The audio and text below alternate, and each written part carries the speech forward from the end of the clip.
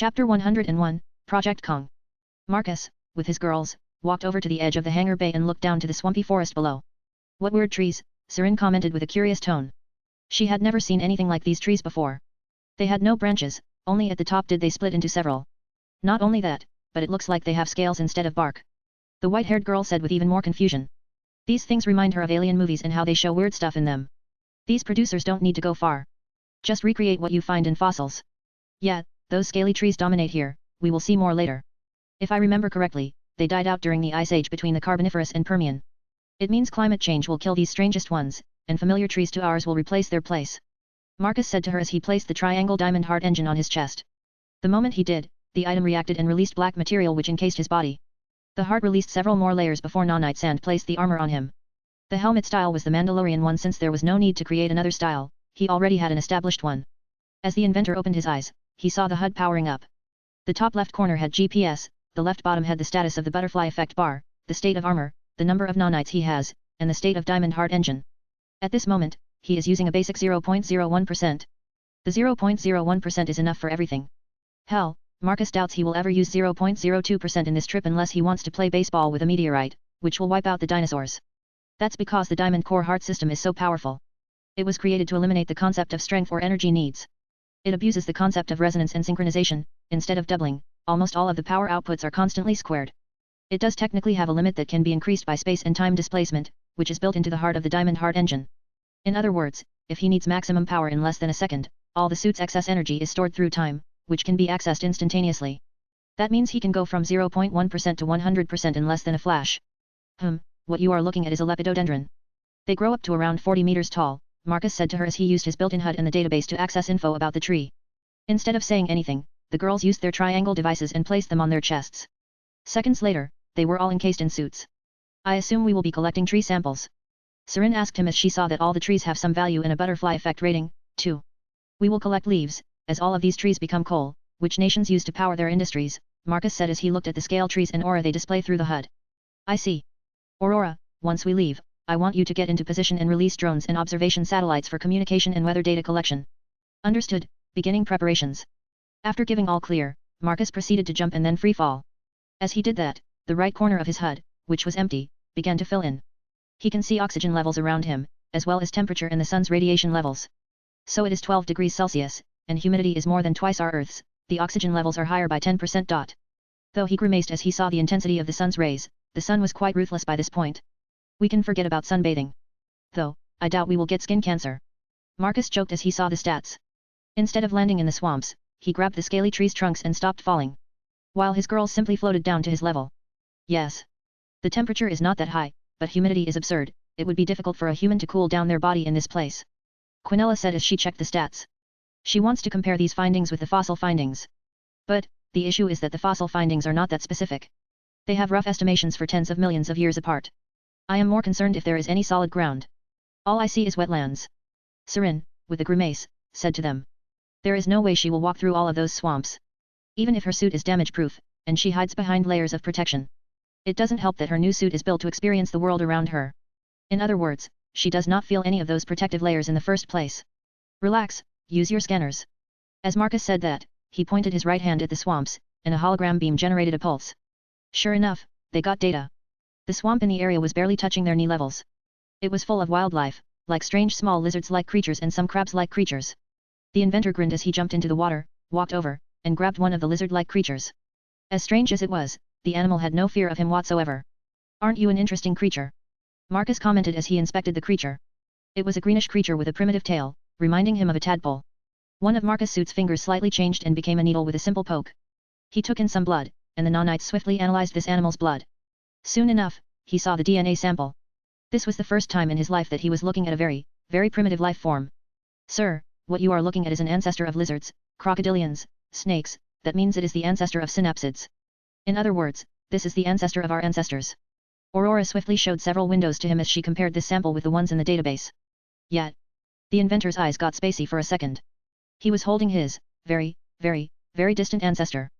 Though Marcus now realizes an issue, he won't know for sure unless he goes a couple of million years into the future to see it branch out. Dang, I need a solution to rapid travel between years. As he pondered on this issue, the lizard in his hands started struggling as if something was wrong. Sir, it appears the proto-lizard is suffocating. Oh. He swiftly placed it in water. The inventor realized that the proto-lizard needed water to sustain itself. Some sort of gill or other organ exists for breathing. Did you find any data on this animal? Currently, none. The Carboniferous is a very ancient era. We know more about the plants than animals. HOH. Marcus stroked his chin and opened the database. Aurora was right. There are barely any known animals. Apart from a few bigger ones, a single big dragonfly, a spider that is not a spider and a scorpion as big as his arm. In other words, they will find some amphibians here. Great. Then I propose we spread out and look for things to add to our database. The inventor dismissed the window and looked at the girls floating above the swamp. Fine, then I will look for plants. Serin flew away to record more plants. Quinella snorted, seeing the big bad angel of death afraid of swamps. Very well. Then I will fill up the blank pages of the evolution tree. The assistant said to her creator. And we will explore the oceans. The pair of ship girls rushed towards the massive super ocean. Very well, then I shall look for pets. Marcus rose into the air and proceeded to look around. His HUD is going through different visions of spectrums, he also uses brainwaves to look for animals with high brain activity. Since he arrived in the late Carboniferous, oxygen levels have been rising, and the amount of CO2 is dropping, which means temperatures are falling. A record amount of rainfall is also dropping ocean levels. That means that they are approaching the Ice Age, but that is millions of years in the making. He is interested in recording such progress in detail. But to do that, he needs a setup that records everything for him in detail. For a while, he stopped and didn't look for amphibians crawling in this place. Instead, he pondered how to record millions of years in a span of days. I could create some sort of anchor, attach my ship to it and slip out from time. He started taking notes using his thoughts. The HUD could easily read and record his thoughts like a notebook. However, he swiftly found something fascinating. That's a big eel. Marcus could make out what he was looking at. According to data, this could be Anthracosaurus. A fish pseudo-reptile. This is quite difficult. If this is true, then that little guy I had before was not my ancestor. The inventor sighed as if in a pickle. Since we are in late the Carboniferous, there should be amniotes on the swamp floor or the bushes. Amniotes, those are the link between early fish-like creatures leaving the ocean and developing actual limbs with muscles and the later reptiles which split into synapsids and saurosids. At that moment, Marcus had an idea for his first pet. He will get 2 lizards, the ancestors of mammals and the ancestors of sauropods. You are right. I will get those 2.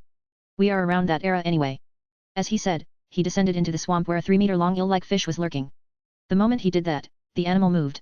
HOH. Since I made some noise, you are coming my way. As he commented, the creature surfaced. It was quite similar to an eel, but it was not one, not even close. The animal looked quite confused as he couldn't see what it was. After all, it can't smell or see that Marcus was even a living creature in the first place. Well, it appears the suits work perfectly. From what I can see, you utilize sound and, most likely, some built-in sensors like vibrations or even specific vision. Maybe heat? I mean, your kin has around 20 million to evolve. As Marcus said that, he motioned with his hand, and the eel creature rose into the air with the help of Marcus' Shinnick powers. The eel-like creature struggled as it tried to return to water. I do wonder if you are part of a family that becomes snakes in the future. He said that as he walked over, one of his fingers morphed into a needle. He was going to analyze the DNA. With a poke, he got some blood, but this was when the animal released a noise similar to a hiss. Marcus grabbed its head and opened it. What he saw was an array of sharp teeth, similar to sharks. What did you get? The inventor asked his AI. Similar composition to the previous one. No doubt they had the same ancestor. So. The same fish which crawled from the ocean. Correct, but this one clade tetrapodomopia. So from the mid-group between half fishes and tetrapod. Yes. Let me scan its bone structure. I want you to compare with whatever we have. As Marcus said that, he activated a holographic scan which scanned every single piece of the animal. It's as you have said, sir, it is an animal from the Anthracosauridae family. He sighed upon hearing that. That's the thing about this. We have no idea if it is an actual Anthracosaurus or some subspecies. There are not that many fossil remains, to be sure. After saying that, he dropped the half-fish creature, which looks like an eel but is not an eel. Sir, you won't be collecting one of these? It's proof that fishes left the oceans and developed limbs but then discarded them and started living in swamp-like areas like these. Maybe. I am not big on these fishes or bugs of this era. We are here to more or less figure out if our gear works. Besides, I wanted to make my girls scream from seeing big bugs, but that plan was a burst. After saying that, he rose into the air and looked around. But damn, it's green in all directions. I guess the fact that every single piece of land is inhabited by rainforests is true. Wondering if it was truly the case, Marcus grinned as she decided to test it out. He rushed in a single direction and started to fly at rapid speed. He activated the map function to allow better navigation through the unfamiliar world. To his pleasant surprise, satellites and drones have already been deployed, and proper mapping of Carboniferous Earth has already begun. The inventor swiftly flew to the South Pole, where he saw glaciers. That's not bad. They are quite big, but these will only increase for another 20 plus million years. He flew over and landed on the ice. His eyes went to the temperature. It appeared to be just below -20 Celsius. He expected more, but he still didn't know the seasons and proper rotations. We do need to figure out if this place has seasons. Considering how big is the moon and that it's dominated by rainforest. This place could have different concepts of seasons altogether. In other words, we need to spend some time. Marcus realized that he needed to return to his ship and start creating something that could assist in skipping time just to document quicker, as he would be wasting time here, in millions of years. Indeed. I am returning to confiscate her. Tell girls that I will reward them if they get me ancestors of mammals and dinosaurs. Relaying the message. With a nod, Marcus looked at the most absurd scene in front of him. Behind him were ice sheets, but in front of him was an actual tropical forest. This is something else. After thinking to himself, he rose into the air before flying away. At same time. What should we do? Irina was almost in panic mode as she realized that she might have burst whatever chance she had to win Marcus completely over. Not to mention, he brought her over to super ancient times. All that she sees in this place will become coal, which humans will use in the distant future. It is mind-boggling just trying to comprehend the sheer time gap. Not that she thinks much about it, as, at the moment, she needs to think about what to do. Then let's not go to the land. Doesn't this period have a bunch of primitive sharks? Hisako said to her. Right. The cherry blonde swiftly recovered as she clenched her fist. We should make something out of these sharks. But then she swiftly realized the issue. She has no idea if they are even edible. They could have some strange bacteria or something. Does it matter? Artemis with Athena walked over. Bacteria can be killed by heat. What is most important is taste. That is why you are here, Irina. Athena said with crossed arms. Since we kind of messed up by not going with him, we will assist you in getting some proto-sharks. The goddess of wisdom said while pushing her glasses up. Okay, as long as I get one, I can start experimenting. The chef girl didn't sound confident enough, but she had enough experience in working with fish to understand enough what is what and how it should taste like. Good. Artemis, you will help me with this. The brown-haired goddess said to her half-sister. All right. Come with me, Irina. We shall explore the super ocean. The girl stiffly nodded. Even though she knows magic and can lead armies after extensive training, exploring the super ancient ocean of Carboniferous Earth is not something she is brave enough for. Relax, you are with two goddesses. Athena patted her shoulder. Besides, the suits Marcus created will keep you secure no matter what. I know. But the unknown depths of these oceans, combined with unknown species, make me stay on the edge. Irina explained while her assistant nodded. However, the pair were eager to taste fish from 320 million years ago. I see, but you should always think positively. Still. How about this? Athena leaned forward and whispered to her. Marcus won't allow anything to happen to you. The chef girl's cheeks slightly turned red as she calmed down. Indeed.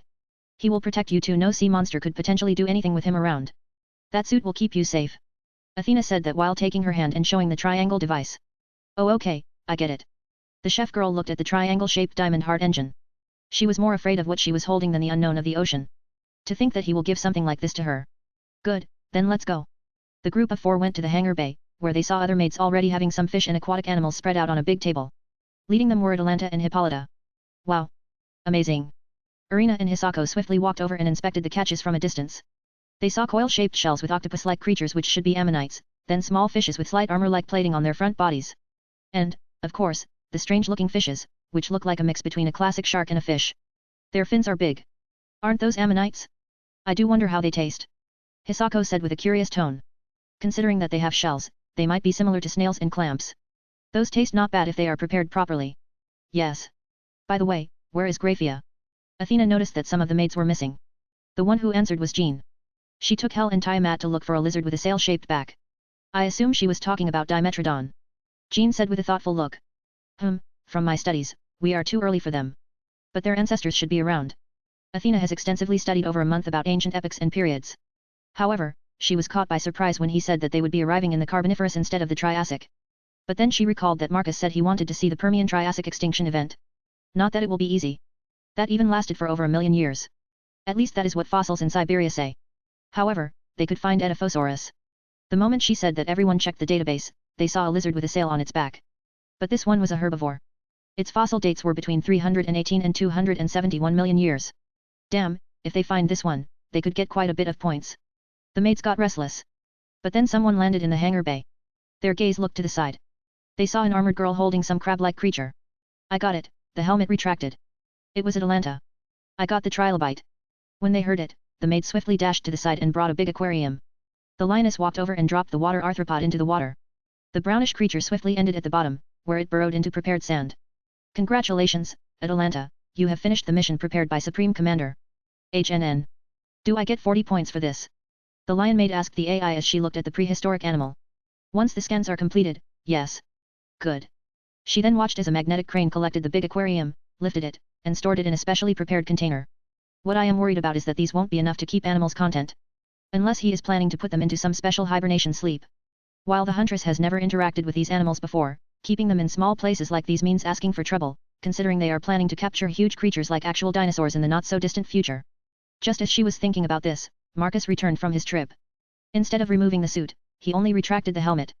She immediately walked over to him. Master, can I speak with you? Sure. As he said that, he looked at the side, where he saw a table full of sea animals.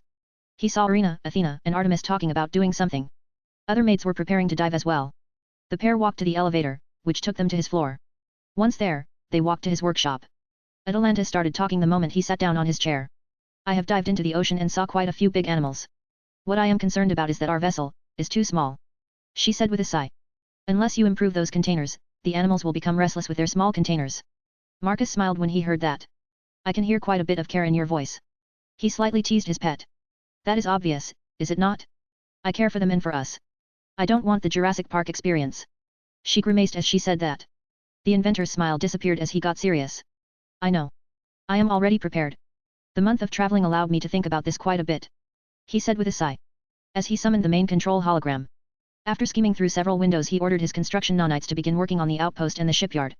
I will be expanding Confiscator to become a mothership. He swiftly summoned the blueprint of the ship and proceeded to add several new parts to the ship. He drew a ring. The Confiscator will be in the middle of the ring. Apart from that, there will be 4 extra vessels attached to the ring from the outside. These vessels, from the looks of it, are legitimate vehicles with thrusters. However, this was not all, as she saw that the Confiscator would have an entire extra floor added to the bottom and even an extra graviton thruster. I thought that wouldn't it be better if you just added space magic to the containers? This way, you won't need to expand the vessel. Atalanta told him what she was thinking. By all means, in her opinion, the whole ship is already big as it is. And where will the power come from? He asked her. 2 of 3 reactors already power the traveling method itself. The last remaining reactor powers the ship itself. While we are in green with the creation and consumption ratio, if I am to utilize space magic on the containers, there will be an issue, considering there are around 120 containers I want to fill up. Atalanta then pointed at a glowing triangle on her chest. Isn't this supposed to have enough power to power the entire space civilization several times over? The lioness said with a frown. You do realize that Confiscator is already considered a relic compared to Diamond Heart Engine. Right, it's only a month since the retrofits. Without them, it's only around 3 months old. The lion maid sarcastically replied. Ha, it appears my cat is getting her spirit back. She rolled her eyes when she heard that. No, I simply don't care anymore. My world is too crazy to care. Atalanta said with a sigh. Doubtful, since you care about the animals we are about to collect and the ship. He didn't buy what she was saying. More like you got your courage back as it has been a while since I made you into a maid. Maybe. She didn't deny or agree. Regardless, we will be upgrading the vessel before we will be traveling to the Carboniferous and Permian extinction event. I do want to see what the actual ice age looks like. I thought our Earth was in an ice age. Technically, yes, but I am talking about a real one, not some half-baked one. Temperatures have to drop quite a bit to cause animals to die. He explained to her. I understand. She then turned around and walked to the door. She was about to leave, but then she remembered that she won the first mission. That reminds me, I got your trilobite. Nice, I will check it out after setting a few things into motion. As you wish. In the meantime, I will return to my regular duties. Do so. With a nod, the lion girl left his workshop. The next moment, his AI spoke. Sir, should I begin Project Kong? Aurora asked her creator. Marcus looked at the hologram of a spinning Earth. The continents were from his time. With hand motion, he went through the setting and changed the continents into the late Carboniferous period. You may begin. We already tested proper time travel and saw how time looks outside time. By all means, we can begin claiming time itself. He said with a small smile he should thank that reporter by giving him an idea of making a Jurassic Park. What some people don't understand is that the park and the dinosaurs from that place date back at least 3 to 4 periods. To have something like that park, you have to have access to those periods. To have that, you need time travel, but just traveling back and forth is quite taxing. So, to make it less taxing, you need to build infrastructure, an empire. That is what Project Kong is. First, he will build outposts through the periods, then actual base outside time just like Kong did. With such infrastructure, he will be able to build his own park and much more. Like an extra army which he can deploy at any time at any place. One could say that this is one of his safety belts if his empire falls at his home reality. One should never have enough protection. Meanwhile, outside Confiscator, Grey Sand started to leave the vessel. Swiftly, Some distance away, the sand began to take shape. It looked like a graviton-style diamond core heart. Swiftly, the old-style reactor was built before coming online, and cables with other things were created. Not long after that, graviton projectors were finished, and the next second, a makeshift platform was floating in the air. With the platform in place, the grey sand rapidly started to expand in all directions. This grey sand was the next generation assembly line. The construction nanites. These little buggers are connected through a special interface, and their power is a simple M.T.M system. The more they work, the more power they have, and the more power they have, the more they can build. An endless cycle of creation. Swiftly, the platform became dry docks in which confiscator docked soon after. The girls swiftly realized that something just happened. From the hangar bay opened doors, they can see a grey structure. The metal looked similar to sacred gear metal. What is going on? Jean asked with confusion. The ship docked in dry docks. Master is intending to upgrade the ship. Li Fei said after checking the logs. That was quick. When did the docks get built? Hisako asked her as she looked away from the fish. Just now. That's quick. Soon, it will be a legitimate outpost and not just a shipyard. As Li Fei said, she sent an inquiry if they could build a filtration device to lower the amount of oxygen there is in the outpost. She does want to breathe the air of this ancient world. Great. Does this mean we will be able to explore this outpost? Living in the ship is becoming stale. Irina said as she was preparing to cut the fish. The chef girl remembered that she didn't need her knife anymore. Her suit can do all that for her. It won't be that different, you know. The which side? I wouldn't mind exploring the tropical forest if I were in some sort of machine. That way, I would know that there is a large distance between me and the bug. The cherry blonde said with a sigh as her suit created a knife, and she opened up the proto-shark's gut. Can you scan it for me? Use your free hand to scan the carcass, Aurora said to Irina. The chef girl stopped for a second and used her free hand. She pointed the palm of her hand. Hologram beams bombarded the carcass. The scan results popped on a hologram window. Ugh. The girl was surprised to see an array of unfamiliar bacteria in this animal. What now? I suggest I do more scans on the bacteria. Yes, that would be for the best, Irina said with a strained look. For now, just cook the fish to kill all of the bacteria. Even if it was a good suggestion, the girl isn't that sure yet. You can scan again after you cook. Her eyes immediately perk up as she agrees to do that. All right. I will do that. The girl swiftly proceeded to continue to cut the proto-shark. The shark was quite strange as its lower lip was like a spear while it had fins similar to the fish of an actual shark. Because of its strange characteristics, the chef girls think that this animal will taste more like fish than a shark. Oh, it has such thick bones. Sure enough, the girl became quite mesmerized by what she found. To think that fish would have such heavy bones. The girl soon enough knew the feeling of what it means to be a researcher. Chapter 102, All-Purpose Planetary Assimilator. As the confiscator docked in the newly built outpost, the work on upgrading the vessel began. None of the girls were asked to leave, as they didn't need to. The areas they were in won't be touched, instead, certain areas have been sealed off. Marcus watched the whole process closely. His quantum computer has been doing all the necessary calculations on what he dubbed as time anchor. That is a certain function he will be adding to his vessels and structures. It will allow his creations to attach to the planets or something else and then slip out of time, allowing rapid time flow before returning from the time slip. That is his solution to the massive time gaps he wants to explore in a short amount of time. As he was running on the tests, the nanites were expanding on the base, adding Aurora bots, living quarters, an observation deck, comms, and an information transfer tower. And most importantly, installing what is called a landing zone. It's the same principle as his Ars Al-Madal Salomonis. It allows Marcus and his ship to return to his time. That means once the construction is done, he can travel here into his Earth time at will. Well, a proper time engine is needed, but one gets a picture. He won't be an explorer anymore. He will be a settler. After checking the outpost, he proceeded to guide the nanites in upgrading their vessels. The ring around the confiscator will allow time slip. The extra ships connected to the ring will allow spread out exploration, and their thrusters will give more thrust to travel through time. It's not all that he did, as his next major upgrade is a stationary version of the Diamond Heart engine, his answer to the vastness of space. His solution to the trauma he felt after leaving Earth was realizing how vast, empty, cold, and dark it was. With this invention, he will build up in space, and his faction will inhabit that emptiness in some way. The prototype is finished, we need to test it out. Yes. I suppose we do, but we don't have the resources. Once the landing zone is done, send the info to Ars Al-Madal Salomonis for the calculations. Marcus said to his AI. One thing they can abuse is time, and that is what they will do. Understood, preparing the package. After finishing the prototype for time slipping, Marcus proceeded to design the smaller vessels and containers for large storage. Since he has a better energy source, he might as well create containers which can store huge aquatic animals. That is why he began improving the containers by laying runes and adding energy storage units. This place is strange, Tiamat said via her comms. Unlike Marcus, she checks the mana quality in the air. What she found was irresponsible mana. We are hundreds of millions of years in the past. This is not even our world by any means, Hel said, looking weirded out as well. To think we are so far back in past than even mana in the air behaves differently. Stay focused, You too. We are in the area where those animals should be, Grafia said as she looked via the HUD. The locating methods already include orbital assistance from the satellites. That means locating the prehistoric animals should be easy, but the entire planet is a jungle, which means regular methods of locating it are ineffective. It didn't take Aurora long to adjust and improve. Before long, satellite assistance allowed Aurora to sort out forests, plants, and animals. Sure enough, the location of Edaphosaurus was revealed. Their size allows satellites to find them. After flying for a bit, they found the prehistoric animal. Strange thing, Tiamat commented as the trio landed, and the large animal who was chewing on bushes looked around. It appears the suit makes us invisible. Hel chipped in as she noticed the animal's nonchalant behavior.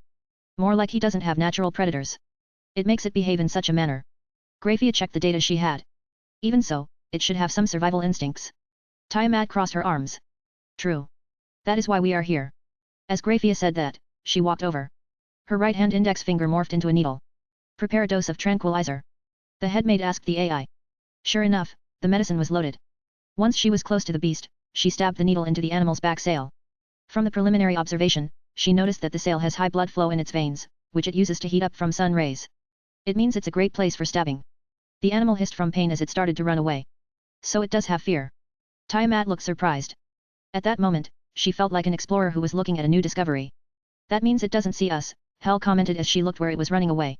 Not that it lasted long, as the proto-lizard-like creature collapsed on the ground. The trio slowly walked over, and Grafia motioned for one of them to pick it up. Tiamat and Hel sighed as they could not ignore the command of the head maid, especially now they were in such a foreign place and so far away. There is that primal fear of not wanting to be left behind. The Dragon King swiftly walked over and was about to pick it up manually, but then she realized that her suit was alive.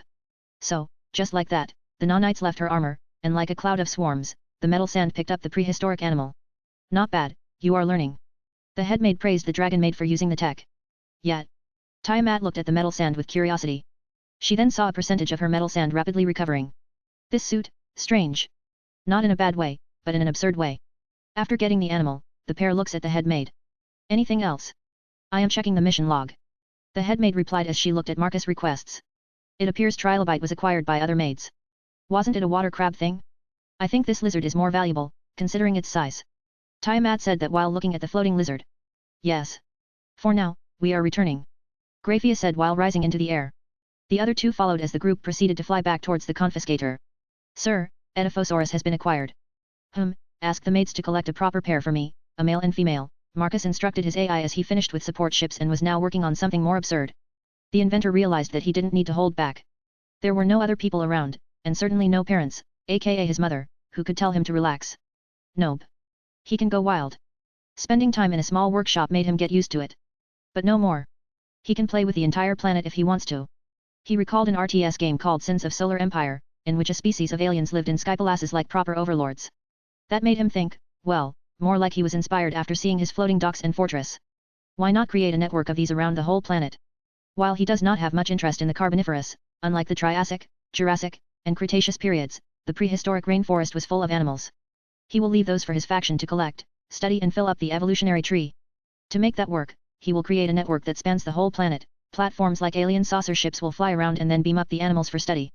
Once that is in place, he will have the most extensive study of life in the world's history. Relaying message. With a nod, Marcus proceeded to design the central hub, which would be placed in orbit. His plan is to have such bases in specific periods. For example, this one will be in the Carboniferous, then one in the Permian, Triassic, and so on. They all will have the ability to time slip and return to the beginning of the Carboniferous. That way, he won't cause a butterfly effect in the future. However, he does feel that there will be an issue, as there is a limit to the number of animals he can study in each period. That is why he is making the hub huge. It can collect its scanning platforms and then leave the timeline. That means he will have an area to store them. For that, he is designing his super-secret hideout outside of time. Such a place would be an enormous hub with everything, including armies for invasions and massive storage units for his animals. A perfect hideout for a guy. Well, since I never had a treehouse, I will have a base outside the time itself. Totally, not jealous of other kids who had their bases when they were kids. He was in denial on that one.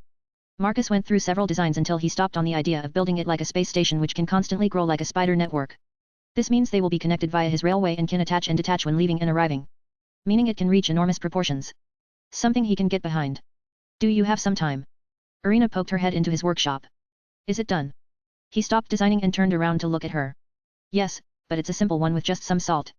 She said with a slightly embarrassed look. It's fine. We are about to eat proto-shark. It doesn't matter if it's fancy or not. With a hand motion, he saved and dismissed the designing windows before walking towards the doors where Irina was waiting. Yes. What you say is true. I am both excited and afraid, I guess. She honestly replied to him. Well, you will get used to it, and then you will start craving more of the unknown, Marcus replied as the pair left the workshop and walked towards the lift. You are not wrong. Even now, I wonder what the super ocean is hiding from us, the girl said with an excited and curious tone. One could say she is truly enjoying the new and exciting lifestyle. After taking the lift, the pair arrived at the floor where the kitchen was. When they got in, some of the girls were already tasting the proto-shark-like creature. The taste is strange. This is a carnivorous fish, isn't it? Quinella asked Hisako as she tried a single bite. Yes. But it has heavy bones, unlike regular fish. We can assume that adds some taste to it. The pair were like scientists as they were pondering out loud. As long as it tastes good, I don't care where the taste comes from. Marcus chipped in as his clothes shifted into casual wear. The girls noticed that they realized that the suits could do that. Sure enough, all of them shifted into casual wear. When Marcus saw that, he chuckled. It was cute to see them adjust that quickly. Yes, you are right, but we are here to study, Quinella replied after getting into a regular dress. True. But, I leave that to you girls. I have things to build. Marcus agreed as he pulled out a chair and sat down in front of a table. There was a small chunk of pinkish meat. It didn't look like fish or chicken or even a mammal of some sort. He created a fork and knife with his nanites before cutting a small bit and then tasting it. There was an array of emotions on his face as he was chewing it. After a while, he swallowed the bite and placed the cutlery on the table. There was a confused look on his face. What did I just eat? He asked out loud. Exactly as I was saying. Quinella sagely nodded at that expression as if it were the same for her. It's nothing like fish. Maybe it's more towards chicken? But there is that aspect of fish while not being fish. Marcus was confused. He placed his elbows on the table, his fingers intertwined, and looked like he was in deep thought. Precisely, that's why we need to do some research. Apart from the confusing taste. I want you, Irina, to try rotating through several dishes, like making steaks and soup and mixing that meat with pasta.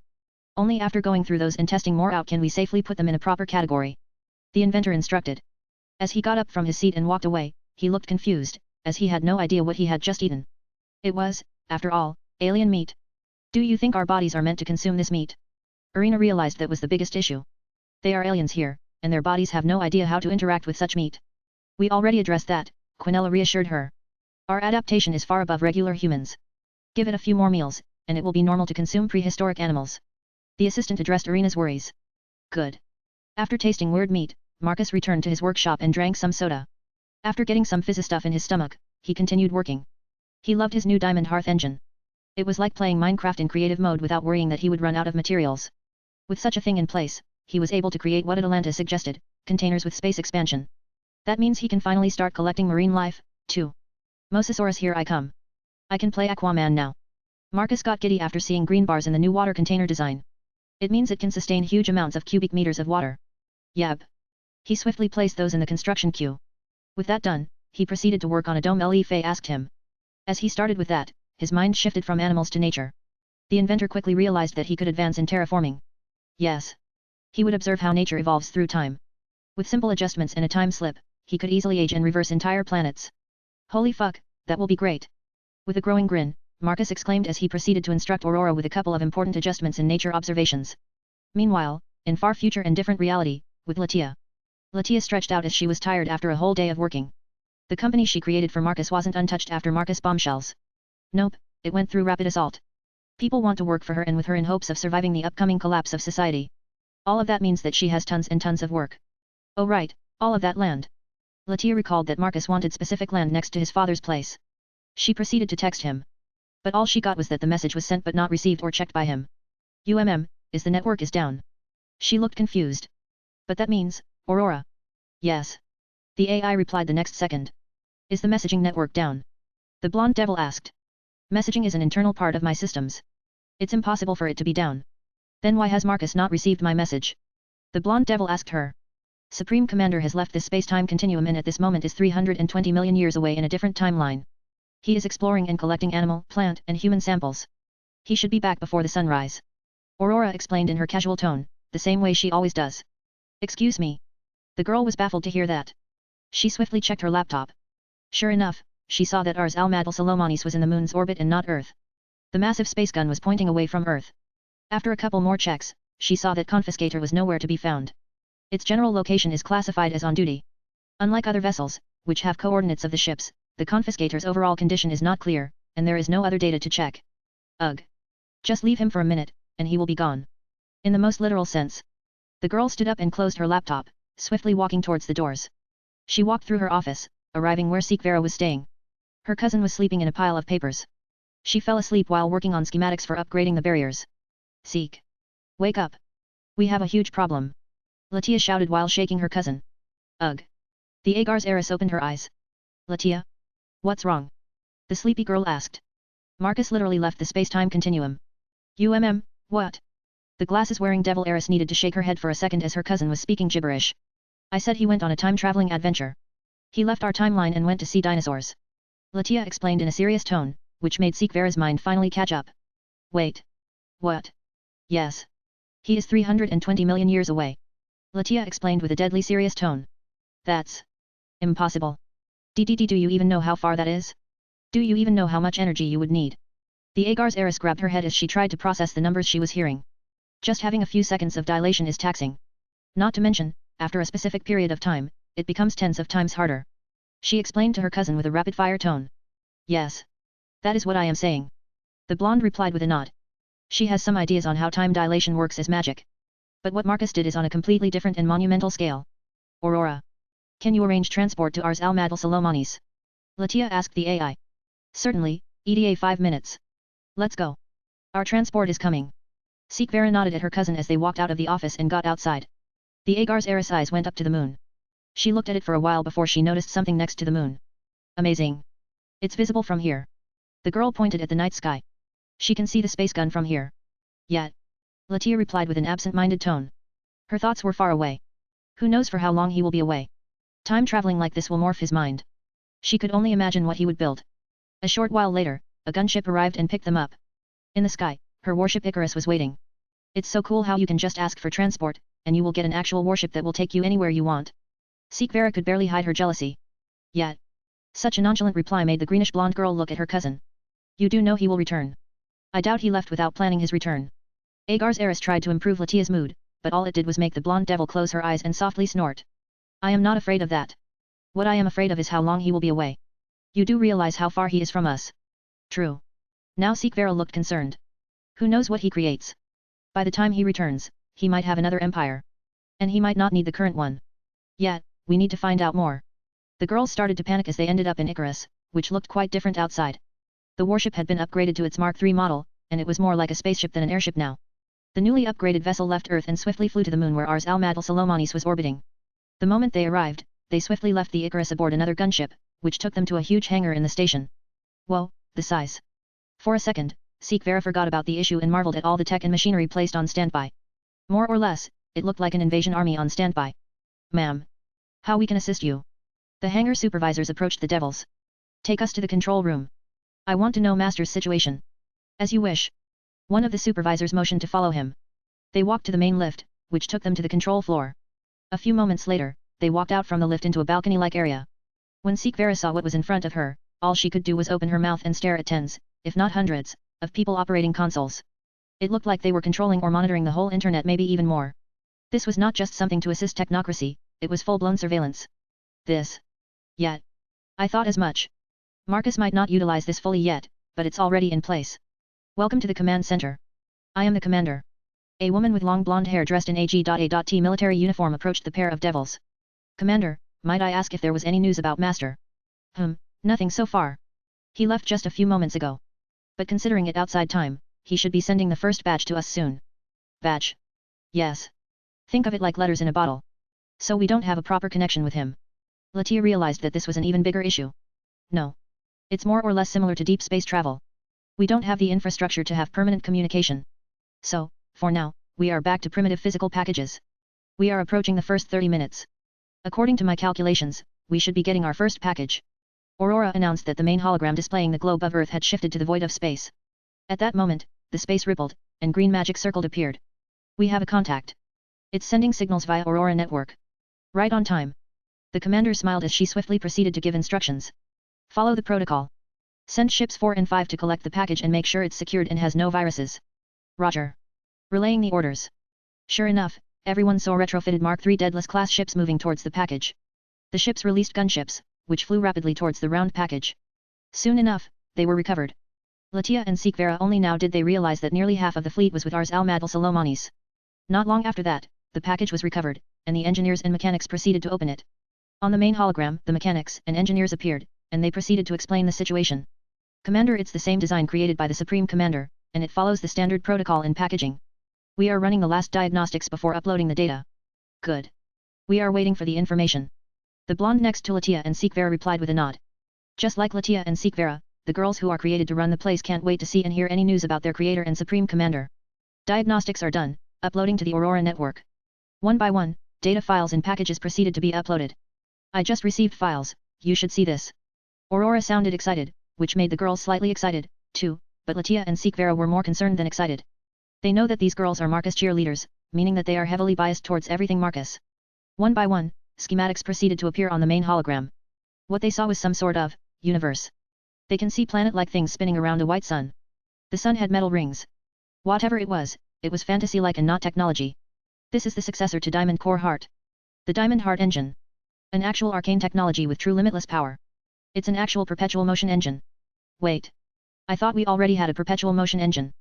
Latia exclaimed as she was certain that those diamonds could work forever. Wrong. We lacked two things which could classify Diamond Core Heart as a perpetual motion engine. It had a limited output and was fragile. Fragile. Latia was confused. Precisely, a supernova could destroy it. Meaning that it had a lifespan in the billions and was at the mercy of our Sunday. Those are shortcomings. The devil girl was perplexed. How can one see the cosmic phenomenon and think of ways to counter it? Does this mean we will start construction of these? The space station commander asked as she knew that Marcus would want upgrades to start immediately. We do not have infrastructure. The blunt reply consumed the hell out of everyone. What does she mean by infrastructure? Instead, we will start with this. Aurora dismissed the Cosmos look-alike Diamond Heart engine and instead showed a big acorn. This is Varano's class all-purpose planetary assimilator. The acorn moved as it split up into 5 pieces. 4 of them were smaller acorns.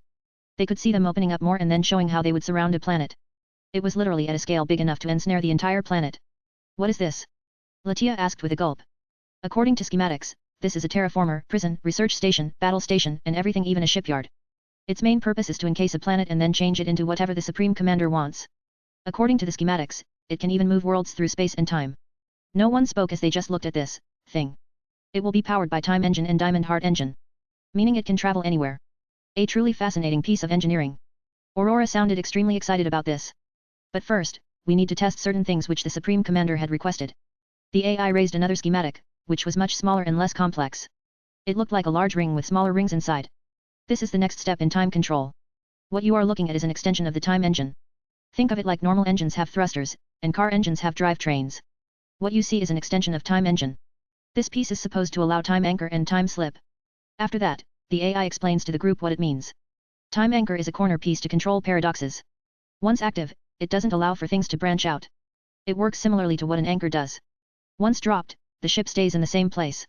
Time slip works alongside time anchor, it allows one to slip from time and travel back and forth through that single specific timeline. I see, that means with time anchor, only one of such buildings or ships can exist. Sikvera immediately understood. Precisely, that means if Confiscator was 320 million years ago in that spot, it could return to the same spot, and it will be only him there. How frightening. How did he even achieve that? She asked as she realized that Marcus had already grasped more about time than her clan had. From the data I received, he grasped what time looks like. Hey. Such discovery allows one to manipulate time to its full extension. It's like holding water in your hands, you can move it into a container, yes? Same principle. Yes, I understand that much, but... Sikvera's brain short-circuit for a second. How do you even grasp time in your palm and put it into a container? Regardless, we have our orders, and Ars al-Madal Salomonis is entering into testing mode. We have 8 hours to finish this and send it back to our Supreme Commander. On top of that, we will be getting another package after that. The commander realized that it would be a busy night. Precisely, but from what I have seen, I can calculate that we will be getting fewer and fewer requests as the Supreme Commander builds his infrastructure on Carboniferous Earth. Actual base millions of years ago. Latia mumbled internally. Whatever he could build, the world's past and maybe future will become his plaything. One could say she gave up thinking of trying to divert him from total chaos. Back to Marcus. Marcus was meticulously placing parts for another Diamond Heart engine, which would power the outpost on Carboniferous Earth. This hearth alone will power everything, which is enough for him. Of course, he will have an auxiliary power source in case something could happen. Marcus doesn't believe that chances are 100% or 0%. For him, there is always a small chance of something. That is why he is building an extremely durable empire. One would never know if there is a rogue AI in space or some warmongering empire of slug aliens. Whatever the case, he won't stop. Sir, there was a time ripple in space. It appears technocracy is sending back a package. Good. They should start moving on Project Kong. Marcus stopped with his work as he commented on the newest development. We should retrieve the package. Do you wish to send our knights? The AI asked him. No, I will do it myself. I need a change of environment, he said while stretching out. He got up from his seat and proceeded to leave his workshop. He is still living in Confiscator even though there is a new workshop built in the outpost. That outpost has already improved assembly lines and can make the smallest of things. He can, by all means and purposes, start making miniature galaxies, as he already commands time, space, life, and evolution. As he pondered his work, the lift arrived at the hangar bay. I could take a dragoon. He noticed the parked mechs attached to the wall. His darling Quinella's personal knights and their mechs. I should have my own. I already have royal guards. They should have their mounts. As he pondered the lack of mounts for his men, he walked to the dragoon. With a casual hand motion, the hatch opened, and he flew into the cockpit. After getting comfortable, he turned on the machine and powered its systems. Time to explore. Chapter 103, Teasing Serin.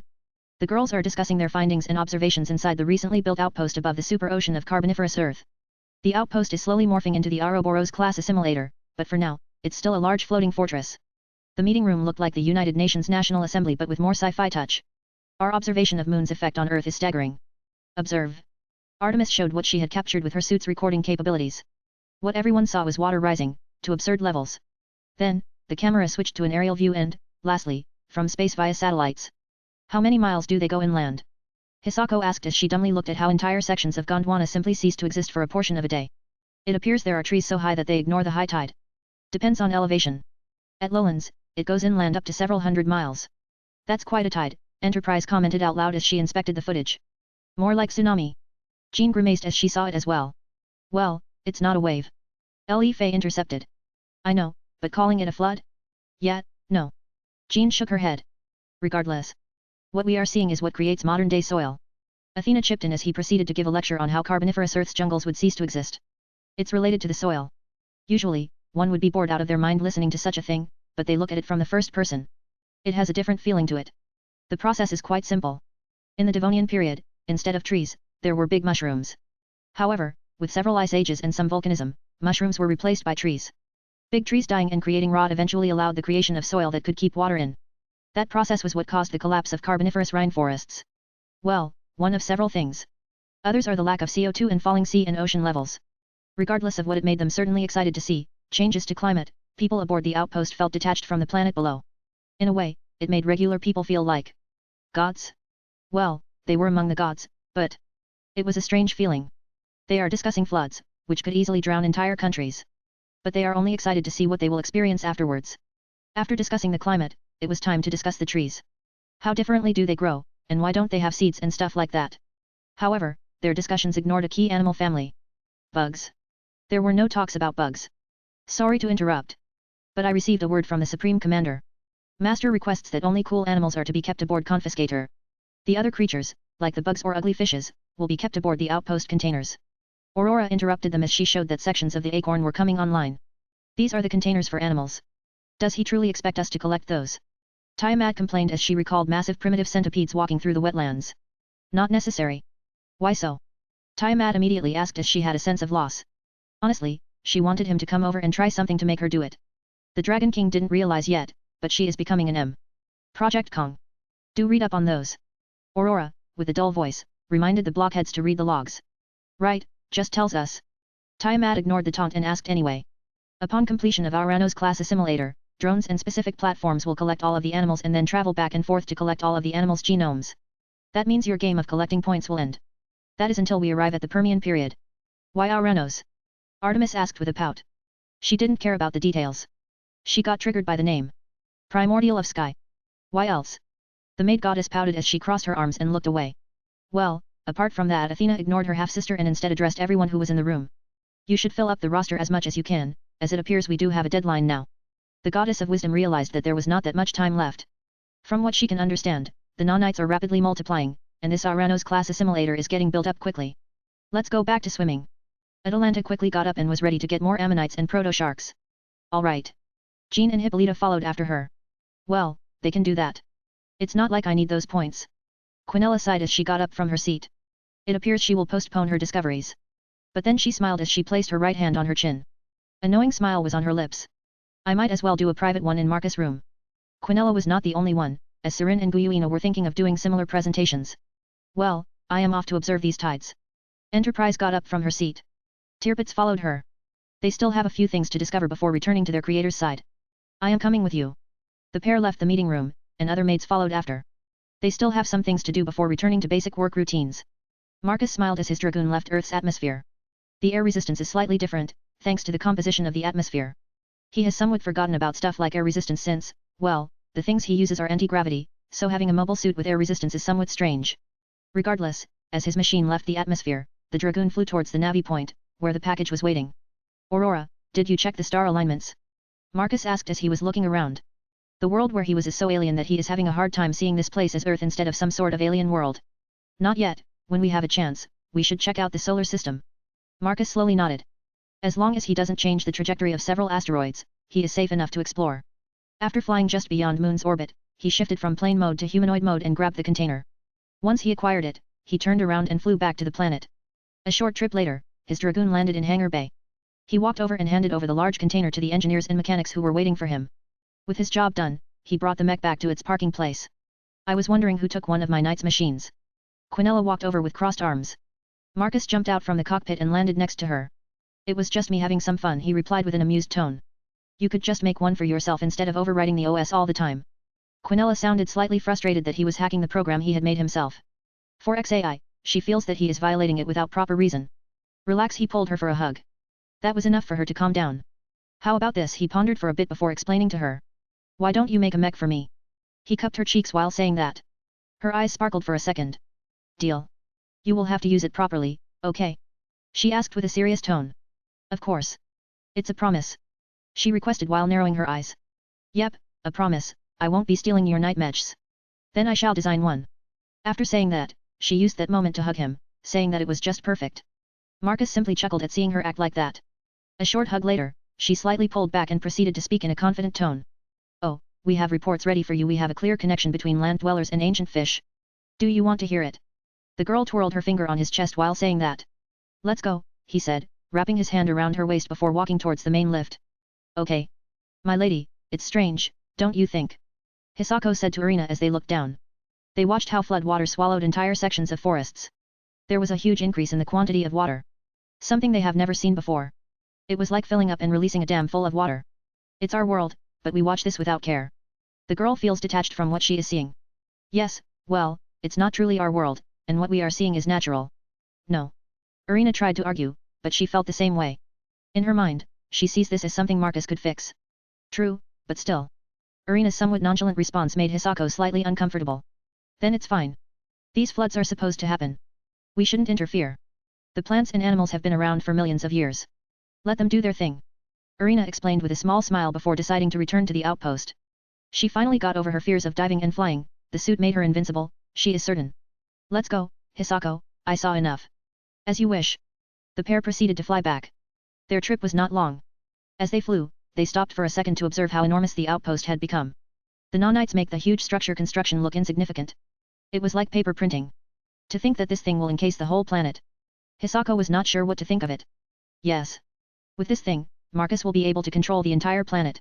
So no more uncertain phenomena like droughts or volcanic activities which could end life on the world. Unlike Hisako, Irina sees this as a good thing. In her eyes, no one should die from freak incidents. If they can be controlled, then make them so. The assistant to the chef girl was not so sure.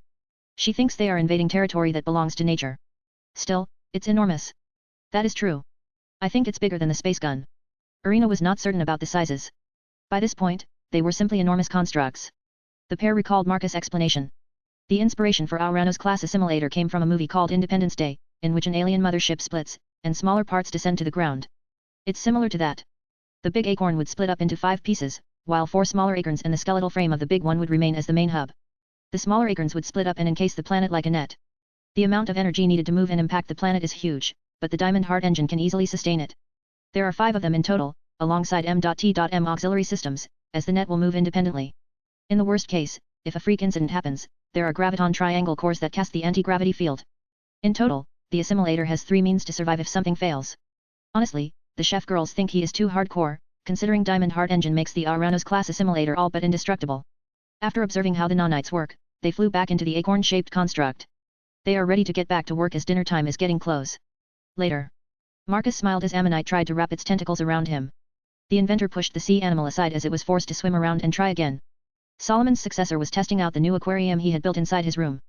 Thanks to the space expansion, it was more like a large swimming pool than an aquarium. Apart from the distant octopus relative, there were proto-sharks and other smaller armored fishes. The inventor had a large selection of ocean animals, so it was time to play with them and determine their intelligence. Try again. With a mental probe, the animals got annoyed and tried again and again. Eventually, the animal got tired and swam away. As he was having fun, a hologram appeared in front of him. It's time already, hey.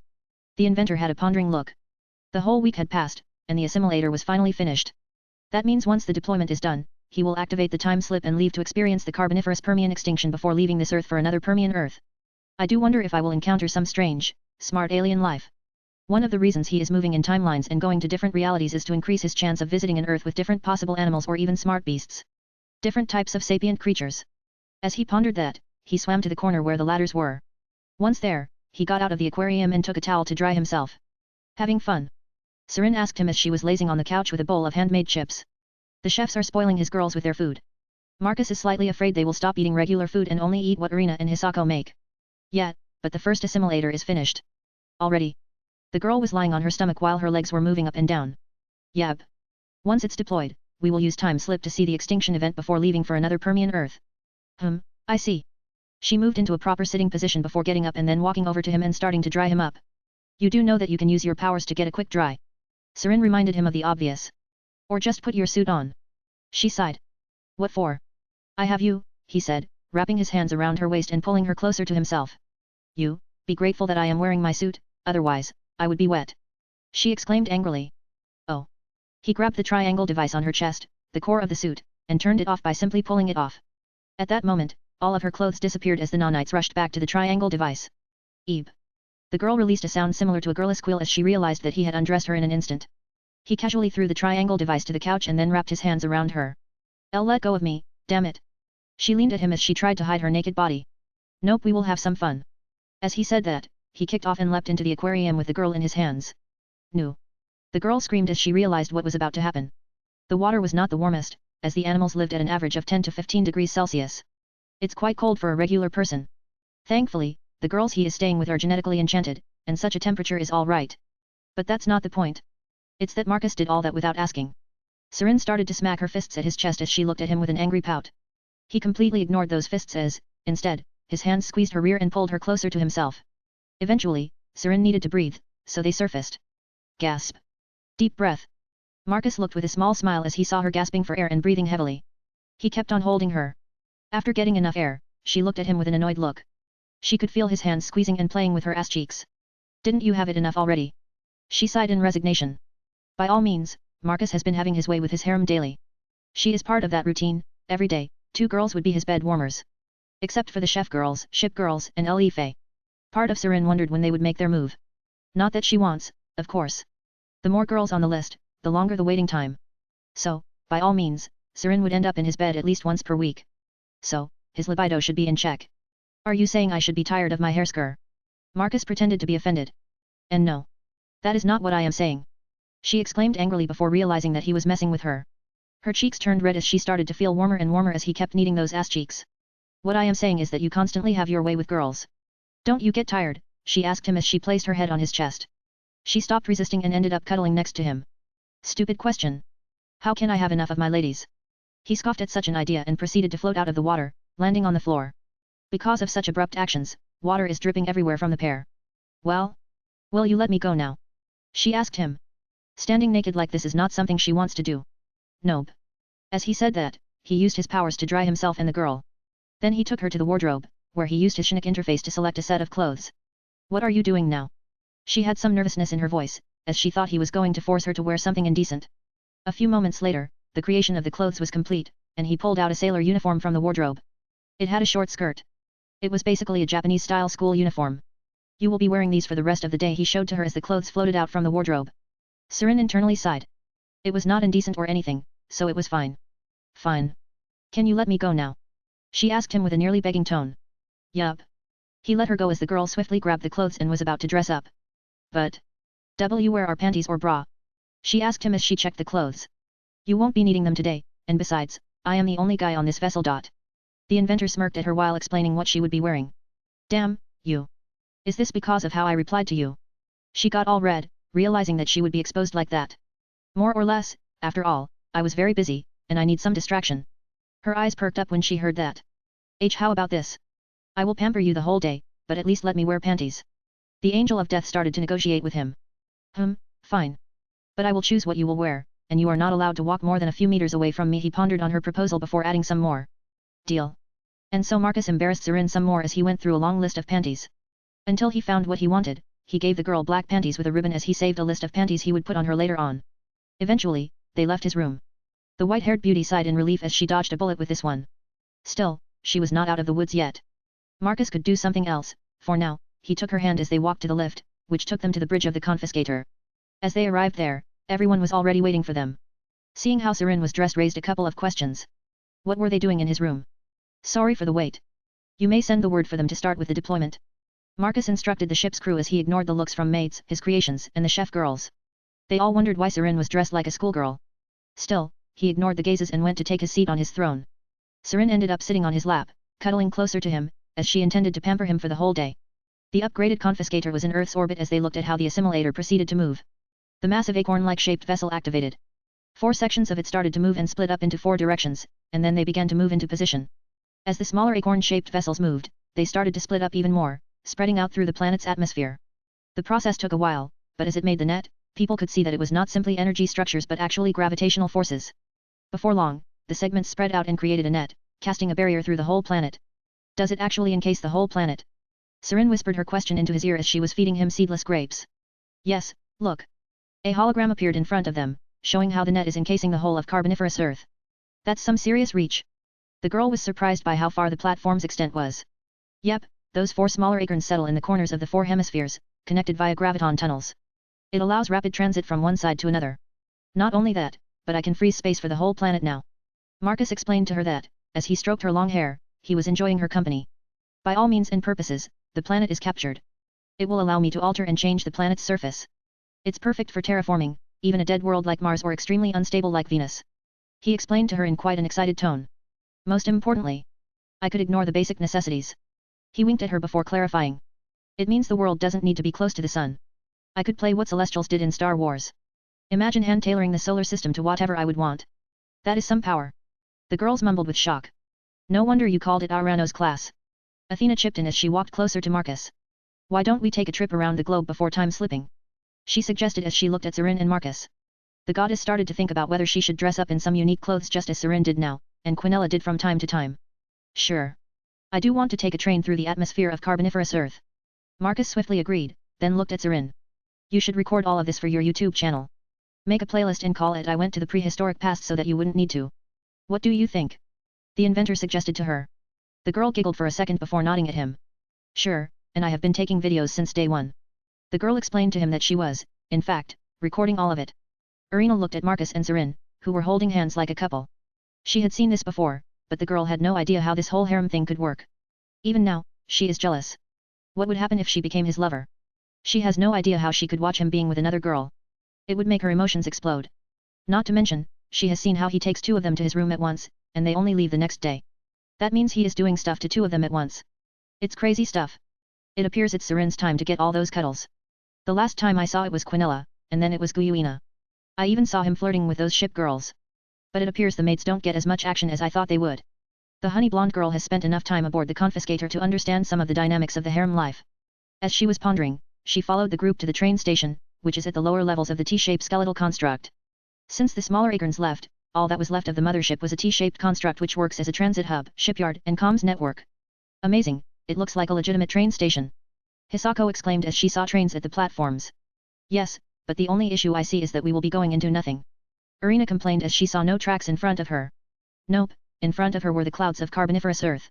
You can't truly see gravity, you know, don't you? Athena commented with a small chuckle. I know, Goddess Athena, while my mind knows, my eyes don't, Irina commented with a strained smile. Well, we need to test it out. If it fails, it's only a 20,000-mile drop to the super ocean below. Marcus joked as he turned around and looked at the concerned girls. Not helping to calm my nerves. Irina sarcastically replied.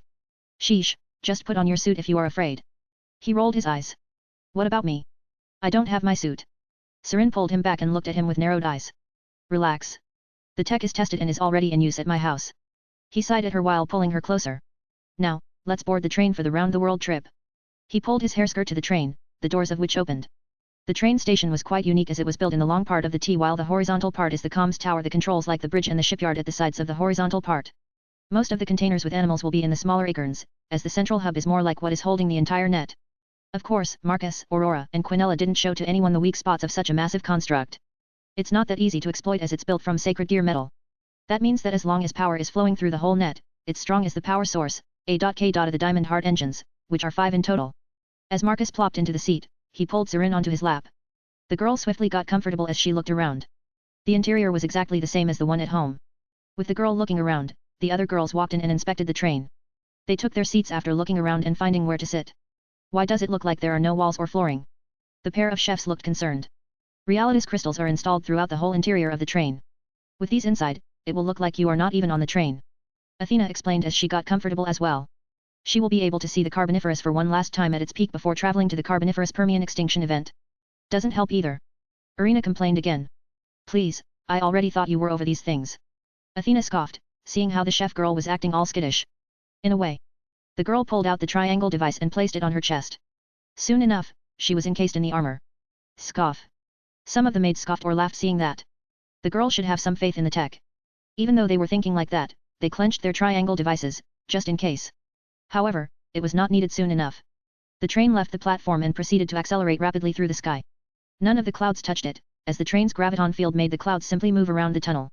Not long after, they blasted through the first platform, a small outpost-like structure that worked like a dock for collection platforms shaped like saucer discs. The girls only had a second to see how it looked, as they only had a glimpse. They saw the saucers leaving the platforms as they had work to do. Is it just me, but was that a UFO? Jean asked Fei as she saw something familiar to that. Because it was. Master has decided to troll people with those once we are in modern times. The witch explained with an eye roll. HOH.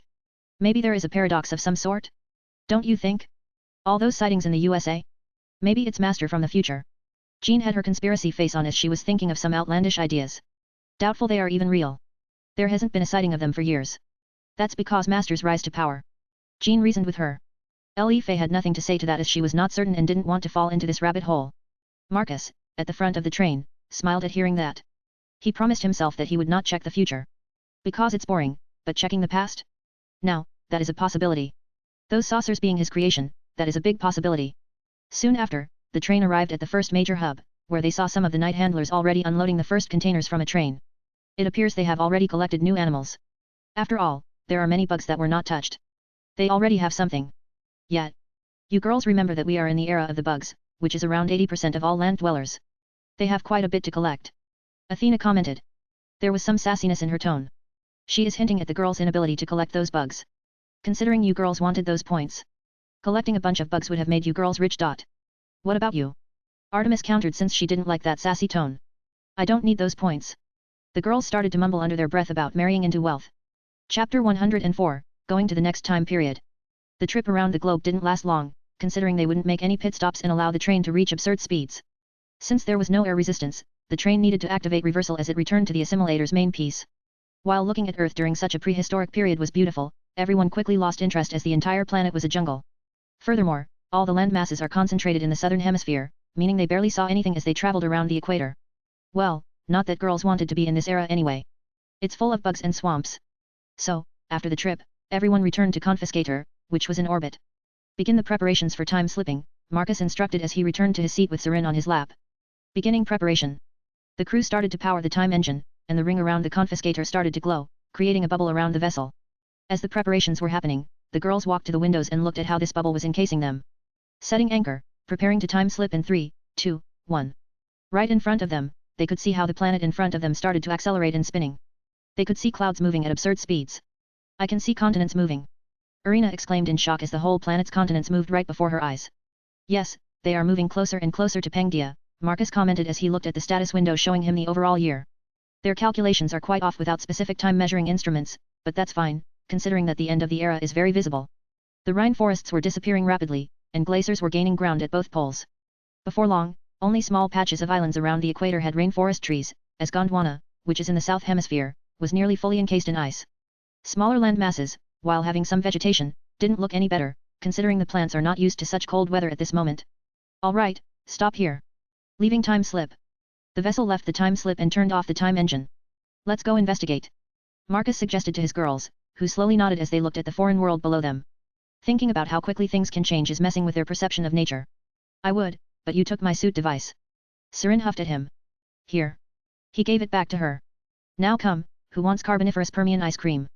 The inventor joked as he got up alongside Sarin and proceeded to walk towards the bridge doors. Irina and Hisako looked down. According to their data, this was the place where they had observed the floods before, but now it was just a huge glacier. The change is surreal. This whole time travel thing is messing with our heads. Hisako realized how detached they were from the world. Part of her was very worried that they would be able to return to how they were before. Who am I kidding? After those genetic alterations, we are so far away from regular people that it's not fair anymore. Hisako, look at that. Irina pointed at something as she swiftly flew down and landed on the edge of a beach. On one side was freezing water, and on the other was a growing glacier. They walked closer to the glacier and saw one of those ancient trees frozen. Amazing, don't you think? After a while, these trees will collapse and most likely get crushed by the weight of the ice. Eventually, the earth will submerge them, becoming coal after many years. The cherry blonde explained something Hisako had learned already, but now they saw the process in person. Anyway, we should find Marcus. He might be doing something more interesting, she said excitedly as they rose into the air and flew towards his location. They found him making similar observations, checking out trees and animals and how they survive in such a climate. Well, the equatorial area is the warmest, and it's where dinosaur ancestors are currently living. It is the same with mammal ancestors and beasts who will dominate the Permian era. Most of Gondwana is an ice cube. I believe most bugs have died out because of cold and the drops in oxygen levels. He said while looking around. Most of the plants pumping out oxygen are gone, and the CO2 levels should return to normal in several millions of years. He said with a pondering look. That means once the land bridges start appearing with continents moving towards the center, the animals that survived in the pockets will start migrating to the recovering land masses. Marcus finished his explanation more like he dictated the observation, and Aurora typed it down for him. Well, I have my observation recorded. All I need now is to get the report from the assimilator once we are back on our Earth. He motioned for them to come with him as they left this period. Come, we stayed here far enough, so it's time to visit Permian.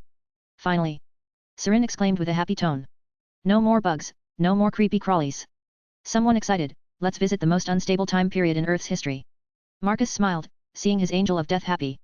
We need some sun cream, considering the temperature in late Permian is around 80 degrees, Athena recalled that the Permian and Triassic periods had the supercontinent Pangia, and the place looked more like a desert world, with only vegetation in the coastal areas and some oases, but mostly deserts. Due to bad water circulation in oceans, the world constantly experiences superstorms the size of continents. The opposite was also true, as they would have dry seasons that last for years. That's extreme heat. Irina exclaimed in shock. They can cook stuff on that amount of heat. Yes. It's the reason why dinosaurs took over the world. They didn't need to worry about keeping their body warm as the world was a literal oven. The goddess exclaimed. Talking about heat in such a cold place, quite a contrast.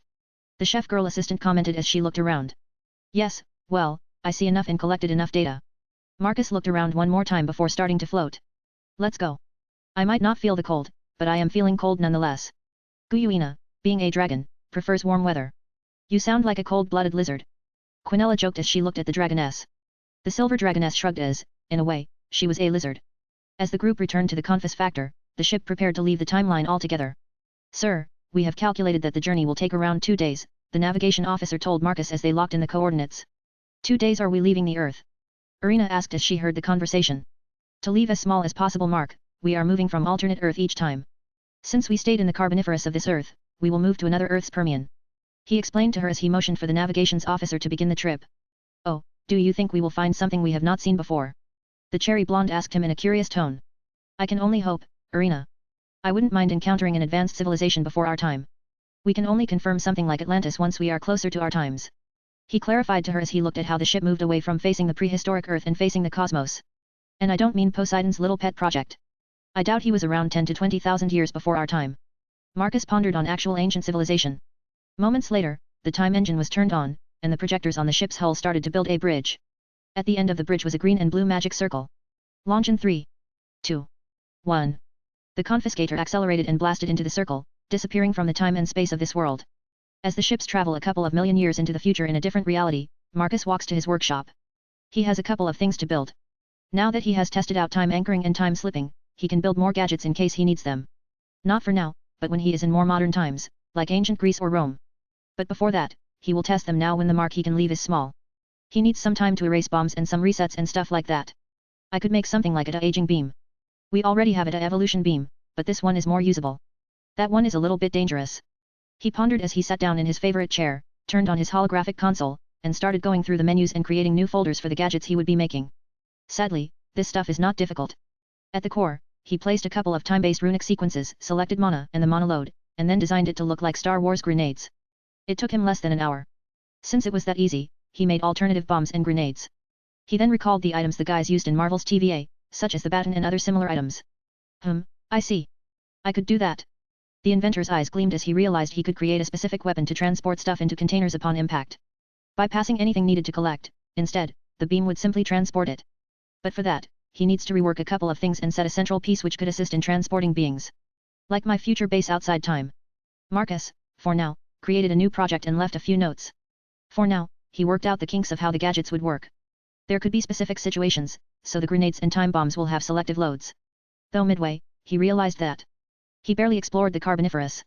Sure, it was a bug-infested hellhole with plants that he used to see as grass grew to the size of huge trees. But the Permian and Triassic have huge sways of deserts. Hell, according to the records, at some point, there were deserts as big as the USA. It's huge. I will need a desert buggy or a bike, maybe both, and then I can add something like a portable house. He said he checked the data he had brought from home and reviewed some of his designs for cars and bikes. Some of them are just digitized sketches of bikes and off-road cars. He did some drawings on these because he was planning to drive on worlds like Mars just to explore, the same with Venus. But for Venus, he had some extreme ideas for frames and tires, as the planet is a hellhole. Are you planning to camp outside? Serin, who was with him, heard his comments. Since they are out of the bug era, she doesn't mind exploring stuff in a more traditional sense.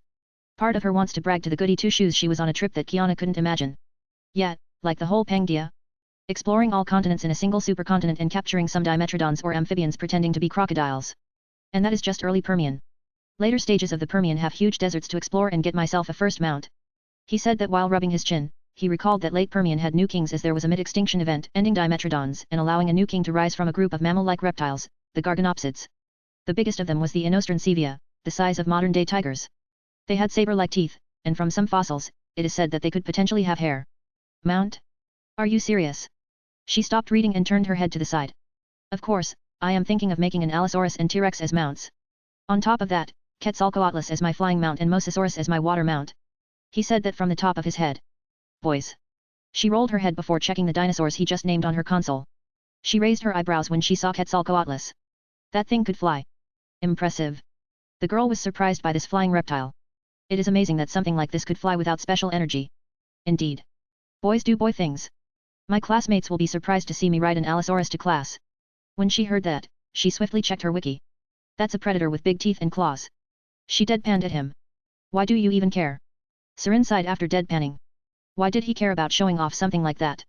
To normal people, no less. Because, my angel of destruction, they are dinosaurs. Tech is one thing. But a dinosaur? It's like showing off your new dog to your friends and neighbors. He seriously replied to her. Is that a human thing? She asked curiously. I guess. I mean, when you are proud of something, you want to show off. He shrugged. For Marcus, it's more like a person's thing, not just a human. After all, one wants rewards in some shape and form from as many as possible after working hard. In this case, he knows that his parents will be happy with whatever he does, as long as he doesn't nuke another country, but having dinos is another thing. He does remember some of his classmates talking about them a while ago. So, yet.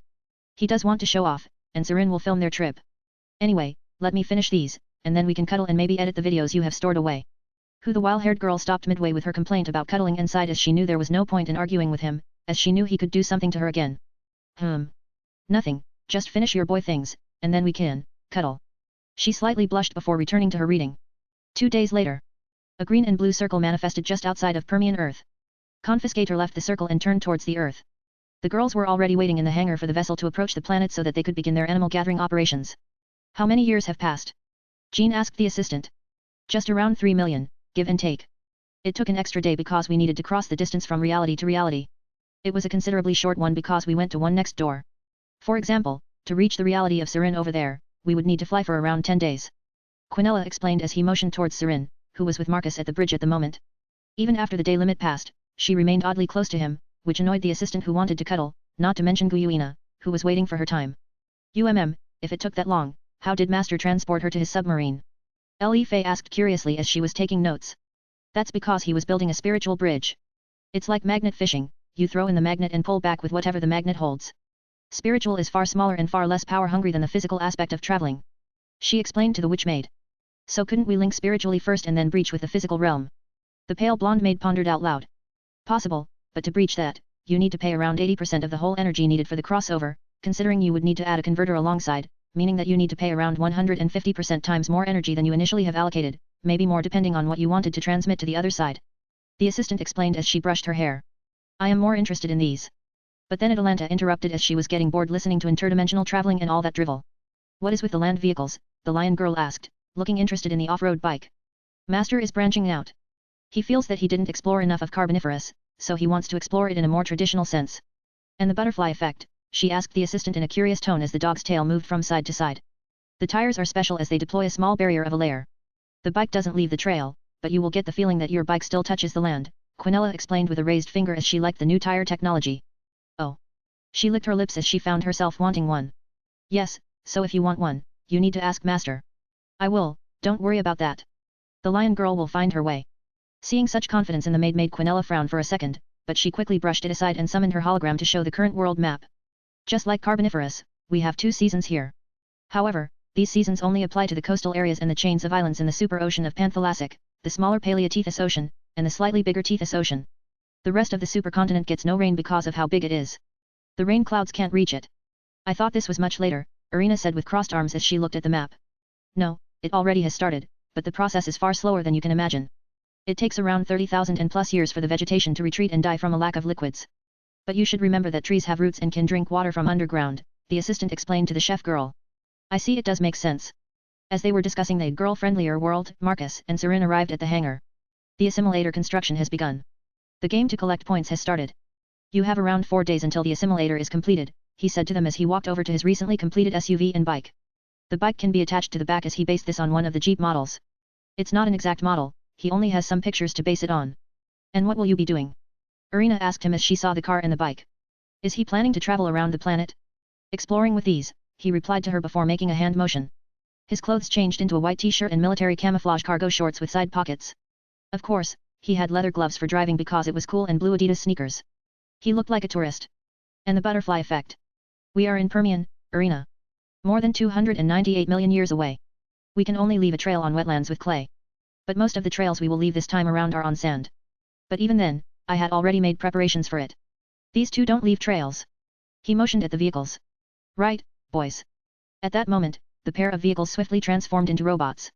The Jeep was white, and the bike was silver. Both had light colors because of how hot the planet would become in the upcoming millions of years. You got it, boss. Yo. The pair greeted the mates and his creations. Let me guess, Transformers versus dinosaurs. Serin asked him while gazing at the machines and then at him. Sorta? I mean, I want to see a Transformer wrestle a dinosaur, something like Tarbosaurus. They apparently were slightly more dangerous than T-Rex in crunching competition, but that's debatable. We will be able to test ourselves, he replied while stroking his chin. And your clothes? Irina walked over to his side, feeling slightly jealous. Will he be able to experience the planet properly? She had the urge to remove her helmet many times on the Carboniferous Earth. But the planet's oxygen levels were too dangerous for humans, enchanted or not. I have updated our suit devices. The new casual mode allows us to experience the planet, but at the same time, no bacteria leaves bodies, the nanites around us collect and dispose of them. He explained as they could still see the triangle-shaped device on his chest. He then showed them his hand, which was naked, but then if one could focus on him more closely, they could see that there was an invisible layer around his body. That's great. The girl proceeded to check, but by this point, everyone already changed into casual wear. So, how many of us can come with you? Atalanta asked him as she was eyeing the bike. 4? I mean, you could fly around, but it will eventually become boring. Marcus shrugged at her as he looked at the Jeep. He will use his bike, and the Jeep has 4 proper seats, so it is 4. But then he can switch and give the bike to one of his girls. That depends if they want to drive it. Great. Then I am coming with you. The lion maid swiftly grabbed his hand. Same with me. Serin grabbed his other hand as she felt her territory was being encroached. She had been close to him for the past 3 days. She won't lose that streak. Then I will come as well. Quinella brushed her hair while declaring her intentions. Sure. Marcus doesn't mind at all the company. Then you will need a chef because I think you will be away for several days, Irina said after thinking about what to do. Irina-sama. Hisako panicked as she witnessed what happened. What? I do have the suit. Nothing will happen to me. There is no way you are coming as well. Jean grabbed Hisako. One chef leaving is bearable, but both? That is unacceptable. The maid saint pulled the girl towards their camp. But there is nowhere safer than being with our master in a whole prehistoric world. Li Fei chipped in as she was nervous, too. Without a chef, they could be eating the same old stuff. But, I am her secretary. Yes, but there is nothing you need to manage at this moment. Jean countered her argument. Indeed, you should join us to fish first. We need to taste the fish. It has been more than 20 million years since we took a dip in these waters. Hippolyta said with a grin. I suppose I will join you. Hisako gave up because she was worried Marcus would corrupt her, miss. Good. The same could be said with the pair of goddesses who missed the chance to explore with him. They were just a second too late. They hoped he would pick them up, but sadly, the girls themselves didn't want to wait. Sir, we are approaching the drop-off point north of Antarctica. As Aurora said that, the hangar doors opened, and everyone walked to see the land masses below. They could see bits and pieces of ice, some gravel, and vegetation. The temperature was around -10 Celsius. We will be going east from where, towards Australia, then climb up and go back to the west, rinse and repeat until we cross the whole of Pangia, he said with a smirk. Won't that take weeks with cars? Irina asked with a worried tone. She doesn't mind traveling, but for that long? She was worried. Well, yeah, we need to cross the supercontinent, he said with an eye roll. He then turned and faced his robots. Boys. You are up. Sure thing, let's roll out. The pair of robots rushed forward, jumping from the hangar, transforming midair and then landing on the ground without sound. And they dropped a considerable height. But thanks to the technomancy installed in them, the concept of space and gravity acts according to how they want. When Marcus saw them do the most transformer-like thing, he smirked as he followed them and jumped from the hangar. The 4 girls who would be traveling with him followed right after him as they flew out. I guess we will proceed with collecting animals from his era. Athena turned to the side and faced the group. We will start with the sea. Enterprise looked at Tirpitz while saying that. Agreed. Then take the right ocean, and we will take the left one, the maids replied to the ship girls. Fine by me. The silver-haired carrier ship nodded before proceeding to fly out with Tirpitz. One by one, the large group split into smaller ones. They all decided to explore and collect the animals, as this time around, there were barely any large bugs left. Marcus and the girls landed on the ground, and they walked to the SUV and the bike. Atalanta was looking at the bike. Her hands were twitching. She wanted to drive this thing. You know, if you want to drive the bike, then do it. We will switch tomorrow. The inventor saw how she was acting around the bike. It's hard not to pick it up. Are you sure? The huntress was slightly self-conscious after realizing that her behavior had been noticed. Yes, as I said, you can have it for a whole day while I will drive the jeep. He said with a shrug as he walked to the SUV. All right. The girl exclaimed with a happy voice as she walked to the bike and inspected it. How do I start it? There is no key or anything. She asked him before he got into the SUV. You don't. It's a self-aware transformer. If you want to drive, you can. As Marcus said, he got into the driver's seat in the white SUV. Serin swiftly rushed to the passenger seat. Quinella clicked her tongue as she was too late, making her sit in the back while Irina was the last to get into the car. Oh, I see. The girl ended up sitting on the bike, and the pseudo-electric M.T.M engine turned on. With the handle squeezed and pushed down, the bike moved, and the back wheel rapidly dug into the gravel before quickly accelerating. Damn. The lion maid needed a second to get the hang of it as she swiftly realized that this thing was a beast. Don't lose focus. I made it powerful. The distance we will need to cross is not small. Marcus contacted her via the HUD. They may look like they had casual clothes, but the suit was on either way, and they could use all the perks. Yeah, I can see that. The lioness smirked as she got faster and moved through the semi-arid land at absurd speed, weaving around the boulders left by the retreating glaciers. Well, we should not get left behind. Marcus slightly smirked as she saw her disappearing in the distance. He pressed the accelerator, and the SUV's engine turned on, and they also started to accelerate. Irina wanted to comment that their trip could be bumpy with no existing road, but to her surprise, it was like they were driving on asphalt. I guess those barriers are a game changer.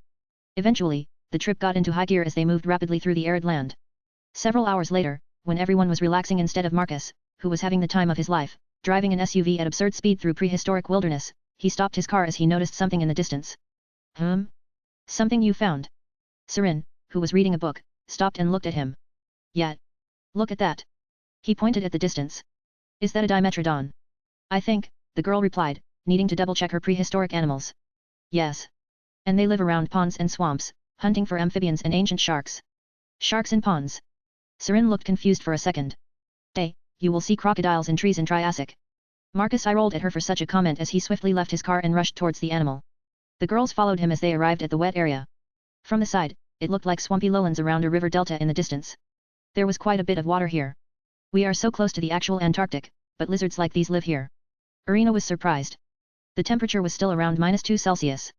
Their huge sails on their back allow them to store and regulate heat, Quinella explained as they looked at Marcus, fearlessly approaching the clueless Dimetrodon. While they are considered lizards, we don't truly know if they are cold-blooded or warm-blooded until we make sure with blood samples and scan their bodies. The assistant explained with crossed arms. All we have is the fossils of their bones. The paleontologists came up with their theories after inspecting their fossils. As she explained, they saw how Dimetrodon tried to bite Marcus, but after several times, the animal realized that it couldn't bite through him. Instead, it started to feel threatened and started to run away. I know that much. So it appears it is not cold-blooded. Maybe it is cold-blooded, but it has developed organs we don't know about which can maintain its heat. There have been millions of years of evolution. Their species have been around for millions of years since the late Carboniferous. They survived the peak of the Ice Age. We are still in the waning years of an Ice Age, but these things survived. Quinella watched how Marcus pinned down the apex predator of the early Permian era. What is he doing to that poor animal? Arena started to feel pity for that Dimetrodon. Pretty sure he is scanning him. Quinella tried to understand herself, but it looked like Marcus was treating that wild beast like a house cat. Chapter 105, The Superstorm. Marcus looked at the DNA strand of Dimetrodon rotating in front of him. It was a hologram made from his suit's nanites. Compare with data we gathered so far. Compiling data. A few moments later, he saw the connection with the animals he collected before. I thought he was more related to Edaphosaurus than this. Regardless, they do come from a common ancestor. He rubbed his chin while checking the family tree. The inventor looked down as his leg was holding down Dimetrodon's tail. He is not allowing the apex predator of this era to run away from him. What are you going to do with it? Serin asked, crouching down to Dimetrodon's level. With both hands holding her cheeks, she looked like someone who was exploring the zoo for the first time. Obviously, keep it. He dismissed the hologram and mentally called a shuttle to pick it up. Less than 5 minutes later, one of the 4 newly built exploration ships attached to Confiscator's ring arrived right above Marcus' location. A tractor beam proceeded to pull in the Dimetrodon while Marcus was still on the ground. He was inspecting how this tech was working. Well, that takes care of that. Now to explore the river and the delta. He looked at the valley of this ancient river. You want to capture those frogs too? Sarin grimaced as she stood up and looked where he was looking. Not quite. I would say check the vegetation and stuff. He then looked at Quinella and Arena and motioned for them to come over. Maybe we can find new salads. He said with a shrug. I guess. She wasn't that confident in doing that. Let's explore the river. Don't sushi use grass from seas and rivers? He said to Arena as the pair walked over to his side. Yes, but it's very specific grass. You think we can find something in a river like this? The cherry blonde replied as she quickly started to consider his suggestion. I don't know, that is why I am suggesting. No one was in this river before, and no one will after us. It could be a treasure trove or a dud. He shrugged. Remember where we are? He reminded her about their location. True. Just like that, the chef girl was excited and anxious about what she could possibly find. The other 3 were in a similar situation, and with rekindled excitement, they all proceeded to walk towards the river. Marcus could see a bunch of unfamiliar fish of all shapes and sizes. The river was full of life, even though it was extremely cold. Because it was flowing water, the ice didn't form so they could explore. With the nanites' help, the girls created buckets and started to collect whatever they thought looked edible. As they were doing that, Marcus created a spear from the nanites and decided to do some spear fishing. Don't forget to record everything and scan it. Arena realized this after collecting a bunch of river grass, some mollusk-like animals, and even proto-crab-like creatures. She is certain that she had never seen these before, and she has no doubt that these things never became fossils. I know. You do have your HUD and suit on all the time, so make it automatic, Serin commented as she was inspecting some stones. I think I found some gold. The Hersker said with a curious look as she inspected a small golden rock in her palm. No surprise. There should be other luxurious metals around as well, Quinella replied as she looked around. Small hills were in the distance. She accessed the aerial view and swiftly found where the river started. If there is gold here, there should be more in that mountainside. Good. At that moment, the girl realized that no humans were around apart from them. They could dig so much gold and other stuff. But then she recalled that it's not necessary. Marcus could make any metal she would want. Still, she is going through layers of realization where they are at this moment. Thanks to tech, part of her is ignorant of her surroundings. Got one. That moment, they heard Marcus exclaim at something. Their gaze went to him. They saw a grayish-blue shark-like creature pulled out from the water. Arena, do you think you could make sushi from these? He asked the chef girl as he showed her the small shark he held. Depends, sushi is a very delicate thing. You don't just eat fish or, in this case, sharks with rice. We need to run some taste experiments to see the combinations. She said to him as he placed more river grass in the bucket. Well, that is why we are doing this anyway. He said with a shrug as he threw the shark into a bucket at the shore. Marcus continued to explore, but the river started getting deeper, so he walked on the river's surface. Before long, he arrived at the delta and saw a beach spanning as far as he could see. In the distance, he could see some icebergs floating away. He arrived at quite a beautiful sight. I thought we were driving away from the west coast, Marcus complained as he accessed the recently deployed satellites and looked around, trying to orientate himself in the world. Well, whatever. It's not like we are in a hurry. He shrugged before lifting his leg as if a shark-like creature had tried to bite him. Well, you guys are quite pesky ones, aren't you? Considering I have no idea what you guys are, the inventor commented as he used his spear to stab the animal and pulled it out. He realized that this thing was huge, around 2 to 3 meters long. Since the animal was bleeding either way, he got some of its blood and filled out the database. New clade discovered. Beginning to fill up the details. Great, it appears we have a new discovery. He then scanned the inside of a fish like a shark.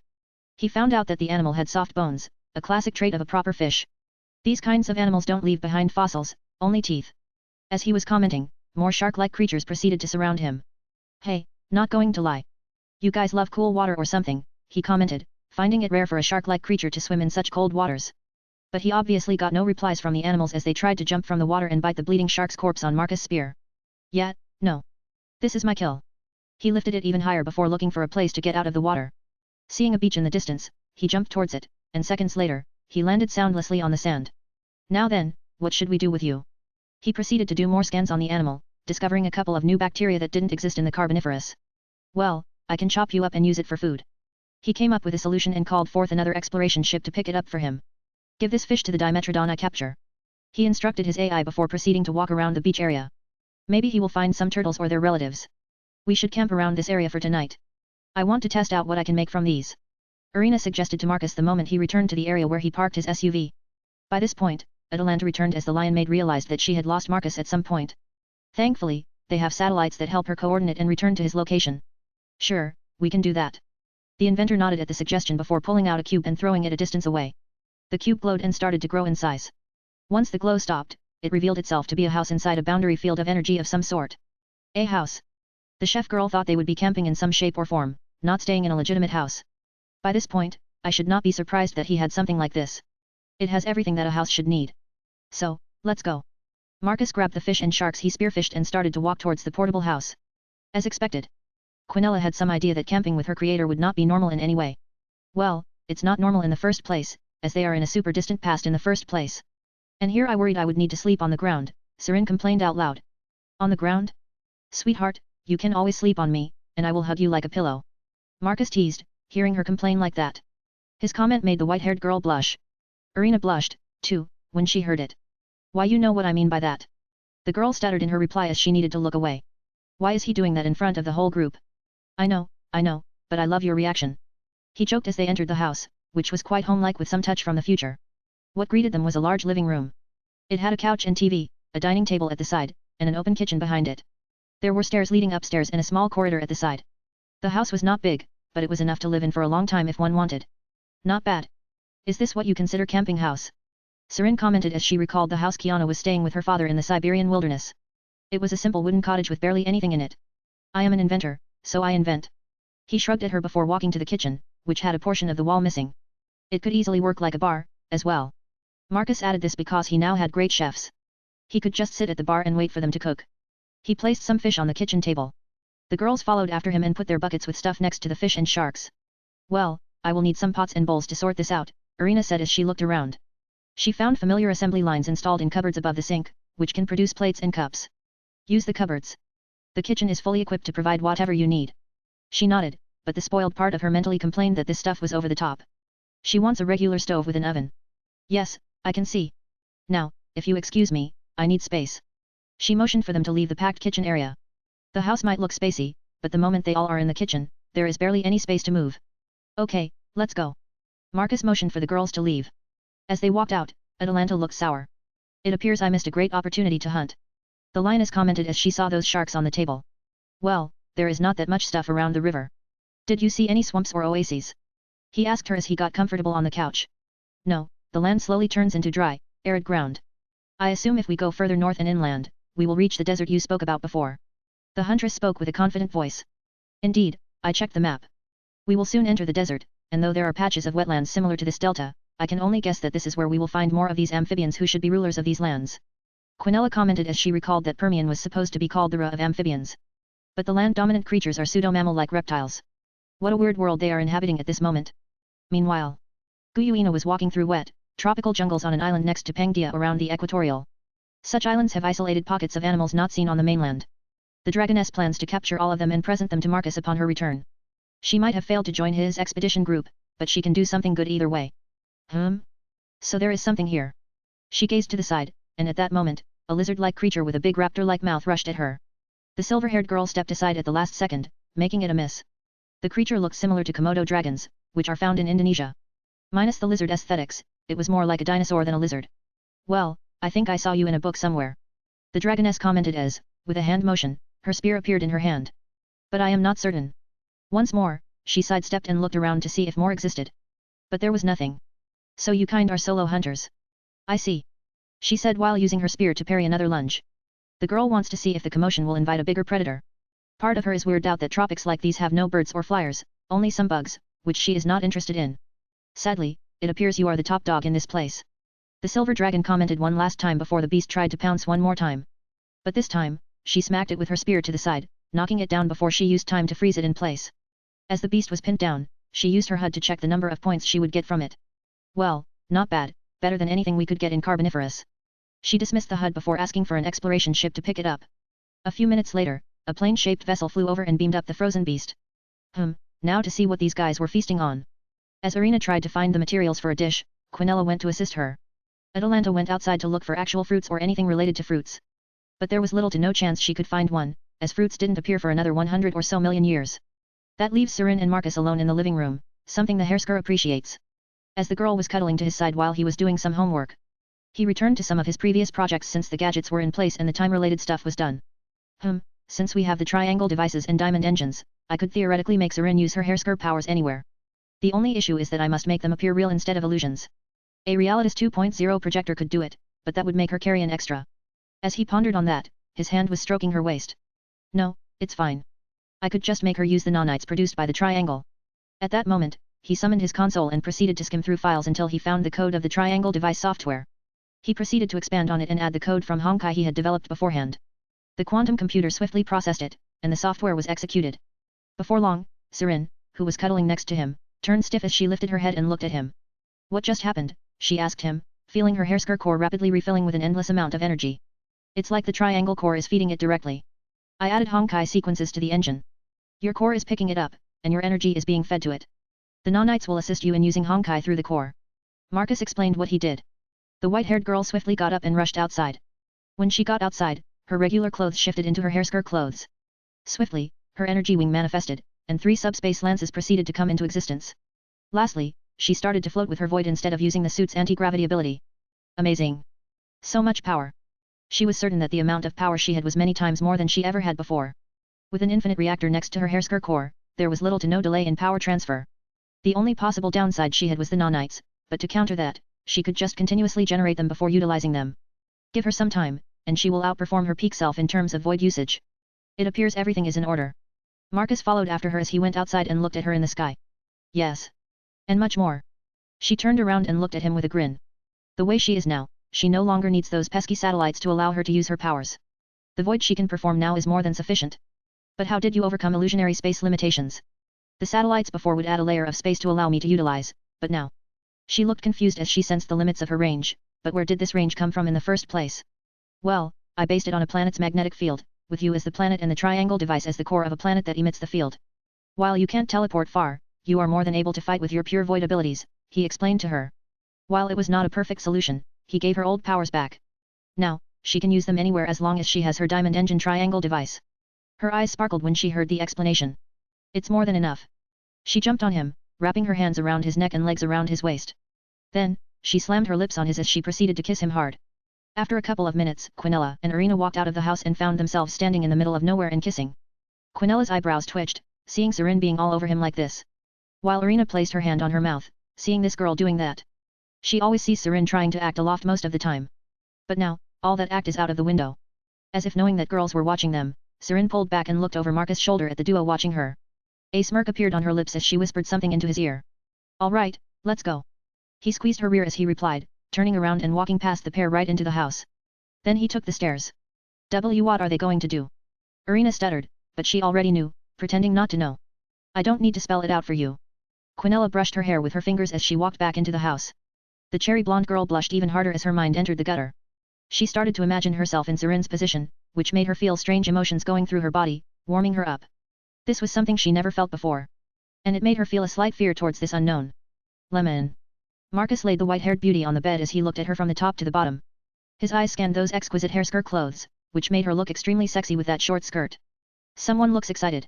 Come show me what you are planning to do to me, Serin smirked while motioning for him to come at her. As my queen commands. He grabbed her legs and spread them apart. After seeing that scene, Irina was not the same. There was a part of her that was rebelling and desiring that forbidden fruit. However, she had self-control. She was a heiress, after all. Marcus quickly noticed that the girl's clothes started to change as the days passed. The group finally reached the other side of the continent. They were in a place that would become Australia in the distant future, but now it is simply part of Pangia. Since they were climbing up, the temperature started to improve. It was warmer, and the girls began to dress in skimpier clothes, like shorts. Marcus noticed that the chef girl was trying her hardest to look hot and sexy. Eventually, the inventor realized that she was sending signals to him to pounce on her. It was the only thing he could think of. Rumble. Sadly, for now, he has to ignore it because a huge storm is moving towards the beach they are in.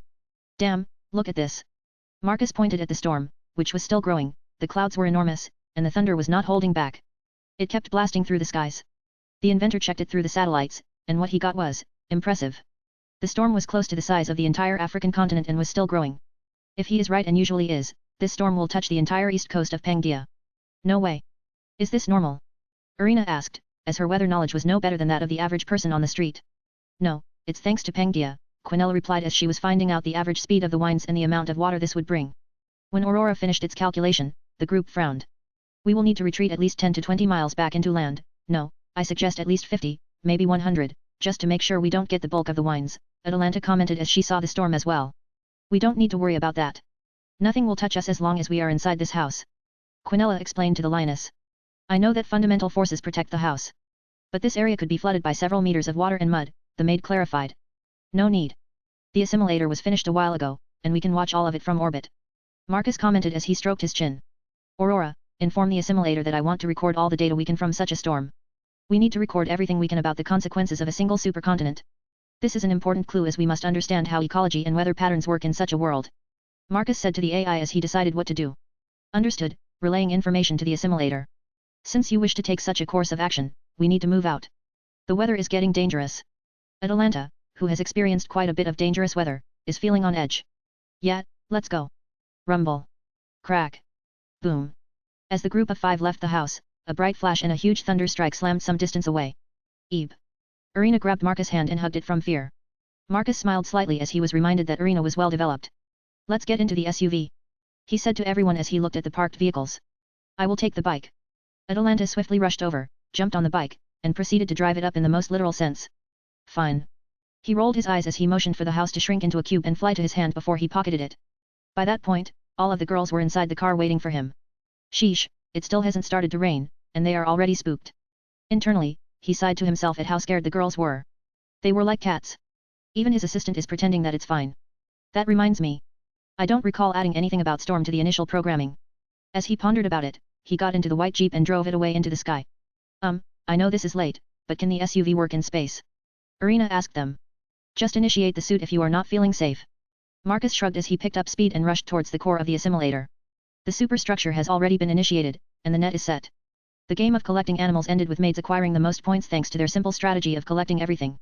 It was not that anyone was competing with them, as the ship girls were just exploring the world, and Guyuina was just looking for predators.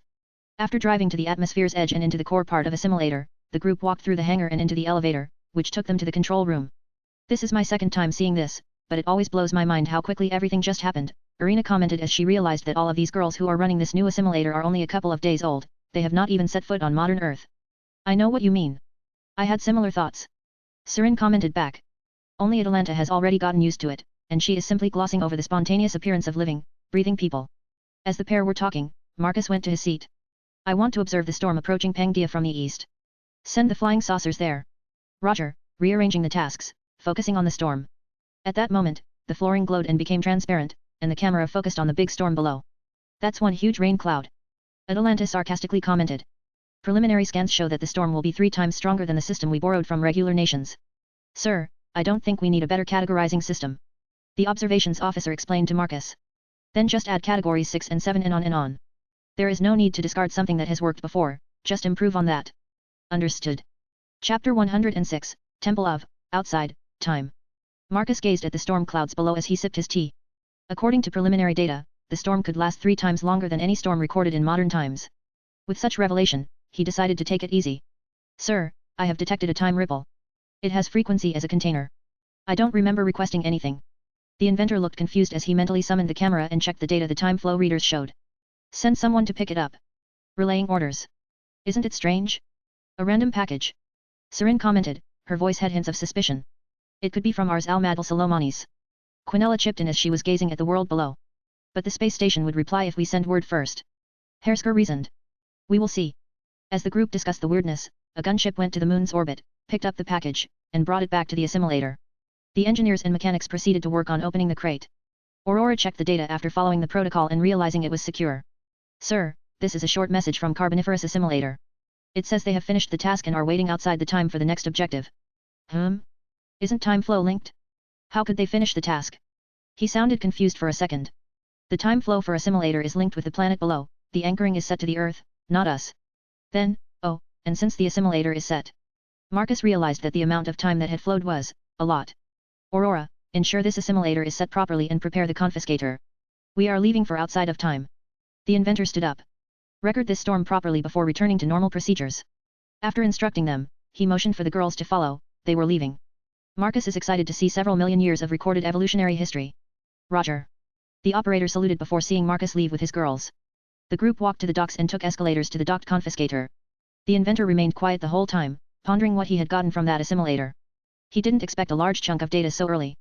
However, one small miscalculation over time could cause thousands of years of progress elsewhere. Ugh, after this, I will stick with making girls instead of this, Marcus complained as he scratched the back of his head. What will you do with that assimilator in the area outside the time? Sarin asked with a small but very concerned voice. Make more assimilators, then send them all out to all the time periods needed. I won't need to check all the timelines. He shrugged at them. But, I thought you wanted to see, things. Irina joined them as she heard the command to return to Confiscator, so she needed to ask him. I do, but I just got millions of years of data on evolution. I need to check it out. I still plan to observe extinction events and get my dinosaurs on my own, but I can do it anytime if I have a base secured. And next time, I can visit with Ars al-Madal Salomonis. He said with a small smirk. Moments later, they returned to the confiscator, and her secretary jumped on Irina. Irina-sama. Hisako. The cherry blonde was slightly confused by the affection shown by the fellow chef. Irina-sama, there was this huge shark-like creature with saw-like teeth. That thing tried to eat me, but Goddess Athena was able to smack it away. It was an enormous thing. Around 8 meters long. And there were more strange things at the bottom of the ocean. The girl unleashed an avalanche of words as she was traumatized by the weird creatures she encountered in the ocean. Irina started to sweat hearing all that. She needs her to stop. Relax. Hisako. The cherry blonde chef shook her shoulders. Alright. It's fine. We are leaving Permian for now. Oh okay. I saw too many frogs anyway. Hisako smiled while saying that. Yes, anyway. Something happened to the other assimilator Marcus left behind, so we are returning to an area outside the time. As the pair caught up, Marcus sent them to their room to relax. He then went to the bridge and instructed the crew to set course to the coordinates they acquired from the data package. Set course. We are leaving the orbit. Setting route, initiating time engine, preparing for construction of Bifrost Bridge. The officers scrambled to start setting up the leaving point. The spaceship rushed out of Permian Earth's atmosphere. Graviton projectors on the ship's hull glowed and began creating the rainbow-colored bridge. At the end of the bridge was a greenish-blue circle building by itself. Once ready, Confis Factor accelerated into it and disappeared upon the contact. A day later, the warship blasted out from a green nebula-like cloud and rushed towards an acorn-shaped construct floating above the green moving clouds. Marcus, who didn't leave the bridge the whole time, gazed at the assimilator with a curious gaze. He wonders how much time has passed for the AI in the assimilator and how many animals it has collected. Moments later, the exploration vessel docked with assimilator. Sir, it will take a while for me to process the data. According to the data I received, 566,000 cycles and over 200 million daily data patches need processing. The inventor's eyebrows went up when he heard how many cycles there were. Cycles, as in solar rotation cycles. Since they didn't have a beginning point for years, they went with solar cycles. How many times does the planet circle around the sun? And they have over 566,000 years. This is how many years Assimilator worked, moving back and forth through the Carboniferous to collect all the samples. Thankfully, the AI models I use never advance beyond set boundaries. That many years is enough for one to go rogue. As someone who already has AI turned human, Quinella is territorial enough to set Ace in a way that they can't rebel. When Marcus and the crew walked out from the confiscator, they were greeted by shocked knights. Supreme Commander. He finally visited us. The handlers, the knights, the hangar workers, they all looked like they saw a celebrity for the first time, or in this case, they saw him again in over 500,000 years. You know, I am happy that this is the reaction we get, not plasma pikes in our faces, Quinella whispered to Marcus. Yet. The group passed by the saluting assimilator's crew and went deeper into the station. Eventually, they arrived at the control room. Supreme Commander. A bunch of girls rushed towards Marcus, whose eyes widened to a massive degree. He didn't expect tens of girls to jump on him. Quinella, Serin, Guyuina and the rest looked at this with complex emotions. When I designed females for the crew, I didn't expect this. Quinella explained as she massaged her forehead. So it was your idea. Hersker frowned when she realized that his assistant was actively making Marcus' harem bigger each time he made a new vessel or a new station. I wanted to make the bridge more eye-pleasing at that time. The platinum-haired assistant clarified her intentions for such a design choice. Well, you wanted one thing, but it devolved into something else, Sarin said with crossed arms. I never thought we would travel through time. We were hunting vampires for golden cups a couple of months ago. Quinella shrugged. At that time, having cute girls on the bridge looked like a good choice. Eventually, Marcus moved the affectionate girls away. He is still trying to understand how they were over 500,000 years old. Thankfully, he had a system so they would not get insane for living that long. I'm sorry. There was a mishap. I won't leave you girls behind like this again, he clarified. It's okay.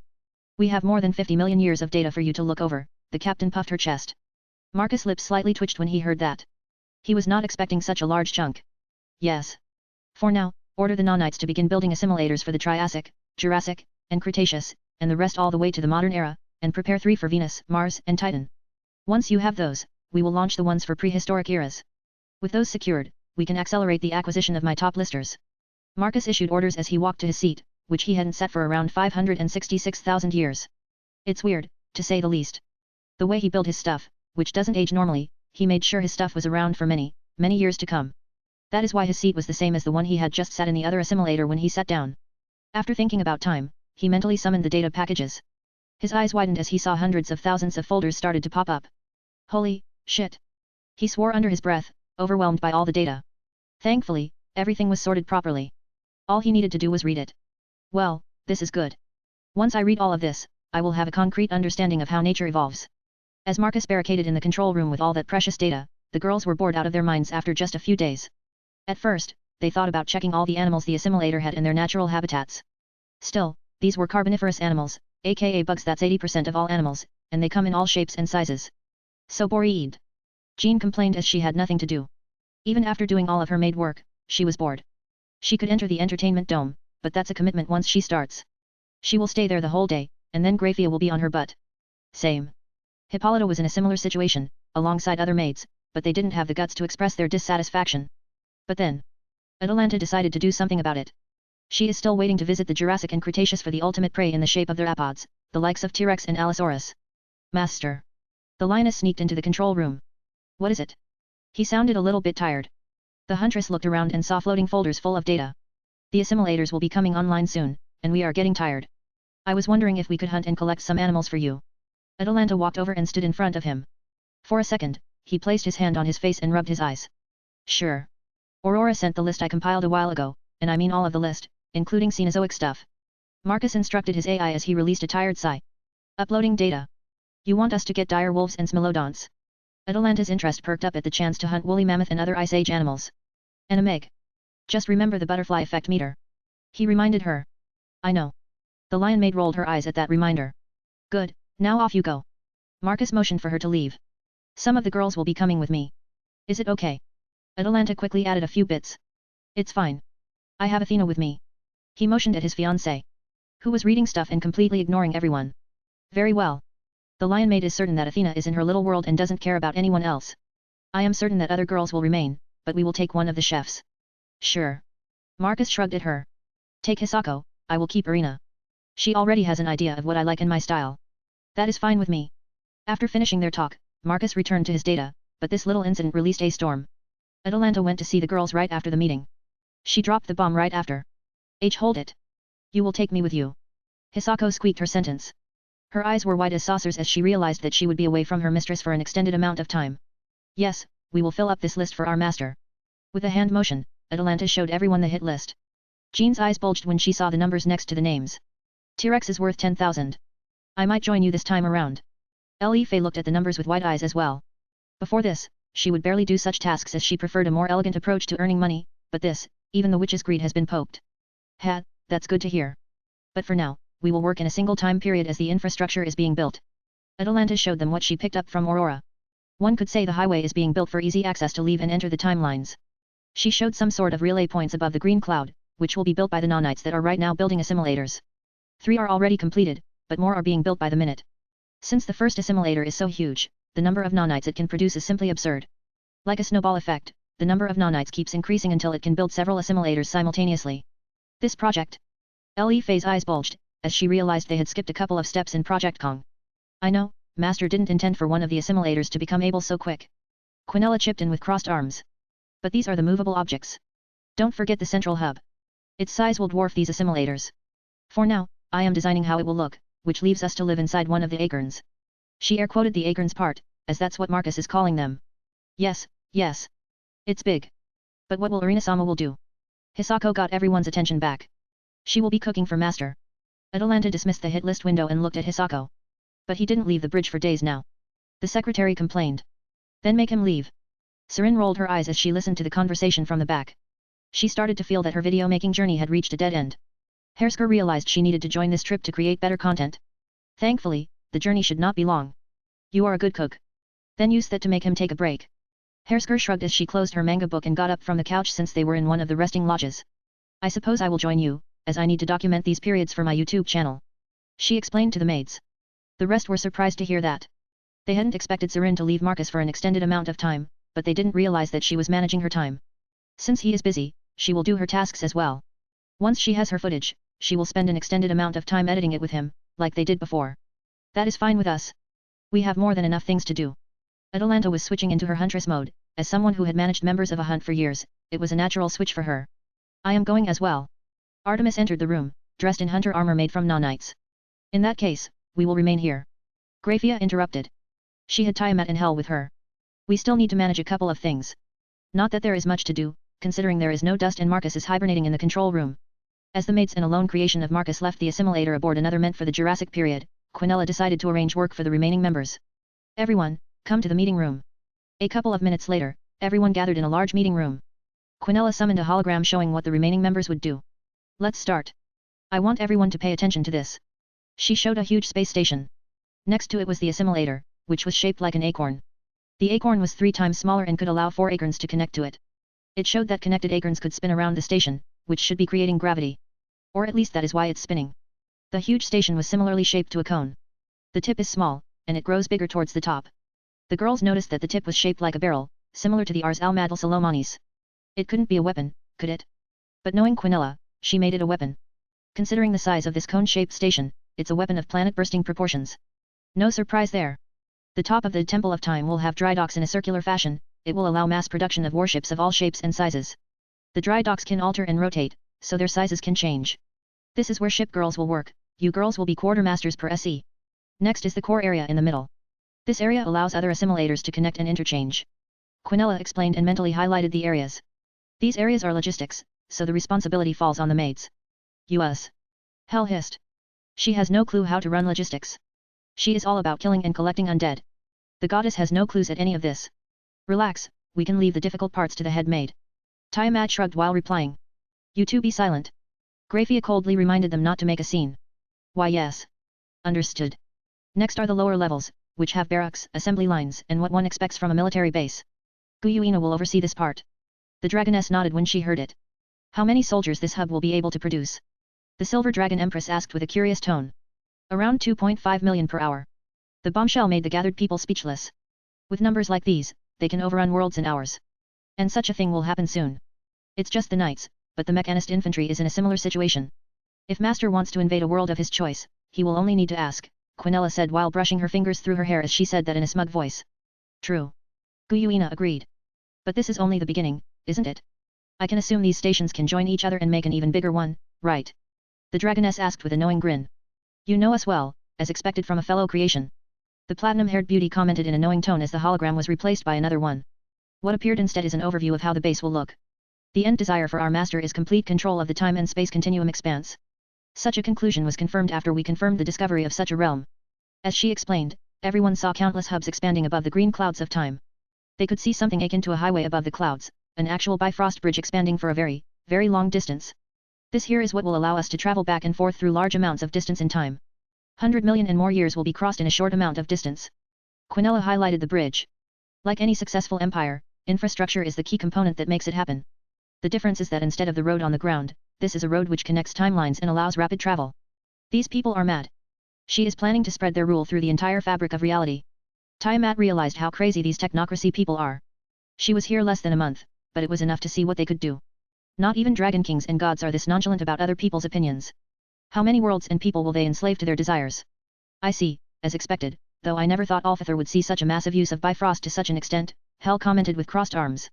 As a Norse goddess, she is aware to some extent of what Asgard's Bifrost can do. But what she is looking at is 10, if not 100 times more extensive. Well, we don't know if this is the correct way to showcase Bifrost since Odin never showed it to us, Quinella said with a shrug. Thankfully, Hel confirmed that it was similar if not exact, tech, talking about tech convergence. It is the same thing. The rainbow colors represent the bridge. Hel confirmed for the assistant. That's good. Now that you know what we will be doing until Master finishes his thing, you can start working on these assignments. One moment, you said we will be doing warship logistics. There are no warships. Enterprise raised her hand while speaking out what she was thinking. That's because the dry docks are not finished yet. Once they are online, the creation of the most advanced fleet will begin. Quinella showed the models on the hologram. There were 5 warships in different shapes and sizes, the biggest one was 7 kilometers long. These. Master finished the designs. Guyuin remembered Marcus doodling in one of the classes as he was adding things to these. I joined in and finished the initial sketches. The assistant smiled while saying that. Of course, we needed to run some simulations for plausibility and adjust to make them as efficient as possible. Damn, this is madness. The recently recruited maids, especially Hel, were sweating buckets seeing these. She witnessed firsthand what the smallest of the warships could do on a battlefield, now add 70 times to that. Thankfully, Irina and Hisako were not here to see these reveals, as they were having their last talk before separating. Irina looked through the window as 3 assimilators plunged into the green clouds of time. By this point, she was no longer mesmerized by these clouds. Hel, she noticed that she could instinctually tap into the flow of time. This helps her extremely well in cooking, as she can improve or lessen the effects of the ingredients. After seeing 3 assimilators fly into what is considered the era of dinosaurs, she took a deep breath. It's up to you to ensure Master is well fed and rested. Quinella walked over and looked where the super constructs descended into the flow of time. I will make sure the projects are right on schedule while he catches up to the data collected by this assimilator. I might be a cook, but I don't know if I can distract him long enough to take a break. Irina nervously commented. Please, we already tested this on our way to Carboniferous. Quinella eye-rolled at her. I am giving you a chance to have him for a while. The assistant finally revealed what she was scheming. What? Snort. There is no need for embarrassment. Marcus has given you a very soft treatment. He likes your work ethic and your passion for your craft. As humans say, birds of similar feathers flock together. Or something along those lines. It's birds of feather flock together. Irina smiled while correcting what the assistant meant. Yes, you get my point. Now, do your part. After this, I will start learning to cook. I feel that your kind can be dangerous if left unopposed. After saying that, she turned around, brushed her hair with her fingers and walked away to continue overseeing the construction of the hub. I do need to come with a proper name. She pondered while walking away.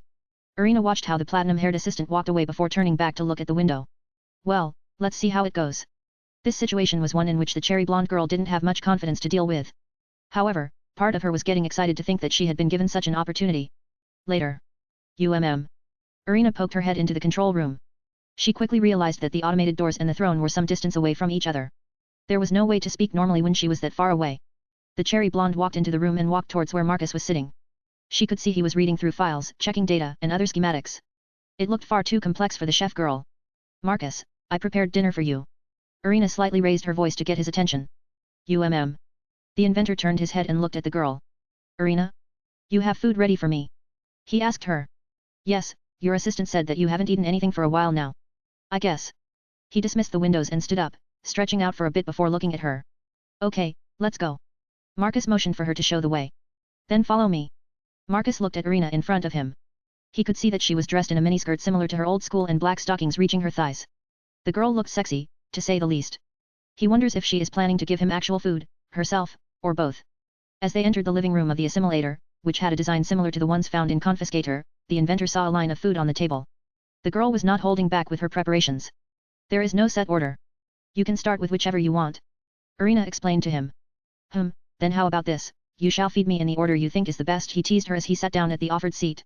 The girl's cheeks exploded, and she didn't need to think for long. She bashfully smiled. Oh okay. Seeing her agree in mere seconds made Marcus smile as well, and he motioned for her to sit on his lap. The girl slowly walked to his side and very slowly sat down on his lap. He could feel her amazing ass touch his thighs. Marcus' hands slowly went on her waist before moving slightly up and grabbing her impressive burst. Irina's cheeks exploded in deep red as she didn't think he would do that. Wait. For what? You have been trying to seduce me with your sexy clothes for a while, he whispered into her ear as he squeezed her impressive breasts. A soft gasp escaped from her lips.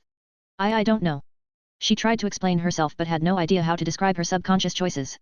Don't worry, we can eat your food after we satisfy your urges, he whispered to her as he moved her face to the side to face him and then kissed her lips. Irina's purple eyes trembled as she just got her first kiss. Slowly, her eyes turned glassy, and she started to feel strange.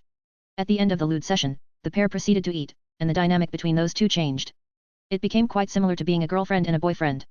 But at the same time, it was not. One thing is for sure, Irina fulfilled what her grandfather requested of her. Not that this quiet moment lasted for long as Aurora made an announcement. Sir, the assimilator in Cretaceous has discovered something strange, you should check it in person. We might find a unique alternative Earth. Oh? Then prepare the confiscator for departure. Already on it. Chapter 107, Sapient Dinosaurs. Marcus smiled at seeing Irina blushing on his lap. She might have become more assertive in private, but the girl was blushing a storm now when she was sitting on his lap while they were traveling to the Cretaceous period. Do I need to sit on your lap while we travel? The girl asked him while trying to think where to look. On the bridge, there were a bunch of girls who she could feel were judging her. Thankfully, these are all bridge officers. None of his creations or mates or even his fiancée came with them. After all, Marcus was like a small boy who rushed out when he got the news from the assimilator in Cretaceous Earth. Why not? You are the one who is keeping me company. He teased her as his hands wrapped around her waist. She was feeling like a princess in the claws of a big and very dangerous dragon. I wish I was not the only one. Irina grimaced internally. She is chewing more than she can swallow. There is a reason why Marcus Goldman has a harem. The man has a big appetite. Not the appetite in the normal sense but in the female sense. The beautiful chef girl recalled her last couple of days. Couple days ago. Marcus awakened Irina's lust. The beauty was building it up for a while. Her mind would recall how often the inventor takes his girls aside. She could only imagine what he did to them. Eventually, all that builds up and needs to be released in some way. Subsequently, she would channel it through her clothes, that was until he pinned her against a wall and had his way with her. After that, he took her to the closest room and laid her on a couch.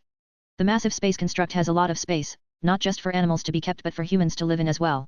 Irina didn't have much time to think about how much space there was in the space station, as her eyes were on Marcus.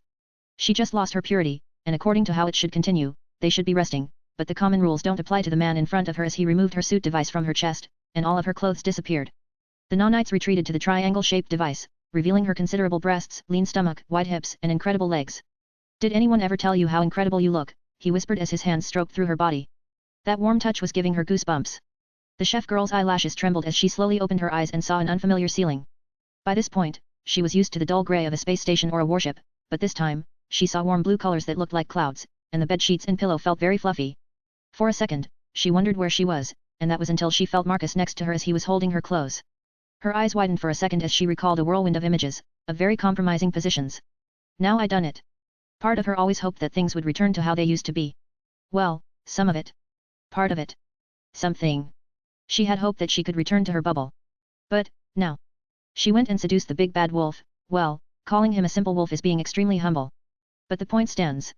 Now, whether she wants to or not is fully in his clutches, figuratively and literally. As she wondered about this, eventually, she somewhat calmed down and started to think about the positives. You should sleep a little more. She heard his voice from the side. I don't feel like sleeping anymore. Too much on my mind. Irina said while gazing at the ceiling. What's on your mind? He asked her as his hands were holding her close. This whole situation. What will happen now? She asked with a concerned tone. By happening now, what do you mean? He asked with a confused tone. I mean. We did this.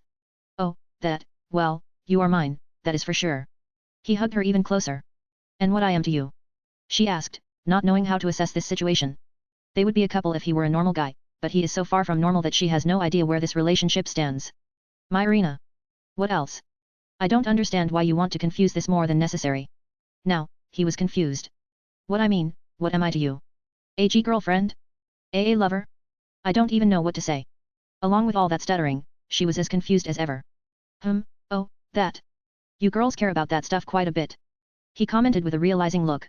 Well, since that is the case, you will be my second girlfriend. He declared her status. Part of Irina was relieved, but part of her was baffled. He has a girlfriend, a fiancée. Who is your girlfriend? She asked curiously, who is this fearless girl who accepted that? Wait. I doubt she had a choice. Irina realized that there are not that many beings who can deny what he wants. Latia Astaroth, she is the face of my Goldman Industries. The chef girl immediately put a name to a face. She recalled that blonde girl with an impressive burst. Wait. Isn't she a devil? Yep, that makes you a very special girl, a normal girl who was able to make me take you as my girlfriend. Let's just say your cooking was that good. I guess the stories about girls entering men's hearts through stomachs are not that far-fetched. He joked while he got into a sitting position and moved her to sit on his lap while facing him. Wait, see, can we rest a while longer? Irina realized that she would be forced to work. But you said that you already rested. He moved forward and placed his forehead on hers. That's a different thing. My body is tired, but my mind is not. She complained while trying not to look into his eyes. That sounds like an excuse. He teased the girl on his lap before returning to do things to her. Back to today. The cherry blonde recalled what had happened to her in the past couple of days. She was feeling all sore and tired. She hoped that someone would help her, but all she got was his undivided attention. Normally, she would be happy, but all of the things they do always lead to her passing out from passionate activities. Oh, sure, she enjoys all of that, but she doesn't like what comes after waking up. We still have around 18 hours until we arrive at the Cretaceous period. We should retreat to the living quarters. Irina tensed when she heard that. A tense and very desperate smile surfaced on her lips. Sure. But can we, just rest? Please? I am still new to all of these, girlfriend activities. She leaned forward and placed her hands on his cheeks, showing him a strained smile. Sure, if this is what my Irina wants. He got up from the throne with the girl in his hands. The chef girl realized that he was not even planning to let her walk on her own. Panic started to rise in her gut. Relax. All you are going to do today is do some basic girlfriend stuff, nothing major. It's not graviton science, he clarified to her as he took her out from the bridge and towards the main lift. I don't even know what is this graviton. But I am sore from everything you did to me the past couple of days. She finally spoke what had been on her head for the past couple of hours. There is no way she will tell him that while in front of several crew members. And like I said, you will keep my company, make me some snacks, and we shall cuddle until we reach the Cretaceous Earth, he said with an eye roll. Besides. His hands went to her legs as he started to send his energy into her body.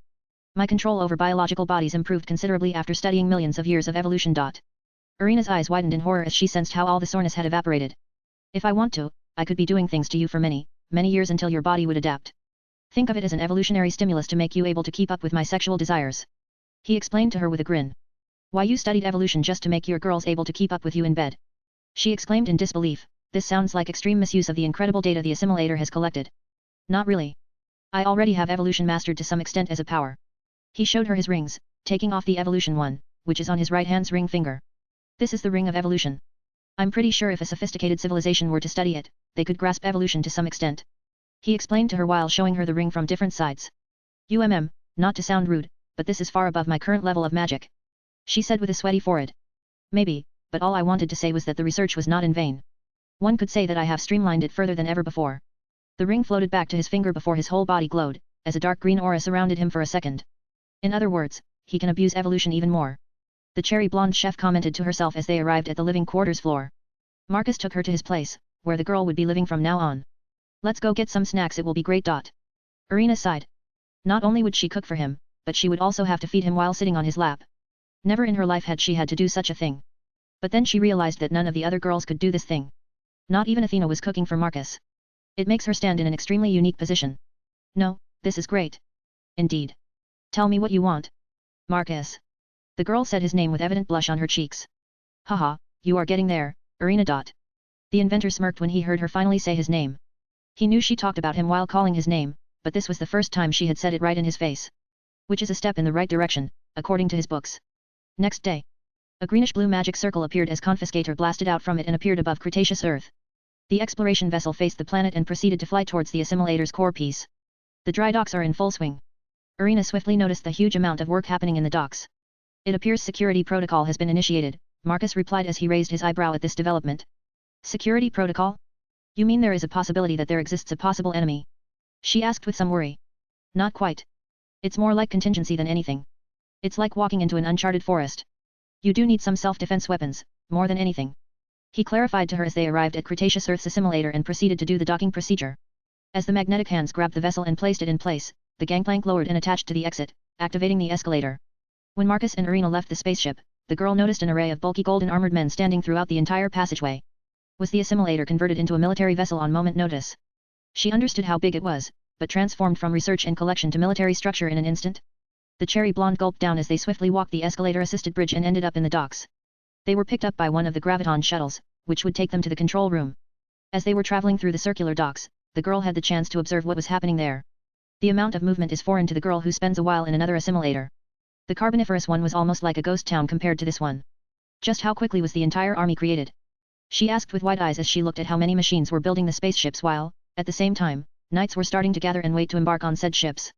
The whole process was a borderline mechanic in her eyes. It's a rapid process. My faction has already experienced one war. We are learning and adapting from that experience. To improve efficiency in soldier and warship creation, we are also looking for ways to enhance the quality of our knights and reduce the time needed to create them. All of that is a balance game we are trying to find. He explained as he looked at rows and rows of knights and mechs lining up in front of a star destroyer, which was being assembled at a rapid speed. And it's not just one. Given how wide the dry dock is, there are 10 assembled at once, and since it's a tall station below this level, there are another 3 where other class warships are being built. The shuttle arrived at the main lift, which would take them to the control center. The pair didn't even notice how quickly they arrived as Marcus and Irina looked at knights gathering for their first interdimensional conflict. The pair took the lift to the control center. Marcus swiftly walked to his throne and sat down, pulling the embarrassed chef girl to his lap. She felt extremely out of place, but she couldn't argue with him. If he wanted her here, then there was nothing she could do about that. Sir. The commander girl walked over to him and saluted before proceeding to explain what they had discovered. With a hand motion, the planet's hologram appeared on the main hologram display in the command center. The planet's core has an extra component which emits strange waves. The hologram shifted, showing the emission patterns. What does this component do? Marcus asked as his attention was on the hologram. It emits waves which stimulate biological organisms. Preliminary observations indicate that it could potentially cause a shift in cell programming. A DNA strand appeared, showing which cells are impacted. Now this is interesting. Marcus looked at the strand while placing his chin on Irina's shoulder. What does this mean? Irina asked him, as she had no idea what this meant. The one which is blinking is responsible for longevity. However, once you temper the cell, it impacts reproduction. He said that while his hands squeezed her waist. In other words, such component refined properly and consumed in some form could potentially give one eternal youth in exchange for the ability to reproduce, Marcus explained with a small frown. Sounds like a potent way to control population. Irina ignored the squeeze and commented on what she heard. Not that simple. This is a potent killer of a civilization. There is a chain reaction when you temper with just one cell. He used his mental interface to show the shockwave such change would cause. Reproductivity is extremely important not just for species survival, but it's linked with survival instincts. If one has no desire to continue to survive, the person becomes living dead. Like a corpse. As Marcus was explaining, he realized that he had seen this before somewhere. It would seem quite a downside then. But is that it? Irina asked with a somewhat disappointed look. She thought they would find something useful. But it was just extra composition in the planet's core. It's not just an effect on the body. It has an impact on the vegetation as well. Such composition directly impacts wildlife. Over millions of years, the vegetation should have evolved in a unique way. Marcus reasoned as he realized that there is much more than just an impact on organic life. Yes, sir.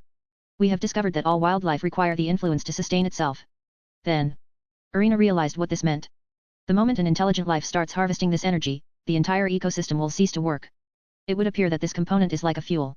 Marcus hummed as he placed his elbow on the armrest and his hand on his chin. It's an oddly specific thing, like a trope which will be used in future plot of this world. There is a bunch of anime and manga with special energy or component that allows mechs to be used. Marcus pondered internally.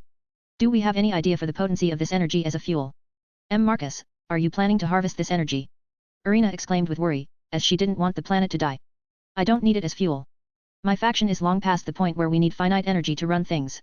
What I want to know is if such energy can be used to fuel a primitive faction, like how humans use fossil fuel. He clarified to his girl. Oh. We can send a team to collect samples. As Irina realized he didn't want to milk the planet's core, the commander suggested to him. When do it? Moments later, several of the outposts launched saucers to the active volcanoes to pick up samples. As the saucers were busy, the inventor cuddled with his chef girl while examining the composition of the material. Well, interesting. Marcus stroked his chin while standing in the middle of the control center and being surrounded by the holograms.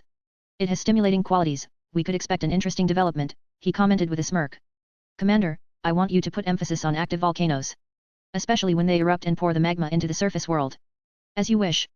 The soil gets enriched by this substance, vegetation grows from it, and it gets consumed by herbivores, and carnivores eat those. There is an entire ecosystem around this.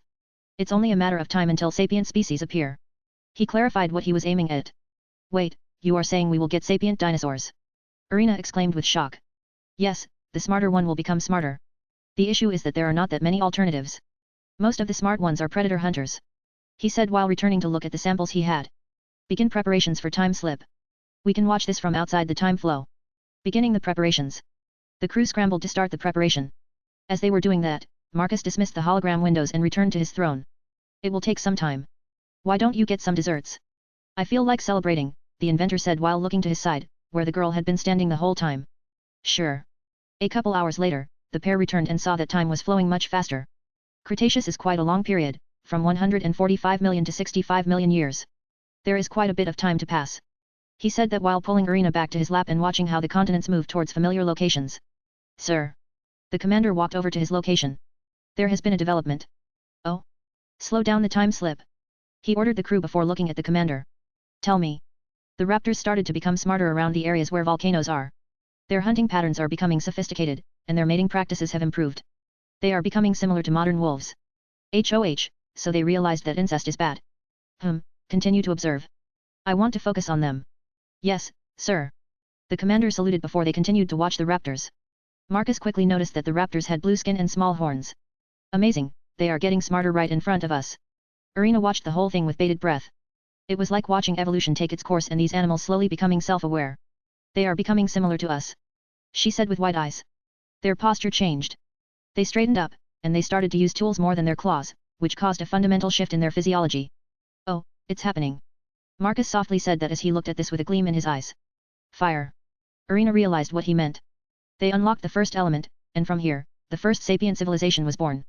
These raptors were nomads at first, and Marcus watched it with glee. Let's go. They are leaving their location of origin. The inventor grabbed the girl, and they rushed to board a train that would take them to the closest outpost to the raptor location. Can't you just move the assimilator? We don't need to travel there, don't we? Irina realized that they would take that scary train. It's a delicate situation now. Moving assimilator could make them see the night sky differently. As he said that, he stopped in his tracks and put her down. I got an idea. He turned around and returned to the control room. We are going to guide them. I want an obelisk with the intent behind it. Aurora, design me a couple of templates for it. Make sure it's made from metal not found naturally. Wait. You are going to interfere in their development as a civilization. Irina caught up to him and heard what he ordered. Precisely. He nodded at her before explaining why. They are carnivores, not omnivores like us. They won't just settle down and start growing a farm. The chef girl quickly understood what he meant. We never studied a civilization of carnivore species before. Marcus pointed out to her. Yes. Now that you mentioned. She nodded at him before thinking about how these sapient raptors could create a community, a first proper village, instead of just wandering around. The animal husbandry comes to mind, Irina said to him as she pondered on this. Taming animals could give an array of perks and possibly allow them to settle down in a location. She said to him. Indeed, my thoughts exactly. Do that. He nodded back at her before looking at the commander. Create an obelisk with that intent. Understood. We shall begin with designing of that. The commander girl saluted before replying. Good. For now, we shall visit the caves they left before and move the assimilators so that we can descend with minimal effort. At once. The commander turned around and issued orders. As the core of the assimilator moved to the location, Marcus looked at his girl. How does it feel like to be part of a new civilization? He asked with a curious tone. It has not settled down yet, Irina replied with a strained smile. I know. It's the same for me as well. That is why we will visit the caves where they lived. He smiled while saying that. She looked surprised for a second. I thought you digested all of that already. I mean, you are so confident. The girl commented about his behavior. Just because I don't show it on my face doesn't mean my heart is racing for new discovery. Marcus pulled her into his hands and made her place her hand on his left chest. Can you feel that? He asked with a teasing grin. The inventor is enjoying every moment of his darling chef girl. Since he knows she will eventually develop a thick skin from all this teasing. So, he needs to tease as much as possible. I see. She tried to move away, but Marcus pulled her closer and was ready to kiss. No need to rush. Can we do naughty stuff in the privacy of our quarters? The girl suggested as she looked away. I like the sound of that. Marcus pulled back. He realized that his lovely girl already saw herself as part of his household. This made him quite happy, considering he had, by all means and purposes, strong-armed her into his services. The pair waited for the assimilator's core to move into the position before walking to the hangar. Do prepare your suit device. While the Cretaceous is not carboniferous, there is over 11% more oxygen, and it's far too humid for humans. As he explained to her, he walked to the edge of the hangar and looked down at the planet below. I know. Irina has already done her research, unlike before, she is not clueless. Are you planning to fly like this? Yes. You can take a shuttle if you want. With a thought, his clothes changed, and he was fully encased in black armor. No, I can travel with you like this. Her clothes changed as well, as she stood next to him. Nice. The crew will follow after us. Marcus was pleased that Irina was no longer a scaredy cat. Well, it takes a while to get used to flying and denying naturally born instincts, but the suit's power mitigates those fears. So someone who was a simple girl can become an adrenaline junkie. Not to mention, the cherry blonde is becoming a powerful time law user. Are they going to research the caves? Irina inquired as they were getting ready to jump. Yep, we are going to research into these primitive society structures. Then let's go. The pair landed on the gravel and looked around. They were using hologram scanners to scan their surroundings and find points of interest. Their eyes ended up on rocks, a burned-out campfire and leather-like clothes. I just realized that they use leather for clothes instead of fur, Irina said with a perplexed look. When one expects cavemen, they expect clothes made from furs, but these primitive sapient raptors have leather clothes made from hadrosaurids and ceratopsids. Yes, well, proper large furred animals will appear in the next 20 to 30 million years. That is considering this world has the same extinction events. Marcus said while pointing his hand around the campfire. Luckily enough, he found some blood samples. True. But isn't this Earth closely related to ours? I mean, when you decided to send a simulator to this place, should it have similar coordinates? Indeed. But the difference percentage was extremely small, but it was enough to make a sapient raptor civilization exist. Marcus replied as he crouched down and scanned the blood. Aurora rebuild the DNA. Rebuilding. What he saw was the blood of a Taurosaurus, one of the ceratopsids, the horned dinosaur. Well, this is a bummer. I want to find some DNA from those sapient dinosaurs. He sighed in disappointment before hearing Irina exclaim from inside the cave. Marcus! Look at this! Her voice was quite excited, so he quickly appeared in front of the cave and walked inside. His eyes widened as he saw paintings on the walls. Isn't this like those cave paintings in France? Thousands of years old, she gushed as she looked at the wall depictions of dinosaurs from that era. The colors are quite soft or even easy on these, but that one. She pointed at the side where a primitive painting of something akin to a T-Rex is painted in red, like danger. They used blood as paint to showcase their fear of that big one. The girl theorized what she was looking for. Well, they are carnivores. I can only guess they are competitive because of their meat-only diet. Marcus reasoned as well. Considering he is not someone who studied societal structure. True, meat as diet could do that. Chapter 108, First Large Pets. A group of graviton-powered gunships descended next to a cave system. Upon landing, the side doors slid open and released an array of armored knights, who proceeded to spread out and explore the area. Instead of their usual weapons, they had tools to scan and gather data. As this was happening, Marcus, alongside Irina, used their built-in scanners to look for any tissues as they wanted to gather data on the sapient dinosaurs. It was not that hard to find, as several minutes into this, they found out that these dinosaurs are quite vicious and occasionally spar among themselves. Sometimes to the point of death. These bones. The inventor commented as he inspected a pile of bones in a hole. At least they know how to dispose of their dead family members. Irina tried to look at the positive and tried to play down the anxiety she was feeling. She did recall that ancient humans were no different, either. Fighting for mating rights is nothing new, regardless of species. Yes. Well, they at least dug a hole. Marcus joined the joke Irina was telling. His suit scanned the DNA sequences he got from several sources by this point. It appears that reproductive qualities are still okay, but the indirect exposure to special energy doesn't impact it. Instead, it stimulates evolution. I would say that it affects the driving force. The ones who grow in size grow bigger, and the ones who are smart grow smarter. He concluded after inspecting the DNA. Marcus then looked at the commanding knight. I want you guys to get samples. Since we are here, get me a Carnotaurus, Giganotosaurus, Tarbosaurus, and T-Rex. Apart from getting the samples, I want scans of their sizes. According to what I have here, they should be bigger by at least 5% to 10%. Understood, sir. We shall begin the collection. The knights saluted as they sent a word to the bases around the world. Aren't those the predators? Irina heard of those animals before, especially the infamous T-Rex. They are, and I want them. He smirked as he placed the bone back, stood up, and looked at her. You can't leave the Cretaceous without the grand prize of apex dinosaurs. This period had them at their biggest ever, and if this energy is the real deal according to the current scans, then they are even bigger. Marcus said with an excited tone as if he was getting giddy about getting the grand prize. These animals were his goal all along. I see. There was not much she could say to him. Part of her understands the excitement. Considering they were in distant past realities anyway. After exploring the caves and collecting samples and primitive tools for his collection, the pair returned to the core piece of a simulator. They waited for the animal's arrival. Not that they needed it for long. While the predators are dangerous for regular people, they are nothing against hyper-advanced graviton-powered UFOs. The moment they got the word, the pair descended to the lower levels, where the train brought the animals from their collection points. Here it comes. Marcus rubbed his hands as he waited for the anti-gravity train to stop at the platform and the mechanic's hands to pull out the carriage, which had the beast stored. So which one is it? Irina asked him, recalling him asking for 4 predators. Marcus looked at the manager of the train platform. This one is from the South American continent. Let me guess. Giganotosaurus. The inventor asked, knowing what kind of animal it could be, and and the manager nodded at his guess. Never heard of this one. Irina had a questioning look. It's an apex predator from the South American continent. The continent which had biggest land animals in recorded history. After saying that, he looked back at the manager. Release the animal. I want to see it. He said with a small smile. Sir, it's against the standard protocol to release it in a non-controlled environment, the platform manager said in a nervous tone. True, but I am the one who will be making it manageable. Marcus smiled as he moved forward. Since. The man stopped mid-sentence as he sighed, knowing that it was pointless to try to persuade it otherwise. Release the Giganotosaurus. I want to see the biggest land predator to date. The moment he said that, the container started to open, and a brownish-gray dinosaur with sharp claws, serrated teeth, an iconic long tail and small arms walked out from the container. Irina looked at it with wide eyes, realizing she was staring at a huge land predator. This thing could swallow people whole. Some sweat appeared on her forehead. Part of her was giddy to see a real dinosaur from so close, and an even bigger part of her was terrified of this animal. With my current strength, I should be able to defend myself, right? Right? With my time powers, I could easily undo the animal's life. Irina thought to herself, as the bloodlust she was feeling from the beast was making her fear rise in her gut. The suit she was wearing was not protecting her from the intent radiating from the Giganotosaurus. She could change that, but the girl still had not figured out all the kinks of the miracle device she was wearing. Relax, Irina. Just observe for now. Marcus reassured her as he could sense her feeling threatened by the biggest land predator to date. The inventor looked at the beast's eyes and sent an intent via his Shinnick powers. The animal's eyes ended up on the punna person. The tall 20-foot monstrosity roared at Marcus. Usually, something this small for Giganotosaurus is not worth wasting energy on, so it roared again and tried to make him run away, but the inventor didn't budge at all. Marcus lifted his hand and made a motion to come at him.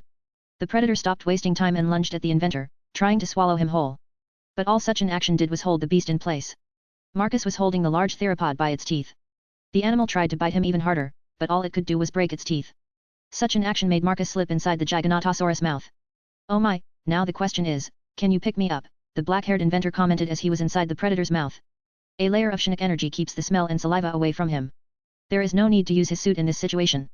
Well, the suit is always in use, but at the moment, only the basic functions are on. The theropod tried to move, but nothing worked. Eventually, after some struggle, the biggest land predator decided it was not worth it, so it stopped trying and instead moved its head up and decided to explore. Well, it appears reality and the movie logic are two different things. Marcus used his power to remove whatever saliva was around the Shinnick layer he had cast before. Hey! Irina finally got over her primal fear of a big predator. We are too small of a prey for these animals. I could goad it to try to eat me, but I am too small for it to care beyond a casual try. The inventor explained to her before floating over to Giganotosaurus' side and placing his hand on its head. The peanut-sized brain was swiftly overwhelmed by Marcus' sheer power. The inventor is well aware that animals like these are controlled purely by their instincts. So, he simply suppressed them and overrode them to obey him through Shinnick suggestions. This is the best he can do for now. Later, he will develop specific means of control, maybe a control center or something for his pets and war beasts. Maybe controlled evolution. Like how it happened to the canines. No canines are domesticated. I should go with felines who evolved next to humans. As he pondered, the Giganotosaurus stopped in its tracks and looked at Marcus. There. Good boy. The inventor smiled as he patted the scaly head of the apex predator of the Cretaceous period. The beast was breathing in and out, and soon enough, Marcus realized that his pet was struggling. Oh shit. He swiftly commanded it to return to its container as the oxygen levels in the assimilator were lower than outside. The large predator returned to his container before the door sealed behind it. Do a medical scan on him. I think I got too excited. Marcus commented as he rubbed the back of his head. We will. Phew, I almost killed my pet there. The inventor placed his hand on his chest as if he was nervous for a second. Can't you just resurrect him? Irina's eyes rolled at his nervous acting. I know, but it's the feeling behind it. Do you know how owners get sad when their dogs die? It's the same thing. He clarified his feelings about the current situation. Right. Irina deadpanned at him. She was more afraid of that animal than seeing it as a future pet. Oh, and beginning constructing gene-altering sequences, I want to know how we can alter my pets for home usage. Understood, sir. With how much data we have, it should not be an issue. The platform manager saluted his superior while replying. Home usage. Irina's eyebrows perked up when she listened to that. What is he planning to use them for? She heard the idea to use them for riot police. Not that she has any idea how it will work, but it sounds absurd. Yet. Like a house guard dog? Do you know those signs they use for yards? Caution, angry dog. Imagine something like caution, angry dinosaur. Imagine idiots ignore that and enter my yard, and the first thing they see is a Giganotosaurus. Marcus chuckled at the idea of doing that. Hell. He will do that. Because it's cool. You. Ultimately, she didn't finish her sentence, she simply sighed while massaging her forehead. She finally realized that her boyfriend was a small boy inside the body of a genius, maybe that is why he achieved all that in the first place. Me. He ended up walking to her and hugging her as he made a comfy chair for himself to sit in and wait for the other 3 pets. He can't wait for Tarbosaurus and T-Rex, 2 apex predators of Asia and North America. So we are going to wait for the other 3 to arrive? Irina asked him, as she had already gotten used to the routine of ending up on his lap regardless of place or the strangeness of the situation. Meanwhile, Jurassic period, a reality away. In the lush prehistoric forests of peak Jurassic period Earth, maids of technocracy are exploring the land for animals worth their attention. Without Marcus' presence, the maids are much more relaxed, to the point that they are playing along with Atalanta's request to turn off technological assistance. If they are going to capture these dinosaurs, it will be with their pure talent, nothing else. This is barely anything worth a couple hundred. We should check another continent. The sane Tess complained to herself until her eyes perked up as she saw something skulking around and looking for prey. Look. Look. Jean pointed at a dinosaur in the distance. Out of instinct, Atalanta grabbed the saint and pulled her down. They did not need to hide when they could become invisible with a mere thought. Considering its size and those 2 eye protectors, it should be Allosaurus. The lioness said with a small frown. This beast is the apex predator of Jurassic. Allosaurus. The warrior queen and Jean looked at each other before summoning the bingo book. Wah! The first one to exclaim is Jean, as her eyes bulged out. His worth is 400,000. Third, the most wanted animal in the book. Just below Mosasaurus and T-Rex. The other maids looked at each other. Greed rose in their eyes. Oh. Atalanta realized that this was bad. I am capturing it. Fei rose into the air as blue circles of magic surrounded her. Hell no. I will be the one who will bring it to my husband. Hippolyta rose as well. Jean followed suit as she summoned her twin guns. Enough. There are thousands of Allosaurus in the world. There is no need to fight among ourselves. Artemis got in the middle of the pair. Goddess, you can't be serious, we need to capture the biggest one. This is the 3rd one most wanted by our master. Can you imagine how happy he will be once he knows that we got the biggest specimen the world has ever produced? Fei switched to diplomacy since she was facing a goddess. The witch's words affected the goddess, as their master is a weak spot, just like for everyone else. Ha! You can talk all you want, but I am capturing it first. Hippolyta ignored the conversation and lunged at theropod predator. The dinosaur roared at the incoming target, but at the last second, at Hippolyta's back, a beam slammed, making her slam into Allosaurus. The Jurassic apex predator, alongside the warrior queen, ended up slamming into a tree. The animal ended up releasing pained roars as the force was considerable. You. The red-haired beauty swiftly moved away from the theropod animal and looked at Jean, who just shot her. I said, I am taking it first. Greed is consuming the girl as those 400,000 are enough to get something akin to a miracle inside the technocracy. You wish. Let's fight then. Hippolyta summoned her spear. The pair lunged at each other while Atalanta looked at this with disbelief. They are seriously fighting over a single Allosaurus. The lion maid had some sweat on her forehead from the sheer disbelief she was seeing before her. But then, a smirking Fei flew over and past the fighting pair, then went over and used her magic to capture the beast that tried to sneak away. The one who is the most confused from all of this is the land predator. I need to measure it first. Atalanta decided that she would join this as well, at least to measure the animal first before looking for a bigger one. So she shot several arrows at Fei. Atalanta? You too. Artemis, who was the second most confused individual, Allosaur being the first, asked the lioness.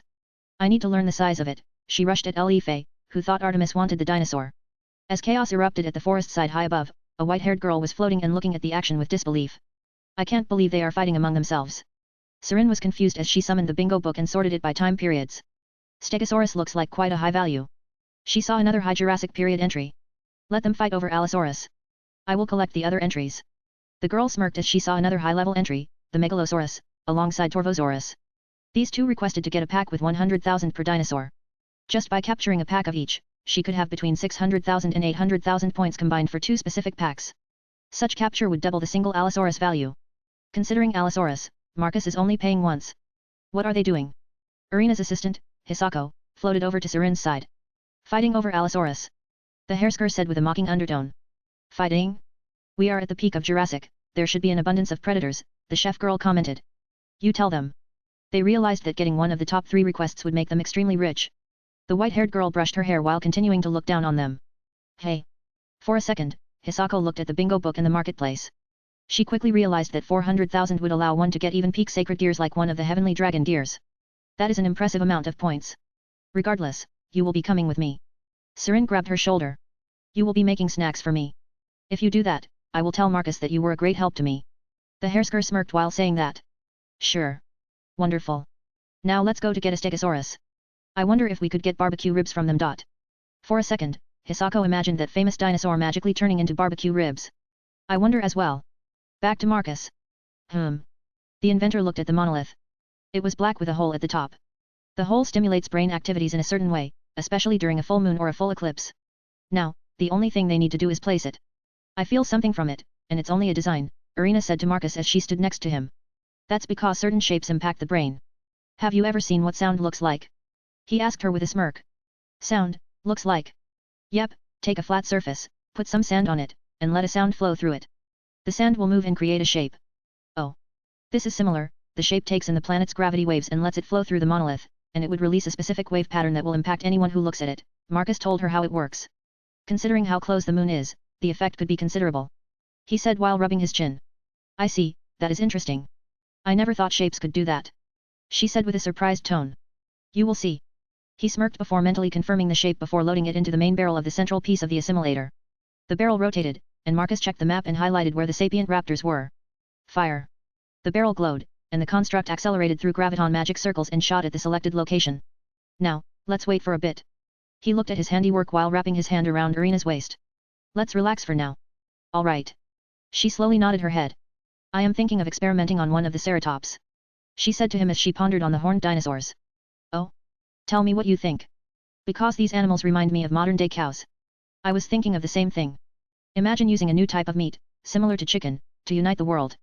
When Marcus heard that, he chuckled. He remembered the Simpsons episode in which Homer was a prophet and united the world with chicken. What's that funny? She asked with rosy cheeks. Did she say something funny? Nothing, I am imagining you a priestess who is spreading peace through Triceratops meat. He chuckled as he pulled her towards the lifts at the back of the command center. You're just imagining me in a toga. Her eyes rolled, as she already knew he liked her dress in questionable clothes. Part of it, yes. Considering the Greek Pantheon is part of my family. He smirked while saying that. After placing the monolith, Marcus spent time tinkering with the dino gene to make his dinosaurs adaptable to changes in oxygen and temperature. He ensured they had mana to act as an energy source when there was a lack of oxygen or temperature. This way, they could live longer, and a secondary effect is rapid adaptation to these changes. To ensure this worked and that there was minimal change, he added more power to the nuclei, which would release the energy needed to make this work. The beast would simply need to consume more calories. These changes didn't take much time, leaving him free rather quickly. But there were issues with that as there was nothing else to do. So he went and worked on some of his other projects, such as continuing to design Raiden May, Brynja, Bismarck, Belfast, and the rest. Midway through, he recalled that he now had a T-Rex, so he could start designing his riot police force. Oh hell, yeah. With extra excitement in his eyes, he went to work. After a quick T-Rex scan, he started to draw chest piece protectors, leg armors, and claws, which improved with power of destruction. Lastly, he began to design the back cannon. This time around, he made sure to make the armor as cool as possible, after all, his police have to look great. Once that was done, he switched to other units. One of them is Search and Destroy, which are going to be Raptor packs. Naturally, he wanted to make Velociraptors, but a quick check later revealed that the Raptors shown on TV screens are fake and based on Deinonychus. But even then, they are not that big. Instead, he checked the Atrociraptors, same as well, the movies lied to him, again. Those were as big as the ones they showed in the Dominion movie.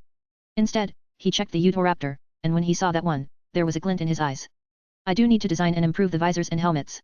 Built-in HUD is one thing, but they need extra protection. Marcus rubbed his chin as he proceeded to check the data he had. Ugh, this won't work. He said while exclaiming loudly. What won't work? Irina asked as she was doing her thing, testing an array of spices on the Triceraptor's meat. I need an actual Utahraptor to design my hunters. He said while scratching the back of his head. He summoned a command console with a thought. To all handlers, bring me a Utahraptor pack. I need a complete genome. Understood, sir. All of the active saucers dropped whatever they were doing and proceeded to look for the raptors. I don't even want to know what you ordered, Irina said after listening to what he just did. Then don't. You can see it on live TV after we return to our times. He smirked as he looked back at her. That reminds me, I can use Allosaurus as an anti-terrorist unit. Their jaws and claws are good for cutting, and they are quicker than T-Rexes. I wonder how Atalanta is doing with collecting them for me. Marcus pondered how his hunting-hungry lion maid was doing. Meanwhile, back in Jurassic period. Arrows made from green energy slammed into dark blue magic circles, creating a massive explosion which shook the whole land. Atalanta frowned, seeing her time arrows do nothing to LE phase magic circles. You are not the only one who can wield time, you know. The pale blonde witch smirked as she summoned more circles and released elements at the huntress. The lion maid shot another salvo of arrows to cancel the circles before slipping out of time and appearing next to LE Faye, who instantly tried to make some distance. Atalanta's left fist went for the circle that tried blocking her way. You need more than basic magic to keep me down, little girl. The lioness fist shattered the circle before she threw a couple of green knives. At that moment, a wall of nanites blocked the knives. I thought we were not using the suit's abilities. Atalanta asked as her frown grew in severity. Tee-hee, it was instinctual.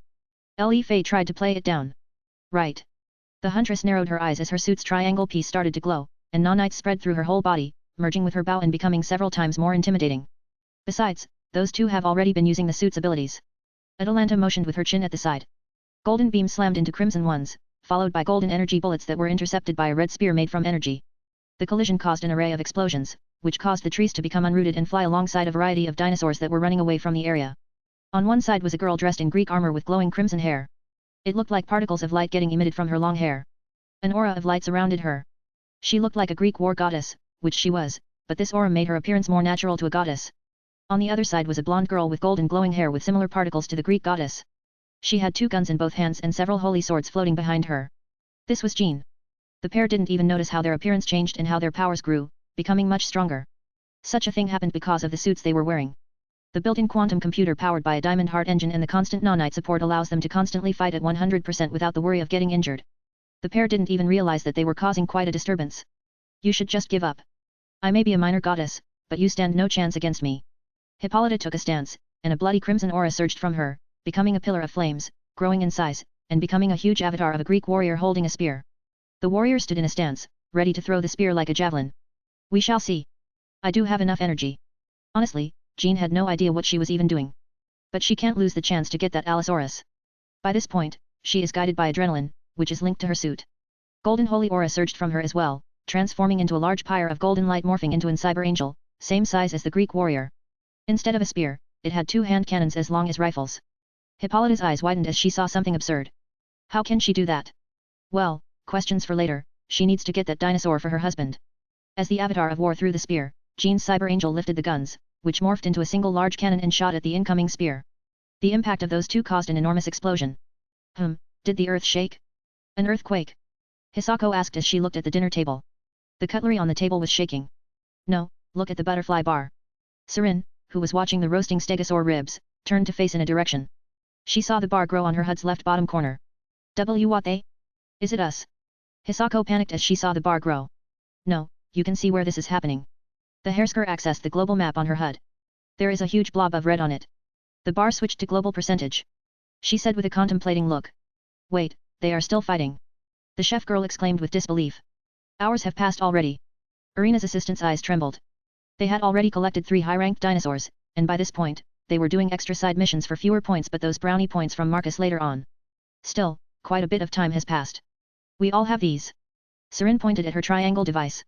It's an arcane technology, the amount of energy it can produce is enough to level the entire solar system.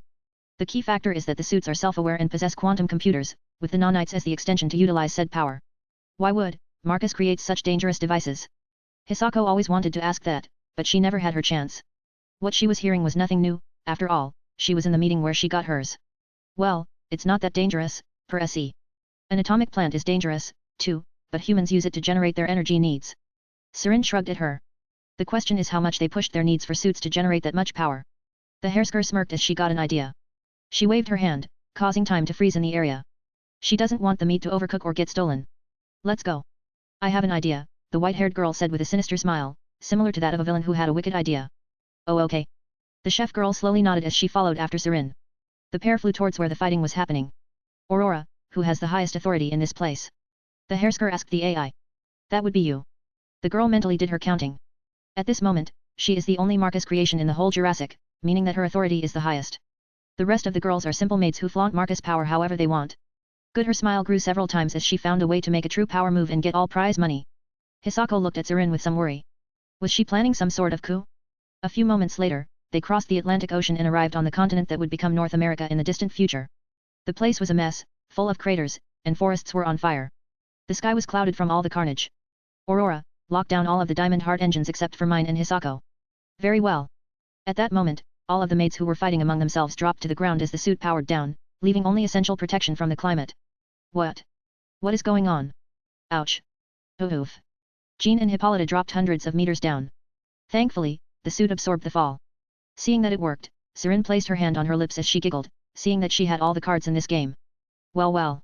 It appears I will be getting all of the points this time around. The Hersker landed on the ground. She was followed by nervous-looking Hisako. The girl realized that one maybe should not have that much power, considering how evilish Sarin sounded. Sarin? What happened? Li Fei asked as she stood up. I suggest you don't do that.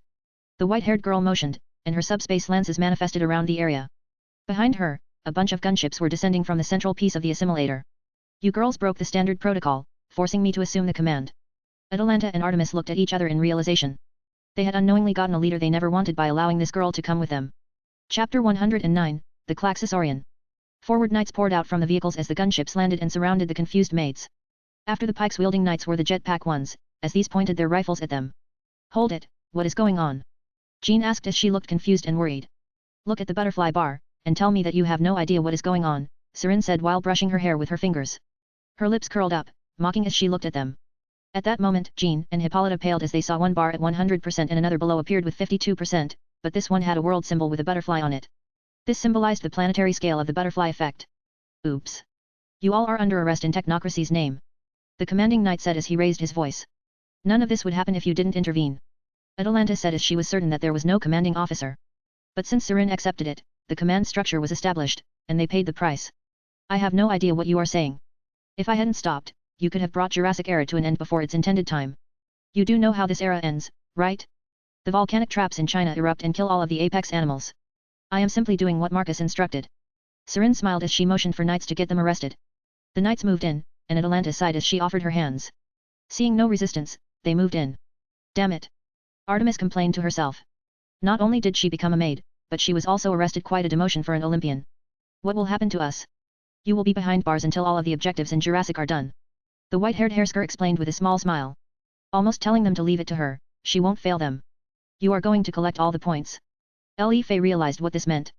I am not stupid enough to fight maids who can access limitless energy. You all will answer to your master while I am going to be praised for stopping you and collecting his. Allosaurus. Serin smirked as she looked at how the knights placed magic handcuffs on each of them. This is ridiculous. Atalanta sighed as she got arrested. So much for a proper hunt. She looked at Hippolyta and Jean. You two will suffer. I am going to make sure to beat you two up. You can do that after we return to modern times. Serin motioned to remove these criminals. In the meantime, prepare the assimilator for terrain repairs. We can do that, right? She asked the commanding knight. Specific placed time bombs should recover the damaged terrain. Considering only several hours have passed. That's good. Then, you can begin with your preparations. I want this place to recover, Hersker instructed with a nod. At once, mistress. When Serin heard how they called her, she slightly blushed. I can get used to it. Right. She then looked at Hisako. Let's go back. We need to finish those ribs. Yes. The chef girl stiffly nodded. Seeing those knights turn on the maids was quite a reminder that she was part of an actual military. The maids were brought aboard the assimilator and then taken to prison cells. You can't be serious. Artemis groaned, but she still obeyed, considering she was far away from home and her powers were sealed away. Will we be staying in prison until we return to outside the time? Hippolyta asked, wondering how long the sentence would be. The amount of damage you all did and the amount of work we must do to undo your damage is considerable. By all means, Supreme Commander should look for new maids. The girls stiffened as they realized that they messed up. But you can undo all of it, so what's the issue? The warrior queen asked. Your perception that it's your privilege to cause all that without care is the reason why you are behind bars. Technocracy doesn't answer to you. Atalanta looked at Hippolyta. Her eyes glowed with murder. For now, relax and wait for the Supreme Commander's judgment. He will be quite disappointed that one of his favorite time period got wrecked so much. The maids trembled when they heard that. The most affected maid of them all was Li Fei, as she was sitting on the uncomfortable bed as if someone sucked her soul out. Once the knights left the prison, the lights turned off, leaving only small LED ones at foot level, which gave a small amount of light to see the surroundings. You two have fucked this up. Do you know how long I waited for such an opportunity to hunt? Yet, your stupid greed caused all of this. Atalanta snapped as she realized that Marcus was not here to pull her out, and trying to escape was suicidal, considering they were 150 million years away from modern times. Ha, and then why did you attack me? Li Fei snapped back. Because you stupid brat, I wanted to measure the animal before I looked for a bigger one. Then why you didn't ask? Li Fei exclaimed with a baffled tone. Because you wouldn't listen either way. The lioness reasoned. Shut up, you two, Artemis spoke with a heavy voice, carrying heavy pressure, making the pair turn stiff. The goddess was showing Olympian heritage to the two maids. Because of this ridiculous situation, my standing with my master will diminish, she said with a sigh, making the other girls realize that it was true. Honestly, until now, he used to pamper them. But no one knew how he would react after seeing what they did. As they were thinking, two knights returned. One was holding a large container-like box. As they walked to Hippolyta, the leading knight opened the container, showing a cushioned interior. Your suit device. The knight requested to hand over the triangle diamond heart engine. The red-haired warrior goddess sighed as she put her hand on her chest. At that moment, her clothes shifted to prisoner's clothes. The device already knew it would be taken away from her, so it left one last gift for her before ending up inside the container box. After Hippolyta, it was Jean, then Artemis, Faye, and lastly, Atalanta, who still had a murderous gaze. The lioness was furious as her hard work could be easily undone. The question is, will Marcus learn of this? Considering that proper infrastructure has yet to be placed and initiated, there is a considerable amount of lag between periods and the base construction outside of those periods. Atalanta is even considering doing something drastic to ensure Marcus doesn't end up learning all the details. Well, it's just a thought, she has no basis to make it happen. Aurora will record everything, but will Marcus check it? She knows that he often glosses over details to get a summary of the events. That could be her chance. You are not thinking of breaking out, now are you? Artemis asked as she saw how Atalanta had been looking at the doors. Maybe. And how do you suggest that can happen? Our powers are sealed, the outside weather is dangerous to mortals, and my powers are weakened, considering how Mana is unresponsive. Artemis mentioned how bad their situation is. I know. But this is technocracy. The jail system is not tested. We can start working our way back if we find any faults. The Lion Maid's eye rolled as she reminded them about the faction they were part of. Oh. Just like that, they all started to inspect and look around. Meanwhile, Serin and Hisako finished their dinner in lands that would be Portugal in millions of years and returned to the centerpiece of the assimilator. The Hersker was smiling the whole way as she was finally the Queen of Jurassic with the assimilator under her control. She could do practically anything. Create a civilization, gene-alter dinosaurs, build a flotilla, and invade her place of origin. All of those are possible with the almighty Aranos-class assimilator. The only thing standing in her way of doing whatever she wants is that Marcus will get disappointed with her, and the whole place will shut down the moment he mentions anything. She might have control, but that's because he is not around. This is such a tease. Absolute power an inch away, and yet that inch is insurmountable. Serin sighed as she ended up in the control center. She could see rows and rows of officers organizing animal collection and restoration of the destroyed North American continent. How is the land? She asked them as she walked over. It will take several days to set the charges in a specific pattern to restore the way it was before. The damage is in thousands of miles. Even the marine life has been impacted. What we must pay attention to is how the layers of ground are, considering we need to make sure the way coal and oil forms are the way humans will find them in the future, the officers explained to the pair. Right. The white-haired girl rubbed her forehead when she heard that. Just make sure it works and it's properly recorded for Marcus to see. Of course, leave it to us. The Hersker nodded before looking at the empty throne. Anything else? Any news? She asked as her gaze went from the throne right back at the officers. We received an order to initiate the first contingency. The automated assembly lines went online a couple of moments ago, the assimilator commander said to Serin. Contingency. This was the first time she had heard this. The rearmament and creation of the army, the exploration and collect operation just turned into something more. Supreme Commander is requesting a rapid build-up of a fleet. Serin's left eyebrow went up. Does he need a fleet? But there is nothing in the place outside time that would need a fleet. The Hersker reasoned with them. Supreme Commander is not outside the flow of time. He left for Cretaceous a while ago, considering how slow information flows, he arrived there several weeks ago. Serin massaged her head when she heard that. With all the time flow messing, I am getting a headache. Understandable. Aurora has already assigned what is considered central time flow. All of the interiors of assimilators follow this standardized time to ensure the flow is anchored to the same time regardless of where you are, the commander explained to them. I know it's still confusing. Not long ago, we slipped millions of years just to collect some theropods. She waved her hand dismissively before asking the most important question. Why is he in the Cretaceous? I thought he was busy with evolution-related data. Serin recalled how bad it was he kept ignoring even her. Yes, he was until he got word that the assimilator landed in a unique Cretaceous world. He went investigate. Interesting, so whatever he found made him activate the first contingency. The white-haired girl rubbed her chin as she considered leaving this place after she collected the top bingo entries. She still needs to capture marine life forms and large sauropods. If she could just make all of the automated entries in her name, but she can't cheat when AI is fully self-aware and follows her every move for the sake of her creator. Precisely, it could be alien civilization or some cosmic event. The commander's words perked her interest, making her wonder if it was some strange energy similar to Honkai. Interesting. Let me check something. The girl summoned her console and swiftly noticed that her bank account had a hefty 7-digit balance. She went through some interesting menus now that she had that much money.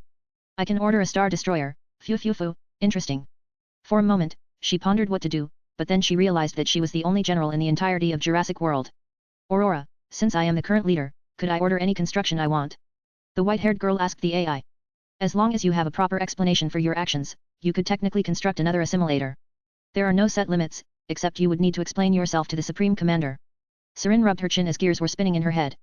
I see, so I don't even need to buy ships. There is no need. Thanks to my high ranking, I can simply loan resources from technocracy. For a second, she thought of just building a floating and leaving for her world, but that wouldn't have a great end result, and there was no doubt that the Armada's crew would realize that she betrayed Marcus' trust. The whole fleet would betray her. No, her revenge on Honkai needs to wait. She still needs to finish her videos as well. In that case, build extra dry docks for the ships Marcus wants. I want him to know that we contributed to his cause the most. Serin ordered the officers. Understood, we shall begin the work at once. At the same time, I can begin with the creation of my troops. The Hersker recalled that Marcus and Quinella have a unique set of troops which only belong to them. Well, all of the soldiers belong to Marcus, but there is a group that is iconic to him, and those are the Royal Guards, which have their iconic golden armors, tower shields, and heavily ornamented plasma pikes. While Quinella has her integrity knights with special mobile suits for support, such a unique army exclusive to a single girl makes Serin somewhat jealous. She used to have a pet dragon and armies of Honkai creatures. Well, I can start thinking of something until I need to leave this place. Meanwhile, reality away, in Cretaceous Earth. Marcus looked at his handiwork, the riot police armor, for his T-Rexes and the slick seek and destroy Raptor custom armors. Execute all of my designs, Aurora, and begin uploading this to Aurora Network. Understood. Sir. We are receiving a faint signal from Time Ripple outside the planet's atmosphere. I do believe that the communication tower is beginning to power up in the base outside the time. About time. Over a week has passed, and I am done with almost all of my miscellaneous tasks. Marcus scratched his head while complaining. He needed a proper network to coordinate with his other assimilators. Considering he has no idea what is happening in other periods. A tower that can contact any place in space, and time takes time. Sir. I know, and Quinella should know, that there is no way she is allowed to be linked with our modern time. If she does that time, the time flow will even out, and we will need to leave our hunt for dinosaurs and talent. The inventor reminded his AI. She is aware, that much I know. Besides, we must fly for nearly 20 days to reach the location of modern times in the time stream. That's why he is quite relaxed, as he knows that his Ars Al-Madal Solomonis does not have the advanced frequencies to establish and anchor the time flow with the rest of the assimilators. Considering his space gun is already outdated tech. Yes, establish communication and prepare the data packages for the main hub. Yes, compressing data. After checking his latest inventions, Marcus' gaze moved to the armada he had outside the assimilator. The first 30 star destroyers are done, alongside 60 Minotaur interceptors, 60 Cerberus missile frigates and 80 Daedalus-class support carriers. Beautiful. He whispered under his breath as he looked at the ships floating in Earth's atmosphere. No one can see them as a strong gravity well blocking the view from the planet's surface. But this was not the end, as his new capital ship is under construction at the moment. According to this data, it will take a while, considering it's the biggest combat vessel he has ever built. He is not comparing it to the space stations or the assimilators, which are in different leagues. Well, his Solomon-class super dreadnought is almost as big as his Ars Al-Madal Solomonis, but that's because the space gun is outdated. Marcus, the sapient raptors are starting to settle down. Irina blasted into the observation room with an excited tone. Oh? About bloody time, close to 100,000 years have passed. He never considered that it would take them this long to drop their nomadic lifestyle. He does want them to become a sophisticated civilization, but a nomadic life is a dead end, as culture doesn't advance that much when traveling is on individuals' minds. Living in a single place allows culture to improve and advance in tech, writing to become a thing, and living standards to improve. But then again, this is from the perspective of an omnivore like him, but these raptors are carnivores. Yes, well, they tamed ceratopsids and hadrosaurids. Allowing them to, sort of, settle down. Irina showed him a strained smile. Sort of. Well, they need a lot of space for the herds. So they have settled down to some extent. Her explanation made Marcus rub his chin as he wondered what to do next. We can send another monolith close to this first settlement. But first, I want to visit their previous residence. I was thinking the same thing. She nodded at his suggestion, making Marcus smile. The pair proceeded to descend to lower levels, where they flew down to the planet below. They were accompanied by a gunship escort. What they found were white holes and remnants of dinosaur bones. Such a sight reminded the inventor of Stone Age cavemen's villages, which used to be made from fur and mammoth bones. They are using sauropod bones to build their tent frames. Marcus scanned the site with his eyes as he looked around. Caves were in the distance as well. Do you think they stopped living in caves when they realized that they needed more space? He asked for her opinion, as he had no idea about societal structures, at least natural ones. Possibly, or it could be both. The caves are not that wide or warm, aren't they? She said with a frown. Yes. But Cretaceous Earth is one of warmest times of Earth, not counting Permian-Triassic time, he said with a shrug. That's the thing. These sapient raptors don't need to care about the coldness of the Ice Age like how his ancestors needed to worry. True, that means they have time to develop social structures. As they spoke, the knights explored the perimeter. They picked up more sophisticated tools made from wood, grass-like strings, and stones. They were much more advanced than the ones Marcus collected 100,000 years ago from the original cave system. Sir. You should see this. One of the knights caught Marcus' attention. The inventor swiftly appeared next to him and examined what he found. What he saw was a rotting corpse of a blueskin sapient raptor tied to a rock. Primitive punishments. Marcus said the first thing that came to his mind was. That is possible, as this corpse is tied to a boulder. The knight agreed as Irina walked over as well. Well, we can figure that out. It's time for us to test the new gadgets I prepared. Marcus said after inspecting the corpse and taking some blood and tissue samples. He motioned for his knights to bring the new stuff. New gadgets? She asked curiously. Well, he was doing something the whole time, just like she was experimenting with food. So they both were busy with stuff in their own ways. As I mentioned before, we arrived in Carboniferous. I will be making more ways to control time to make sure we can negate and control the butterfly effect. As he explained to her, he summoned a hologram and compared the DNA of this raptor to the one 100,000 years ago he got a sample of. Well, just look at that. The DNA changed more than 6.5%. He looked pleased with this development. Isn't such a difference similar between us and the primates? She recalled this from one of the biology classes. Indeed, even more so. Such a thing means that there were at least 2 to 3 splits up of this genome over the period of 100,000 years. There could be at least 2 to 3 tribes of these sapient dinosaurs in this world as we speak. With slightly different genes. He explained to her while he stood up. Aurora, project this DNA for me. One moment. In front of Marcus, a blue-skinned man with silver hair stood on 2 legs and had 2 arms with 5 fingers. This creature looked more like a human than a dinosaur, which confirmed the idea that he was in some sort of anime or manga world. It's that he still doesn't know which one this is. Sir, it appears. Aurora highlighted a specific part of the DNA. That these sapient beings have developed omnivore traits over the past 20,000 years or so. Amazing, so not only do they look more like us now, but their diet has changed too. Irina noticed how these species look like blue humans now that dinosaurs. Indeed. This part of the world has less prey to prey on, and there were periods of cold weather as well. These creatures had to eat whatever they could put their hands on. Aurora showed the pair that, in the recent couple of thousand years, the world has experienced small drops in temperature from time to time. Just like the data I got from Carboniferous, once a life form starts to struggle, the cells responsible for evolution start to kick in, and the adaptation process begins. Marcus pondered on what he was seeing in front of him. Interesting. It appears the world is moving towards the early Bronze Age. These sapient creatures could start developing writing and early forms of pottery. We must pay closer attention now. The inventor realized that this was starting to get interesting. He wants to see what these beings could come up with. After all, he is starting to feel something akin to a creator-like figure to these beings. Very well, I will activate my protocols related to observation of primitive civilizations. Do it, and release more drones for closer observations, Marcus instructed his AI as they didn't touch the corpse more than necessary. Instead, they recorded all their findings for safe storage and collected some samples and tools for Marcus' collection. Not long after, the knights returned with a box with green energy inside of it. 2 of them needed to hold it as it was quite heavy even for them with the support of the armor's augmentations. Good. It's here. The inventor noticed the arrival of his new gadget. What is that? I can sense time from it. Irina looked at the box curiously. That's because it is time. This is a time projector. It can anchor to an area, check the past or future, and then override it with a selected choice. He explained to her as the knights had prepared the device for action. That's some impressive abilities. The girl looked impressed by what this can do. Technically, with this, he could undo old age and all that stuff. But then she realized that this kind of stuff doesn't matter anymore anyway. She controls time, not through magic, but as if it's breathing. Just by doing that, she is no longer connected to the concept of aging, which makes her realize how crazy her life is becoming.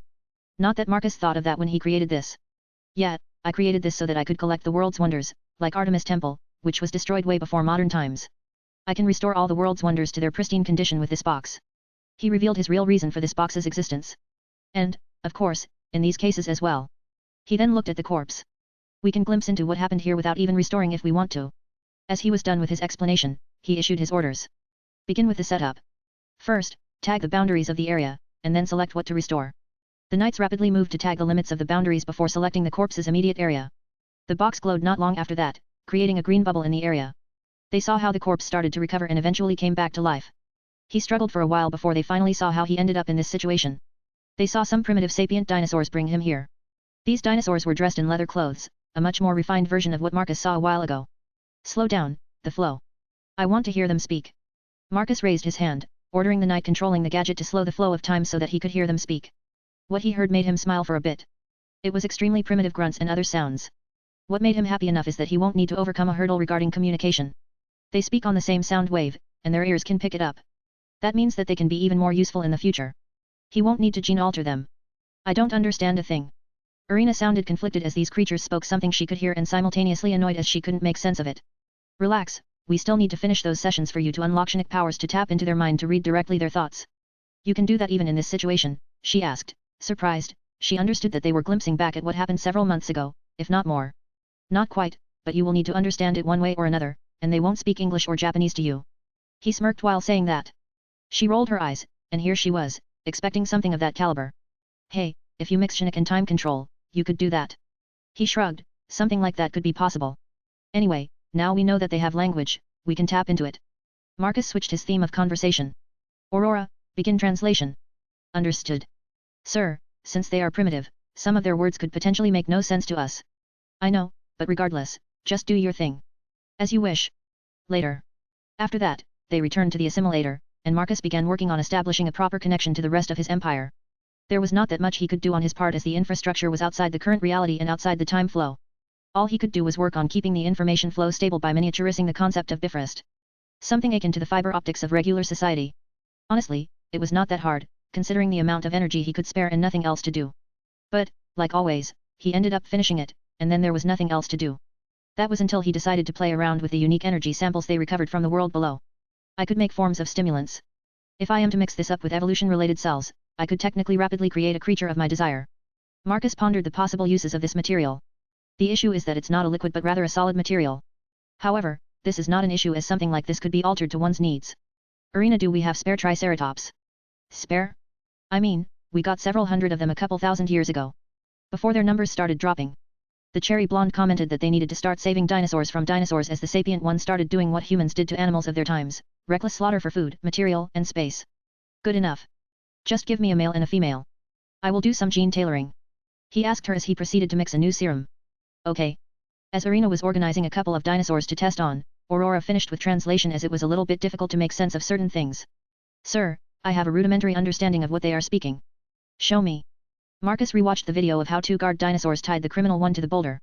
The criminal one was screaming about injustice and something about the ones who watch. I believe these sapient dinosaurs know that we are watching them, and they are treating us like gods of some sort.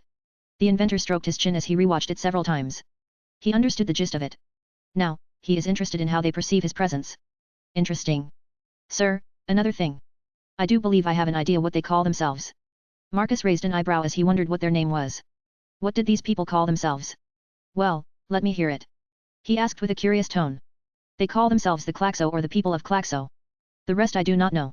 We need to study them more. When Marcus heard that, his eyebrows went up. He heard that before. Wait, as in? Klaxosaur, the blue people, with horns, in Cretaceous, strange energy from the planet's core. This world is of Darling in Fracts. He realized what this meant. And where he was. The world of 02, the strange mechs, the soul-eating aliens and all that weird stuff. Marcus chuckled to himself as he realized where he was at the moment. It's so weird, to say the least. Chapter 110, God Emperor of Klaxia. While such discovery gave him some idea of what to expect, the unknown factor of how they perceive his creation hasn't dulled down. The inventor wanted to see what these Klaxosaurians think. How do they see his assimilator? Or do they, but they have this feeling of being watched? What is it that affects them like that? He has no answers to all those questions. Marcus continued to ponder as he rewatched the video at least 10 times before storing it away as the first ever proof that Klaxosaurians have the means to communicate vocally. Well, it was his first ever proof. They could have had means to communicate for hundreds of years if not thousands of years, but it's his first ever video of them talking. So it has value to him. After storing it away, he went to find the Triceratops on which he was going to use the evolution serum. What is that? Arena asked him as he was holding a needle with yellow serum inside of it. Evolution serum, I want to see if we can turn these horned dinosaurs into prehistoric cows. He clarified to her what he was planning to do. Okay. She understood why, but at the same time, experiments like that, What? Please, don't give me that whole moral stuff now. Considering how humans slaughter chicken, cows, and sheep for food and stuff. He rolled his eyes. I know. After a short moral dilemma, Marcus did do it. Nothing happened, the chef girl said in a confused tone. She watched closely as the horned lizard behaved like nothing had happened. Well, it's evolution serum, not mutation serum. That means their children will be affected, not them. The serum, for a while, will negate incest-based shortcomings until this new Triceratops variant has enough numbers. He explained to her as he handed away the needle. Oh. The girl blushed in embarrassment for a second, thinking he would cause the animal to feel some sort of pain. Oh, indeed. Now, let go and watch what our dearest Klaxosaurians are doing. Klaxosaurian. Arena looked confused. Did he name the sapient dinosaurs? Aurora figured out their language, and they call themselves Klaxo or people of Klaxo. So I decided to add Saurian as in the lizard. He said to her that as they left the storage block of the Triceratops, they took a graviton shuttle to the main animal control area and then took the lift to the observation floor and the central command of the assimilator. For now, they watched how the first civilization rose from primitive tribes, the first clay or mud-like buildings, and the construction of first-like temples, which are shaped similarly to pyramids. This was similar to what Marcus remembers from Mesopotamians, but there was something else. And that is the monolith similar to the one he left many years ago. That monolith has left a genetic memory to these Klaxosaurians. Marcus smiled when he saw that, but just like everything, certain things come to an end. The fall of civilization. The number of people living in the ancient city was too great, and famine struck. This led to the city's weakening and another city that was rising conquered it. The city ended up being destroyed by a lesser, less developed society. So that's the fall of Klaxia. Arena looked sad to see a city that had existed for nearly 1,000 years vanish like that. People scattered, and their achievements fell into the sea of time. When Marcus saw it, he realized how similar this was to human societies and the fall of empires. There are a large number of people, not enough food, questionable leadership choices, and the fall of roles in men and women, all signs of a failed society. No worries, the city will live on in my archives. He reassured her, and with a snap of fingers, a couple of knights entered the observation floor. I want that city recovered and stored away. Yes, Supreme Commander. The pair of knights saluted before leaving the place. How long do you think it will take for Klaxisorians to recover the lost progress? We saw a high level of society, from priests to rich merchants, all of that in an early technological society where everyone lived in mud-like houses. She asked him as she saw how the ones who invaded lived in worse cities. Give a couple hundred years. As long as the ones who lived in that city are still alive, the tales will remain with them. Eventually, the advancement will return and surpass. What's what biological life does? As he said, they continued to watch, and the number of Klaxisorians continued to increase, the places where they lived spread out more, and the number of small civilizations continued to grow. With that, more wars popped up, and more destruction followed. Arena was both horrified and impressed by the ability to destroy and recover. However, with each fall of society, the next civilization will be greater. Eventually, a higher form of weaponry is introduced, like iron. With iron, greater defenses, bigger walls, and bigger siege equipment are created. Of course, greater societal activities and distinctive languages followed by writing, mythos, and religion. Let's go. It's time for us to get close and personal. He smiled as he noticed the first proper large temples. Right. I do want to see what they are worshipping. The pair descended into a far different world from what they remember last time. There are cities of marble and stone, Klaxisorians wielding weapons of metal, and buildings that look like large temples and fortifications similar to castles. Not only that, but there are domesticated animals, like variants of Hadrosauridae, which are used as mounts, and Cerasidae, which are used as cattle for milk, leather, and meat. But what attracted their attention were huge towers in which large flyers were kept as flying mounts. I am jealous, Marcus said as he realized what this was. You have an interstellar empire? No, an interstellar time and space empire, and you are jealous of species who don't have a rice cooker. Arena joked with an eye roll. I don't have flying mounts. He reasoned. You can genetically create big birds. What's your point? And? I can create, not tame like they do. Honestly, our era is garbage.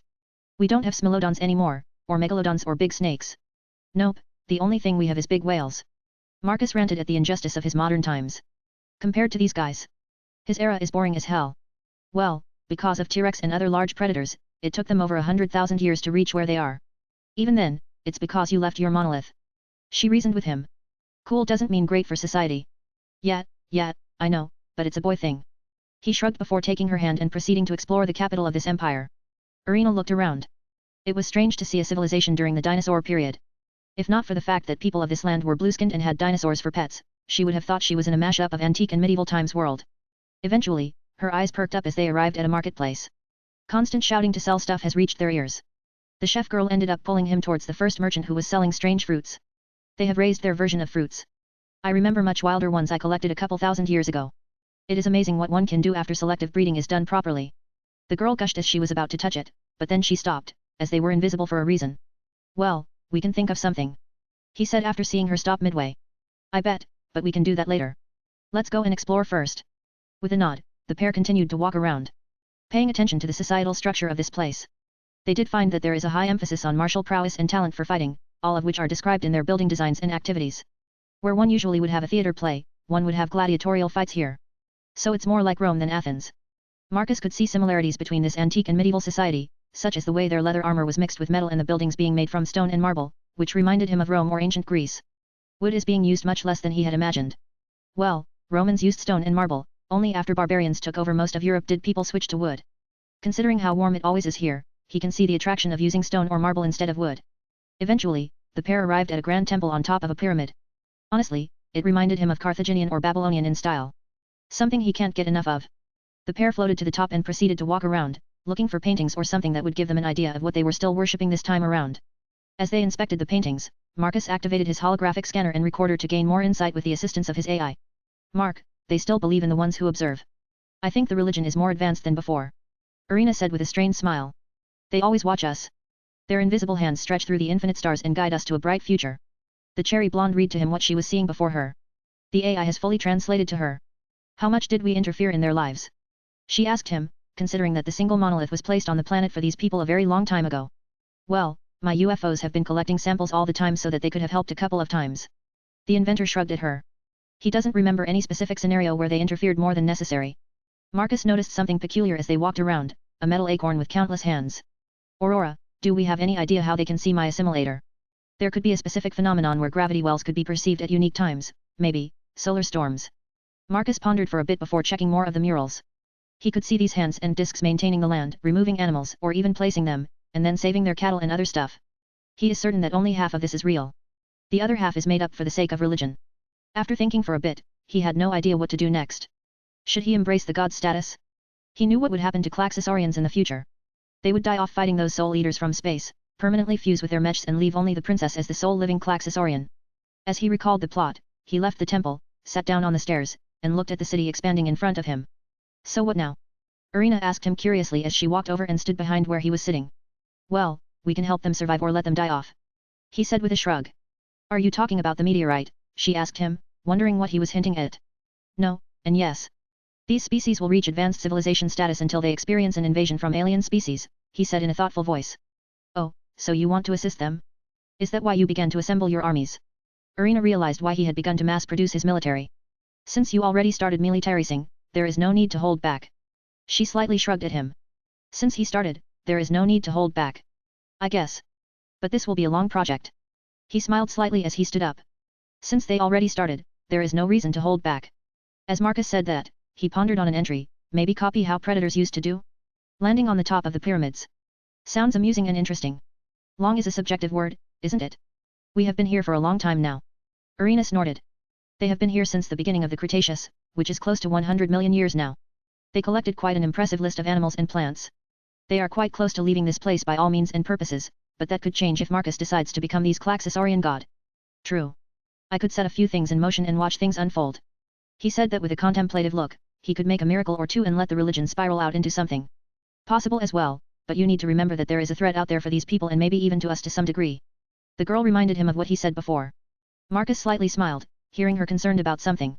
He could understand why Irina was worried as she had never seen his faction in real action. Don't worry, I have some ideas about what to do. Marcus' small smile morphed into a smirk. A smirk Irina is feeling is going to cause quite a commotion. It was time for her prayers. The Grand Priest Delulu gathered his followers in the Grand Temple of the city of Korea. Today, we gathered here to pray for guidance and to ask our great observers to show us a sign that the tragedy of Claxia and the famine that ended the great civilization of Claxia won't repay itself. The old priest continued to mumble about asking for guidance. Today, he asked for guidance on how to survive famine, tomorrow for prosperity, and so forth. There is a list of thoughts on prayers. But then, a dense pressure descended on the whole city, and a golden ball erupted before the metal acorn with many arms. It was a golden armored being with golden red wings. Its aura makes people struggle to breathe. The great priest's eyes bulged out as his pupils expanded. Oh, great observer, is that truly you? Instead of saying anything, he raised his hand, and everyone in the hall saw images of the monolith and the huge acorn and what they had been doing here. The gathered people were made to understand the acorn and its purpose. Just revealing that it was one of many made their knees give up, as this being's faction was absurd, to say the least. He was the leader of an absurd faction, and just one of these beings was War's Hipworthy, but when they got the call answered by the leader himself, it made their brain stop functioning for a second. Instead, they were forced to see images of the future. And no. We can't die off. They saw themselves becoming metal giants as they fought off the invaders. Then do you follow me? The armored being asked, his voice was magnetic and deep, making them stick to each word like glue. Yes. Bring salvation to our kin, O great observer. You may call me the Supreme Commander. But that word was foreign to these people. They only had rulers, like kings, lords, and emperors. They used to call their celestials observers, as they were beings who watched their struggles and, from time to time, assisted. But this was the first time that the greatest observer decided to answer their call. So they can't call him observer anymore since he is interacting, not observing. They can't call him whatever he is asking as they don't understand what a commander is in the first place, but they know what Supreme is. Supreme Emperor. As you wish. We shall call you God Emperor. Grand Priest Dalalu, how can we call our great observer a mere Supreme? It's a heresy to use such a mortal name. He can only be our God Emperor. Yes. Yes. Yes. Yes. The devoted followers proceeded to chant his new title, the God Emperor of Claxia. The golden armored being was out of words as he simply stared at what had just happened. How did this happen? Marcus and Irina, who were at the back, were staring at this development with bafflement.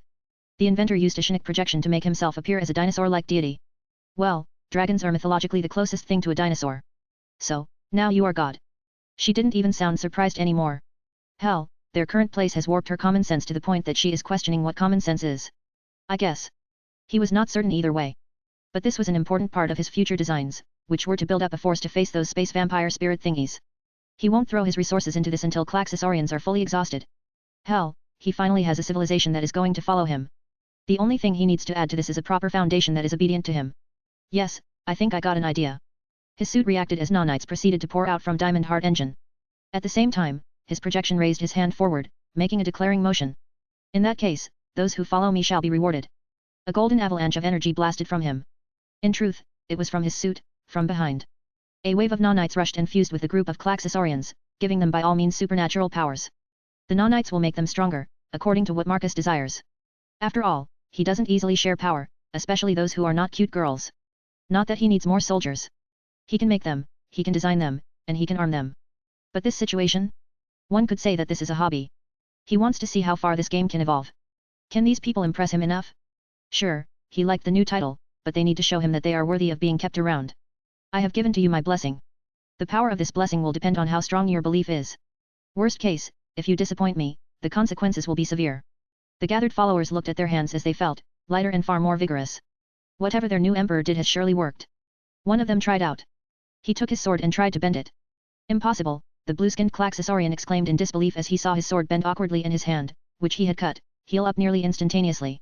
The rest of them started to inspect their new power UPS. After a short while, the Claxosarians returned to kneeling before him, waiting for directives.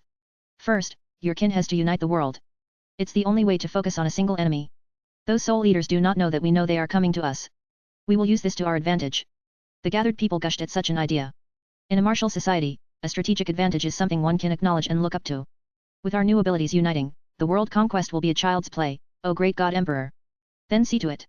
With the golden bust, Marcus' projection and oppressive presence disappeared, making everyone feel much lighter.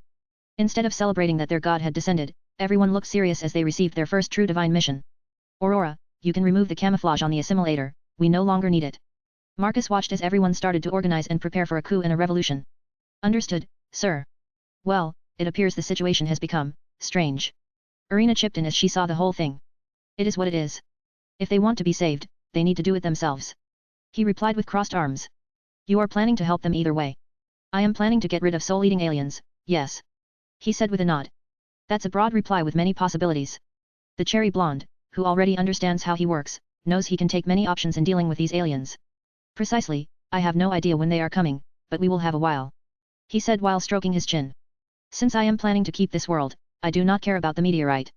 Aurora, I want you to build an early warning system for the solar system. But sir, if we do that, the butterfly effect bar.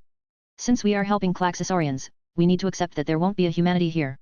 402, I will need to visit an alternative version of this Earth, Marcus thought, as he already had an idea once the highway was complete and outside time. Understood, accessing the memory banks, locating blueprints. So much for that. Irina realized that he would be changing history fundamentally. Not that she had much opinion on this since she found this ancient world interesting, and it was not truly her world to begin with. Come now. It's going to be interesting.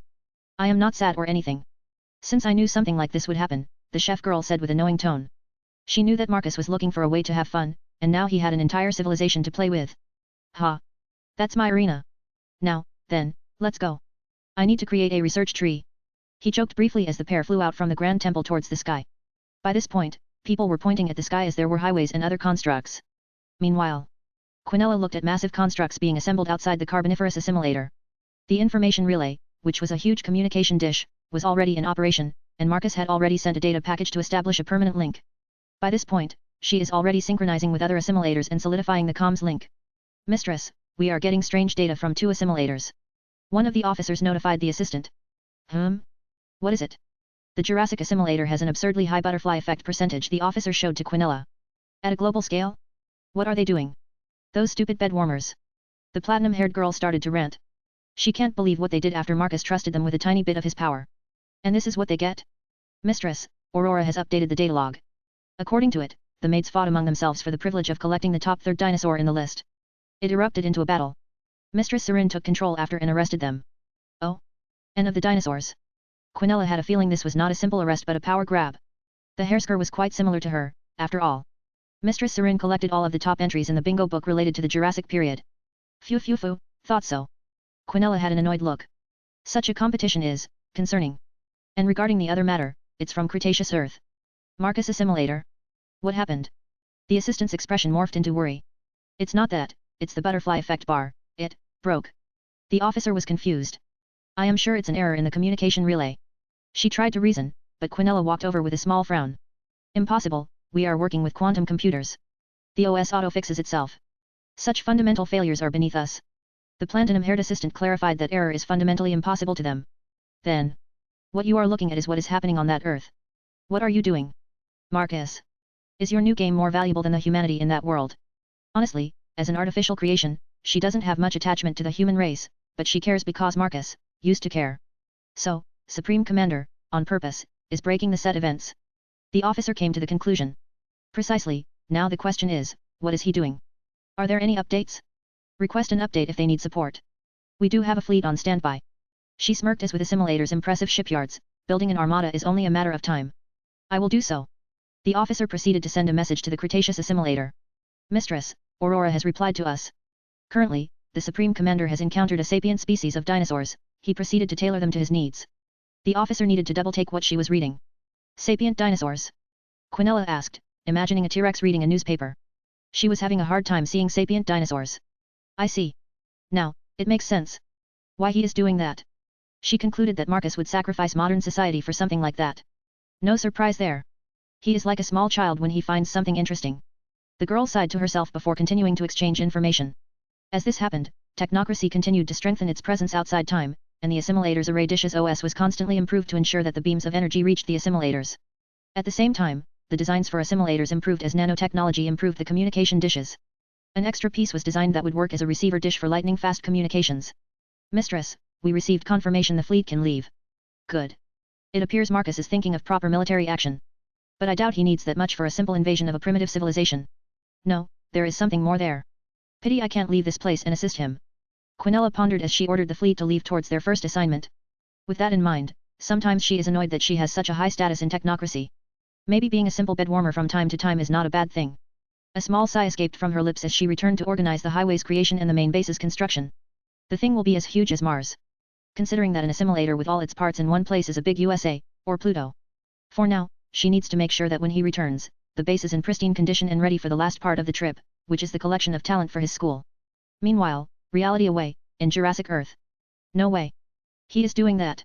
Serin, who finally learned what Marcus was doing, jumped out of her seat. He created a civilization and is now overseeing it. The girl exclaimed with a jealous voice. As someone with a queen complex, having literal subjects who worship or could worship her is something she can't miss. But, I thought we won't interfere with locals and all that stuff. Hisako frowned when she heard that. Indeed, but the world he arrived in is different from normal. I can assume that it happened naturally. Serin reasoned as she crossed her arms. Any news about my lady? The chef girl asked. She hoped that Irina was at the base outside time and not Marcus. She is with Marcus the whole time. The whole time. But that's close to a month. Yes. The Hersker nodded before smirking at her. What? Are you afraid she has fallen deeply for him? You know, as a master of biology and the human body, he could easily make her addicted to him and his touch. Serin whispered like a devil to the assistant chef. Hisako imagined a couple of scenes from a questionable manga she had accidentally seen in a store. It made her cheeks heat up. Why you think he would abuse his powers on a simple girl? Irina's assistant questioned with concern. Her? A simple girl? Someone with that talent can't be considered simple, she even has impressive looks. Serin recalled Irina's burst sighs. That girl was created to be a mother. The Hersker is even slightly jealous of those melons. They are as big, if not bigger than that red-haired teacher of Kiana or Raiden Mei. But still, Marcus has goddesses going after him. Hisako reasoned. And yet he made me and all those ship girls. He follows a different set of rules regarding the status of females. The white-haired girl brushed her hair before looking at the waiting guard. Sent, a word, I want all those top rankers to be stored in my newest ship. We are leaving for Marcus Cretaceous Earth. The Hersker made up her mind. She can't allow that chef girl to hoard Marcus to herself. If she is to wait any longer, they could develop a deeper bond. And she is well aware of what bonds can do. Understood, mistress. We are leaving. Yes. All the animals that were in the top 50 are secured. There are only stranglers left. Serin then realized something. Oh, and Aurora, tell the troops that criminals should be moved to my new ship as well. I will present them to Marcus as a gift. The girl giggled as she stood up from her seat. She finished her tea and was ready to set sail. The Jurassic Earth has been drained of all its valuables. She is certain they will return at some point, but the most valuable resource has been drained. Meanwhile, Marcus watched closely how his latest experiment spiraled out of control. What he is watching is Claxossaurians purging all the heretics, the only spare ones are small children and females. Sometimes, even male children are slaughtered. Honestly, for a second, he forgot how ancient societies can be this hardcore. Such a slaughter from locals to locals is something he has not seen before. It's different when an invader does all the killing, but these are the locals who rose against their rulers and non-believers. Isn't it a bit too much? Irina exclaimed as she placed her hand on her mouth when she saw this. Well, what can I say?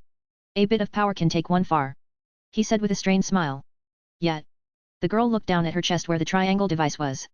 If a simple boost from nanites can do that, then what about this? Chapter 111, Solomon Class Super Dreadnought. As Marcus technology progressed, it eventually reached the point that it can be called arcane. This means that the technology is so complex and powerful that it no longer makes sense to an outsider or that they can't see the difference between magic and technology. Apart from the triangle suit device, the assimilators, the comms relay outside time flow and the latest tech marvel to join the description of being too arcane is the almighty Solomon Class Super Dreadnought. A 5-kilometer-long juggernaut, technically capable of blowing up planets anywhere in the Milky Way galaxy if necessary, at any specific time, in the future or the past, with its diamond heart engine-powered time engine. The main cannon creates a cosmic ripple effect, like a whiplash, from pure space, thanks to the installed Bifrost engine.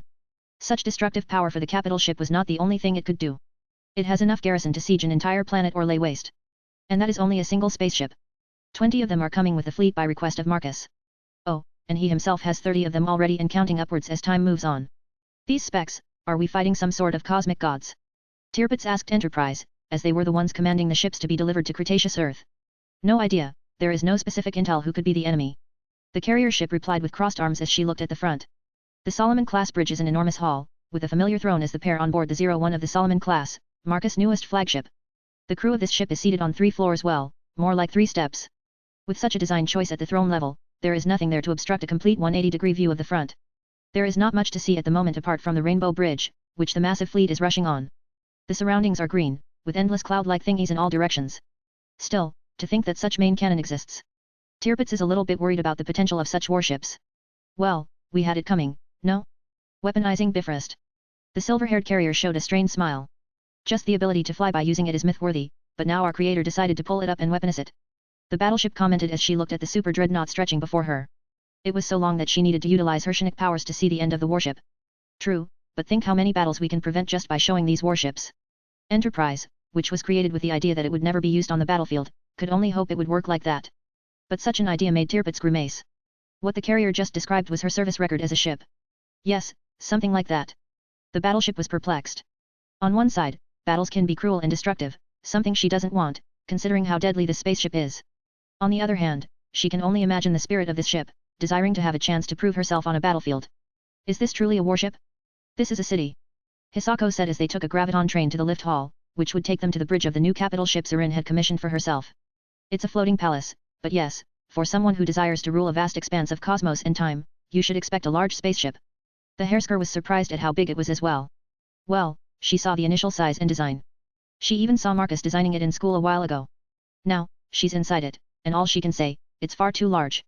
It didn't give her the feeling that this was a mode of transportation, it was just that big.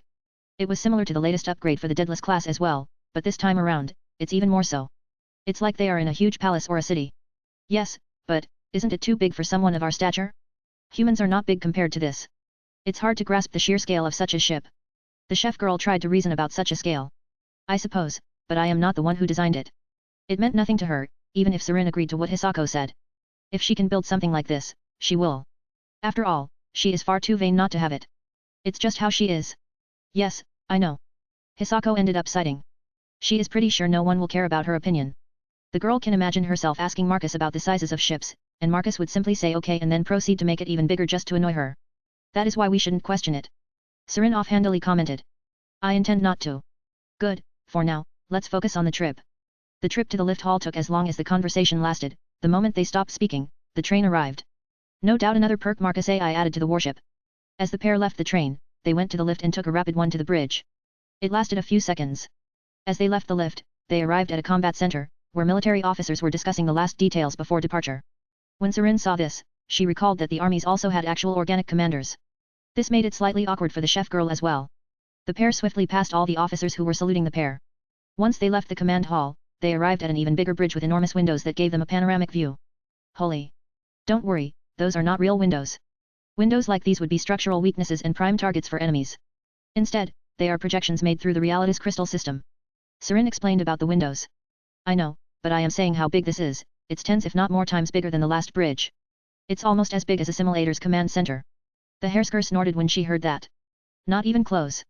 What you saw in a simulator was only 1 floor out of 5. Each floor is dedicated to something, from animal collection to military management. That's good to know, Hisako replied with a strained smile. She was happier not knowing that small detail. Eventually, the Solomon-class super dreadnought proceeded to move out, leaving the shipyards for its maiden voyage. Meanwhile, for the first time in her life, Irina knew how gods felt when they watched people below commit crazy things like, for example, genocide before her. Truthfully, she never in her life considered how deity would feel after seeing all of this. It was never her intention. Relax, it's fine. Marcus wrapped his hands around her waist and pulled her into a hug. I am not stressed or anything like that. I have already gotten used to life and death since we watched the world change so much. What I am reflecting on is the difference between deities and mortals. Oh?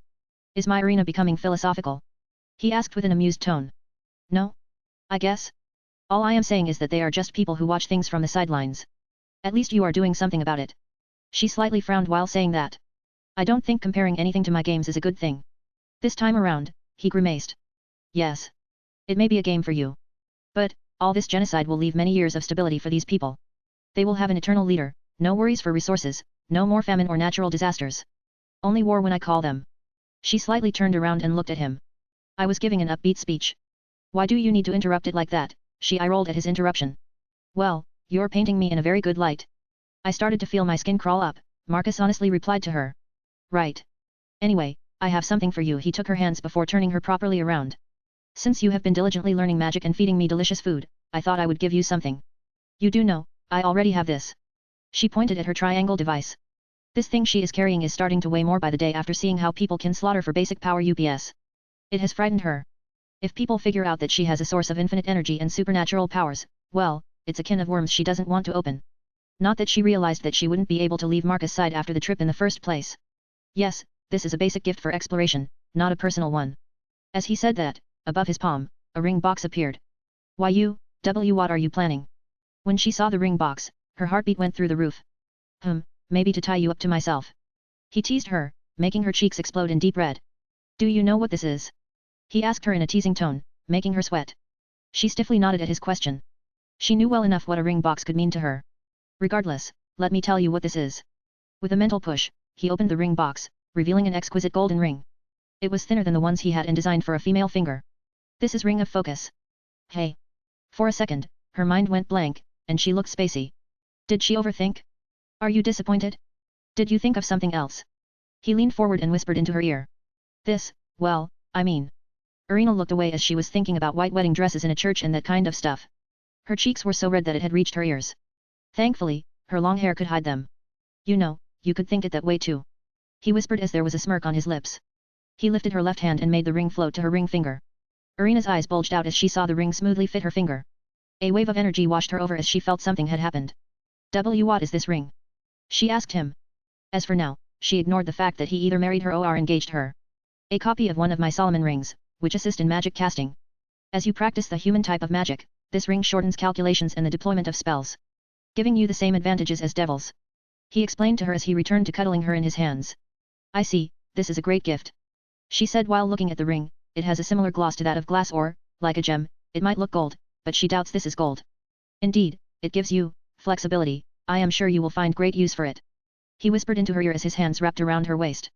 Irina's blush returned with force as she could feel his body heat. Not only that, but the ring was on her ring finger.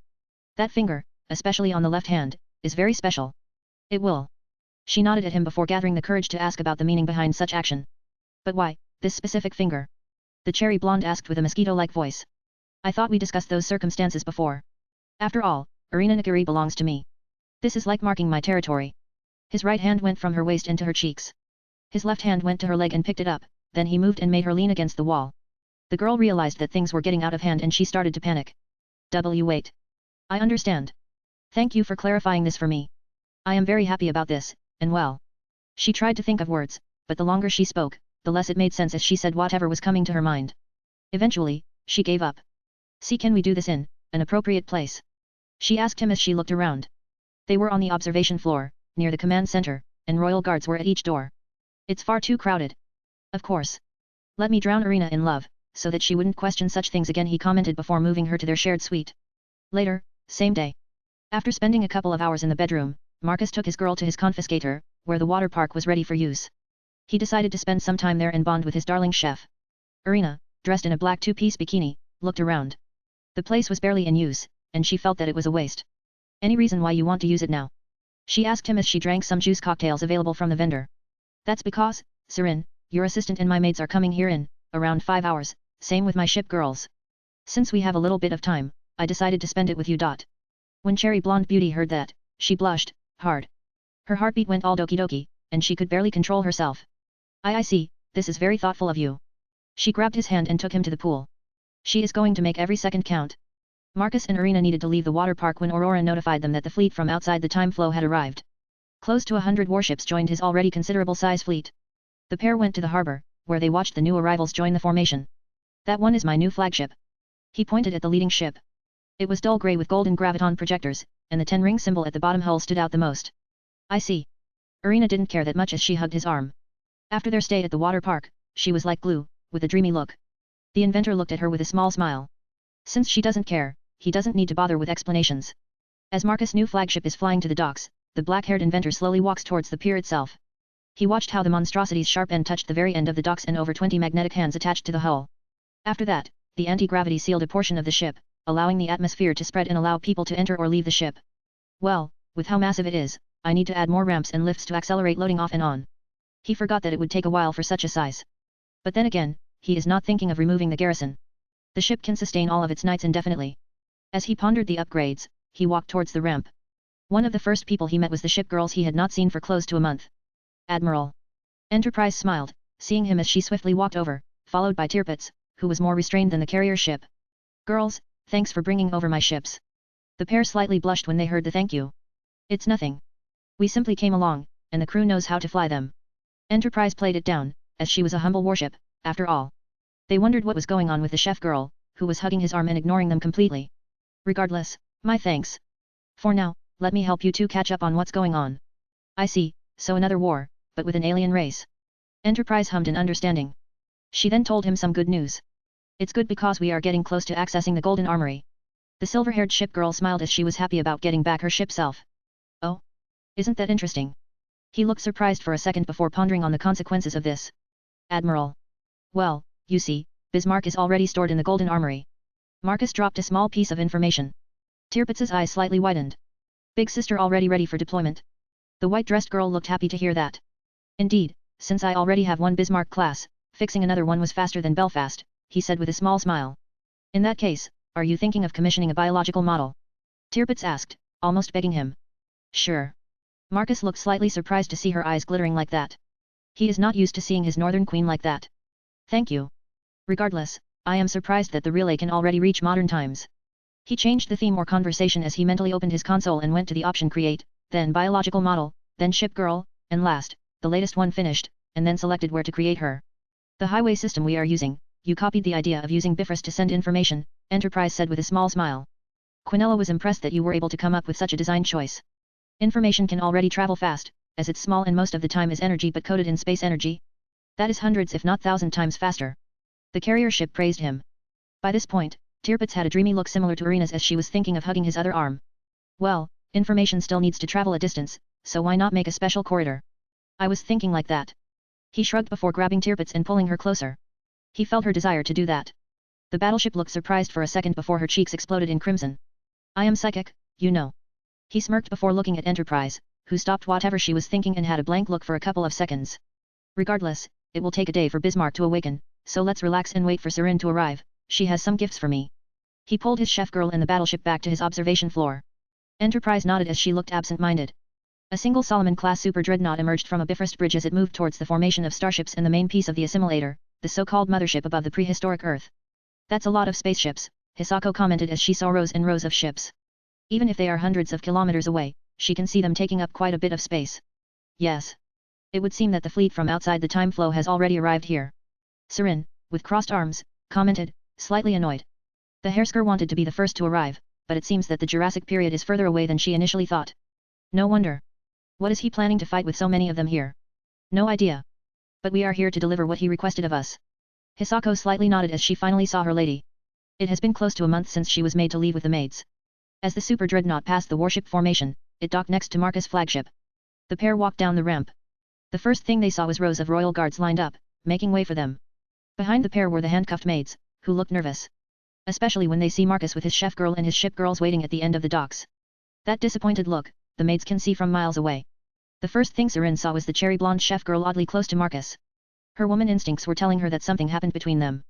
Shouldn't be a surprise, if Marcus was alone with her the whole time. The Hersker was extremely jealous when she learned that Irina had a chance to keep him for herself for close to a month, something she could not get. But then, as she got closer, she noticed a golden ring around one of Irina's fingers.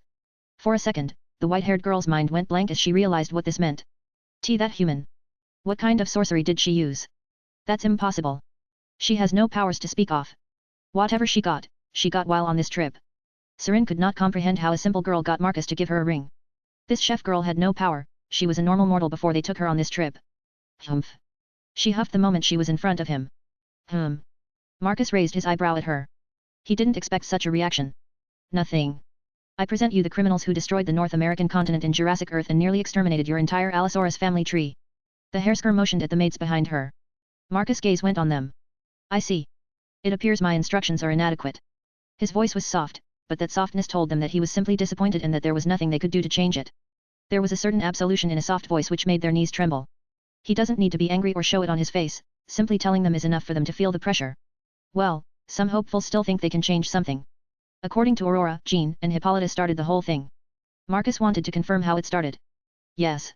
Serin nodded, but before she could continue, she was interrupted. We only wanted to impress Warrior Queen couldn't finish her sentence as no voice came out of her mouth. Only speak when you are spoken to. Marcus only needed to sharpen his voice, as his crushing presence made her incapable of speaking. The other maids started to sweat buckets as this was one of those rare moments when he was very serious. However, it had the opposite effect on Serin as her cheeks turned rosy. Continue.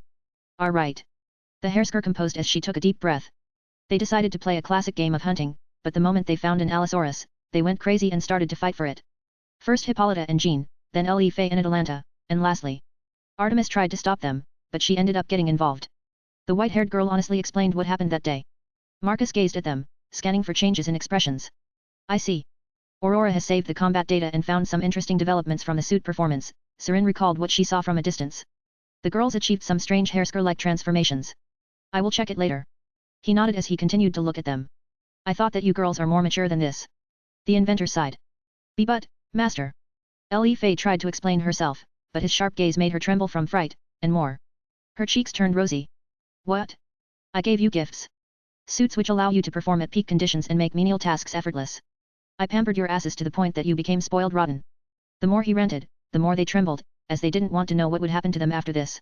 But, we wanted to impress you. I only wanted to hunt. Atalanta sighed as she wanted to clarify herself. I was involved in this as well. All I wanted was to measure the animal hut. Faye used magic to tie it down. The lioness tried to explain herself, but Marcus raised his hand. Yes, all that, but you got swept away to fight either way. He looked at Serin. Only Artemis got forced into it. The inventor asked his Hersker. Yes. You can say she did the least damage. The white-haired girl didn't lie to him. Honestly, she wouldn't mind them getting demoted to some even lesser tasks, but there is Aurora, who is watching her. Well, she watches everyone, so she can't lie here. I see. I suppose for a goddess, who is used to a considerable amount of power, the suit's abilities influenced her the least, isn't it right? He asked the goddess of the hunt. Yes. I think the nearly infinite abilities of those suits made them unhinged. It's not the first time Artemis saw someone get drunk on power. The worst thing is that such a person could not simply run away with such power, as they were in a very alien world with no means of leaving in sight except back to where they came from. So it's my fault. He raised his eyebrow, asking her. I am not saying that. Like hell, she will tell him it's his fault. She doesn't have a death wish or something worse than death.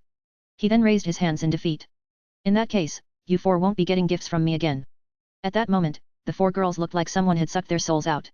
Thankfully, Artemis is not included. She took a deep breath. She dodged a massive mine right there. Wait, can we? Nope, I am not in the mood. He motioned with his hand that the conversation was over. Send these four back to Graphia. I want her to train them not to get drunk on power and to humble them. I am far too disappointed to care about the details.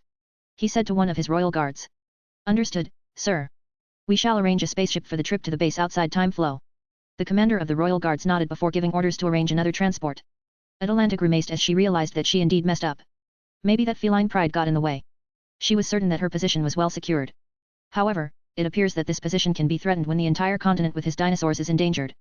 Master. It's not like your pets died or the continent is destroyed beyond saving. With time manipulation, all of that was restored in just a few days. None of the Allosaurus were dead. Permanently. Jean tried to reason with him. Yeah, I know. All that is possible because of what I achieved. If my technology or power was weaker, it could have been permanent. If you still don't understand, then think in money terms. Just because I am a billionaire doesn't mean I will allow a maid to burn millions, not spend but burn. I gave you a basic task, and you flopped, so now you are demoted to toilet cleaning for a considerable time. His eye rolled before motioning to get them away. Artemis, you will be my only maid for a while, so I expect you to perform at your best. Marcus reminded the goddess that she was the only maid in the whole assimilator. Oof. Can he make another maid or something? Doesn't he know how much stuff there can be to do? The moon goddess grimaced as she realized there was no one here to clean up nearly a month's worth of stuff. For more advanced chapters, plus 10 chapters, 50k words, patrayon.com/dragonsfics. Chapter 112, Teasing the Queen. This is ridiculous. Artemis was walking through Marcus' suite. It was like a manor inside the assimilator, with all the accommodations, like a swimming pool and a sauna. However, what got her attention was the mess. Sure, the kitchen is spotless, considering who Arena is, but what about the rest? Well, with his powers, he could have easily cleaned everything, but he doesn't because he has us. Sorry for the mess, but I was busy with sapient dinosaurs, gene tailoring and more gadgets, Marcus said to the goddess, who was almost at the wit's end. Sure, she might been a maid for a while, but she never had to clean such a mess before, from a mountain of dirty bed sheets, which smell like sex, to food stains and all that stuff. Thankfully, he didn't blow up something, as she would need to clean the rubble. He has labor bots for that, why can't he make some cleaning bots too? She knew that it was from sheer principle, and it would drive her mad if not for the fact if he got those, the maids wouldn't have a reason to be around. It's all right. Though with how much to do, I won't have time to attend you. Artemis reasoned, which made him ponder. Well, I can enlist another maid. Marcus got an idea while saying that. Then do so. She agreed without a second thought. Sure. Without wasting time, he ordered Belfast pulled into Golden Armory and the creation of biological combat model Belfast, aka the Royal Maid. You will get her in a day or so. After telling that, he took Sarin and Hisako to their new quarters. It looks identical. I suppose I should customize my rooms and assimilators, the Hersker said with a frown as she started to feel that she was living in a hotel. Because it is. Do you realize you can customize the walls, ceiling, and floor as it has Reality's crystals-infused flooring, he said with a sigh. So that is why our bedroom looks so different. Arena exclaimed with surprise. You had no idea beforehand. He looked shocked. No? I mean, there is a customize option on the console, but I never explored it before. She summoned her console window, which was still set to a basic one. Marcus deadpanned when he saw that. Well, you can change the look of your console and your assigned suite. He got behind her hand and took it before guiding her finger to press on customization. The chef's assistant looked at all of this with panic and horror as she realized that her lady had been eaten by the big bad wolf. She can see that Arena is not even embarrassed by the amount of contact. Instead, she was very happy with what she was getting. Serin, who was next to them, had her hands crossed. She realized another one was here for the attention. Well, I got rid of the maids, but these ones are different. The Hersker pondered how long they would stay in this timeline. Well, since they are playing gods in this one, it could last a while. In that scale, I should remind him that I brought his favorites. Ahem Marcus, I still have your Jurassic pets in my ship. Marcus snapped out and looked at Sarin. You're right. Let's go. As he finished explaining to Arena, who looked disappointed for a second, she looked at the white-haired girl with small annoyance. The pair looked at each other. Their orange-gold eyes met purple for a second, and some sparks flashed between them. Hisako, who understood this, smoothly got herself in between. We should follow, Marcus, my lady. The purple-haired assistant smiled while saying that. Right. The group of four left the living quarters section of the mothership.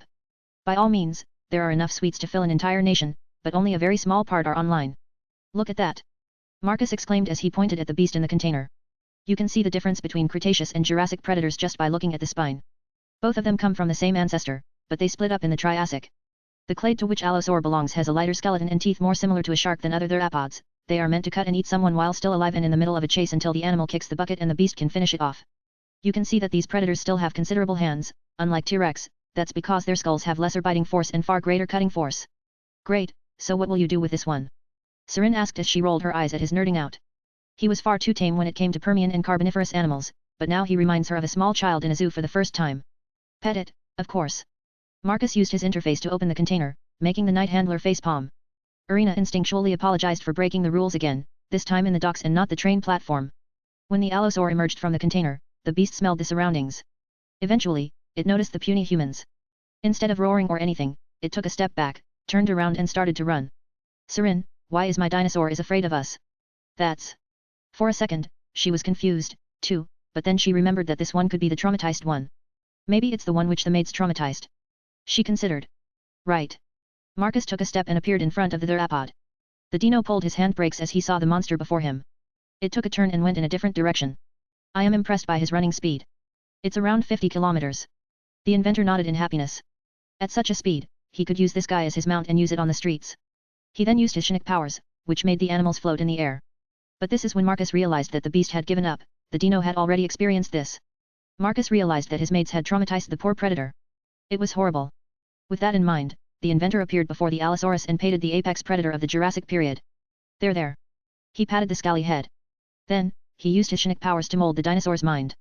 After that, he placed it back in his container as the theropod was getting cold and breathless, with a lack of oxygen, and the temperature was too low for him. I wasn't expecting to get this specific one. Serin was surprised at how crazy this dinosaur's luck was. How many did you collect? Marcus reappeared next to her. Well, enough to have a healthy population. She explained to him. 20 of each should leave enough gene pool for a healthy population, the Hersker clarified as she looked at the beast being taken to the storage floors. I see.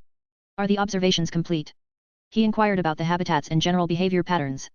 Yes, you can study Allosaurus, Stegosaurus, Tarbosaurus, Megalosaurus, and Ceratosaurus, the very top ones of the bingo book arrived with me. The girl explained, her tone getting prouder of her accomplishments.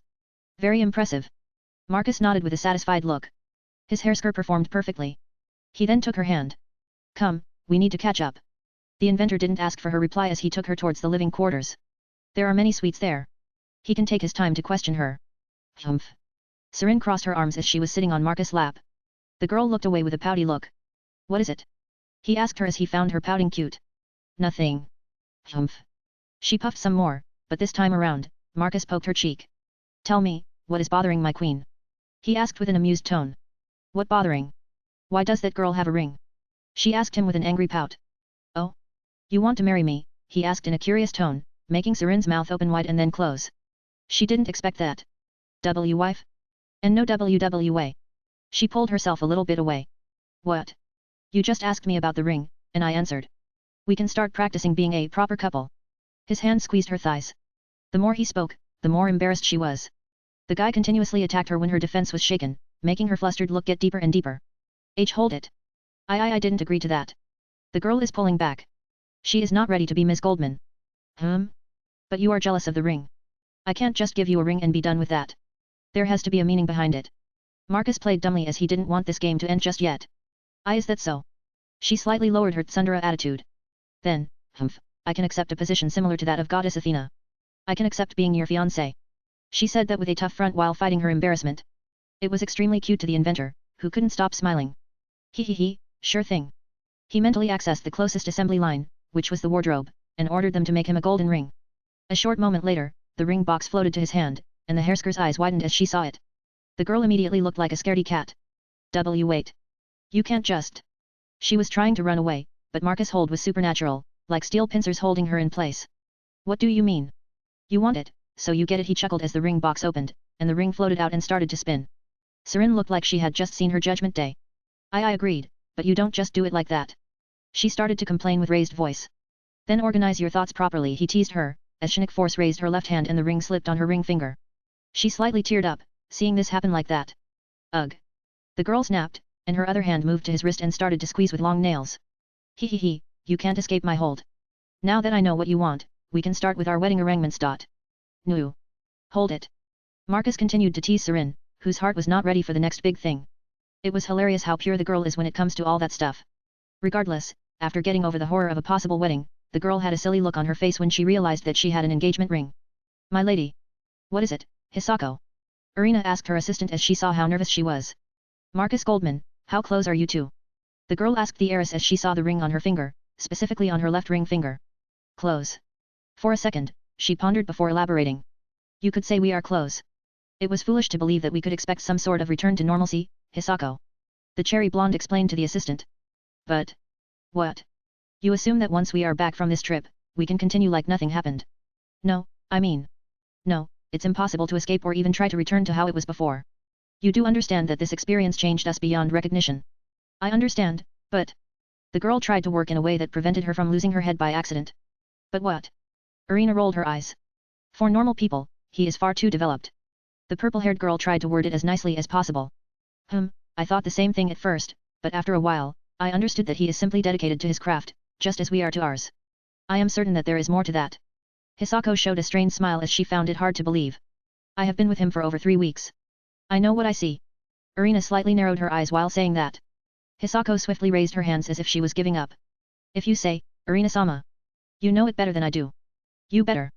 I don't want my assistant to have a misconception of what my Marcus is. Did she just say my Marcus? Internally, Hisako's mouth opened in disbelief. She recalled what Sarin said about his ability to seduce females. I understand. Good. For now, let's forget about this. Show me what you learned while you were in Jurassic period with those maids. The assistant snapped out and slightly smiled. You should try out Stegosaurus ribs. Sounds interesting. Barbecue is something Marcus likes as well. The smile disappeared from Hisako's lips as she started to realize that her lady was obsessed with the inventor. Yes, he would. The girl joined her lady. He decided to watch her over and try to mitigate the obsession levels. She needs a new hobby or something. Maybe the databanks have some manga for her to read? That could help. Marcus stroked Sarin's back as the girl hugged him closely. The pair needed to catch up, so the inventor made sure his little darling queen got all the love she needed. After a fulfilling several hours, the pair ended up in his bed. Since she doesn't want him to go, he decides to check what data she brought over from the Jurassic period. According to Aurora and Sarin, the maids transformed into strange uniforms similar to Hersker suits when the fight got heated. The AI extracted the logs from the triangle devices. Now, Marcus is reading through the data. It appears the devices responded to the need for power. Jean wanted to face Hippolyta, and the redhead was a minor goddess. The leap in power was immense. Jean's raw power went from around mid-class right to the ultimate in an instant. The suits were not designed to unleash huge amounts of raw power. Unless special apps are installed, like what I did with Sarin's suit. But it would seem the suit's AI adapted to the requirements and released energy through the nanites, creating an equivalent to Hersker state. Wait. Marcus' eyes widened slightly. Through the nanites in the body, the suit can read memories and desires what the wielder needs. That means Jean saw Sarin's suit could do, and the other suits created their variants to counter. Since Jean's power needed to increase by several leagues, a Hersker equivalent is possible. The inventor smiled slightly as he realized what this meant. His devices are opening doors to incredible new plateaus. The suit up could be equivalent to the Power Ranger dress up, so they need mechs or versions of SWAS. Or maybe like Shikai and Bankai from Bleach, something like that. With a smirk, he went through the logs to find out what he wanted. He then checked where his devices were. All of them are within the range of his Aurora network, which is great. That means he can install the 2.0 software to improve and provide proper measuring. But first, he used the network to access Jean's device. Ho ho ho. I knew it. He found logs that indicate exactly what he thought. The power-up is based on specific memory. The girls knew the suit was very strong, so they tried to access it. Since they saw Sarin use it, they tried to access something similar. So how to do? They subconsciously based a transformation based on Hersker's suit. So let's make it something official. Marcus mentally proceeded to fill up an extension to the OS. Not only that, but he added a sub-extension. The suit will continue to gather data, so he will create an evolution magic circle based on the data he gathered from all the trips. In other words, the suits will have hundreds of millions of years of evolution to base the power up. Once done, he pressed execute, and all the devices for a second turned off and rebooted. No one even noticed, as the suits don't just turn off. There are procedures to it, so a simple OS restart only lasts a couple of seconds. Humph. I thought you wanted to cuddle. Why are you programming? Sarin's pouting voice brought him from his smirking. I just boosted the suits. Fine. But are you done? Yab. Marcus dismissed the windows as he went back to cuddling his darling queen. Meanwhile, the Klaxosaurians, empowered by the nanites, rushed through the city, slaughtered all the opposition, and collected extra followers. Their strength was supernatural, enough to make people believe in the Great Observer and the God Emperor. Just like that, in a single evening, the rebellion exploded, and the Emperor who ruled from the palace was captured and brought before the Great Priest, who recovered his youth fight before everyone. You stand in the path of Great Observer. He requested us to unite the world against the great threat. Great Priest Delulu said in a deep voice. His voice became much more magnetic, and he could pull in people. The Emperor, who had known the Great Priest all his life, needed to do a double take as he could not believe that this man was the same old man who controlled the rites and marriage ceremonies. Delulu, what happened? The Great Observer descended. Showing our doomed future, he asked us to join him if we wanted to overcome it. We agreed, and he shared his power. As you can see, I regained my youth, and my power is beyond simple people. The Emperor was blown away as the priest spoke in a fanatical voice. What the hell? Are the myths and stories about the observers real? Is the monolith of knowledge real, too? It is said that their people became smart because the ancient villages were built around it, but this didn't last. As the fighting for its control spiraled out of control, and the area became inhospitable for living, their ancestors had to leave. Because of that, the great observers left them without their guidance. But if it's true, that one of the great observers gave them a second chance. If it's true, then it's only natural my empire will join. There is no need for mindless slaughter, Delulu. Emperor Bakeloo, all heretics have to be killed. We can't have dissidents. The great priest walked over and pressed his finger on his forehead, and the images of what he saw were transferred to the emperor. The ruler's eyes bulged out as he said a series of images. What he saw was their future, followed by who the great observers were, the golden figure that visited them, and the deal they had. At that moment, the non-knights from Delulu spread out to Bakeloo. Slowly, the emperor felt the power of divine appear in him. This is. The Klaxosaurian was in complete disbelief as he felt this power surge in his body. You saw it, didn't you? We have a divine mission to protect our people from the monsters from the beyond the stars. The emperor dumbly nodded before snapping out of his shock and becoming serious. You are right. We can't allow these monsters to succeed. We shall protect our people, and the future we see shall be averted. Mark my words. Sure enough, the emperor, with his newfound power and the complete help of the followers of the great observers, was able to purge the heretics and enemies of the royal family. The Emperor Bakeloo's grip on his empire was unshakable after all that. A day of cleaning up followed after a day of fighting as the followers gathered in the main grand temple's hall. Oh great God, Emperor, we have gathered here to humbly ask for guidance. How should we progress after consolidating our strength? The Emperor and his followers were still skeptical as the Grand Priest bowed alongside the zealots. While the power was incredible, the priest could have gained it from somewhere else. But then a crushing presence descended, and the next second, a golden ball of energy exploded and became an armored man with wings. When the Emperor saw it, he collapsed on his knees, followed by his family and his followers. It was an unbelievable sight for him. Begin mobilizing your troops. I shall bless all your soldiers. After saying that, the being disappeared, followed by his crushing presence. The newcomers gasped as sweat was rolling from their foreheads. So this is the God Emperor. The greatest observer of them all. The man slowly stood up, his hands continuing to shake from the realization of what he had just met. You heard our God Emperor. Send a word to mobilize. We shall bath the world in our enemy's blood. The man snapped out of his shock as he barked out the command. Marcus observed the world from the observation deck. He watched the Klaxosaurians gather from small towns and villages toward a single place outside the capital city. I am disappointed that I missed such a chance to see a civilization being born, Serin said to him as she walked over with crossed arms. Since when do you care about civilizations? He asked with a joking tone. I may despise humanity, but this is different. The girl huffed at him while looking away. Snort. After observing life for more than 200 million years, I can tell you with certainty that humanity and Klaxosaurians are almost identical. They have different ancestors and developed at different times, but they are nearly identical. They are a biological life, and even a self-aware one, is still driven by two factors. Just like any life, they are driven by food and preservation through procreation. You saying humanity is all about food and sex? She looked both disgusted and embarrassed. There is no need to be disgusted. I don't mind such a truth. My faction is built on the fact that I was afraid to die. Thus, my desire for everlasting monuments. Even you, when I brought you over, why didn't you run away?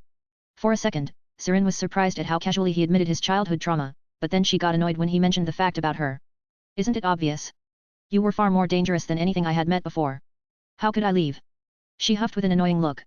Indeed, that's life preservation, and as a woman, you decided to embrace your nature and join my faction to preserve your life and continuous existence. It's basic biological preservation.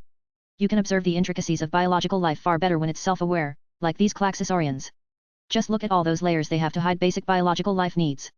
You have vanity projects to worship gods, us, as they believe that we will assist in their desire to improve and protect their lives. He scoffed at such a thing. Do you see familiarities between humanity and these Klaxosaurians? How selfish they are. He smirked while saying that.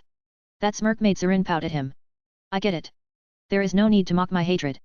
She rolled her eyes before reflecting on what he had just said. I would prefer you didn't tell me how simple we are. The girl sighed with resignation. Now, she sounds like a simple one-cell organism who only cares about self-preservation and procreation. Ha! The only difference between simple and complex is self-awareness. Do you realize that creating something self-aware is extremely difficult? I know that quite well. He shook his head while saying that. It's quite sad how Serin doesn't understand such a thing. Don't look at me like I am dumb. Okay? I understand well enough. It's that my pride doesn't allow me to accept such mundane things. The girl looked annoyed for a second before deciding to brush the whole thing aside and instead talk about things before her. So what is going on? Her gaze went down on the world below. This. He motioned with his gaze. She nodded at him. World domination. He said with a small smirk. Imagine conquering the whole planet in a medieval-like era. The amount of time we will have for technological advancement will be considerable until the date of modern ages, he said with crossed arms. And the reason for that? She asked with a confused look. Alien vampires who eat souls will be invading in modern ages. Serin looked seriously at him. She wondered if he was making this up, as enemies like that sounded as far-fetched as one could get. What? Your world was invaded by non-living materials which want to erase humanity according to society's technological levels. Do you think soul-eating vampire-like creatures sound absurd? He asked with a raised eyebrow. True. She sighed. The pair continued to look, but mobilizing like this would take days to weeks, so they used time slips to accelerate events. Not long over 80,000 strong have gathered. Cretaceous don't have that much landmass, so these numbers are not bad, though one of the first things I should teach them is better boat-building methods. Supremacy over water is important. Marcus continued to watch the whole thing.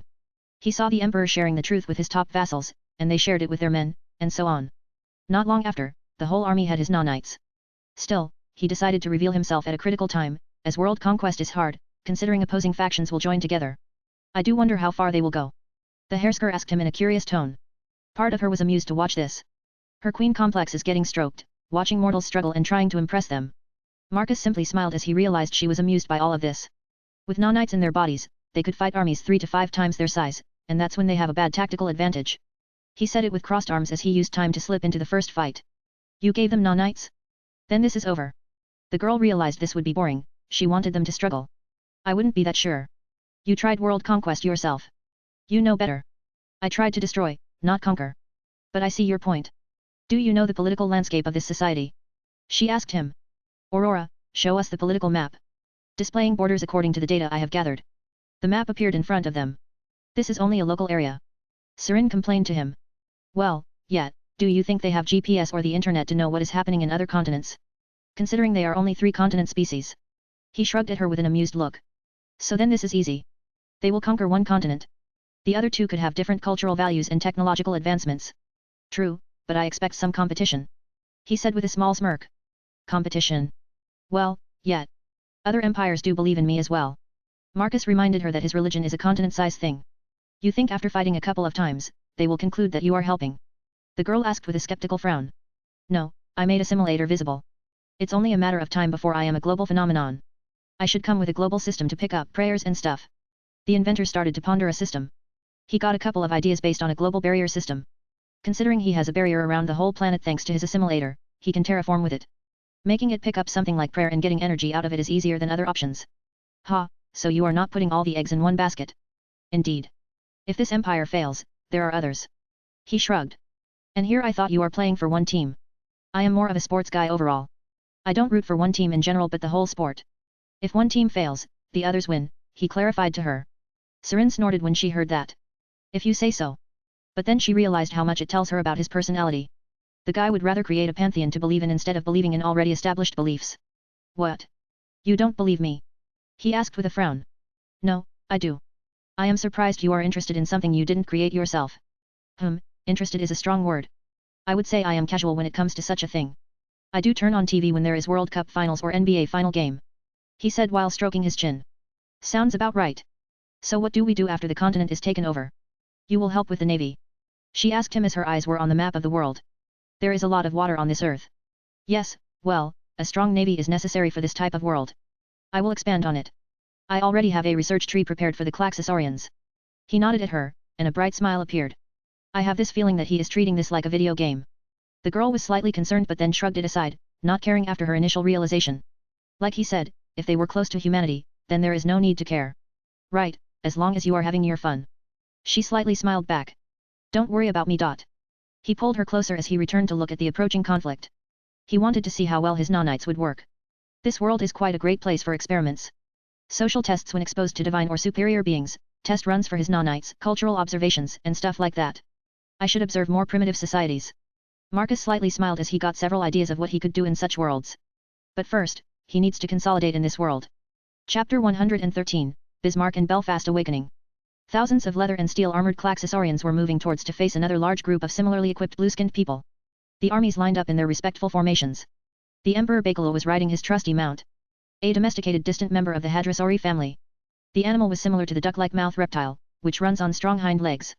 It is quite a different kind of animal compared to the horses Marcus is used to seeing in medieval movies. Regardless, the first conflict is about to start, and the inventor wants to give his followers a boost in morale. To do that, he descended on the side of his army. Supernatural pressure descended on the gathered armies. Men had a hard time breathing, a golden burst of light condensed into an avatar of a golden armored being with wings. The being pointed his hand at the enemy. That's a great observer. The opposing soldiers looked like they were in the wrong place and at the wrong time. Like hell, they could face a deity of all things. Some of them had already dropped to their knees and started to beg. Oh, great observer, mercy. But at that moment, a beam of light erased the core of the army, creating a tunnel to the opposing emperor and erasing the whole command structure and hierarchy. With a single move, Marcus made sure his minions won the opening fight. As this happened, the soldiers and the nobility on his side stared at Marcus's huge form in disbelief at his power. They have never seen anything like this. They were certain he was their size, but this time around, he was like some sort of titan animal they heard about from distant lands. Marcus' avatar turned around and looked at his minions. He pointed his palm at them, and golden light surged at them.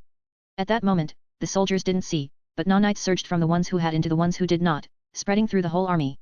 With this, he had enough of a bedrock to infect the whole race. This is my last free help. If you wish to ask for more, you will need to offer me things in return. After saying that, he burst into golden particles and disappeared. The soldiers and nobility, by this point, were on their knees, worshipping their god emperor. What should we do, your majesty? The nobles looked perplexed. After seeing what he could do, they had high hopes, and their fear of the divine was slowly starting to overtake them. We must discuss once we consolidate our new lands. The emperor slowly nodded as he was thinking about what kind of exchange they could offer to their deity. You will take blood sacrifices? Serin asked with a baffled tone. I don't think so. Not Marcus style. Erin replied as she watched the whole thing as well. The Hersker looked at the chef girl as she swirled the ring around her finger. Her jealousy is somewhat satiated. I guess it's a pointless loss of resources. Indeed. Considering he would lose time resurrecting the said person. Irina said with a confident voice. Damn this girl, how certain is she with his actions? Serin realized that Irina understood him better than she did. When Marcus opened his eyes and turned around, he saw the pair gazing at each other like predators about to face off in territorial battles. I would say they could give me stuff, like weapons and stuff, I could store them in my vault, he said with a shrug. Maybe some talented people I could use in my SPBA. You want outsiders for your knights? Serin almost gasped when she heard that. Not directly per SE. But more people for the leader pools. I could recycle them after using them. He said with a considered voice. As Marcus has a complete understanding of how the life cycle works, he could easily reincarnate the used material. Right, you do control the afterlife, but that's in your home world, in here, I doubt it even exists, Serin recalled the war's purpose when she awoke. Well, then let's make an afterlife. He said without beating around the bush. Sure. I can't believe we had a conversation to decide the afterlife like that. The girl slightly groaned internally. Part of her misses how simple her life was before this, all she ever did was destroy stuff. Nothing as crazy as this. Anyway, for a couple of days, there won't be anything to do, so we can relax and make some improvements, oh, and wait for an awakening of Bismarck and Belfast. More girls. Serin, for a second, narrowed her eyes. Her territorial tendencies are getting stronger with a ring around her finger. Indeed. Artemis needs a maid, and Bismarck is a flagship of a navy, so she has commander traits. Wait, a maid warship? The Hersker needed to double-take what she had just heard. Yab. British Navy. What does that have to do with anything? Not understanding his reply, she asked. But all Marcus did, he simply shrugged. He won't question his gacha gods on their decisions. He is a simple man who loves his waifus. You should listen less to your video games. Serin already knew why he shrugged like that. Can't do. You are here because of those very same reasons. The white-haired girl sighed, and she gave up. She appears to be trying to balance him out, as his fiancé is a hopeless affair. Now that I think about it, the chef girl doesn't even try. The Hersker looked at the girl beside her. Irina didn't raise a single opinion against him making more females. Anyway, I will be doing some work. You have your assistant back, so you two can keep your company. Marcus said to Irina. But Irina slightly pouted at him this time around. But I want to spend some time with you. Then come to see me around dinner in a couple of hours. He quickly adjusted after seeing that pout. I will, don't worry. Her pout quickly disappeared when she heard his quick reply. The white-haired girl observed the whole thing with an interested look. It appears her tactic is very precise, almost like cooking.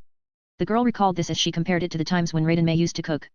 The girl would allow Marcus to say what he wanted to say, and then she would attack with precise and powerful strikes. The group spread out to do their things. Irina went to improve her cooking alongside Hisako, while Serin decided to do her research as she had joined an elite group of Marcus finances.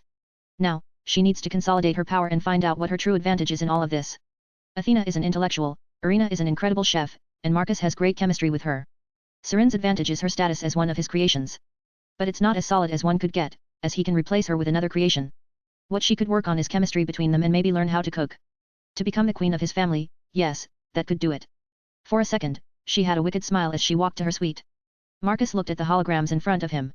The synthesized memories were done and are being uploaded to Bismarck and Belfast. His two new ship girls are about to awaken in the prehistoric world of Cretaceous Earth. He would never consider any of this a while ago. Figuring out resonance and gravity are two of his greatest discoveries. They were like the taming of fire or lightning for humanity. For Marcus, it was stepping into the plateau of arcane, commanding fundamental forces of the universe. Miracle stuff, and now he is making waves in the dinosaur era. Honestly. He took a deep breath and calmed himself. He is about to meet his favorite mate in a hot blonde commander, his first blonde creation.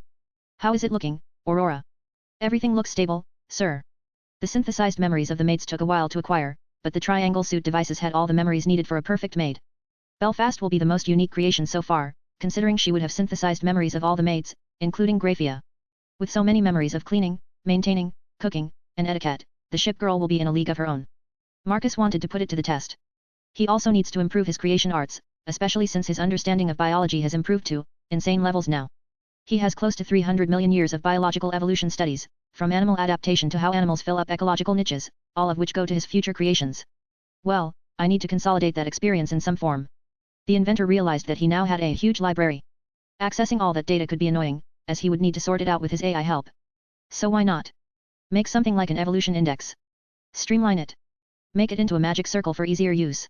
As he accessed all the data and started to spread it throughout the workshop, an idea popped into his mind. He then started sorting all of it like pages of a book. Sir, what are you trying to do? The AI sounded confused. Index, something like master control based on all the data I have on evolution. Using Lilith's power as a bedrock, I can make it into a magic circle, allowing a simple control over controlled evolution. That would severely simplify biological evolution. The AI realized what this would mean. Yes. Imagine all the machine nerds throwing a hissy fit that their machine fetish is no longer supreme. They used to complain so much in strategy games that machines are superior to organics because organic evolution is slow. Now, I can easily show them the middle finger by casting this circle. Marcus smirked while his fingers were moving through paragraphs of data. Sir, did they beat you in a multiplayer game? We don't talk about that, Aurora. The AI realized that it was a sour spot for him. A while later, Arena invaded his workshop as it was time for food. For now, Marcus had to take a break. After that, he ordered some upgrades for the warship in the Golden Armory. Since that place is outside space and time, the work was instantaneous for people outside the armory. Honestly, I should have placed an assembly line inside the armory. But, the linkage would be a hassle to figure out. It would work as a weak point as well. I don't want people to figure out a frequency to access the armory. The inventor weighed the pros and cons of a constant link between the Golden Armory and the outside world. Yet, I will keep it like this since the exact location of Golden Armory is in a data center. Marcus realized that if someone figures out the frequency and enters it, they could exit on the other side as well, meaning they would appear in the heart of technocracy. I need to upgrade the security of that too. Although bypassing layers of barriers with resonance is not the easiest thing to do, he considers that an easier method than attacking his barriers directly around his country. With the discovery of a new loophole in his security, Marcus left a note on his console before moving to biochambers, where two girls were floating inside the liquid. The first one to comment was Serin, who was already there when the inventor entered the room. So that's Bismarck and Belfast. Serin looked at them with crossed arms. I am surprised that you made a blonde. She joked as the girl noticed blonde hair on one of the ship girls. A call back to German roots from Norse and their Vikings who loved blonde hair, Marcus explained to her. I thought it was a random choice, but you put some thought into it. The Hersker was surprised to hear that. As the pair were talking, Tirpitz and Enterprise walked in and looked at the pair of girls. Their eyes slightly sparkled as they saw more of their kin. With these two girls, their numbers will double. Tirpitz quickly found her older sister, as she simply knew. Yes. There is a special feeling there. You can feel it, right? Yes. There is this feeling in me. The Queen of North nodded her head. That's because your ships are nearly identical. I took the liberty to upgrade them before these two will awaken. Upgrade. Enterprise looked interested. Yep, the warships have the latest advancements installed. How? The carrier girl asked with disbelief. When? How? She didn't sense a thing. I requested them to be pulled out in our new base outside the flow of time. The nanite-based assembly lines are installed, including time engines, Bifrost, and diamond heart engines. Admiral. Enterprise, for a second, had no idea how to react to that. Her carrier ship can now fly through space and time. Isn't it too much? Serin looked perplexed by giving that much power to girls again. Not at all. These are my creations, unlike those. He looked away with a frown. His opinion of outsider girls has dropped considerably. Arena, who listened to this, slightly frowned internally. It appears she needs to improve his opinion of outsiders, otherwise, her homeland can suffer when they return. Admiral, we won't disappoint you. Enterprise clenched her fist as she wondered where she could blow up her admiral's enemies to prove that his decision to upgrade her warship was the right move. I know you won't. It's not part of your design. He smirked before looking at the two girls floating in liquid. He snapped his fingers, and the pair opened their eyes for the first time. Tirpitz's eyes trembled as she could finally meet her older sister in this form. It was one of the first things she wanted to do when she learned that Marcus had Bismarck's wreckage. As the water was drained out, the glass container opened, and the pair of girls ended up standing with their naked feet on the cold floor. The pair had extremely long hair, and Marcus was already itching to cut them like he always did with his creations. Admiral. Admiral. Both of them spoke at the same time. Marcus responded by simply raising his hand, and the pair immediately dried up. Welcome, you two. He took a step forward. Do you know where we are? He inquired them, as this time around, he packed their brain with quite a bit of information. Yes, I have a general understanding. The blonde warship nodded seriously as she looked at Marcus with an intense gaze. She was carving his image into her memory several times over. The battleship would only serve one admiral, and this time around, she wouldn't sink just because she had bad odds. Not with the powers she is given. No, something like losing a fight is not in her dictionary anymore. Same as well. Admiral, should I call you master? Since I am classified as a mate as well. Belfast curtsy bowed to him before asking.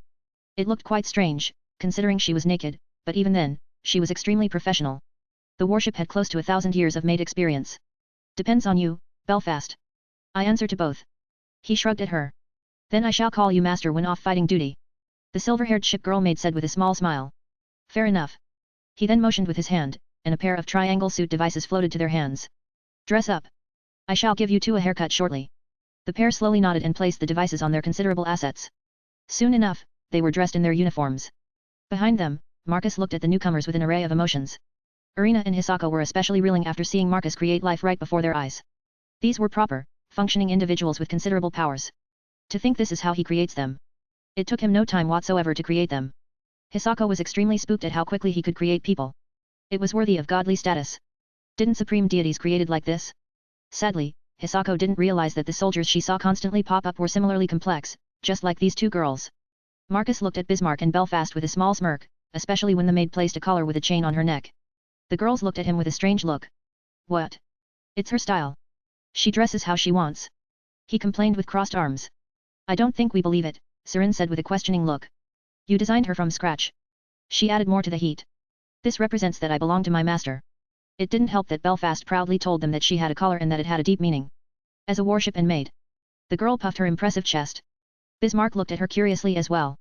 Since this is the case, should I get one too? The battleship questioned loudly. That would not be necessary. Sarin took a step forward as she decided to elaborate. Your uniform already represents that. She motioned towards her impressive black and red uniform, which reminded her of a German uniform from the Second World War. It's nanite and energy-based. She added some more to make sure she didn't question it. It depends on my admiral. The blonde didn't give up easily. Her desire to listen to him is far greater than at any time before. As a sunken flagship, she desires redemption. It's fine, Bismarck. Let's get those haircuts. He motioned for them to follow him to the... Understood. The crazy show of loyalty made Enterprise and Tirpitz straighten their backs as they were impressed by the battleship. As expected of my older sister, her words are like steel. The other battleship had stars in her eyes. Instead of going to the barracks, Marcus still went to the kitchen area, as it was a tradition for him to have a haircut for the girls in the canteen, even though the barracks on assimilators were as big as cities with huge facilities for the knights. They took around 5 minutes to arrive at the officers' quarters and the canteen. Take your seats. The inventor motioned them to sit as 2 chairs and a table floated to make a makeshift barbershop. The ship girls didn't question his orders and took their seats. While Marcus walked behind the fridges and into the actual kitchen, seconds later, he had a whole back of hairdresser set. After my initial creations, these hairdressing sets are in every single kitchen across my technocracy. Marcus proudly said that as he opened the set and took out the tools. You will never know in what kind of vessel I will create another biological model. Humph. Sarin huffed at the back as she took her seat after taking a plate of strawberry cake from a fridge. There is no way she will simply watch the whole thing without doing anything. She learned this the last time Tirpitz awakened. Back then, she was uncertain of her place in the technocracy, but now she is much more secure in her position. As the white-haired girl was eating her cake, Marcus proceeded to cut Bismarck's hair. Irina and Hisako looked closely. They never expected to see the inventor do such a thing by hand, no less. He has so much tech and raw power that he can do this with thought alone, but instead, he is doing it in the most mundane way possible with scissors and a hairbrush. The first one to get her hair done was Bismarck. Marcus smiled the whole time he was cutting her hair and making sure her bangs were just the way he wanted them. He is quite good at this, the chef girl's assistant commented in a surprised tone. Genetic augmentation. I experienced the same thing. Serin replied as she took a bite of a cake in a leisurely motion. His genes are altered, and he rapidly adapts to whatever he needs. You can call it his unique power, the Hersker explained as she checked her hair. It was too early to get a haircut. Beautiful. Marcus placed a black hat on Bismarck's head after he was done. The blonde battleship had waist-long hair, and the ship girl stood up from her seat and looked around before looking at her admiral. Many thanks, sir. Is there something I can do to repay all your efforts? She asked with a straight face. Her words made the chef girls and Serin blush a little. What's with such blunt wording? Why you? What are you saying? The white-haired girl snapped out and swiftly stood up. Some cake was on her lips. Are my words confusing? The battleship looked confused. The way you worded. Serin. Marcus pointed at his lips. The girl's eyes widened as she swiftly cleaned herself up with her hand before getting embarrassed. As I was saying, you need to word it better. The Hersker repeated herself. What for? The warship's confusion only increased. So that people wouldn't get a wrong idea. But, my words are simple and direct. There is something that could confuse. The blonde moved her head to the side. What mistress is saying to you, Bismarck, is that a girl shouldn't say such things to a man. Belfast clarified as she was elegantly sitting on her chair with closed eyes. A male could get the wrong idea and do things only couples should do. The battleship looked perplexed for a second before replying with a straight face either way. I do not mind. I was given a female form for a reason. If Admiral wants me as a woman, then I will gladly do my duty. Serin's mouth opened and closed before he looked at Marcus with an annoyed look. It would seem he was being naughty by making females like that. But he simply shrugged at her annoyed look. He has not designed her with that intent, but other character behavior patterns led to such a conclusion. Mistress, you shouldn't look like that to our master. It's only natural that everyone wants a piece of him. The light cruiser spoke in a professional voice, making Serin's eyebrows tremble. Just because you are a perfect maid doesn't mean you can tell me what to do. Well, then, Belfast, you are next. I will be in your care, master. Marcus smiled as he started by cutting excess hair before working on the edges. Like Bismarck, her hair is long, reaching her waist. Once done, he worked on her bangs, as Belfast's style was a little bit different. What do you think? Marcus asked after bringing a mirror in front of her. As long as you like it, I am fine with it. She smiled at him, her smile close to a seductive one. After all, more than 90% of her memories are of Graphia. And the Devil Maid has a thing for Marcus. So, it's natural that Belfast, who inherited synthesized memories from the Devil Maid, has a natural attraction towards her creator. But even without them, as a warship, she desires to perform better than last time. The echoes of the time when she was a ship are at the forefront of her consciousness. Good, he smiled as he finished with her hair. The maid immediately stood up and straightened herself up. She slightly bowed at Marcus. Many thanks, master. She softly spoke before her smile morphed into a smirk. I'm ready to repay you in any way you want as a maid. I do everything. Belfast slightly leaned towards him as she wanted to see his expression. What are you saying? Right in front of his two fiancés. Serin popped right in between Belfast and Marcus. And, how is it wrong? The silver-haired maid asked with a confused look. What? I am his maid and his warship, I was designed to be his, she said with an obvious look as if asking which part of what she was saying was wrong. Even so. As his fiancés we get priority. Serin said that while looking at Irina as if wanting her to join her side. But Irina didn't move as she knew this was pointless. Priority for what, exactly? Belfast looked at her as she wanted to understand what she meant. Do you want me to spell it out for you? Serin replied with a growing blush. If master wants me to be around, he will tell. Everything depends on him, after all. The warship maid explained with a certain voice. Ugh. The Hersker trembled as she looked at Marcus with a pouting look. Come now, relax, darling queen of mine. Belfast is only teasing you. The more you play into this, the more she is teasing you. Marcus joked as he looked at the blushing Serin. Humph. You better. She pointed her finger at him. Belfast slightly smirked when she saw Serin's reaction. The maid understood what had made this girl a stuttering mess. With the new addition to Marcus' group, Belfast joined Artemis in cleaning, and Tirpitz dragged Bismarck away to show the military and the spaceships. Serin ended up sneaking away to study cooking while Irina and Hisako returned to their testing. It only left Enterprise. Admiral, may I stay with you? The carrier ship asked him with a bashful look. Her right hand was holding her left hand's side as she didn't know where to look after charging into his workshop head first. The girl behaved like a reckless command, charging in first and thinking of a plan second. The holograms in the room dimmed as the seat with Marcus turned around and faced her. The inventor smiled, seeing her being this embarrassed and bashful all of a sudden. What happened, Enterprise? I thought you were with Tirpitz and Bismarck. Marcus asked her curiously. Well, I had this feeling that I was a third wheel and was getting in the way of their sisterly bonding moment. The carrier ship explained this while trying to be serious while explaining it to him. I see your point. Besides, they are battleships, and you are a carrier ship. I think there is a dynamic there.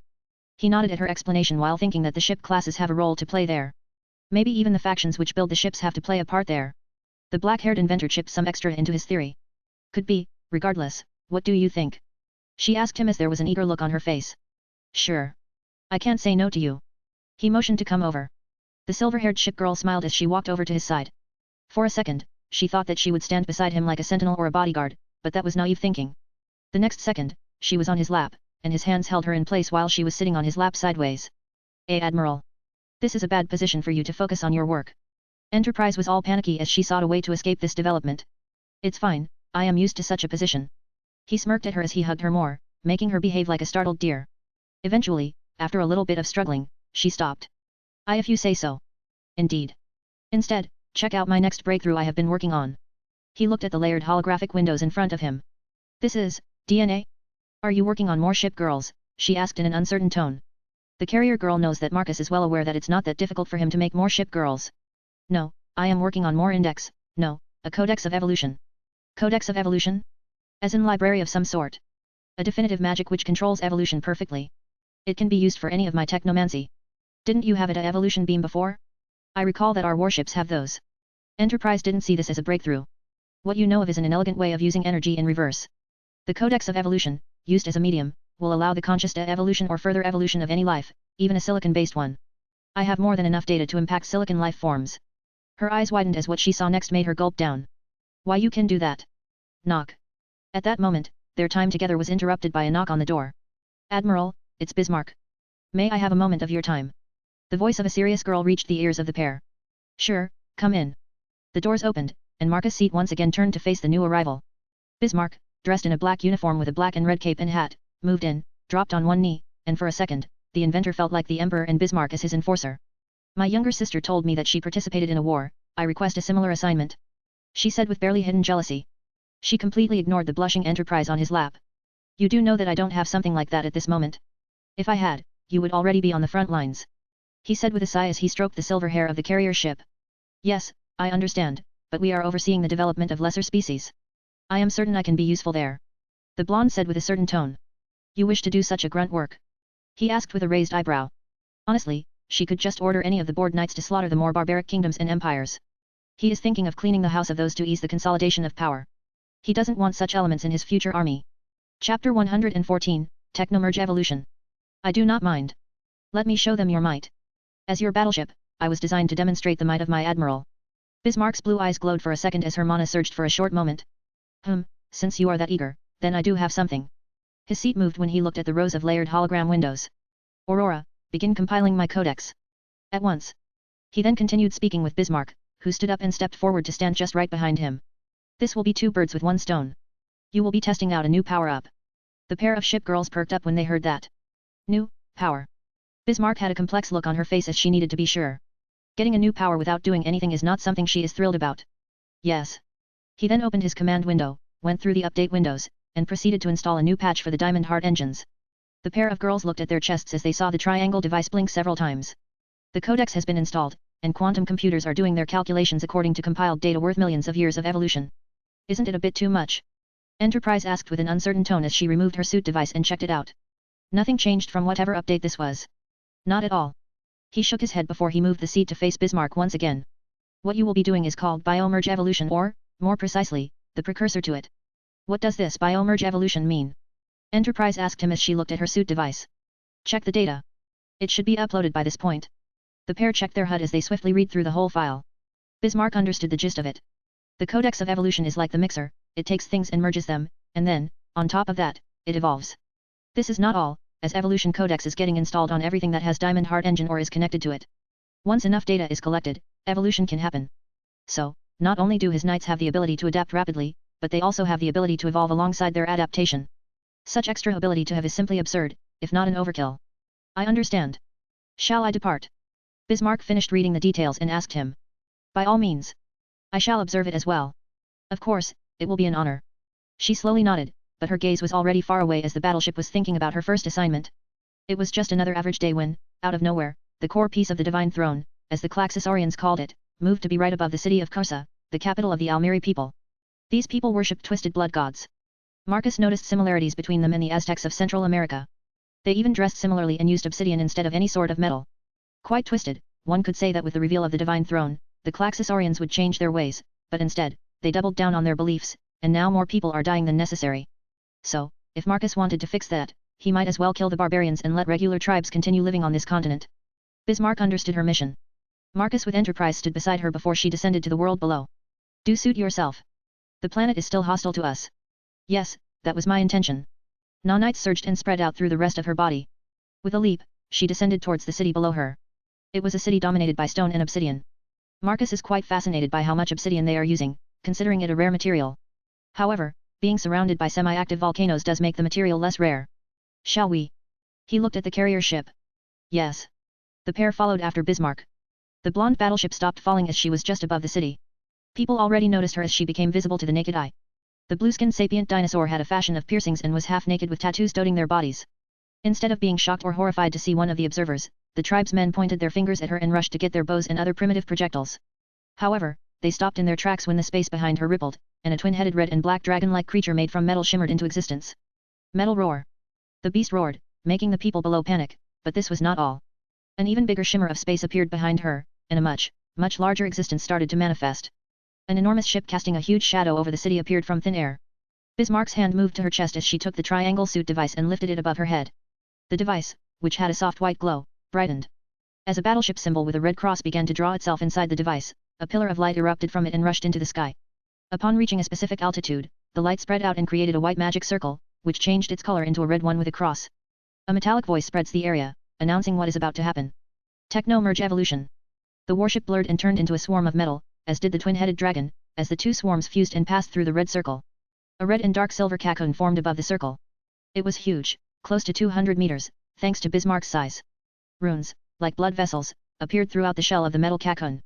Like a beating heart, they blinked several times before massive wings erupted from the cocoon and then shattered completely. The shell pieces dropped on the city below, destroying buildings. The size of the cocoon shells easily crushed the stone building, erasing it. The Klaxosaurians had no chance to scream as the weight and force of the fall turned them into a cloud of blood upon impact. As barbarians died just from evolution alone, the massive creature revealed itself from the cocoon. Iron Legion Techno-Dragon metallic voice announced what came out from the cocoon. It was a massive dark grey western dragon made from glossy metal. Its wingspan easily covered the entire city as the living machine-like creature opened its mouth and roared for the first time in its life. Deep metallic roar. The sound of the beast caused the closed people who were lucky enough to survive the falling shells to end up dead as the sound of the roar caused their heads to explode. The ones further away lost their hearing or, worst case, passed out. What is that thing? Enterprise, from a distance, observed the evolution. Her HUD was going haywire. Strength, unknown. Type, unknown. Power output, unknown. Even Aurora doesn't know? Isn't that dangerous? She asked Marcus, who was looking at the metallic creature with the excitement of a small child. Don't worry, the evolution is hard to predict. Let the AI do her initial observation before relying on the data, he said after snapping out. Still, it merged with the battleship, which had Bifrost time engine and diamond heart engine. That thing could blow up the planet if it gets angry. Don't forget it had an M.T.M reactor. With all those factors, the Techno-Dragon is a one-of-a-kind creature. He smirked as Bismarck gazed at her weapon. This dragon is part of her, and she is part of the dragon. That is why she knew the limits of what the evolved weapon could do. Let's go. We need to cleanse the land of all of these barbarians, the blonde softly said under her breath. With such a powerful asset, she could erase them with minimal effort. The dragon's red eyes glowed as its power surged. The body moved, and the dragon's scales moved, charging hundreds of black and red beams, shooting in all directions, blowing up everything in its path. In the second flat, the whole city was gone. There is more, we shall burn other cities, and none of them will survive. The blonde floated on the dragon's head before flying away at absurd speed, leaving behind Marcus and Enterprise. Isn't it, a little bit too much? Enterprise looked at the sheer scale of destruction with a complex look. It may look like that, but if we didn't stop them now, for the next 200 years, they would have killed millions of Klaxosaurians. It's better to remove the disease now instead of allowing it to fester, don't you agree? I understand, but what I am saying is that we are using a nuclear bomb to kill a chicken. As a carrier ship, I find it hard watching how a battleship is fighting a rowing boat. The silver-haired ship girl grimaced while saying that. Yeah, I guess, but if Bismarck wanted to do this, I can't say no. He shrugged before flying forward towards the big pyre of smoke. Recalibrations are done, and I can access the data for the new life form. Aurora replied to Enterprise and Marcus as they watched Techno-Dragon release a breath attack. He considers it the cosmic breath? Is it a mix of time, space, and sheer destruction?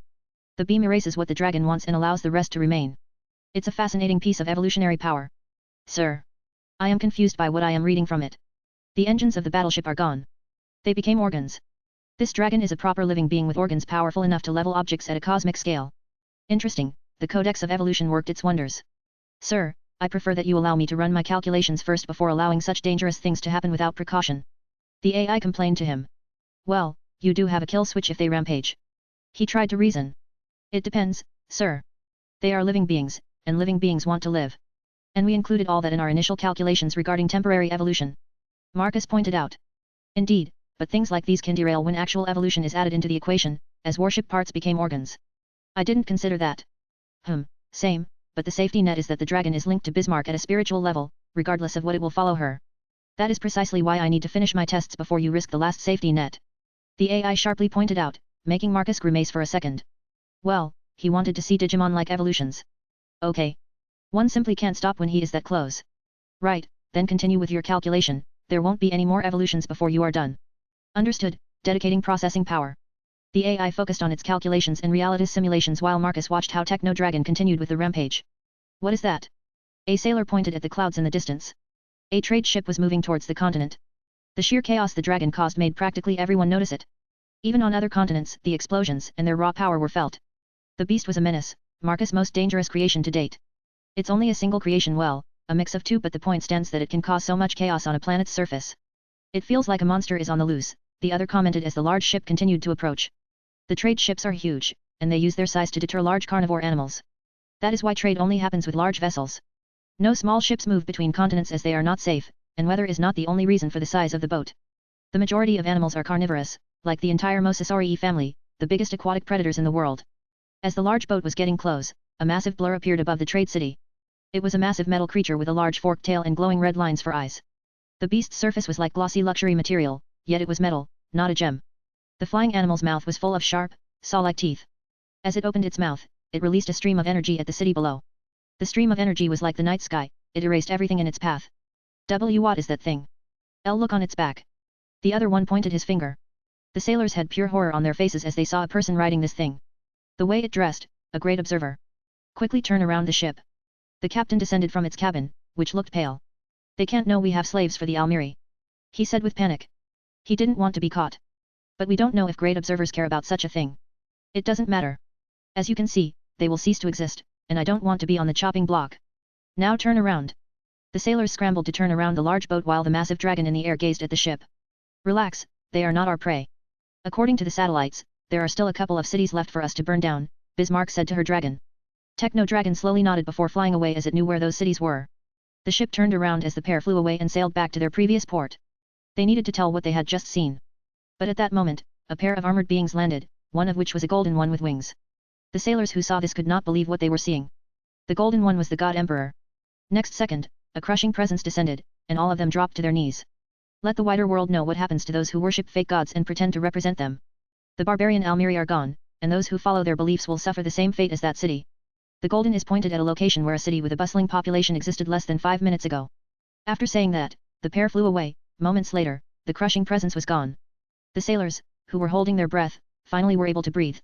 They collapsed on their knees and hands while gazing at the wooden deck with primal fear in their eyes. Their presence alone made me feel like dying. Bismarck looked at her triangle device with fascination, as she could see the red cross symbol with the battleship glowing. With thought alone, the techno-merge evolution was undone, and the dragon in front of her turned into a cloud or more like a swarm of metal. It separated into two and then glowed, reforming the battleship and her twin-headed metal dragon with cannons.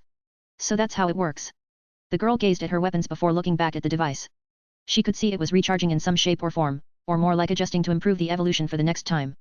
Impressive, so this is the third fundamental force we can control now. The ship girl realized that what she could control was a lesser form of a fundamental force called life. Using time and mana could have accelerated growth in what she just did with the device in her hand. With her assignment done, the girl swiftly returned to the core piece of the assimilator. As she landed in the hangar, she saw Serin slam into Marcus like a missile. I want one. I wanna. The girl was hugging him like a koala. What is with her? That's not how a fiancé of the strongest being should behave. The battleship frowned to herself as she slowly walked over to their side. Her clothes shifted into her regular uniform instead of the suit. First, you need to tell me what you want. Marcus sighed, holding the white-haired girl in his hands. She immediately looked at Bismarck. I want a dragon. Just like hers. You remember my Benares, don't you?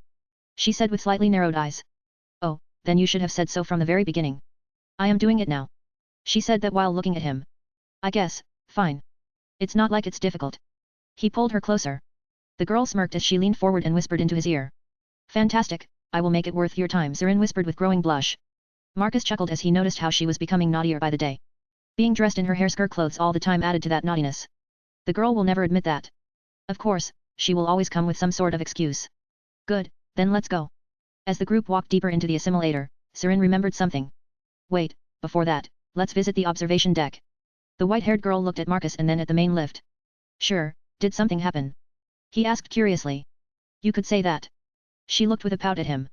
Come on, I haven't even seen it, and you're already giving me that look. The inventor groaned as he rolled his eyes at her. She was treating it like it was his fault. You will see. The girl puffed her cheeks as she looked away. While she puffed, I liked that it didn't change the fact that he was carrying her the whole time. On a short trip to the observation floor, the Hersker used her HUD interface to show a familiar city. That's Korea. Marcus immediately knew what city it was. Yes. Look at this. She zoomed in and showed the royal palace. They could see gathered carriages. Quite a bit of people have gathered. Are they celebrating the recent victory? Enterprise asked as she slightly frowned at this. Part of her was disappointed in how quickly these people turned to celebrate a minor achievement.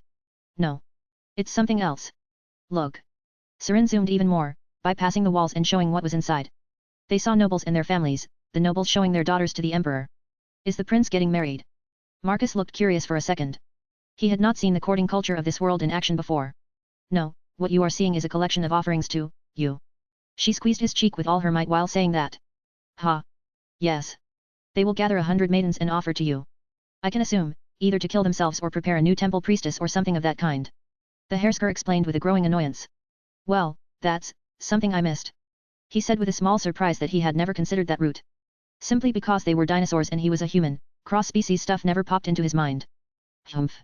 I never considered it. Do you realize that the DNA difference is more than 7%, he said with an eye roll. As if that will stop you from having your way with them. Serin huffed at him. True. He didn't hide it. A blue-skinned, silver-haired girl has an exotic feel to it. See. You can gene alter them and make them compatible with humans. Yes, that's the easiest part, the hardest part is finding an interesting one to entertain me. He shrugged at Jean's part.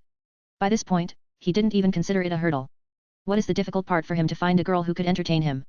It's one of the reasons why he is making his own waifus. Irina is one of the few who are interested in him enough to make her a fiancée. But the majority, well, boring. So, you will just accept this madness. Serin narrowed her eyes at him. Rich coming from a Hersker.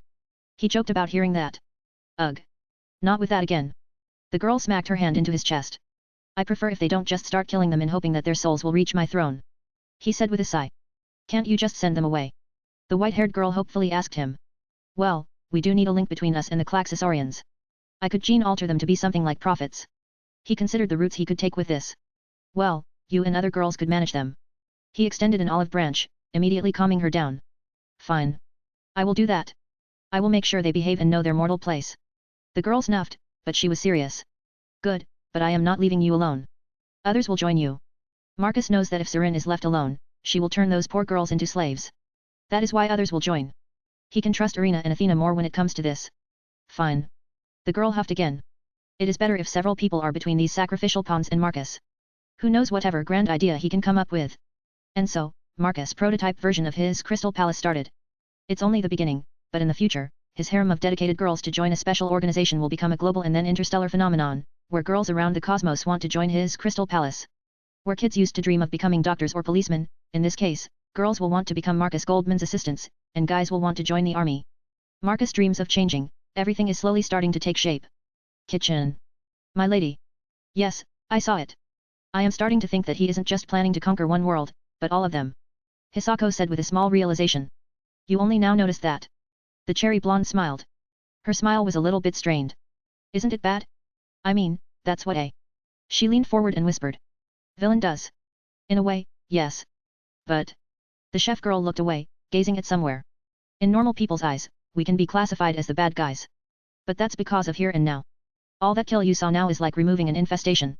It is painful, and one will suffer and be bedridden for a while, but then he will recover and be better than ever. Same here. That dragon killed a twisted barbarian culture. If he hadn't, then those things would have killed for generations, dwarfing the number of people killed by that dragon. We are capable of seeing into the distant future thanks to our time abilities. Normal people can't understand what we see. The purple-haired assistant simply gazed at Lady. While her face was not expressionless, her eyes were trembling from disbelief. Irina would normally never speak like this. She might have a twisted perception of food, but never of life. What she is looking at is a completely different person. Then. I am sure Marcus will spread his influence to other continents, allowing his followers to spread worldwide. The distances between continents are not as large as in our times. The chef girl already brushed aside all those millions of deaths that happened a few moments ago. Instead, she is already looking towards what will happen next. I see. It appears I am the only one with some common sense around here. Hisako told herself, but then again, she wondered if it was true. She can control time flow, use her mind to lift things, and even wield magic, none of that sounds normal. Oh, how can I forget I was taught things by the goddess of wisdom and received her blessing? The girl realized that she was a hypocrite. Meanwhile, outside the flow of time. A Daedalus class support warship left the green clouds of time and entered the Bifrost Highway, which rapidly brought them closer to the massive station-like base being constructed. Several assimilators are supporting the Mammoth project. Hundreds of thousands of nanite swarms are building the hull and bridges that will connect the assimilators into a single massive mothership. This is technocracy's secret base. Its purpose is to manage alternative realities and timelines that technocracy will rule one day. While not the capital, it is the hub of the military and the storage place for all the stuff Marcus has collected from his trips. In a way, this was Marcus' secret treehouse base, where regular guys collect figurines. Marcus builds a base outside the flow of time and places living dinosaur specimens instead of said figures. Because he already has figurines in his room. So he needs something better. Regardless, as the place gets assembled, the warship docks away from the rest at an assimilator. This one is the command tower, where Quinella is with the maids. As the warship docked, the ramp lowered, and a group of royal guards brought out the maids towards Quinella, who was waiting with 3 maids. I have heard what 4 of you did. The assistant showed a wicked smile. I only wanted to impress Master. Hippolyta complained. It appears no one wants to hear what she is saying. And how does that translate to you two blowing up nearly an entire continent? Thankfully, we have technomancy in place if you bring the Jurassic period to its end with magma traps erupting in China.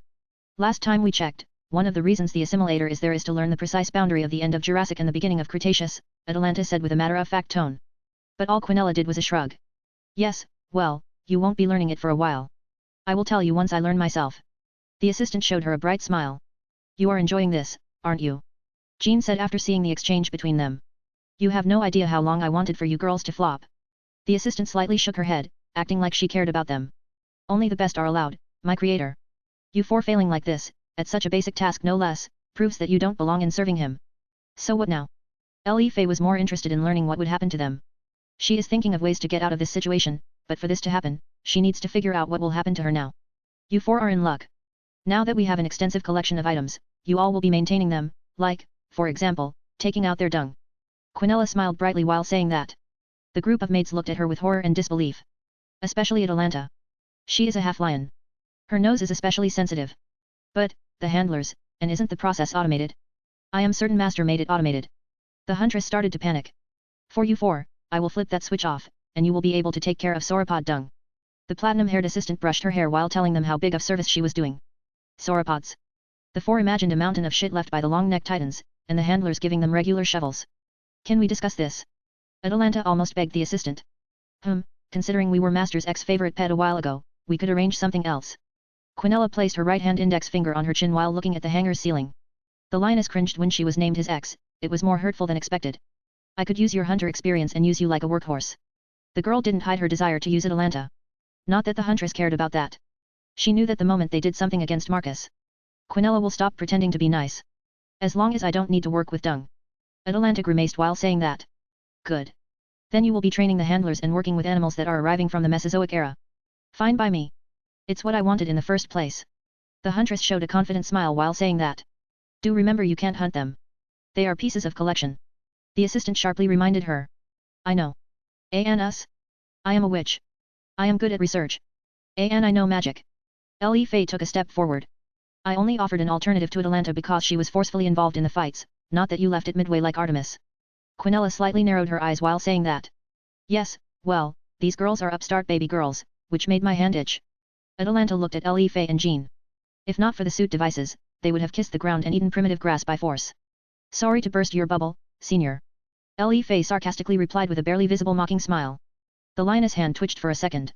It appears you little ones need some discipline training. Being spoiled by Marcus was a mistake, it would seem. The platinum-haired assistant looked at them with a disappointed and slightly angry expression. Her pride can't allow such spoiled brats anywhere near her creator. This place doesn't have that much for females with big heads. Why does he even like such annoying girls in the first place? It must be his twisted sadism. Quinella pondered as she motioned for her integrity knights to get rid of these troublemakers.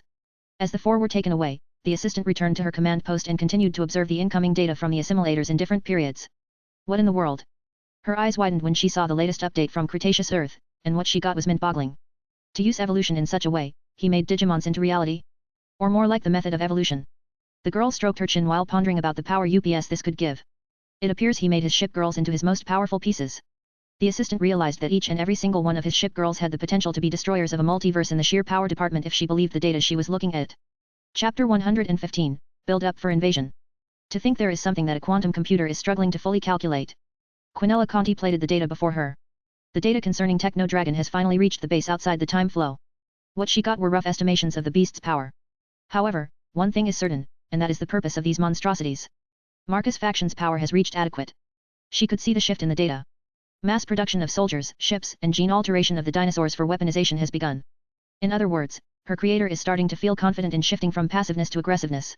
Well, our technocracy has achieved means for rapid expansion. But the girl pondered how this would happen. Marcus never clarified to her how the conquest would happen. It was always there, a subtle thing in his behavior patterns.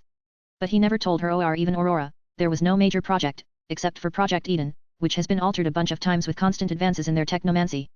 I can consider the Mesozoic-era worlds as free for all territory grabs, but once we reach worlds with actual sapient life forms, will he attack all of them? The girl was curious how he would act when he was aggressive with his expansion. She is a little bit excited to see that. But this is impressive. Her eyes ended up on the stats of the dragon. Iron Legion Techno-Dragon. Species, Iron Legion. Type, silicon-based life form. Projected raw strength, solar system to multiversal. Traits, continuous growth perpetual motion engine. Fundamental force insights, space, time, destruction, gravity, life, evolution. Extras, kinetic energy absorption. Aurora, what does Iron Legion stand for? Don't tell me Marcus was feeling like it's time for him to pay his respects to Marvel's Iron Man. The assistant sarcastically asked the AI with crossed arms. Incorrect. The term is selected because it will be used on all of the species created via technomerge evolution of the warships used by ship girls. Oh, I see, and other types of evolutions. Unknown, I haven't received data yet. Once the device is triggered and evolution is initiated, I can begin naming. Can't you access and simulate such a thing? I can't bypass certain safety nets, Quinella. The suit devices and their quantum computers are stored in a different space. All I can do is download and upload data. Only the Supreme Commander has all the clearances and master control over those things. Same with Diamond Heart Engine and Time Engine. HOH. The assistant looked surprised for a second. It appears he has some precautions. Then again, those things could be dangerous to us if they are to fall to people with different intentions. Quinella took the triangle devices from her chest and looked at it. Even one of these could propel a civilization into interstellar powerhouse status. So, when can I get an evolution? Unknown, I am still compiling data. Ha. I thought you could easily calculate such a thing. I do have very little to work with. The codex of evolution is one thing, but predicting all the outcomes is another. My programming doesn't allow half-baked answers, and what is requested of me is almost the same as inventing everything from nothing, with a single direction being the codex. No need to get offended. I can wait. It's not like I will be charging into battle anytime soon. The assistant sighed as she looked at the other data she got. It appears Marcus is slowly becoming a godlike figure, with the entire civilization offering their daughters to him. Well, she could use them. If she is to train them, she could have them as actual assistants. Pilling all the paperwork to them while she ends up spending more time with her darling creator. Phew, that could work. The platinum-haired girl stroked her lower lip as there was a wicked smile. This could work, and she could use them to satisfy her ego. Her creator is finally getting what he always should have gotten, in her opinion. Lesser beings, like the so-called pantheons of bygone eras, used to get offerings of shrine maidens and virgin princesses for their weakling gods. Her creator, who mastered fundamental forces and learned the secrets of life, should have gotten even better. At least, in her opinion, she will not tell that to the face of certain individuals. Though I should. Once Project Eden is on the way, I could take the initiative and slaughter a couple of pantheons on my own. Quinella stroked her chin as she pondered on the actions she should take. I should visit this Cretaceous Earth and see this Claxosaurian civilization myself. Mentally, the assistant opened the DNA folder of the collected samples of the blue-skinned sapient dinosaurs and checked what they could offer her. She found it interesting that they were nearly identical to humans, with only a small difference in DNA composition. With some gene splicing, they could be compatible with humans. But that's for later. Quinella is certain that Marcus will play around with their kind to create a perfect composition for future Claxosaurians. I should finish with the base and then visit that Earth. Back with Marcus. What do you think? Marcus motioned towards Serin, and the hologram image of a white dragon rushed towards her. The girl caught it and looked at the design. Amazing, are you certain you didn't check my memories? For a moment, she was awed before looking at him with narrowed eyes. No need. I remember the dragon quite well. He shrugged at her before wondering how they should carry their pets around. I see, so can you order its creation? She asked him after inspecting the design. 1 second, I have something in mind. He opened another project and drew a sphere before adding a button in the middle. The upper part turned red, and the lower one was white. Then he hollowed out the inside of it and added graviton and space projectors and interactive magic circles. Then, he based another circle on Codex of Evolution. Damn, compressing all that, wait. Nanites, sure. He mumbled to himself as he reworked the insides of the sphere. By that point, Serin walked over and looked at what he was doing. Is that a pokeball? She asked dumbly. Yeah, I already had prototype ones when I captured Typhon and Lilith. But this is the real deal, and it does what it is supposed to do. He made it spin around and open with a finger motion, showing the interior. Then I can keep bananas inside of it. Precisely the reason why I designed this. He nodded at her question. Great, then make one in white and yellow. She asked without beating around the bush. Sure. He shrugged before commenting on the pokeballs. Though, I am shocked at how complex this was. I was only able to make this after grasping fundamental forces, adding magic and using nanites, but Professor Oak was able to make this with average tech. Marcus commented while creating a blueprint for custom pokeballs. You do realize that it's an anime meant for kids. I doubt the creators cared if it was possible in the first place. The girl replied with a deadpan look. Yeah, whatever, Aurora, do run your tests. I don't want these balls to implode or become miniature black holes. Marcus finished with his design as he pressed on execute. One moment. The AI sounded slightly tired. You should let her rest. Serin picked it up as the AI was working on several projects, one of which was literal evolution. I guess I can focus on something less complex. He dismissed the hologram and focused on the Hersker next to him. Hehehe, sure. The white-haired girl ended up on his lap as she knew what he meant. The expansion and changes to Klaxosaurian society are happening at a rapid pace. The revelations of the divine have changed the whole mindset of the people. For better or worse, people felt an injection of energy in their daily lives, something akin to children who desire acceptance of their parents. However, such dependence diminishes their desire for independent thinking. Marcus realized that early on, which is why he went with the research tree idea and created an entire system for interaction with his new minion race. Such a thing doesn't require in-depth research and processing power, he already has the assimilator in place and the network surrounding the planet. So, he started to work on smoothing out. Since the nanites are spread from person to person, he can easily access what they are thinking and their prayers. Marcus decided to work on that, as well as the whole idea of using the priestess as his middleman. He waited for the inauguration of this whole thing. His girls waited eagerly, too. They can't wait to place them under their heels. However, Marcus was more interested in the project as a whole as he could imagine a much bigger picture. Like designing their robes and clothes, how the temples will look, and their roles in his faction. All that stuff. He was, after all, a creator, and just making doesn't mean a thing. It has to be perfected. What are you doing now? Serin sighed as she saw him grinning like a small boy who was designing a makeshift bomb or something. The girl walked over to his side again and saw girl clothes. Oddly enough, they were not perverted or revealing. What are those for? She asked him. They look like uniforms for the military. These are clothes of my assistants. For those dinosaur girls. The Hersker raised her eyebrow at him. She is feeling a little bit jealous that he is spending so much time on females that he won't even be learning their names. Not to mention even speak with. Or at least that is what she is thinking. Not just that, I am thinking of spreading and merging with my maids, make it more official and make it into an organization of sorts. Why? I mean. Serin, how many homes do I have now? He questioned her all of a sudden. Your parents' home, your underground home under the river, do these assimilators even count? She stopped midway before asking him. My parents' place, my base, the current assimilator, the base outside the time flow, and the upcoming base on Titan. In other words, their sizes will be huge, and instead of having a few maids, I will have an entire branch of pseudo-military to maintain them for me. On top of that, I will be able to develop them, like cooking, dancing, and all that stuff. As he explained that, Serin realized what he was doing. You just want to have an official harem. The girl huffed as she grabbed his ear. The girl is copying what Raiden May used to do to Kiana. And? He replied with an eye roll, ignoring the pull completely. Humph. Are you saying you are not satisfied with me? She asked with crossed arms. Not at all. I mean, I can leave all the houses and places and leave the maintenance to you. With your superpowers, you could maintain them. Humph. You could easily automate them, but you are leaving it for females to maintain them. Yep, I do need to make sure you and my other girls don't die from overexhaustion. He showed her a guilty smile. After all, sometimes, he bedridden them too much. His reply was like a hammer to her gut. As she grimaced, the guy had an absurd libido as his body altered and adjusted to whatever he wanted. Ugh, fine whatever, it's pointless to argue with you. She huffed one more time as she looked away. Well, if you don't want any of this, I can always strip all your military ranks and confine you to my living quarters where you could live like a simple fiancé. For a second, her eyes bulged out, and her mouth opened wide. Hold it. I didn't mean that. Ugh. She almost stomped her foot from frustration. I thought you meant that.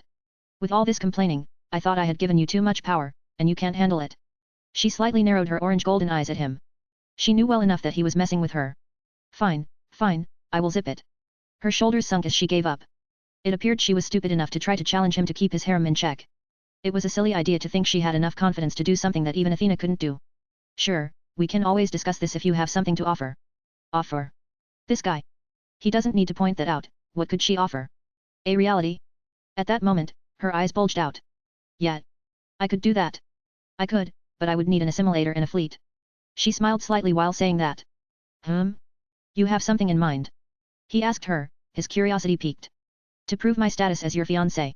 She said that while brushing her hair. For some reason, her competitive spirit is ignited. What?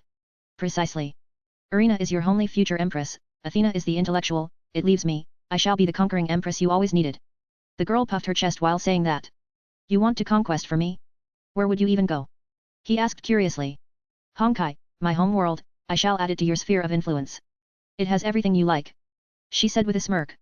Hey, you want to get back at Honkai, don't you? He said that with a pondering gaze. He is starting to think how to get several birds with one stone, like testing her out and all that stuff, and let her use his dinosaur army, too. This looks like a good idea. That too. But, what I need is to even out the playing field. Serin said with narrowed eyes. You females are too complex for no apparent reason. He sighed while saying that. He stood up and stretched out. But if you want to conquer, you can do that. However, the Honkai-verse is something I want to explore as well. So it's quite a moot point. You want to meet those girls on the battlefield and chain them up. She commented with an eye roll. That too. It's far too fun to let you do it alone. I see. So you decline it, then, she asked in a nearly pouting tone. She looked like a neglected hamster that had been hurt in some way. She continued to gaze at him with a growing pout. Ugh, fine. You can invade the Honkai-verse, but you will invade the previous era. The one Kevin came from has some interesting tech I could integrate into my technocracy. He said, with a faked resigned tone, that he could give away the previous era but not the modern times. Fine, I suppose you want to add Kiana yourself. She sighed as well. I don't trust you when it comes to her. He slightly smiled at her. Oh? I am that dangerous? Here, I thought you could handle your angel of death. Her sigh morphed into a cold smirk, showing him that she might have gotten soft recently but was still a Hersker. She is still capable of blowing up continents and dropping meteorites. In a way, I still consider that you have a bone to pick with your other self. In a way, I do. I might have lost the fight for that body supremacy, but the current game is different. She placed her hand on her waist. The game has changed, and the situation is way different this time around. She is not some baggage but a person of her own. She has an army now, a fleet, and a mothership capable of altering continents and terraforming worlds. Simple friendship won't save Kiana Kislana. That's why I am telling you to visit the previous era world and not the one you came from. Fine, I will do. I will bring you gifts. She smirked as she walked over next to him. Marcus was gazing at the world in front of him. This Earth is quite unique. It's still interesting to gaze at the moon when it's that close to the planet. You better, after all, you are using my credit card for this trip. He joked with a chuckle. Aurora, send a word to the base outside time flow. I want a fleet and an assimilator ready for her. Understood, sir. Sarin smiled while hearing that she would finally get her revenge on Honkai. But then her eyes sparkled. Sure, she might not be able to visit her modern times, but what about the modern times of the timeline she is going through now?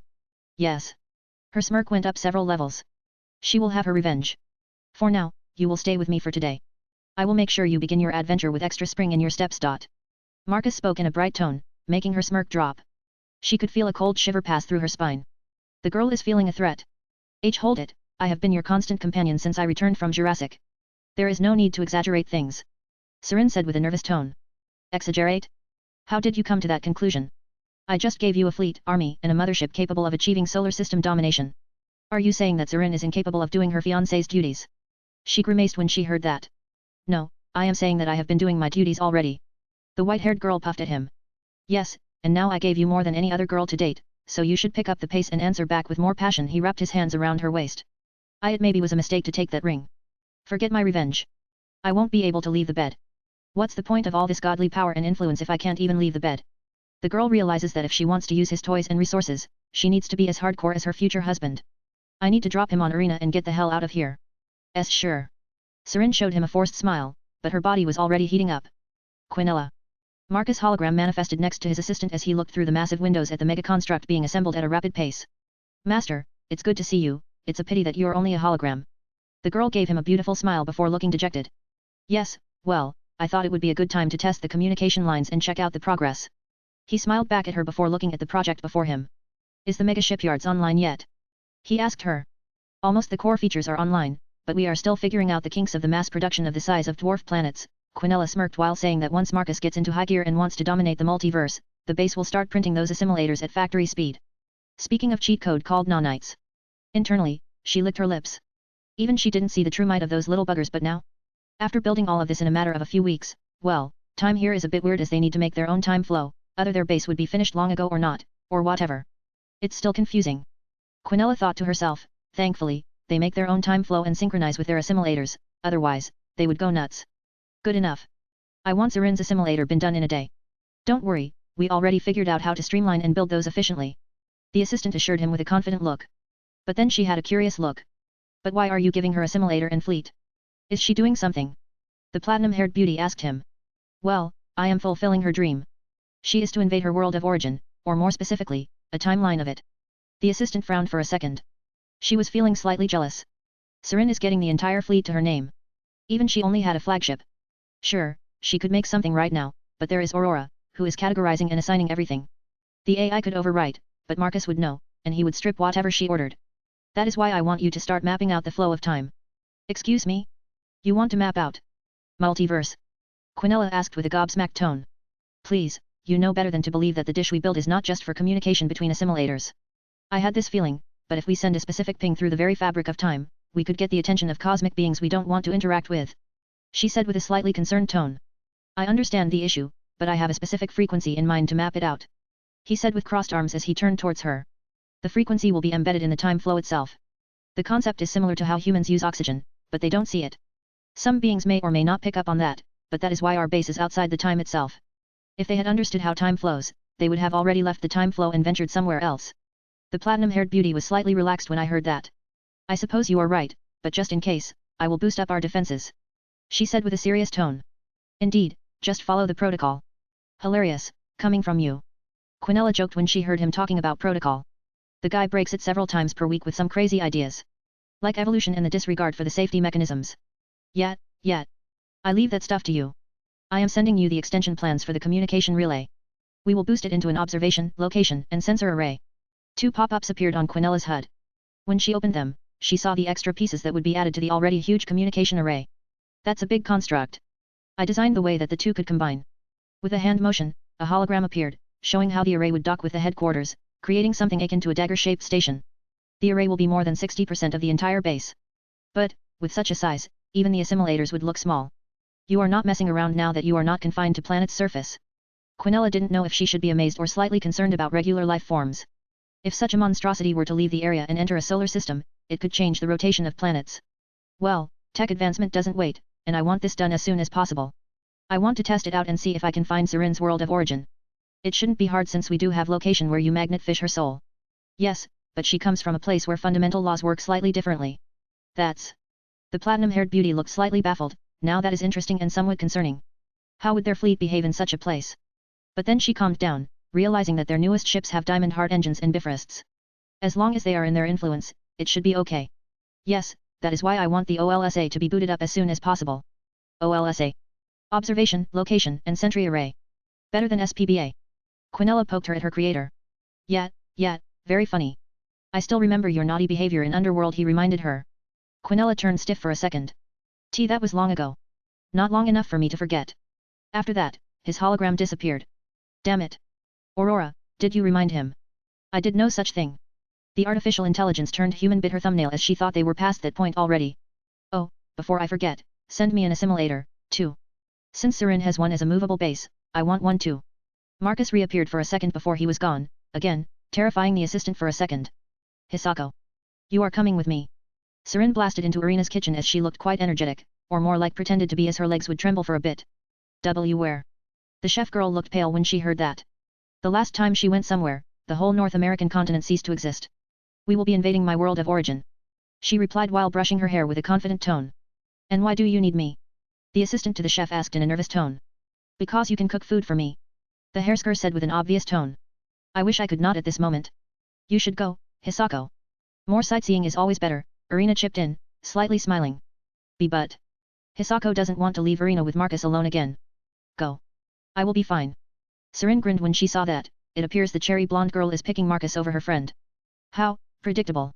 Fine. Good. Now that food is secured, I have peace of mind. The white-haired girl sighed in relief. How did this come to be? I thought we were waiting for those vampires to arrive. The chef girl asked Serin. She didn't recall any military split-up. I was given an expeditionary force. That's all I can say. Serin crossed her arms while saying that to Irina. It's not like she would tell everything to a rival. Not that Irina sees herself as a rival to the literal Death Angel. I see. After getting, more like forcing Hisako to be on the board, the pair walked to the docks where Serin's flagship was waiting. As they arrived there, the Hersker stopped and waited for someone. Relax, Marcus has something for me before we leave. He said to wait here. Serin calmed the nervous girl. Oh, okay. As the pair waited, the dock's huge doors opened, and Marcus, accompanied by an entire legion of white gold royal guards, entered the docking area. The Hersker's eyes perked up as she saw the custom royal guards painted in her colors. these. Marcus walked over while the majority of the royal guards started to embark on the flagship. These are your person guards, I have customized them for you. Since you are my fiancé and all that, you get your guard. He said with a smirk, making her blush quite hard. Oh, before I forget, I got something which could interest you. He pulled out another ring box. You. Her eyes widened in horror. Ha, that expression is just priceless. Marcus joked, seeing her reel away when she saw the box. Not funny. The girl calmed down as she recalled that she already sold herself.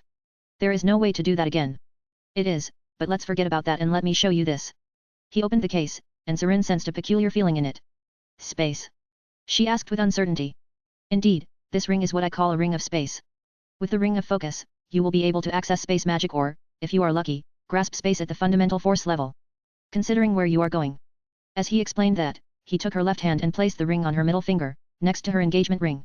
I won't allow Honkai to touch me again. There is no way in hell. She huffed angrily, but Marcus ignored that and pulled her into a hug. Okay, but it's time for a hug and a kiss. The white-haired girl sighed as she quickly caved in. The pair hugged and kissed. The kiss was quite a lewd one in Hisako's eyes as she saw their tongues swirling, and there was a little bit of moaning from the white-haired girl. Her eyes looked mystified.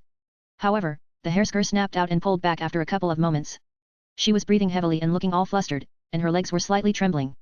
She nearly gave in and let herself swept aside. Regardless, dear, I have loaded some extras into your ship. Test them for me, okay? Sure, come Hisako, we are going. The pair swiftly turned around and went to the escalators to take them to the ship. Marcus smirked, seeing her darling flustered like that. Not long after Serin's ship left, Enterprise appeared next to him as if sensing that the coast was clear for her. Let's see what he gave me. Serin curiously used her interface to see what was loaded into her dreadnought. Seek and destroy units, extermination units, fortification busters. The girl looked confused. These didn't look like the night units she was used to seeing. A quick in-depth inspection revealed that these are dinosaurs. Of course he did. The Hersker sighed as she realized what it was. Well, it's fine enough, there is a certain amount of amusement in seeing her enemies being eaten by prehistoric monsters. So where are we going? Hisako got her out of her giddiness. The white-haired girl dismissed her interface and looked at her. To the base outside the flow of time. Over there, I will pick up my fleet, and then we will embark on the journey like no other. Serin explained to her. All you need to worry about is cooking for me. You can leave the rest to me. Her orange golden eyes slightly gleamed with giddiness as she was itching to return and cause chaos. Knowing what was going to happen, Hisako could only show a strained smile. She knows she is walking with the devil, but what could she do? She is not a fighter. Hell, she was shocked to see all the stuff that happened in the Jurassic. It's one thing to hunt a big animal and another to fight other humans. But where she is going might as well be a slaughterhouse with how advanced Marcus technology. Chapter 116, Short Visit in Star Rail. As a dagger-shaped vessel left the green clouds and floated into a black void, they were picked up by a Bifrost highway and launched towards a dot in the distance. As the dreadnought rushed towards this dot, their destination in the distance grew in size, and the people on the bridge began to understand what they saw. It looks like a station. That's because it is. See those small marble-like objects around the top part? Serin pointed. Yes. Those are assimilators. Hisako's eyes bulged out as she finally understood its size. Are you saying that thing is as big as a planet? I guess. I don't know the specific diameters. The Hersker shrugged without care. The girls eventually saw small dot-like objects floating around the top part of the station. Eventually, they realized that those were spaceships. Seeing the difference in sizes was a bit humbling even for the arrogant and proud Hersker, who kept on staring at the station, which was getting closer and closer. The girl wonders how many soldiers this thing can produce. What about ships? Or even mass-produce assimilators? That would be insane. But those thoughts quickly came to a halt when her flagship passed the massive station, and she saw her fleet. Leading the front was a white and orange gold assimilator, painted in her colors. Wow! The girl's eyes sparkled. This was her toy. No doubt about that. She has seen before that Marcus uses similar colors of white and gold, but this peculiar orange gold is the same color as her eyes. It appears he even painted it like that for you. The chef girl commented as she realized that the mothership was painted like that on purpose. Indeed he has. As the warship flew over, it docked at one of the spots prepared for her. The pair disembarked and went to the control room. The very second they arrived, a hologram flickered to life. It was Quinella. We are still setting up the coordinates for your destination. The time flow scanning is on its way. You guys are mapping it out. Serin sounded surprised. Didn't they just enter some coordinates, and boom? Not that she cares. As long as there is a world to conquer and it has Honkai in it, it is good for her. We are doing it now, after all, empires do have to have borders. We are doing that with timelines and the cosmos. Quinella explained that a large hologram window appeared, which looked like moving lines in a cloudy river or a nebula. She saw many of them. Several are more or less bound together and highlighted in golden color. This is our current territory. The assistant pointed at the golden strand.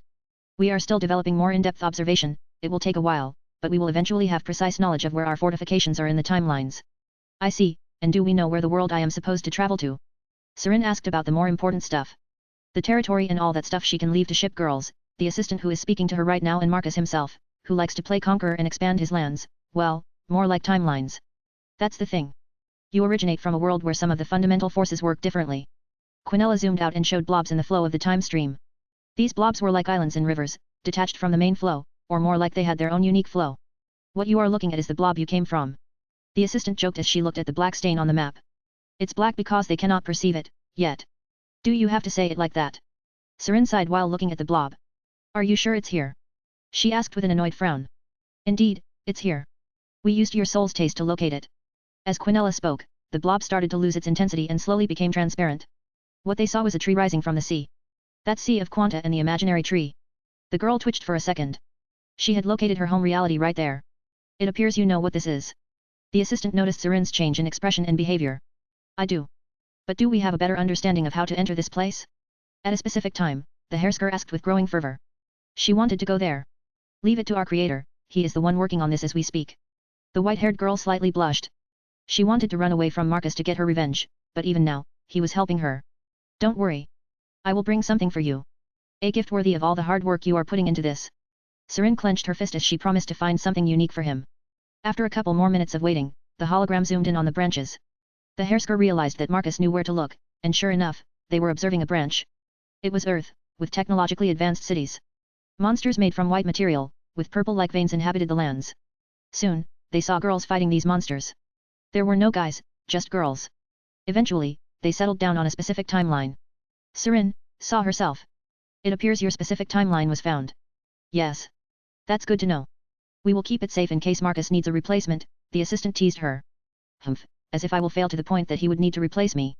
I am nothing like those maids. Serin exclaimed with barely controlled anger. Ha. Maybe, maybe not.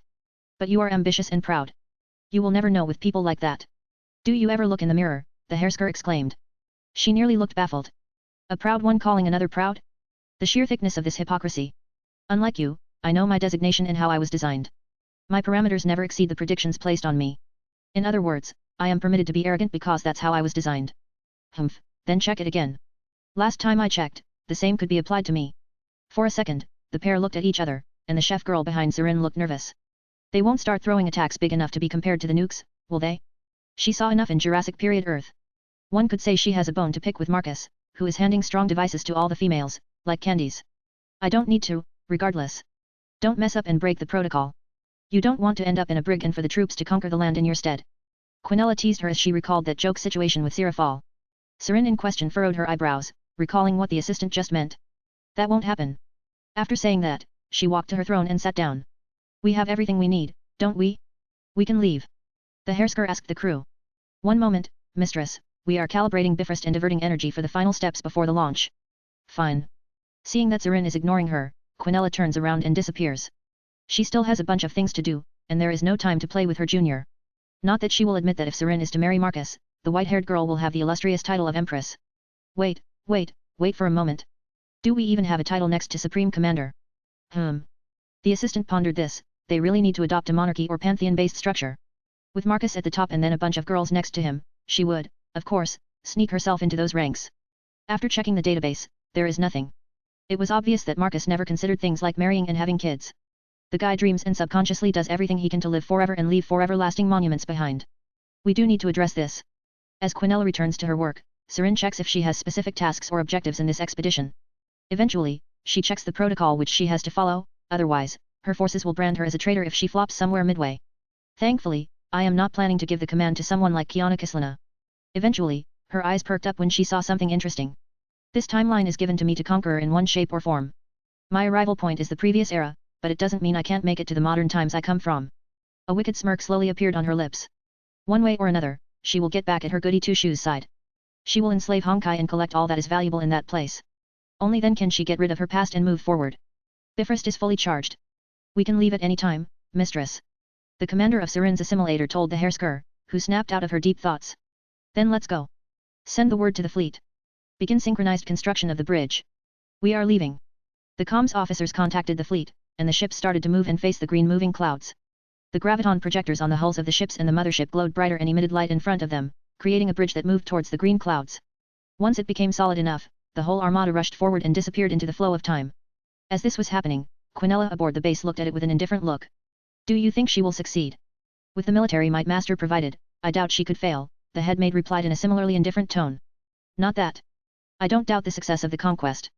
What I am saying is if she will succeed in the trail behind this expedition. When Grafia heard that, her eyes widened for a fraction of a second. I see, so after the failure of those four, he wants to test his possible future wife if he has the chance. Precisely, who wouldn't? One timeline is more than enough to have an interstellar empire or just rule Earth as a petty king or, in this situation, a petty queen. With the amount of power and resources she got, she could dominate the cosmos if she wanted to do so on that specific timeline. True. I see your point. A conquest of the entire timeline disguises this test of character. Indeed. Don't disappoint me. Quinella slightly narrowed her eyes. The assistant felt kinship with the white-haired girl, who was ambitious and proud, and his creations. On top of that, she didn't want to lose such a family member. Something like that. Meanwhile. Here is your tea, Master. Belfast placed a mug on the table. The silver-haired light cruiser had a beautiful smile on her lips. She could finally serve her master now that the greedy Hersker was no longer around. My thanks, Belle. Her eyes gleamed with happiness that he was calling her with such a nice nickname. Don't mention it, sir. I exist to serve you, that is my purpose. She smoothly explained to him. It was so natural that no one even considered that what she said sounded very hardcore to a normal person. Thankfully, only Enterprise and Belfast were with him at the time. His other two ship girls were doing something he hadn't checked for a while. He is quite busy with the whole mapping out thing going on, and on top of that, his Serin was jealous and horny, so she took a chunk of his time too. But now, his hands are free, so he took his tea. Ah, this is good, very good. He praised his ship girl maid before returning to gaze at the map. Mentally, he zoomed into the Honkai-verse, trying to look for Star Rail and Genshin. He found the main storyline, considering this is where Sarin came from. He could check it out himself, but for that, he is planning a proper invasion, so he needs to wait. But then he stumbled upon a frozen world. This is... He recalled a frozen world from Honkai Star Rail, that had a Brynja and Seal variants. Oh, 2 birds, 1 stone, indeed. Marcus pressed on the world and zoomed in to confirm. Over this world, he located a single struggling city, which reminded him of early 1900s tech and architecture. After checking it for a while, he confirmed that it was what he was looking for. I could test my terraforming and land sculpting on this world and get Brynja for my collection. He stroked his chin before saving the coordinates. After that, he checked the data he had on all the construction going on, and then he checked out what the Klaxosaurians were doing. Honestly, those guys are slow. Instead of thinking about taking days, they take weeks for them. He could use a time slip, but a time slip is not designed for week-to-week slipping but for a year at minimum. Well, if they take that long, I will simply have some fun in that ice cube of a world. Admiral, did something good happen? Enterprise asked him. You will see. Since these guys love taking their time, I will visit a place to kill some time. He stood up and walked over to the window and gazed at the world below him. He loved watching the planet's curvature and gaze where the atmosphere ends and the void of space begins. It was like being at a boundary. Should we come with you? Indeed. There is no need to stick around. I can leave Bismarck and Tirpitz to watch for anything. He said, smiling. He could leave things to Bismarck and her techno-dragon. She is the one being he has confidence in protecting everything. With that much power, she could face entire civilizations alone. Okay. After setting things in motion, Marcus went to see Irina. He needed to tell her that she was coming with him. He did need his chef. Marcus and his small group of females looked at the emerging Bifrost Bridge and Marcus' personal assimilator sliding in into the atmosphere of Cretaceous Earth. It was white with golden graviton projectors. The ship was personalized just for him. Once you want one for yourself, we can paint one in your colors, the inventor said to his fiancée. I don't think I have use for something gigantic like this, Irina replied with a strained smile. Well, it will always be available for you. He shrugged as his flagship started to fly towards his new mothership. Now, this is what he can call a divine throne. A few minutes later, his dreadnought docked in the hangar, and the hangar door sealed behind it. Marcus and his small group disembarked and went to the central command. Everything was identical to the previous assimilator, so the girls knew where everything was. I have sent the coordinates, so begin the preparations for departure, Marcus instructed the mothership's crew. Understood, beginning to power up the Bifrost. How long will it take? A couple of days. The way these blobs of time are is a little bit different from the regular flow we deal with. For us, a distance like this would take several weeks to reach since we are returning from prehistoric times. This is if the timeline has a normal flow, but we are going into a tree, not a river. The time flows are different, almost stagnant compared to how it flows for us, he explained to them. So what takes us quite long is reaching the blob. Once inside, well, it won't take much at all. He slightly smirked. He sees this as similar to rivers and islands in the rivers. The islands are never bigger than the rivers, and just like water and outside water in the open air, the fundamentals work differently. This is why he is slightly concerned. A fish doesn't work that well outside the water, and the same could be applied to him and his fleet, but that is where his diamond core hearts and the suits come into play. The non-knights could alter them, once they make into the island their bodies would adjust to the new fundamental laws. He would be more concerned if he didn't delve into biology and non-knight tech, but now? He is more than confident that he could visit any reality. I should create some sort of gates that could alter upon entry. Okay, so we have some time. I could prepare a good dinner before we arrive there. Irina nodded slightly as she considered what they could eat. Take your time. We will have a couple of days at minimum. In the meantime, I will tinker a little bit. I have a couple of things I want to do. Yes, then I will see you in a couple of hours, the cherry blonde said. She walked over to him and kissed his lips before walking away to her kitchen. Yes, her kitchen. Aurora Bots brought all of her stuff over and is now setting up in the exact same place on the exact same floor and room. Irina took her role as Marcus' fiancée like a fish to water as someone who was living a rich life, switching into what she has now was very easy for her. Maybe too easy. High above a frozen world of Geralo 6 space ripple, and a rainbow bridge erupted from it, creating a tunnel from which a mammoth of an object emerged. This was Marcus' assimilator, which had arrived at its destination. Inside the command center, Marcus was sitting on his throne, gazing at the world below. It's so white, it looks like an ice cube. It's strange how the water isn't frozen solid, only the land, Irina commented as she gazed at the planet below. Indeed, the conceptual powers of this place are unique, to say the least, Marcus commented as he closed his eyes and spread his Chinook range to the planet below. Time for him to meet the heiress. His senses reached the only settlement on the whole planet, rapidly scanning all the people until he found the one he was looking for. A girl with ash-colored hair and ash-colored eyes was working in an office. The inventor focused his powers on her, making her feel an urge to leave her room. Brynyaran stood up from her seat and looked around. She could feel that she needed to move. It was alien, and she could not resist it. It was as if she was being guided by a puppet master. As she took the stairs, she eventually arrived at the roof and opened the doors, exiting the building into the freezing outside. Her gaze scanned the surroundings, ending up on a person standing at the edge of the roof and gazing at the sprawling city before him. Even such a frozen landscape has its beauty, don't you think? His voice reached her ears. It was like he was speaking directly into her consciousness. Are you an emanator? She asked with a guarded tone. In your terms. I would say that I am closer to being an Ian than emanator. He stopped staring at the sprawling expanse of the city and looked at her. The girl's eyes trembled when she heard that statement. She didn't want to believe it, but the presence she could sense could not be underestimated. She was certain that this person was not a human. He might look like one, but he was something else entirely. So, what is it you are going to do? He asked with crossed arms. Are you here to gain followers? It is a fruitless effort as everyone here follows preservation. She exclaimed with a confident tone. Not at all. I am here to strike a deal with you. His response confused her as she wondered what he meant by that. What kind of deal? To terraform Geralo 6. Her eyes bulged out. Terraform? Who are you, really? Her eyes slightly narrowed as she looked at him critically. Relax, if I wished any harm you would be experiencing by now, but as you can see, we are having a civilized conversation. He raised his hand, trying to calm her down. Then tell me, terraforming is something not easily achievable. To my knowledge, eternal freeze won't easily let up, and only our walls are keeping the coldness away from our home. She explained her perspective of things. True, the conceptual power is holding its grip on this planet, Brynja. But first, I need to introduce myself. As an introvert, one could say I find this part the most awkward. Even though he said that she could feel his endless confidence and power in his words, it even sounded like a joke to her, but maybe what he was saying was true, to some extent. Otherwise, it would sound like a joke. I am Marcus Goldman, Supreme Commander of Technocracy, God Emperor of Claxia, the successor to Solomon and father of Technomancy. And he calls himself an introvert when he has that many titles. The heiress to the Supreme Guardian deadpanned at him. The guy is either a lunatic or the most impressive person she has ever met. Being called a god and emperor at once gives her the vibes that he has the power to back up his claims. Now, with that out of the way, we can discuss the proposal. He slightly smiled at her. One of my motherships is in orbit and ready to change the planet, but since you are the future leader of the only settlement in the whole world, I am inclined to ask you first. He dropped the news, which made her turn stiff, her eyes went up. The sky was muddy like always, so she could not see a thing. Oh, that, let me help you with that. He looked where she looked, and the skies cleared with a snap of his fingers. The girl's eyes widened as she saw the starry sky for the first time. But it was quickly overshadowed by the object she saw in the orbit. That. It was a huge white object with glowing golden lines. It's the real deal. Whatever he said was at least partially true, not that there was a reason for him to lie. So, is it completely true? It was far too fresh in Brynja's mind to make some sense of all of this. My proposal is simple, I wish to terraform an ice world, something I have never done before. There are a few things that I wish to test. And what is my part in all of this?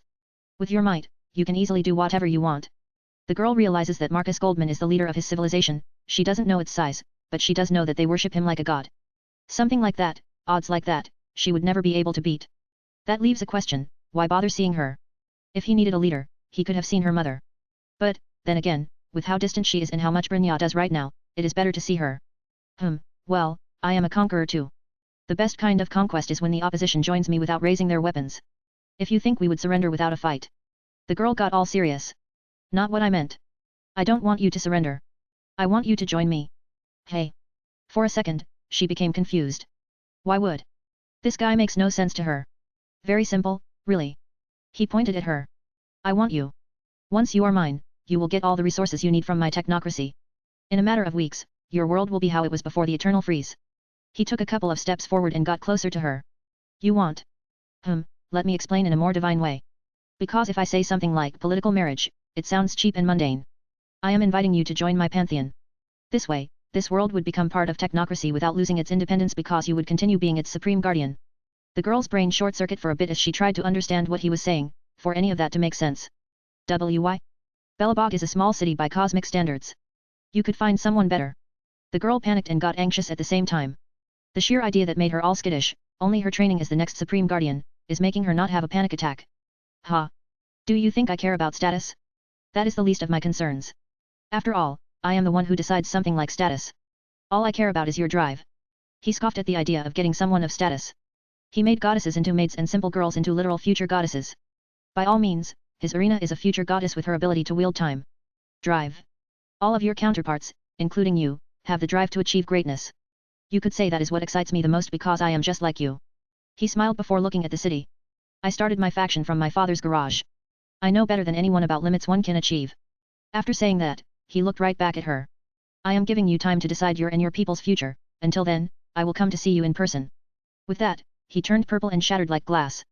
Brynja's eyes widened as she realized that he was just a projection of some sort. Regardless, her mind wandered off to what he said, and she started to recall what he said. For a while, she just stood there and thought, but then a golden light was cast on her city. The girl looked up and saw a massive spaceship floating above her home. She swiftly left the roof, and her guards came to see her. I know, let's go and greet our guests. Brynja grabbed her rifle before leaving her office. But then she thought about dropping the weapon, but at the last moment, she changed her mind.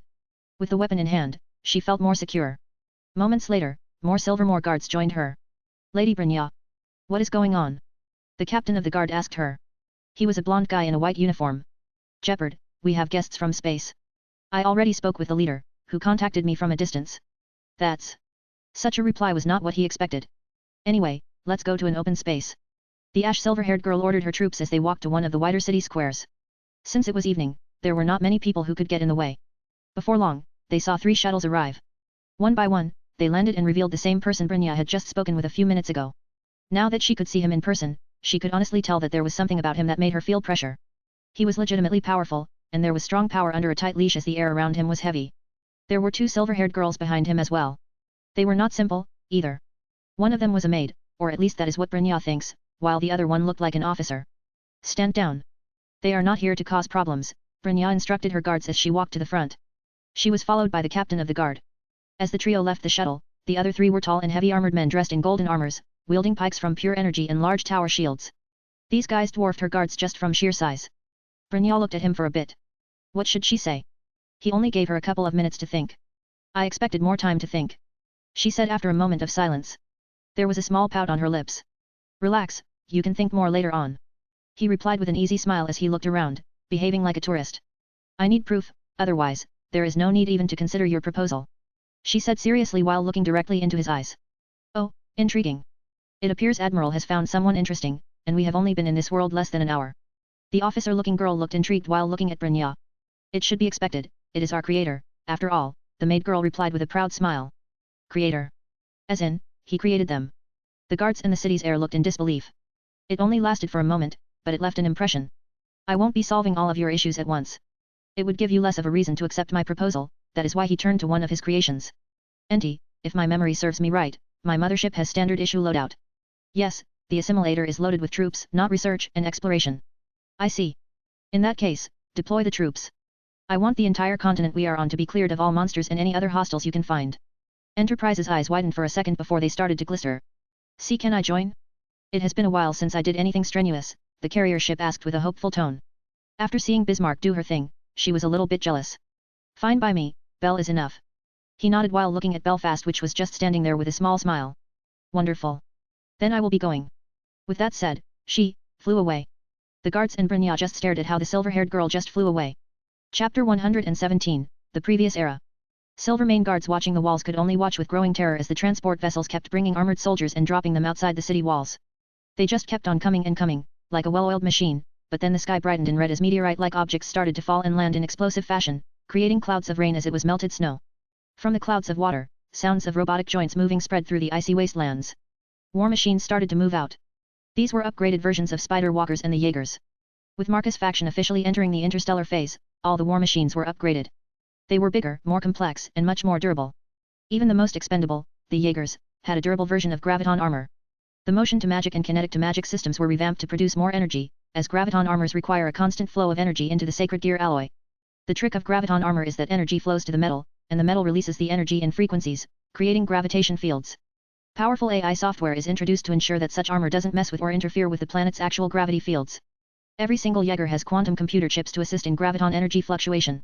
The same principles apply to Spider Walkers, as these monsters wield the same technology.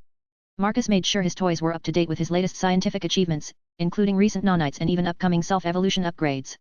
Nothing is going to stay between him and the ever-expanding expansion and research to make better stuff. Isn't it beautiful? Marcus asked the ash-haired girl as they took the stairs and looked at the endless-looking army beneath the city walls. Brynja's eyes widened to an absurd level as she saw rows and rows of orderly lined-up knights of GAT. How many did you bring of them? She asked him. The girl was slightly worried that if she denied his request, these men would turn on her city. These are men from the mothership, not my flagship. So it's not even 20% of the available troops. He explained with a smirk, as he loved just gazing at his knights and mechs. Then, I have enough manpower to run over the entire solar system from a single mothership. He clarified. If you think that I brought these soldiers to threaten your city, then you are mistaken. These men are simply part of my entourage. Your entourage? Like bodyguards? Or show of force? She tried to grasp the sheer numerical difference. But the logistics. The resources. Food, and... She tried to comprehend this stuff before her eyes started to spin from overthinking. Irrelevant. He replied without breaking his gaze from his knight, who started to march, in all directions. If Stellarin and Fragmentum think they can overrun the wilderness, then they are mistaken. First, he will clean the planet's surface and then the underground. Irrelevant? You don't care if they die? They are your men. And your automaton out there. You misunderstand what my master meant. The maid spoke from behind Marcus. My master is a creator. He would never ask other people to fight for him. Only a weak individual would do that, she said with a slight smirk. Weak. Individual, then. Her eyes bulged out as she realized that all of those armored individuals were his creations. So you understand, they are equipped to fight to win and to die if need be. The mothership works like an afterlife. If an unknown enemy kills one, his consciousness will be transferred, and he will be reborn in the most literal sense. Brynja slowly moved her head and looked at Belfast. One could see how gears were spinning in her mind. The girl had several flashbacks about attending the burials of brave Nevermore guards who laid their lives for the city. If she had soldiers like these, who were created for this specific purpose, no more men would need to die on battlefields. That's very convenient. But what about their maintenance? Weapons, she asked with growing curiosity. The city's heir is growing intrigued by his creations. Their armors have nanites, miniature automata, that produce things by converting kinetic energy into matter they can use. As long as they move in some way or form, they will have infinite energy. That's not fair. By this point, all she could say was that this was unfair to the enemies who needed to face these unfair soldiers. War always was and always will be unfair. The one who is the most advanced will always win. He explained to her what he thinks about fairness in war. True. I won't deny that. Brynja didn't argue, as it made sense. She eventually moved her gaze on him. Now that those doors were opened, she looked at him as her most likely future husband. Her gaze scanned him from several angles. She was trying to take in all the details she could before he said anything. Do you still need more proof that I have what it takes to change your city's situation? He asked her without even looking or caring how she was observing him. The inventor was already used to how his girls were looking at him. She snapped out. Her thoughts needed to be rearranged for a second. She looked down at her shoes for a moment before lifting her head and looking at him. I will agree. I agree with terms that I will be in charge of my city even when I marry you if this is what you want. She fought back her blush masterfully. I understand. We will discuss what you wish to implement in your city. What you will get will depend on how well you do your duties as my future fiancé. Her eyes hardened for a second. She realized that it was not simple. In other words, she couldn't get everything after a simple ceremony. What? You thought I was that easy? He joked, making her shake her head in denial. No, I understand, and I was not planning to neglect my duties. When she said that, Marcus smiled. He knew that was the case. That is why he is helping in the first place. He knows Brynja is a good girl. Good, now then, let's go to your office. He motioned to walk with him. Brynja looked at the moving army in the distance, huge spider walkers walking and smaller mechs alongside them. If he had such a system for soldiers, then what about regular people? What can he do for them? Meanwhile, on another branch of the illusionary tree, Serin's army arrived in Earth's orbit. The first thing that greeted them was the debris from the space station. Doesn't look that different from our Earth. Hisako looked around. She expected a slightly more alien world. She had enough time to think about what Serin's world would look like as the white-haired girl had unique eyes, which added to that alien effect. Ha, let me take you to the moon. You will see what I mean. This civilization had colonies on the moon and in the depths of oceans. The chef girl slightly nodded. She was not that impressed. Her sense of wonder had slightly dulled after living in the same household as Marcus. Regardless, we can explore things once technocracy's flag is raised above every single government-related building. Serin stood up from her throne and walked to the large windows overlooking the planet below and the warships in orbit. Begin the invasion, kill every single Honkai monster, capture every single colorful person, conquer cities, kill all people who have weapons, and leave surrendering people alone. Are my orders clear? The Hersker said with a sharp tone. Yes, mistress. The officers almost giddily replied as they swiftly relayed the orders to the fleet. Hisako paled when she heard that. This was her world, and she ordered a total war? Just how much she hates it. Is it necessary? The pink-haired girl asked with discomfort. It is. Because Honkai won't stop, I will disarm people, destroy the army and take over its place. I will kill a couple million to save billions, Serin replied with crossed arms while watching the armies start to deploy. I am a failure as a Hersker. She turned her head and looked at Hisako with a pained smile. Well, it shows that you are a human. The pink-haired chef tried to raise her morale, but all it did was make the white-haired girl grimace. Don't do that. I am supposed to destroy humanity, not join it. Serin shook her head while saying that. Hisako blinked a couple of times. Where did she hear that? But then she got a flashback of Magma World. Star Wars reference. You don't look like someone who watches sci-fi. The Hersker commented while looking at her. I have my moments. I see. The war against Honkai was in full swing. The 6th Hersker was killed without much hassle, but then it happened, the Fire Moth task force in Australia was destroyed in pyres of flames. One of the captains of the task force became the 7th Hersker, the Fire Hersker. It was nothing like the Fire Moth had seen before. In mere moments, cities burned to the ground, and the fire spread rapidly, so it wouldn't take long for humanity to lose the entire continent. So the Fire Moth proceeded with a very risky experiment. They were thinking of fusing Honkai monster DNA with their best soldiers. To make them into super soldiers. However. Ma'am. We have a big problem.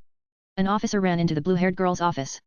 The office was a mess, full of research papers, holograms with DNA strands, and other stuff related to genes. What is it? The blue-haired girl had glasses and a high ponytail. She was dressed in a lab coat, not that it could hide her well-developed assets. We are being invaded. What? But the early Honkai. Not that. There are spaceships above cities. Aliens are invading. For a second she had a blank look on her face, before snapping out and checking her computer. Her eyes bulged out, seeing tons of messages from all over the world. What in? She could see pictures of dagger-shaped and rectangular spaceships with strange lights being emitted throughout their hulls. These spaceships were dropping something on the cities below, and she could see shuttles being launched from the hangars on the sides of these warships. It was a full-scale invasion, and it is happening all over the world. Call everyone back, we need to fortify. The base can't fall. What of Honkai? What happened to Captain Heimko? The blue-haired girl swiftly checked the data, and to her surprise, the fires in Australia stopped. What did they do? Her eyes bulged out. How fast did they deal with a Hersker? May, what is going on? A white-haired man's face popped in a hologram. Kevin. We are under attack. The girl said with a panicked voice. Dealing with Herskers in Honkai is one thing, but alien invasion? That's another. The Earth is not organized in that way. Moth more and less absorbs the military to assist in dealing with the Honkai threat. But we are. It's not Heimko. Aliens are invading, Kevin. Check the news. Kevin needed a while to realize that Earth was being invaded from two angles now. One could say that his eyes had hardened as he slowly started to feel despair creeping into his mind. But then the news stopped as the signal was interrupted. Seeing this happen, May rushed out from her office and towards the surface as their base was underground. Kevin followed after her as he needed to make sure that nothing happens to her. The pair eventually meet at a corridor interconnection. Kevin, the white-haired man, was to become the first super soldier, but he was undergoing his medical test before this. Now, that was out of the window as they rushed to the surface. The moment they arrived, they could see the moth soldier hurting, panicking people inside for shelter. The pair ignored all that as they looked at the sky. What they saw made their legs tremble. It was a huge spaceship floating above the city. It was enormous, casting a massive shadow over everything. It was one of the parts of the mothership. May. Kevin. We need to get in. I heard there is a massive army approaching our location. The pair snapped out and looked at the pink-haired girl, who was uncharacteristically serious. Elysia. That's me. But for now we need to retreat and fortify. She grabbed the pair and was about to pull them in, but at that moment, a female voice spread through the whole area. You three won't be going anywhere. Elysia's whole body trembled as she, along with the other two, turned around and looked up. They saw a girl in white and black clothes descend from the sky. She had several lances floating behind her. Her orange-gold eyes gave her identity away. You are a Hersker. Mei spoke in a confused tone. But, there is only one Hersker at a time and they wield a law in Honkai monsters.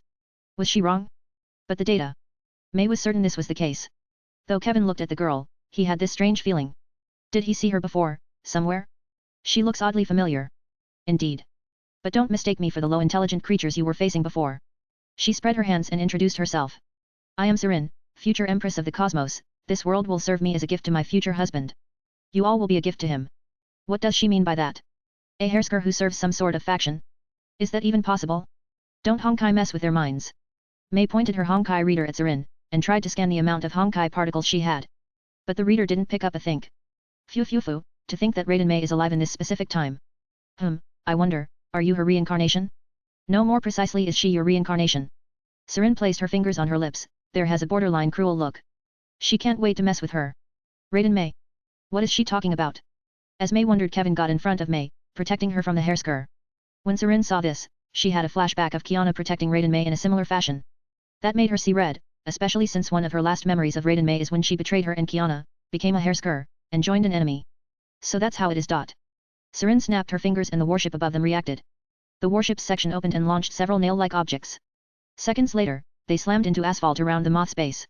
The middle section of the nails rose and opened, revealing mechs. Let's see how you fare against my mechs. A horned humanoid raptor-like machine slowly stood up. The mech's eyes glowed as it showed its bladed hands. M.T.M reactor online. Combat AI support online. Initiating graviton armor support. Initiating purge protocols. T.A.M.I Jaeger online. 4 mechs walked forward and faced the trio, but at that moment, moth soldiers rushed out from the base entrance with heavy weaponry and opened fire. But all the fancy bullets of their which are made to face Honkai, simply flew around the Jaegers. What they? Mei exclaimed with disbelief as she wanted to see how her weapon face against these machines. The bullets flew around them. Kevin looked shocked and confused. It's like there is a force that makes them move like that. Elysia observed the whole thing with slightly narrowed eyes. She wondered what these people were, she couldn't even sense them. And she was a Hersker. Gravity, these machines emit gravity waves, Mei stated with a serious tone. Not bad. Mei, my future husband, has mastered gravity, time, space, and life itself. All of that is reflected in his creations. The floating girl bragged in front of Mei. The white-haired Hersker has this urge to brag in front of Mei, even if it's not the Mei she knows, the girl is still a Mei. Her subconsciousness is making her do this. Now Jaegers, bring me those 3 to me, I shall keep them as pets before bringing them to Marcus. Roger, it shall be done, mistress. The machines dashed. Quickly, you 3. Get back. We will hold them as long as we can. The moth soldiers got in front of Kevin, Mei, and Elysia. Wait. Let's go, Kevin, Elysia. We need to fortify and find something to get ourselves an edge. The pink-haired girl and Kevin nodded at the researcher as they dashed back into the base. Phew, cat and mouse game? Fine by me. Sadly, these people have no idea that no amount of time will help them. Serin chuckled as she watched how the soldiers were pointlessly trying to defend themselves. Kill them all. With clear orders given, the mech started to slaughter the moth soldiers. After quickly disposing of soldiers, they looked at the sealed doors, which had several layers of concrete and other materials. If this is the case. The girl unclipped a small white and golden ball she had on her waist. She was using it as an ornament. Come, Benares. Serin threw a ball, and her white dragon manifested. I want you to break those sealed doors. Use your beam of destruction. The white dragon was like a Pokemon and its attacks work in similar fashion. The Honkai dragon opened its mouth, and a ball of black and red aura gathered before shooting a black and red beam. The beam started to melt the sealed entrance. Let's see how long they will last. Serin ordered more troops to her location as she watched how the entrance was being opened. A few minutes ago, in Australia. The will of Honkai corrupted and turned the fierce Heimko into the 7th Hersker, the Hersker of Fire. This transformation turned her into a monster of fire that indiscriminately destroyed everything in its path. But before this could get out of hand, warships entered the atmosphere and launched a full-scale invasion. The star destroyers and the support vessels launched their troops alongside the mechs. For a regular person, it looked like the end of the world, as the world was burning. Then, from the sky, massive machines descended, looking like flaming meteorites. As Heimko walked towards her next target, a large coastal city, armored men with rifles and jetpacks opened fire on her. They were shooting waves of energy, and while it did not damage the Hersker, it did have an effect, that is, it dissolved bonds of Honkai particles. Unlike other forces in this world, technocracy is fully independent of any and all needs of this particle. That is why it can employ overwhelming power towards the very Honkai. That is what Serin wants. It took her 3 days to arrive at this reality, and she used that time to develop anti-Honkai ammunition. It's more complete and completely shreds bonds between particles. Aurora quite easily developed such a thing. It only needed a sample of Honkai, and they got it the moment they entered reality. All of the space vessels quickly adapted to the new formula, and now their shielding takes care of it, making them free of the Honkai influence. The shots from the rifles caused the flames around Heimko to be slashed away. For outsiders, it would look like someone is taking large chunks of flames off her. Inhumane roar. The Hersker, who was like a wild animal, felt a threat to its existence and lunged at the assault knight with a flaming sword. Several yellow nets slammed into her before she could deliver a swing, wrapping her in a tight bond. The nets swiftly removed Honkai particles from her, making her lose her Hersker status and her inhuman looks. Target secured. The squad of knights landed next to the knocked-out Heimko. Send a shuttle for pickup. Requesting further orders. Enter the city, there are more targets inside its perimeter. According to the initial scouting, a famous idol has her concert in the city, acquire her. The High Command sent pictures of this idol. She had velvet-colored hair, amber eyes, and a considerable size burst. There should be one of the living moth soldiers. Acquire her as well, she has blue hair and is talented in martial arts. Orders understood. The leader knight motioned for them to split up. One group went to the city, and the other went to look for the downed soldier. Meanwhile, all over the world, spider walkers, with their metallic screeches, walked through the streets and blew up any resistance. The upgraded Mark II models were enormous machines that could rival small skyscrapers. They had improved and versatile main cannons, small beams that could shoot from a bunch of areas around the body, and missile pods on their backs. They were the main artillery that destroyed buildings and any defensive installations. They were followed by Jaegers, which can take down mid-size enemies, and lastly, the elites, which didn't made their appearance yet, the XC-02. The most upgraded units in the entire arsenal. After the invasion of the underworld and the afterlife, Aurora used the data of those conflicts to improve the specs and install the latest technological advancements. The AI turned these machines into butchers regardless of opposition. They were so potent for conflicts that Serin decided not to use them, as the war would end before it even started. Even now, it's already looking like humanity has nothing to offer, as Honkai has drained them to the point that the invasion was like a punch to the gut and made the entire civilization gasp for breath. As the world is rapidly conquered, a pink-haired girl with a katana is rushing through the streets towards her home. Damn it! She swore under her breath as she saw knight-like individuals scouting before her. There were 4 of them, and they had pikes from unknown metal, and their tips were some sort of plasma. These guys were dangerous. I have no choice. Her speed dropped as she grabbed a stone and threw it into the trash can in the alley. The sound of stone crashing into metal attracted the knights. However, it had a different effect than she had expected. The knights looked at the trash can and then looked towards her location. The 4 knights separated into pairs and started to explore 2 locations. Target located. The girl with long pink hair looked at them with wide eyes. What is with that vision? Are those helmets equipped with thermal sensors? Seeing no choice, she pulled out her sword and lunged at the incoming knight. An energy pike collided with an Honkai-imbued katana. The Honkai on the sword's tip started to melt as the blue and white dressed girl jumped back and looked at her katana with a frown. They are equipped to deal with us as well, she thought, quickly realizing that this invasion was not random. An curious thought appeared in her mind as she realized that these aliens could have sent Honkai as some sort of advanced vanguard. Now that they were losing badly, they decided to do a full-scale invasion. Damn you all! She proceeded to use the katana as a decoy before gunning for the energy pike in the knight's hand. However, as her hand went for the knight's hand, her eyes bulged as she saw that she couldn't reach it. It's as if there is an invisible force field around the knight's body. What are you, people? She exclaimed with anger as another knight swung his pike's blunt side at her. The girl dodged with a backflip, then tried to approach them in a different way. After several close calls she realized that they were not trying to kill her. A small smirk appeared on her lips as she became fearless and proceeded to lunge at them with her whole body. Her eyes gleamed with mirth as she was able to touch their armors. With a successful approach, she wrested the energy pike from a dumbfounded knight. The girl swiftly rolled off the knight and stood up. With a new weapon in hand, she took a couple of swings. Impressive. It barely weighs anything. She realized she didn't need too much force to deliver devastating blows. Give up, Sakura. Your resistance is futile. Other knight said to her as he took a fighting stance. Ha, we shall see. The girl lunged at the knight, but at that moment, the knight moved much faster, and her eyes bulged out as the blunt end of the pike ended up in her gut. Sakura coughed up saliva as she struggled to breathe. She took several steps back before turning around and dashing away. Target is leaving the vicinity. What are your orders? The knight didn't chase her as he asked for instructions. Let her run and lead to other targets. A squad of seek and destroy units are to be tested out for the first time. For a second, the knight didn't say a thing as he simply gazed at the distance. Poor thing, she should have not resisted. Meanwhile, tremble.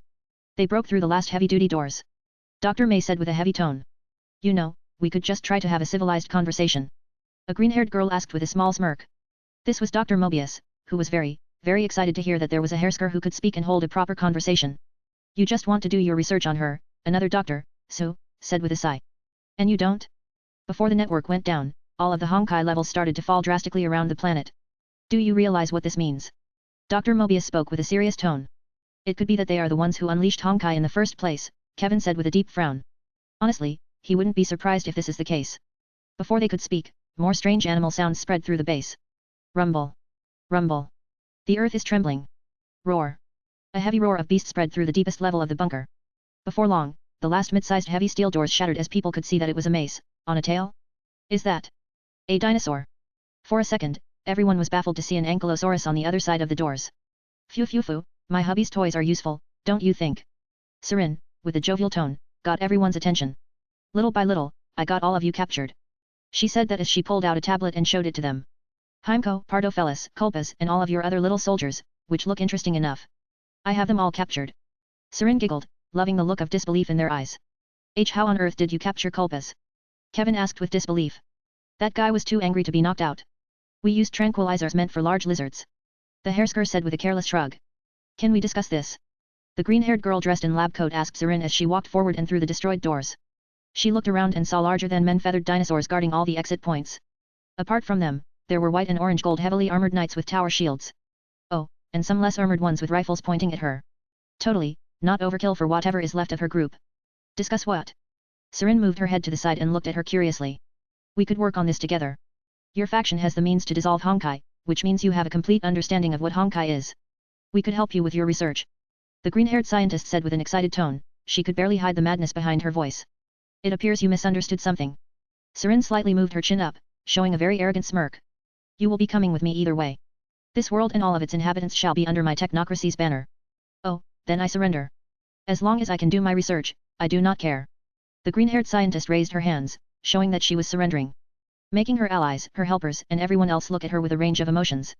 Dr. Mobius, you can't be serious. We don't know if they are responsible for Honkai in first. A sublance nailed one of the scientists by his coat against the wall.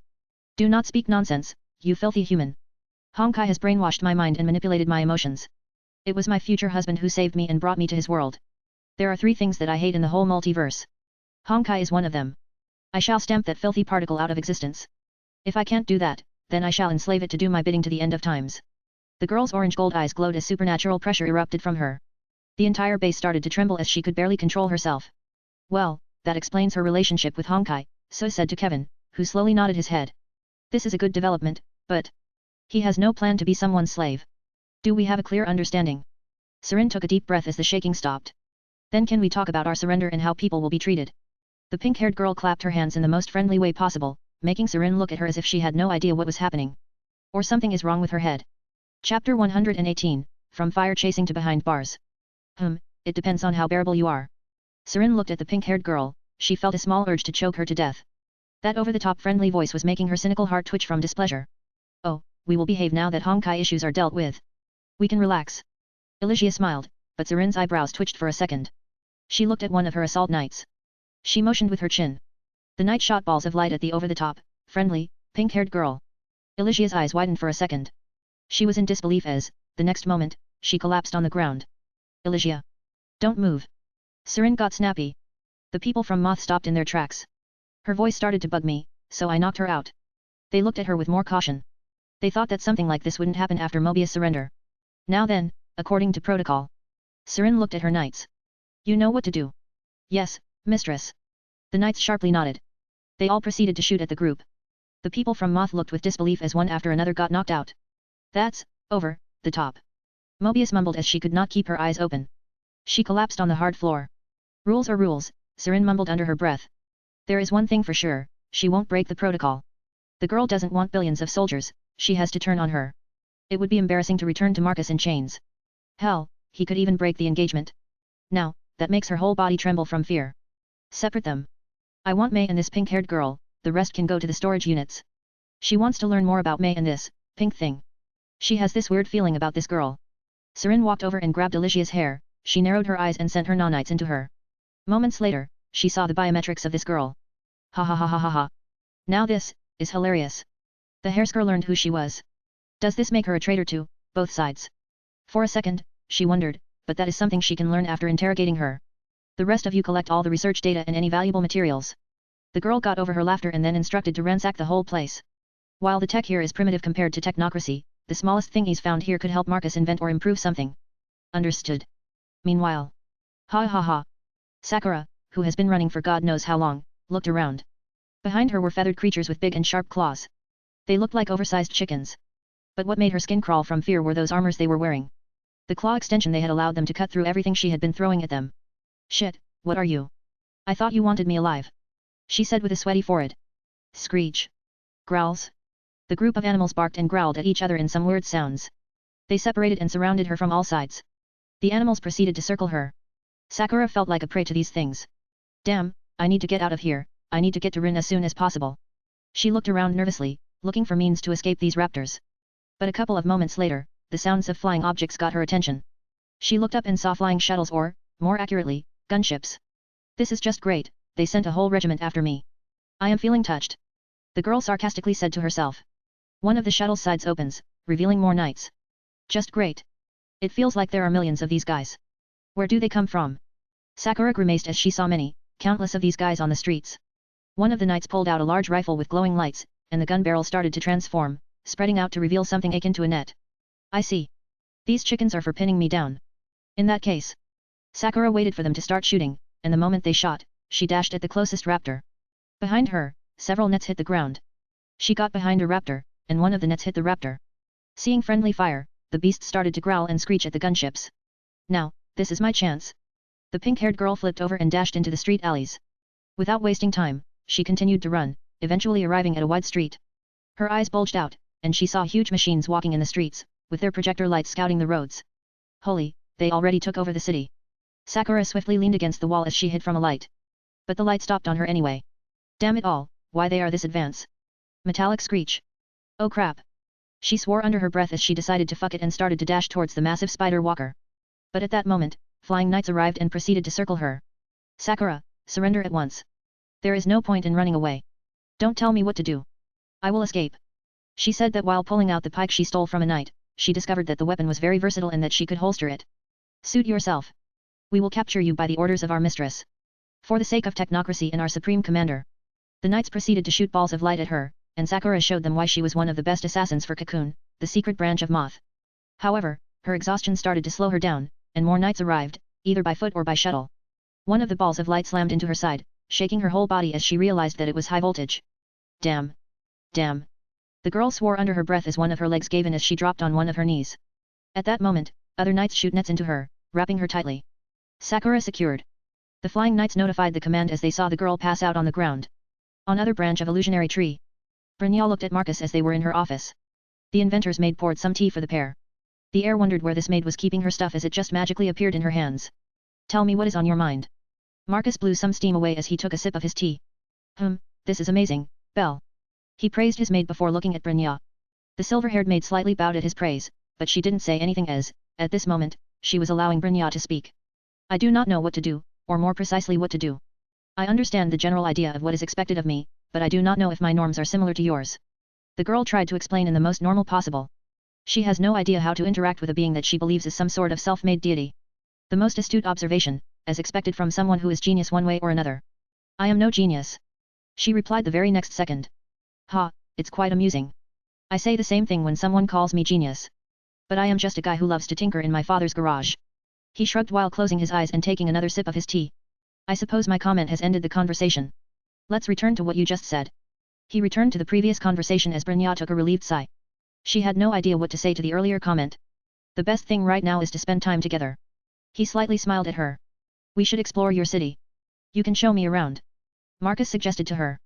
Her eyes slightly widened when she heard that. I can do that. But are you sure? I doubt my city. Brynja, don't decide on what I like by using your definitions. I come from a place with great winters, and I like them just as much as I like summer. Summer, that's a word I haven't heard for a while. Very well. Then we can explore tomorrow. Indeed, for now, I shall take you on board my mothership. It's time for you to meet one of my fiancés. Brynja's brain stopped for a second when she heard that. One of. How many does he even have? How many you have? She asked with a gulp, with how many she would need to share her future husband. Honestly, now that she started to think it made sense that someone of this caliber has a harem of some sort. But it makes her feel slightly annoyed. You are fourth. My first one is a wisdom goddess. Second is one of the greatest cooks in my home world. The third one is something similar to emanator from your reality. I see. My cook fiancé has arrived with me. She is not a great fighter, so she stayed in the mothership while I descended to see your world in person.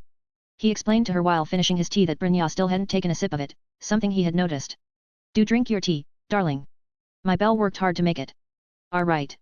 Brynja swiftly took her cup and took a sip. Her eyes widened in small surprise as she looked at the cup.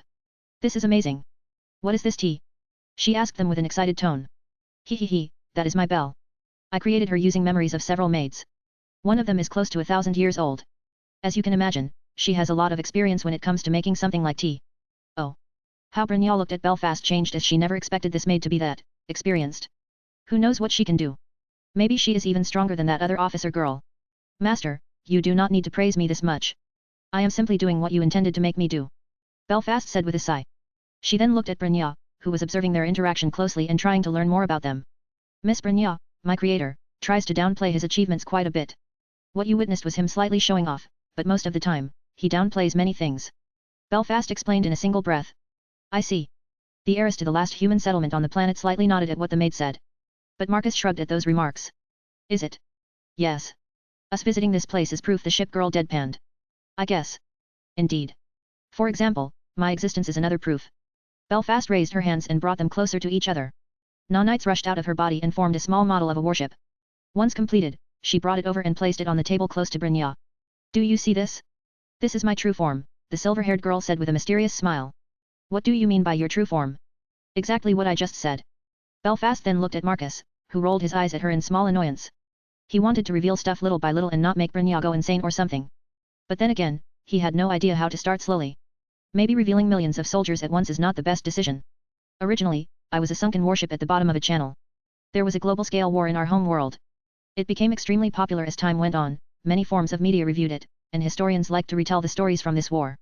Eventually, Master rose to power and visited the world's oceans to collect several of us. Belfast got into a storytelling mood as she recalled a couple of things. Brynja dumbly stared at Belfast as she wondered how the metal vessel became a being of flesh. Once he recovered the wreckages, he fixed them and then upgraded with his latest technology and lastly, creating us. The ship girl slightly smirked as she liked the look she was receiving. But, does it make you a robot? An automata? Brynja asked, but then Belfast got closer to her, grabbing her hand and placing it on her left chest. Can you feel that? Brynja didn't know where to look. Can you feel my heartbeat? The maid slightly teased the heiress. Why yes. She eventually focused and, indeed, sensed the heartbeat. Marcus looked at this with some curiosity. It appears his Belfast has her teasing side, too. Eventually, the maid pulled back and got behind her master with a small smirk. It appears the memories of a specific devil show their fangs, Belle. The inventor commented. I have no idea what you are talking about, master, Belfast replied with a teasing tone.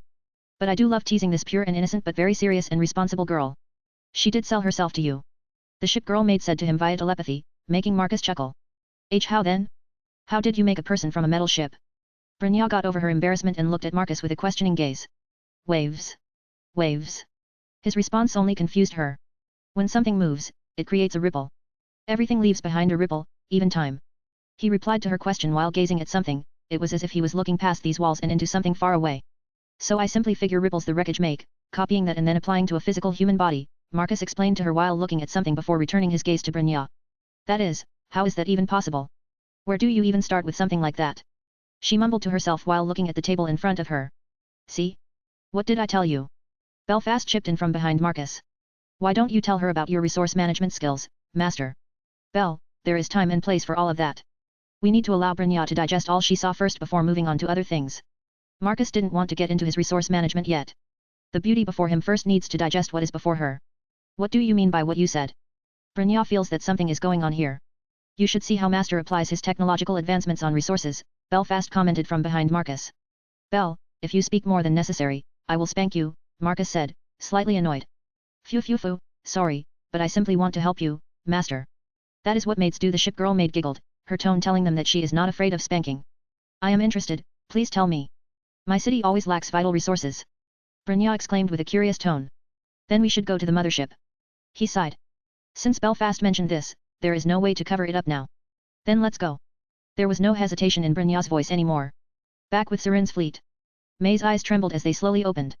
The first thing she saw was the metal-like ceiling of an unfamiliar place. Where am I?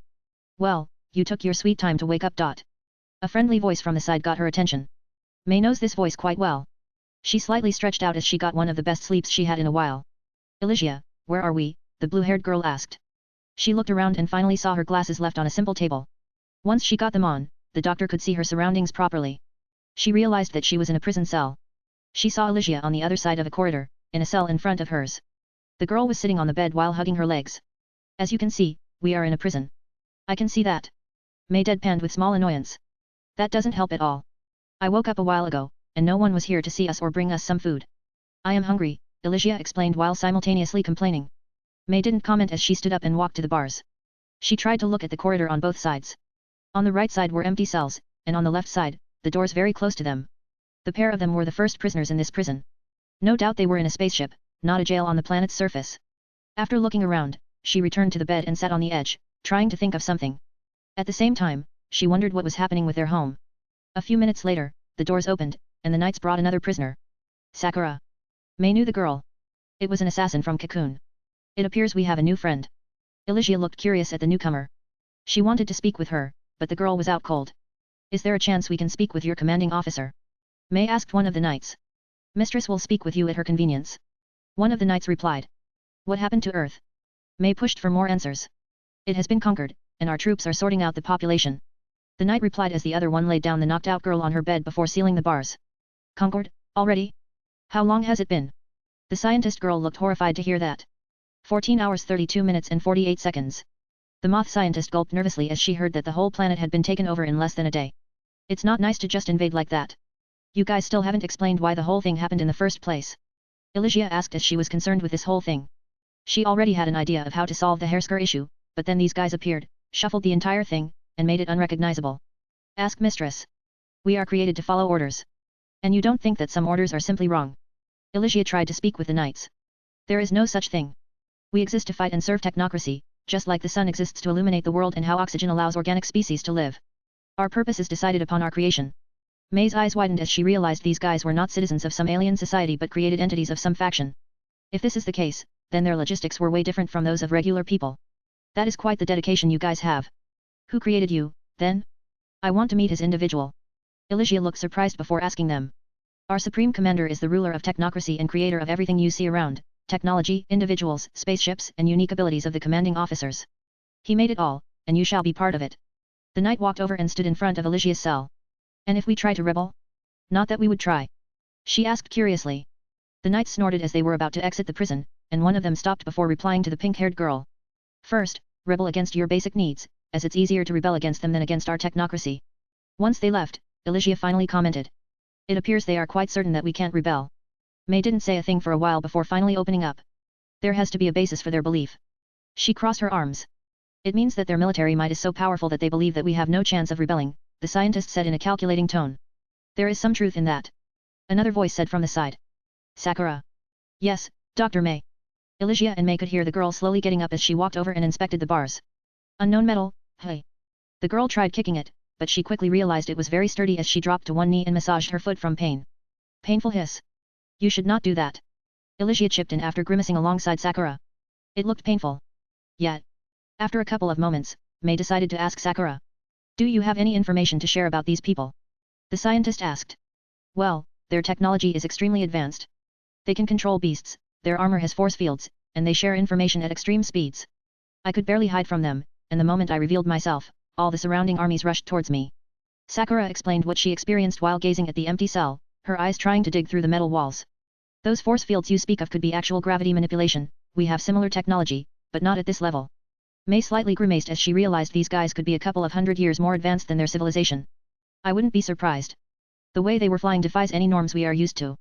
Alicia listens to them speak. She is creating a portfolio of these guys on her own. She wants to know why they are here in the first place. She finds it hard to believe they would invade to please one man. Anything else? Well, they did everything they could not to kill me. They tried to capture me alive. They avoided all the close calls. Dr. May found it interesting. So they are collecting us in some fashion, but for what exactly? The scientist tried to think of a reason but needed more information. You are quite a stubborn one, aren't you? A familiar voice spoke as the doors opened, and Serin walked in. Her voice had lost its unnatural and inhuman Hersker echo. Now, she sounded like a simple teenage girl. You remind me of my fiancé's pet. Atalanta is similar to you with that drive. Are you comparing me to some animal? Sakura hissed angrily at Serin.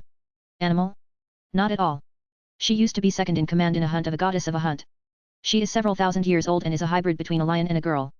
To ensure they believed what she said, she summoned her interface and showed a picture of her in a maid uniform. Whoa, they do look similar. Elysia gasped slightly as she looked curious. Indeed, I am sure my future husband will find your resolve interesting. Why did you invade Earth? Dr. May asked the more important question. There has to be something more important than please your future husband. I don't believe you would use such a large force for such a minor thing. Ha! I expected you to be smarter than this, Dr. May. Serin, on purpose, highlighted her title in a sarcastic tone. What do you mean? May didn't like it when someone challenged her intelligence in this way. Technocracy is built by him. Yes, but what about? Her eyes widened in pure horror as she made a connection. Her face paled as she understood what she meant by that sentence. So you understand? You want me to say that he is technocracy? His whole faction exists to stroke his ego. May asked with a growing grimace. Elysia's gaze snapped at May as she wanted to hear more. That's precisely what I mean. He designed everything and built everything to satiate his hobbies. Sarin spread her arms, declaring in pompous fashion. And like any other man, someone like him needs a wife, an empress who would help him maintain his empire, which spans the whole space and time. Ridiculous, what about other people? Their lives and their struggles. Sakura snorted in the distance. What about them? If you behave, you and your sister will be fine. If we are satisfied, we could even bring your parents back to life, too. Bring back life? May exclaimed with disbelief. Of course. Did you forget what I said to you a while ago? My future husband mastered fundamental forces through science and technology, one of them is death as we conquered the afterlife in a major conflict against gods of death. How do we know you are not lying? Sakura asked with narrowed eyes. Phew. You don't, but that's beside the point. The Hersker snapped her finger, and the cells opened. I will show you something else. Follow me. My forces shall enslave Honkai. You three will watch it next to me. She motioned for them to follow her, but at that moment, Sakura tried to grab her, only for Serin to appear a few meters away. Sakura's eyes widened as she was certain she had grabbed her. You can't defeat me, no one who is a three-dimensional being could even touch me. Serin snorted in a mocking tone. Oh yeah. Please, use your brain for once. Serin sighed, disappointed at how similar this girl was to Atalanta. She knew that Marcus had broken the lion girl and made her into a pet, but he needed to humiliate her quite a bit before that. Sakura, stop. If you continue, she could do something bad. Dr. May said with a slightly nervous tone. If what she says about being a being from a higher dimension is true, then there is not much they could do to stop her. Ha, you have some common sense and not just cold, calculating logic, Serin said while looking at May. The scientist version of May looked annoyed for a second, but she didn't comment back, knowing that this girl could easily be triggered and could do something to her. You should pick on cute girls like that. We are girls here. Elysia chipped in from the side as she got between Serin and Dr. May. I don't need to hear that from a Hersker pretending to be a human. Serin snapped at Elysia, making Dr. May and Sakura look at Elysia with confused gazes. So you didn't know? She has a Hersker core. A dormant one, but it's there. You are a Hersker, are you not? The white-haired girl smirked while saying that. Mo. Why are you telling my secrets like that? Elysia pouted at Serin, making the Void Queen's hand twitch. She is starting to feel the urge to smack her. Wait. You are a Hersker? Why did you never tell us? Dr. May exclaimed with disbelief. She looked hurt, and Sakura narrowed her eyes. I could not. I needed a proper time for it, Elysia clarified, sorta, while looking at Serin. How did you figure it out? The pink-haired girl asked curiously. My nanites are in your body. I could kill you any second. The Void Queen threatened her. But you won't because we all are gifts to your future husband. The girl smiled while saying that to Serin. The Void Queen clicked her tongue. You should not reveal such cards so easily. Elysia began to tease her. Don't test your luck. At that moment, Elysia realized this girl was a tsundere similar to Kevin. Then, she realized that she was a Hersker too. Gasp. Doesn't that mean we are like sisters? That is totally amazing. Elysia clapped her hands in happiness, making Serin take a step back. What nonsense are you speaking? The Void Queen blushed while snapping at her with annoyance. You are Hersker, and I am one too. That makes us siblings. I think I am going to vomit. Sakura looked away as if she was not feeling well. She had been fighting this world-ending threat with all of her might, but now the whole thing had turned around and become a comedy. It made her sick. While Dr. May looked at this with a calculative look, they could use Elysia to fight back in some way. But for this to work, they need to speak with this supreme commander of technocracy. The blue-haired girl needs to see his character in person. Is there a way for us to speak with Supreme Commander? Dr. May asked the white-haired girl who is fighting back those over-the-top friendly vibes of Elysia. Ha! You wish, he is realities away developing sapient dinosaur species for his amusement. I left for this Honkai-infested reality which he summoned me from originally to get my revenge and collect some gifts for him. The way she worded, there is no Honkai in the worlds he is from. I see, so there is no way to communicate with him. Pity, I wanted to speak with Big Bad Wolf. Elysia pouted making Serin look at her with annoyance. If you annoy me anymore I will make you into a maid. Instead of having any negative effect, Alicia simply smiled at this proposal. No worries, I've been one before. The white-haired girl clicked her tongue while looking away. Let's get this over with, I want you see my revenge become reality. Serin looked away and began walking towards the doors. The three girls, having nothing else to do, followed after her. The first thing they saw was that there were a lot of knights and the place was simply enormous. There were trains going back and forth everywhere. They eventually arrived at the bridge of the warship. Alicia and Dr. May noticed that the place was full of girls. Oh wow, so many cute girls. My fiancé's choice, he prefers looking at beautiful girls while traveling the stars or realities. Don't ask me why. That's because he is a healthy guy, no. Alicia suggested. You don't even know half of it. Serin ended up casually commenting while having a small blush. Oh. Alicia realized how naughty this guy was. I see. You need to tell your sister how it is. I want to know the details. All of a sudden the girl got much closer to the Void Queen. Chapter 119, Serin's Battle Evolution. The assimilator and its part moved away from Earth and slowly positioned to encase the area around the moon. Mistress, we are getting strange signals from the area around the moon, one of the navigation officers said to Serin. It would seem Honkai knows that we are a threat. The white-haired girl smiled. Her smile was a sadistic one. Wonderful, we shall make that thing feel despair. I want the ships to assume battle formations. She gave the orders before grinning. Let it feel how insignificant it is. I want my flagship to assume a firing position. That thing should release Honkai beasts capable of space travel. It's impossible. We haven't seen such monsters yet. Dr. May looked at her with horror. Honkai reacts according to its enemy. Since we can space travel, it should respond in kind, Serin explained with crossed arms as she looked at May before returning her gaze to the ship's captain. I want to encase it and surround the moon from all directions. The Hersker ordered as the rest looked at this. Mistress, we are picking up a single entity leaving the moon. The officer looked confused as it was only a single entity. Oh, so it's her, Serin recalled what she saw via her time control abilities. It appears the Honkai wants to fight in that way. Who? Sakura asked curiously. A single enemy? It should be strong, no? The final Hersker. Serin slightly smiled. Normally, she would be terrified to face an Honkai god, but this was fine. Her hand went to her triangle device, it was time to capture this thing. No doubt Marcus will be pleased with her if she captures this thing and brings it to his collection. I shall deal with her. I want to see what this final thing is. With that said, she turned around and walked away towards the double doors. Is it fine? As far as I know, this Hersker is like no other, Alicia said with a nervous tone. By all means, she was happy that the Honkai thing was under control. Honkai is a variable that is hard to deal with. In contrast, an occupation by aliens, familiar aliens is a lesser evil of those two. Don't worry. Supreme Commander ensured all of his ladies were always protected. The captain of the ship said with a small smile. At that moment, an image of this final Hersker appeared on the main bridge screen. She looks like Serin, why? Dr. May frowned, seeing the face of the Hersker. It was a carbon copy of Serin, only with a crown of yellow energy and royal-like clothes. Why does this Hersker look like that? As the trio watched what was happening, they saw Serin fly towards the Hersker of the end. The more I look at you, the more annoyed I am, Serin said with ever-growing anger. What she is looking at is the proof that Kiana is the protagonist of this place. It makes the white-haired girl more and more annoyed. Just because someone decided the girl is the protagonist doesn't mean she can do whatever she wants. Like overcoming things through friendship. Disgusting. What a nonsense. I have all the power I could want to deal with you. Today, I will have you in chains.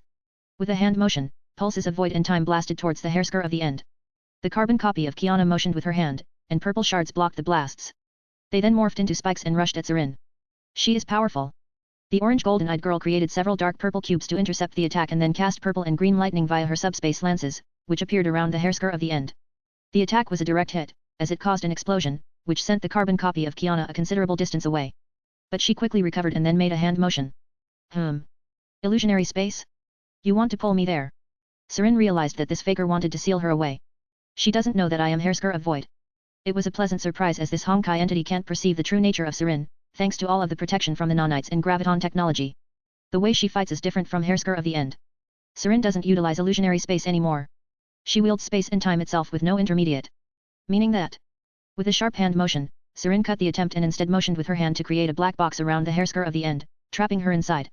She then began to twist and turn with her hand motions. In the end, she snapped her fingers, and the content inside the box exploded in a multitude of colors, shattering in the process. You are durable. It reminds me of her. The Void Queen commented with ever-growing annoyance. She watched how the Hersker of the end molded back together like clay. You are not of this world, you do not belong here. The Hersker spoke in a monotone voice. It was Kiana's voice. Serin eyebrows twitched when she heard it. Wrong, this world belongs to me. I conquered it, so it's mine, and so are you. The white-haired girl pointed her finger at the fellow white-haired girl. You will make a fine addition to our collection. Once again, space started to warp around the carbon copy of Kiana, who looked around for a second before trying to enter the illusionary space to escape. This time, Serin grinned wickedly as she made a hand-crushing motion, and the space completely collapsed around the Hersker of the end, making the Honkai deity gaze at what is happening with disbelief. Impossible, such a thing should be impossible. How can you interfere with space itself? The being mumbled in shock as the space around her shrunk, forcing her to use Honkai energy to resist the effects. Resistance is futile. I shall have my vengeance against you. Mark my words, Honkai. Serin snapped her fingers, and the area around the Hersker of the end turned into a shredder. It should have severed all of the limbs and tendons of the carbon copy look-alike. But dark purple energy surrounded her and erupted like a volcano, warping the space and shattering the attack. Then, in the next second, the Hersker was gone, and space around the moon started to glow in dark purple energy. Serin looked confused, but then she saw the Honkai reading around the moon. It was off the charts. The amount of energy radiating from it was more than she had ever seen this world could produce. Is she reacting to me? That is why Honkai is reacting like this. Then, she was back. As an enormous version of herself. What the hell? The Void Queen looked with shock and disbelief as she saw a giant version of a carbon copy of Kiana. The girl was big enough to hold the moon in her palm. This ends here, outsider, don't interfere with my work. The Honkai being spoke, and the entire Earth sphere could hear her. I can begin with Honkai particle interference, I have already figured out how it works. Aurora spoke directly to Serin's mind via the suit's interface. It's fine. I do believe that I can beat her. The Void Queen smiled, saying that. Her smile was a bloodthirsty one, as she could feel that she could do it. Yes, I do know how. At that moment, her triangle device glowed in several different colors, and a beam of light erupted from it. The light rushed upwards, creating multicolored clouds. A multitude of lightning danced in them before they began to rush into a single point right above Serin. Then, it turned into a pillar of light and slammed into the Void Queen. Bioevolution. A synthetic voice declared. The Honkai being, who watched the whole thing with a perplexed look, felt danger and tried to interrupt it, but all of her attacks failed to reach Serin as they simply passed through her. As the light consumed space itself, the warships and crews inside of them stared at the whole thing with confusion, as they were certain that evolutions were disabled for the time being. What is going on? Aurora. This should not happen. I am certain Supreme Commander turned it off until all the calculations are done. The captain of Serin's flagship exclaimed with some worry. She doesn't want to end up disabled for failing to assist her mistress. No idea, the quantum computer inside the triangle device decided that turning on the feature was better. The AI said with a pondering tone. What are you two talking about? Dr. May asked as she heard quantum computer mentioned. Just watch. Once the light settles down, you will witness the byproduct of true combat evolution, the captain said as the light began to settle down. What they saw was an angel whose looks were similar to Hersker of the end. Serin had a crown of pure energy it was more like a circlet and a pair of wings that looked like they were carved from space itself. Her hair was glowing white with golden particles emitting while it was moving by itself. What happened to her? Dr. May exclaimed with bated breath. She was Hersker before. Did she step forward towards something more? Combat evolution, Supreme Commander's device she was carrying decided that Serin needed help, so it caused her to evolve into the next stage, Captain explained before asking the AI. I thought she needed a catalyst, like a Neo Gear or another arcane item. Those are for techno-merge evolution. From my understanding, items can merge to create synthetic life or an item with a biological entity or, in this case, a simple biological evolution without any extra ingredients. Dr. May and the other two looked at what the pair were talking about. What they are talking about is some sort of miracle nonsense. An actual evolution in the middle of a fight? So it should not be as strong as that techno-dragon. The captain was relieved as she realized that. Depends on what the evolution magnified. The AI wasn't certain. Void Monarch, Time Empress. Serin could sense what kind of boost she just experienced as she looked at her hand. There was no need to declare what she can do now. Shall we? I will make this quick, she said to the Hersker of the end in front of her. The Void Monarch's wings glowed as a halo of light manifested above her. She made the Honkai entity cease whatever movement she could perform. I see Kenti move. The being tried to struggle, but at that moment, something extremely heavy slammed into her gut, causing her to lose her massive form. All I needed to do was increase the gap between Honkai particles so you would lose your form. Sometimes, being huge can be counterproductive. Serin lowered her hand as all she did was raise it beforehand. When the Honkai entity heard what just happened, it was absurd. This outsider can interfere with particle bonding? Now for the finishing touches. With a single step, she appeared in front of Hersker and delivered a single kick, sending her flying into the moon thousands if not hundreds of thousand kilometers away. All of that happened instantaneously as Serin simply removed the distance. Amazing. The girl was gushing internally about how strong she was. Still. She swiftly snapped out from this as she appeared above the crater where the Hersker was. But what she was looking at was a bloody pulp of meat recovering. The force of that kick deformed the carbon copy of Kiana into a bloody meat paste. Still, it was alive and enough for Serin. She summoned one of the pokeballs she had and threw it at the reforming Hersker. The ball came into contact and opened, casting a red light on the meat paste and sucking it in. And that makes it the third Pokemon. Serin smirked at that moment. Her evolution was undone. disappeared like a poof of smoke. It was absurd how easily something like this could be stripped from her. She looked at her hand as she felt a massive drop in her abilities. Pity. The girl stroked the device on her chest. She could get used to such power. After collecting the pokeball, she returned to her flagship and went to the bridge, where her companions awaited her. Impressive, isn't it? Serin opened the conversation, her voice smug, as she felt such a power-up suited her quite well. Supreme Commander's genius is something else. Dr. May begrudgingly nodded. Now, she wants to talk with him shop as a fellow scientist and inventor. There is an array of things she wants to speak about. One of them is if he could release her moth companions. They, after all, have no idea if Serin is acting on her own or if she found some sort of loophole in the system. After all, they have no idea about standard protocol and what it entails. He was able to give me a second chance after I lost my fight for control. The girl smirked as she stood next to them with crossed arms. Not only was he able to save me from dying, but he did that realities away from where I was. Once my revenge is complete, I shall gladly return to his side. As she said that, she looked at the ring in her hand. Pity, it appears your future husband has selected a handful for his future wife. Sakura jabbed at the Void Queen. Serin's gaze snapped at Sakura. There was quite a bit of anger in her eyes. What a mere human girl could possibly understand what Honkai does to one's mind to make them follow its will. The majority of your kin get a preferred treatment of dying quickly, but not everyone is as lucky as you humans are. Serin ranted as she felt her anger growing. Elysia got between her and Sakura as she smiled at both of them. I understand enough. I can't say the same about you. Invasion of the entire world is not the answer to your issues. Sakura moved her head to the side, getting around the annoying pink girl. Ha! It was hilarious coming from someone who would die if I didn't invade. You were losing and will lose. How do you know that we will lose? Dr. May asked first, as she was very curious. She felt that this girl was related to them in some strange way. Since I already rule this place, I have no reason to hide. The Void Queen smirked for a second, making the trio nervous for some reason. I come from a parallel Earth 50,000 years from now. I come from a remnant civilization of yours. The war you just fought against Honkai will end in your total defeat, but a certain doctor devised a means to survive. The remaining humans went to a bunker, where they were frozen for years until they could restart a civilization from scratch. So then... Serin interrupted as she continued. I am the second Hersker, the Hersker of Void. Dr. May's eyes widened for a second. The second Hersker was void of theirs, too. It would seem it was not a total defeat as the way Hersker's types descended was the same as yours, and we were not completely mad, Serin explained to them. Elysia's ears perked up when she heard that. It appears her scheme worked in some way or fashion in that world. Dr. May looked pale for a second. This news was bad, but thankfully, was the Honkai threat resolved in the future? Did you people win, eventually? The nerd version of May asked. Serin shrugged without care. I am Hersker persona. I died in a fight for control. That means the girl learned how to gain control of Hersker's powers, Elysia exclaimed with happiness. It would seem her plot indeed worked. I suppose she did. The Void Queen gazed at Elysia. She was imagining how she could punch in this annoying pinkhead's face. It would seem the crucial factor was the appearance of the Hersker persona inside the people. Dr. May mumbled to herself as she began to think. Let me entertain your train of thought as an ex-Hersker. Serin looked at Dr. May with some amusement. One could say there is a certain amount of satisfaction in seeing her realize how to do it, but she would never succeed as the threat is long gone. Honkai targets the ones who have anger and distaste towards humanity as a whole. Once Honkai finds one of these, it begins to spike negative emotions until one develops tunnel vision.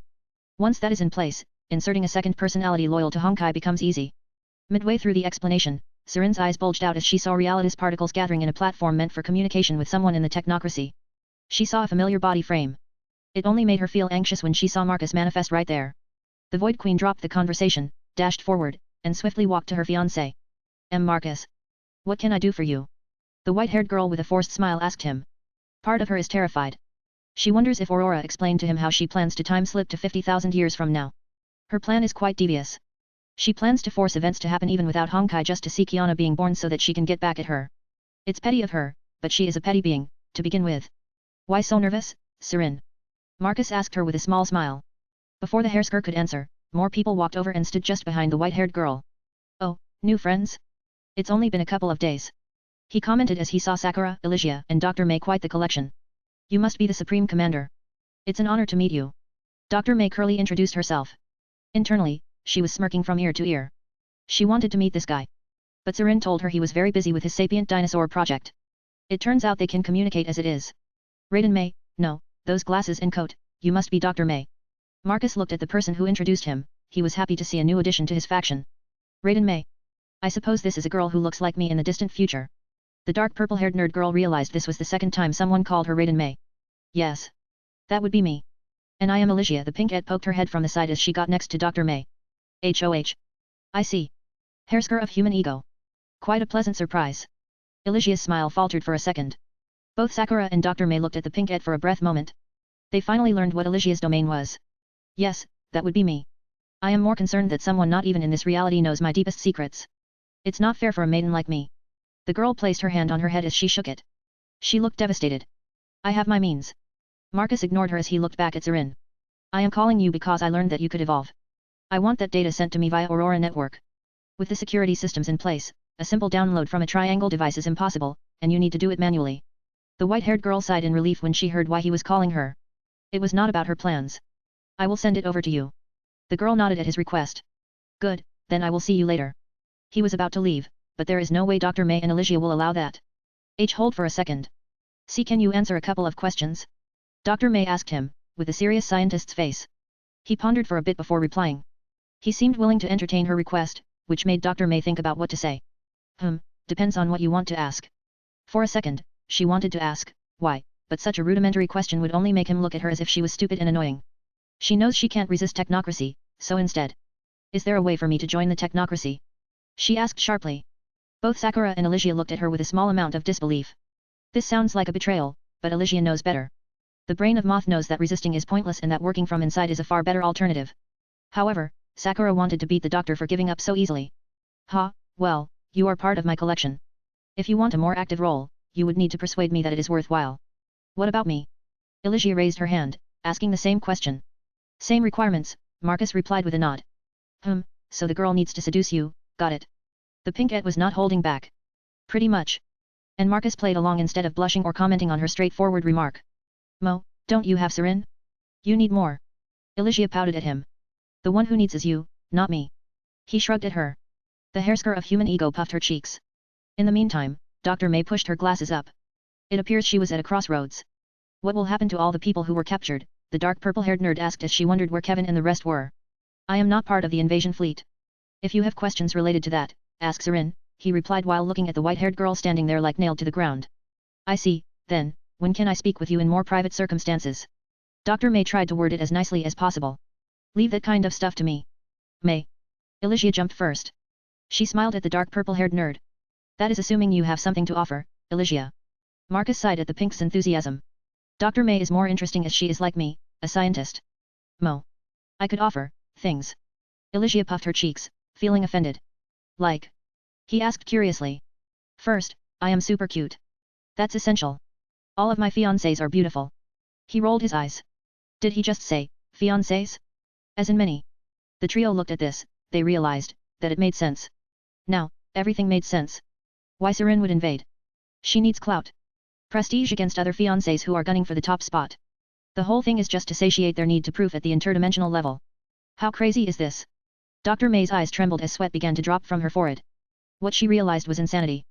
But, at the same time, she realized the benefits of such an empire. She could destroy Honkai in every single reality with such an armada. However, now she wants to know the potential. How much does one of his lovers command? Do all of them have moon-sized bases? What about the fleet? Is there a limit? At the same time, the nerd girl realized that Serin would not allow her to get closer, something she needed to be wary of. Thankfully, Marcus saw them, and such a thing gave her an umbrella from imminent danger. I will make you happy. Elysia pointed this with her second finger. You have no idea what makes me happy. Elysia. He replied with a strained smile. But I do. All the guys have the same needs. Sure, you are super duper smart, but behind all that is still a guy who needs a cute girl in his life. The pink-et explained in an excited fashion. Just like at your current fiancé, she must smile more to make you happy. The girl didn't let up as her comment made Serin want to kill her. Watch your words. I am more than capable of making my future husband happy. Serin clenched her fist as her eyes started to glow in sinister orange gold. Maybe so, but you are far away from him, Elysia countered smoothly. There is a reason why she is the human ego. Tisk. The white-haired girl clicked her tongue as she looked away. She doesn't want to admit it, but the girl was right on the money with that remark. See, you must be close to him for a healthy relationship. That is something I can promise wholeheartedly. The pink-haired girl clapped her hands excitedly. You. Serin's hand started to twitch. It appears she made a miscalculation as she was thinking of disposing of this pink menace. So far, all I have heard is basic things. Marcus hasn't found anything worthwhile so far. Hehe, and most importantly, no ulterior motives. Elysia smiled as she raised her third finger. Marcus looked, interested all of a sudden. I know, someone like Serin is plotting something. It is obvious she is using your limitless power for her revenge. At that moment, Elysia needed to dodge a subspace lance as Serin attacked her. Serin. The inventor looked with a deadpan gaze at his fiancée. At that moment, the royal guards, who were standing motionless, came to life. It will only be a second. I will deal with you in a flash. I only need a piece of hair in your soul, the rest can be restored in a new body, the white-haired girl commented, looking slightly crazed. That moment, the double doors of the bridge opened, and a squad of knights rushed in.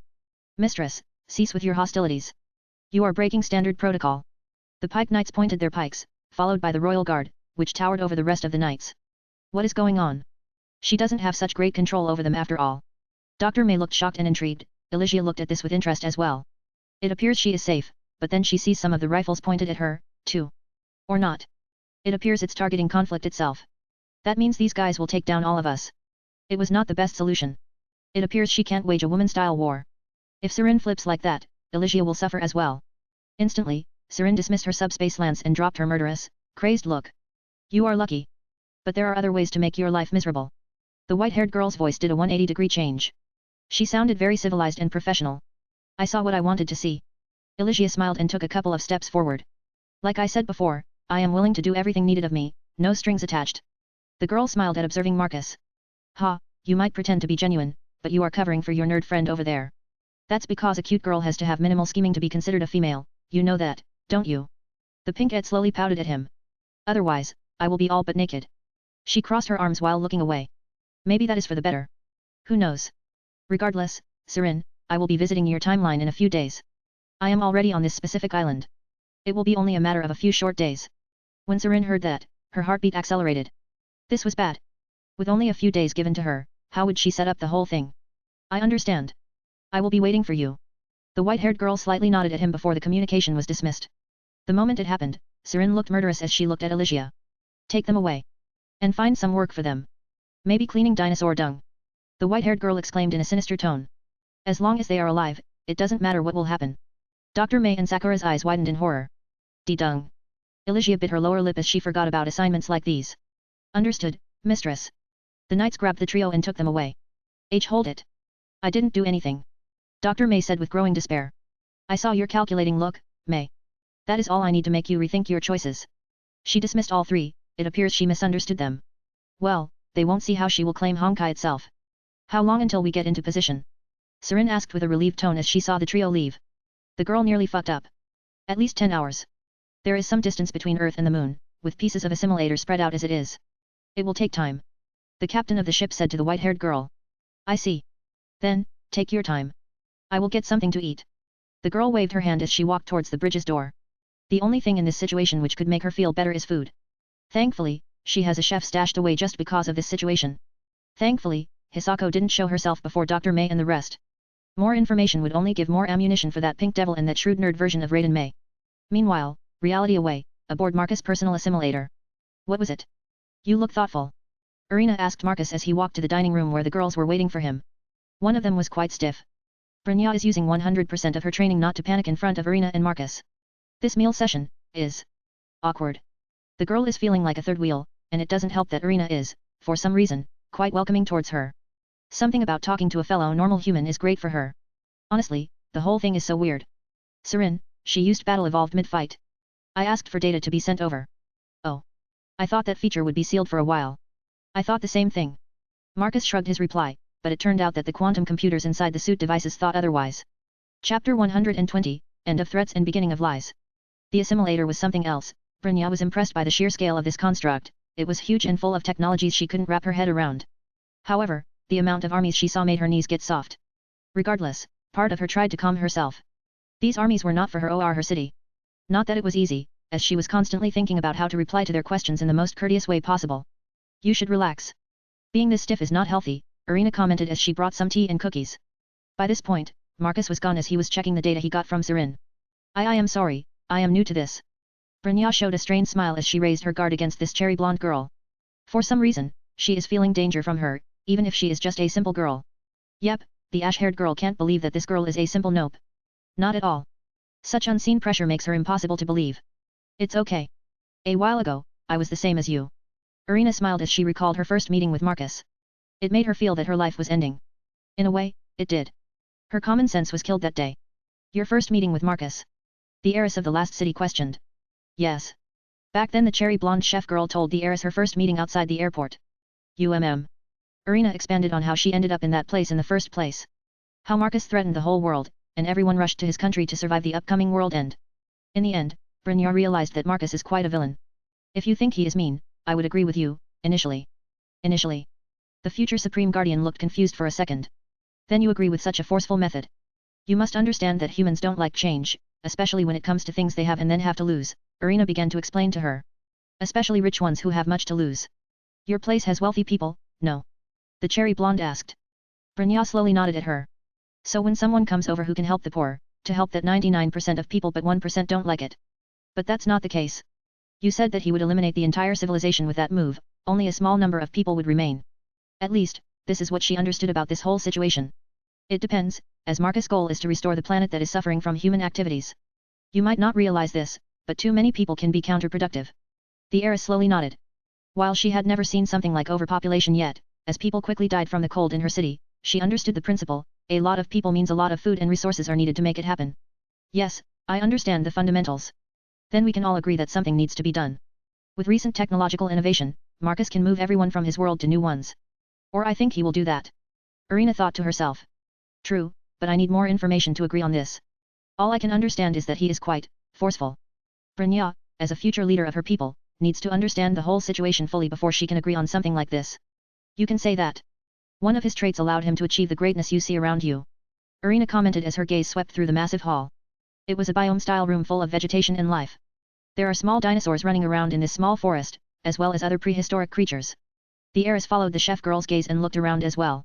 She is still trying to understand how this much greenery could be used for a menial purpose, like a resting area. Still. Well, think of it this way, he will give you everything you will ever need. For you, it's even better, as you could use those resources to help your struggling people. But in turn, you will have to give everything you can back to him. As well, he doesn't like failure. Irina grimaced slightly as she recalled what had happened to the original maids.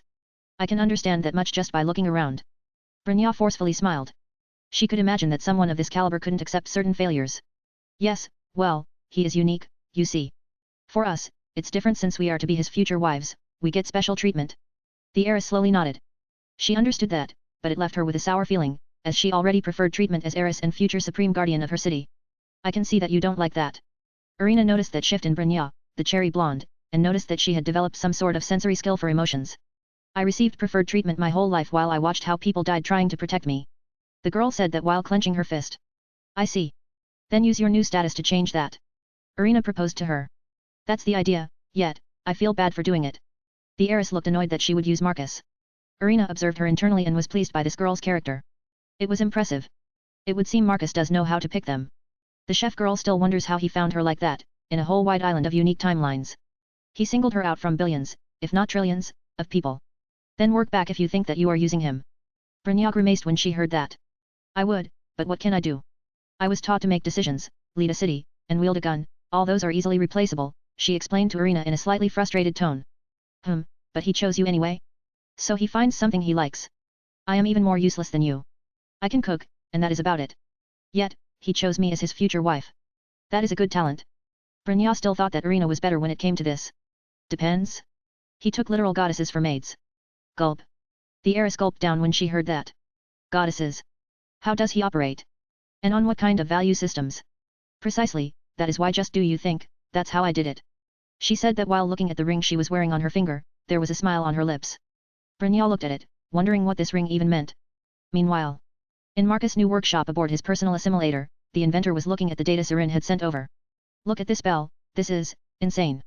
Solomon's successor pointed at the DNA strand, which dissolved, and then reformed into something far more complex. For a fraction of a second, Serin's physical body ceased to exist. It reformed into a far superior version. In slow motion, he showed her at 1 million a second how the DNA is disassembled and then reformed. What is the most insane part of this is that the whole form can be removed in a flash. He sounded very impressed by this. Impressive. But it sounds that it was not you who did it. Belfast slowly nodded but then asked as it sounded that it was not him who made this possible.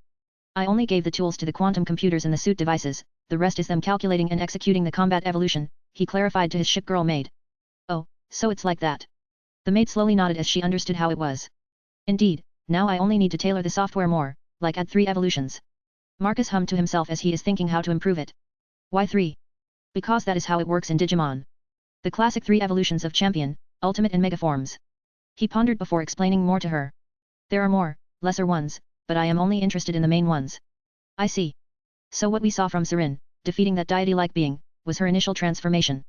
Indeed, the next one would be augmented state of the first one, and lastly, the mega form would be a complete recreation to reach unfathomable heights of power by all means and purposes. When you say that, it makes me a little bit worried. Belfast grimaces a bit when her creator says it makes her slightly nervous. Is it? Well, I made those devices capable of many things. Far too many, but I trust the security of those items. Belfast touches the one on her chest. She could feel slightly warm energy flowing from it as if telling her it was fine. You should. The quantum computers on them have been state-of-the-art for a very long time. Even if I figure out a better means to calculate things, they will update by themselves. After all, they do have access to Aurora network. I still think it's not fair that they can access my data while I can't access theirs. Aurora complained to her creator. It's for security's sake, Aurora. Marcus joked as he could sense her annoyance. I know, but I do have the right to complain. The AI complained some more. Indeed. Humph. Belfast, at the back, chuckled hearing that. It appears the AI is not immune to that stuff. At the same time in Honkai Impact third verse. This is getting boring. Serin sighed as she watched the moon get closer and closer, but it took time. We should upgrade these assimilators. Their speed is horrendous when the net is spread out like this. The Void Queen commented as she used her left hand to hold her cheek. She was lazing on her throne. Mistress, it was not designed to fly fast when the modules are spread out like this. The graviton network can't be broken like this. The captain of her flagship said to her. Fair. In that case, the flotilla goes first and secures the area while we let the assimilator take its time. Very well. Calculate if it's possible to collect all the pieces first and then fly to the moon, or is it faster like this? Calculating. It is faster to collect them and then fly to the moon. Then do it. It appears I need to make all the decisions. I suppose this is the downside of fully lab-grown personnel. Not that the Void Queen will admit that it could potentially be her lack of commanding skills, as everyone is waiting for her commands. Sure enough, everyone scrambled to change things as the fleet moving towards the moon accelerated, and the assimilator began to collect its pieces. Less than 20 minutes later, they were close to the moon, and white creatures similar to jellyfish began rushing towards the armada. Honkai is fighting back after losing their trump card? Figures. Serin complained as she issued orders to attack, from all directions. Fire, blow them up, leave nothing behind. Roger. The batteries on the warships picked their targets and opened fire. The anti-gravity turrets shredded the jellyfish Honkai beasts like it was paper. However, the issue was, the jellyfish were just too many of them. Ugh, charge the main cannon and launch Starscream units. The Void Queen commanded as she was annoyed by this fruitless effort to break past the graviton shielding and the hull itself. Charging the main cannon. On the main monitor, the radius of destruction appeared as Serin could see how much they could blow up. Suggestion, switch to shatter shots. Aurora decided to assist the clueless white-haired girl. Why you didn't say it sooner? Serin complained as she rolled her eyes. Switch to shatter shots. Switching to shatter shots. The gunners changed the loadout for the turrets, and sure enough, the jellyfish Honkai beasts started to drop like flies. Soon after, the first Starscream units joined the fray and began to assist by removing whatever was sticking to the hull. Quite a few jelly monsters stuck to the hulls and tried to break through, but it was like trying to open a can with a weed of grass. In a few short moments, the fight switched from the Honkai overrunning the ships to the ship's fire rate shredding the Honkai beast numbers. Main cannon is ready for firing. The captain of the flagship said to Serin.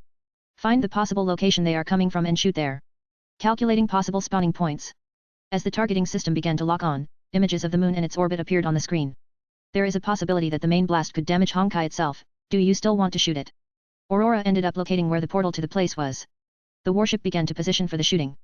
The barrel of the main cannon was close to 5 kilometers long. It was in the center and extended all the way down to the sharp tip. The sheer firing power of the flagship is dangerous.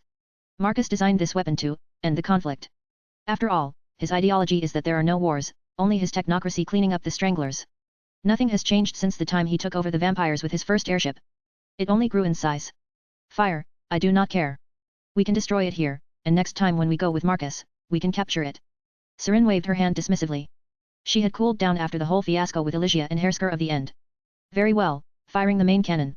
The captain motioned with her hand, and the gunners pressed their buttons. A burst of light escaped from the barrel situated in the middle of the dagger-shaped dreadnought. The burst of energy was a weaponized version of Bifrost. A burst of warp space shredded everything in its path before slamming into space as if there was a wall that opened up and revealed a purple planet with a rhombus-shaped hole in it. The beam slammed into the planet, causing cracks to appear on it. Serin and the officers watched the whole thing with a huge amount of curiosity. They wonder if this will work. Could they potentially destroy Honkai's source? Continue, how long we can sustain the power of the blast. For several more moments, as we need to charge it, the captain explained as they watched the cracks grow bigger, but the planet began to respond. Humph. Serin snorted, seeing the response. I want the Star Destroyers to open fire, too, the Void Queen said, increasing the tempo by ordering more firepower. Relaying orders. The smaller and just as deadly warship began to charge their main cannons, too. Moments later, more beams rushed towards the purple planet, shredding the Honkai energy defenses and slamming into the planet. Then, the flagship charged its second shot and blasted again. This time, the blast rammed into the planet and went through, causing a huge explosion. Raise the defenses. Seeing the massive explosion, the girl realized that this was bad. She swiftly ordered to respond to the explosion. Shields at maximum, the captain ordered immediately, and the gravity barriers rose at the front of the ships to tank the shockwave. I do believe the moon will get destroyed. Serin grimaced when she heard that. Then spread the assimilator's net to catch the shockwave. Protect the Earth. That could work, but the assimilator was not designed to take shockwaves and explosion. It's built from sacred gear metal, no? And powered by 5 diamond heart engines? It should hold. It should. Then spread it. We don't need the planet blowing up. Serin slightly panicked. She promised to conquer Earth, not blow it up. Roger, sending the command. Sure enough, the recently reassembled acorn-shaped station once again needed to be spread out. Thankfully, the shockwave used most of its power to shatter the moon, the rest missed the blue marble. Still, the shattered pieces began rushing towards the planet thanks to its gravitational pull, but the assimilator, which worked like a net, captured all of them. Shit, what now? The white-haired girl bit her nail as she looked at the mess she caused. Right. Time beams. Aurora, can we shoot time beams to recover the moon? Serin asked with a hopeful voice. Technically, it should be possible, we do have special area-based gadgets, but it will take time to deploy them. It's fine. Prepare those. We need to fix the moon. I want all of the warships to begin collecting the shattered pieces while the assimilator returns to Earth and encases it. The girl swiftly gave her orders as she had enough manpower to get her scheme going and fix the broken moon. As you command. The captain is certain that the assimilator's commander is annoyed with the white-haired girl's constant commands to release the parts and then collect them. Still, they can't complain as the girl has the highest access in the technocracy. Meanwhile, the trio of Sakura, Dr. May, and Alicia looked at the clothes prepared for them. They were hanging in small wardrobes in a dressing room. These are maid clothes. Dr. May commented. She is certain that working with dung requires appropriate clothing. These are your working clothes. The knight said to them. This has to be a mistake, one can't work with excrement while dressed like this. The dark purple-haired nerd complained. We do not have official clothes when it comes to excrement. It's an automated job, but since Mistress ordered, the automation will be disabled, and you will be doing it by hand. When Dr. May heard that she looked ashen, the girl looked at Alicia, who was tee-hee-hee at Dr. May and the whole situation. I won't be dressing in these. Sakura crossed her arms and declared that she wouldn't be doing this. Your opinion is irrelevant. We will classify your action as rebellion and review it alongside the rest of your people. Dr. May looked horrified when she heard that as she looked at Sakura sharply. Don't. She will dress in them. The pink-haired assassin looked confused. What does she mean? The nerd swiftly walked over to Sakura and explained to her. If you don't comply, they will treat it like a rebellion and deal with you and your family. And people around you. Sakura's eyes widened in horror. She then looked at the knight. Don't put my family into this. Dr. May groaned internally when she heard that. Rebellious elements will be dealt with in accordance with the standard protocol of planetary occupation. It's common sense for a stable subject society to work at maximum efficiency. Fine. Sakura grabbed the maid's clothes and went to change. Dr. May and Alicia looked at this with nervous looks. It appears sympathy ends with Serin, as the knights don't care. Alicia, don't ever do that again. If you do, keep us out of it, Dr. May said sharply as she took her clothes. Not that Alicia said a thing, she was absent-minded while gazing at the wall in front of her. She felt something was off, something ceased to exist. My Hersker core, what just happened? The girl placed her hand on her chest. She couldn't sense any power from her Hersker core. It's like Honkai doesn't exist anymore. What happened? Did Serin make Honkai cease to exist? Or did she seal it fully away? But even if it's sealed, there should be some remnant in the air, but this is different. It's like the energy lost its power. The girl grimaced. In her opinion, this was far too insane to be true. I need to know. Alicia looked at the knight instead of going to change her clothes. Did anything happen to Honkai? Sister Serin said that she will show us something. The pink-head asked the knight. You can ask that yourself after you finish working here. The knight didn't entertain them anymore as he left the room. The pink-haired Hersker frowned as she looked at her maid clothes. It would seem I will need to adjust to this if I want to succeed. Well, it's not the girl's first time. The trio looked at the ceiling as a hole opened and a small mountain of dung dropped in front of them. A heavy smell of shit assaulted their noses as the trio began to grimace. It's sad that I can't just kill you, Sakura commented as her hand twitched, pity that her sword had been taken away from her. She used her other hand to cover her sensitive nose. She wouldn't mind running her sword through the pink menace chest. I agree. Dr. May slowly nodded in agreement. Her logical mind concluded that it was Alicia's fault. Since she can't beat technocracy, it could only mean that it was Alicia's fault, as she provoked Serin, that caused it to end like this. Come now, it's not that bad. At that moment, more wet dung had landed on top of the hill, which was already considerable. The dung has to be loaded into the carriages. A robot exited from a wall entrance and pointed at the rail-powered carriage. The trio quickly realized that the dung should have ended in the carriage by itself, but it was moved away, and the shit landed on the ground. In other words, it was intentional. Such realization made Dr. May and Sakura even more annoyed than they should have been. Tee-hee, then we should start. Take the shovels provided. The robot pointed at the brand new shovels leaning against the wall. Damn her, she created this work just for us, Sakura commented with a disgusted frown. The smell was killing her from the inside out. Yes, it would seem so. The nerd version of Raiden May agreed with that statement. Meanwhile, Serin looked at how Assimilator once again encased the whole planet into its hold. How well can Realitas work on the entire planet? Void Queen asked Aurora. If it's a fully encased planet, then there are no limitations. The girl's eyes sparkled. Then, I want to begin the particle dispersal and the simulation of time flow. You wish to simulate until the timeline reaches your time? Yes. Is it possible? The white-haired girl asked the AI. It is possible. However, there is a selection of variables that need to be met before something similar to your time can be achieved. I know. I will be releasing some of the assets we collected. Serin looked at Kevin, who was resting in the cell. While I don't agree with doing this, you are not going fully against my creator's wishes. It was a mistake on his part. Still, my programming agrees with your desire to experiment. It's a test, and as the main AI of technocracy, I must assist you. The Void Queen grinned from ear to ear. My thanks. Don't thank me. I will report this when my creator asks. For a second, her smile faltered, but she still nodded at the AI. It's fine. Now I want you to do this. The girl begins to explain how the whole thing will happen and how House Kislana will be created. Serin began to play as the game master, or a literal god to the people below. Kevin. Wake up.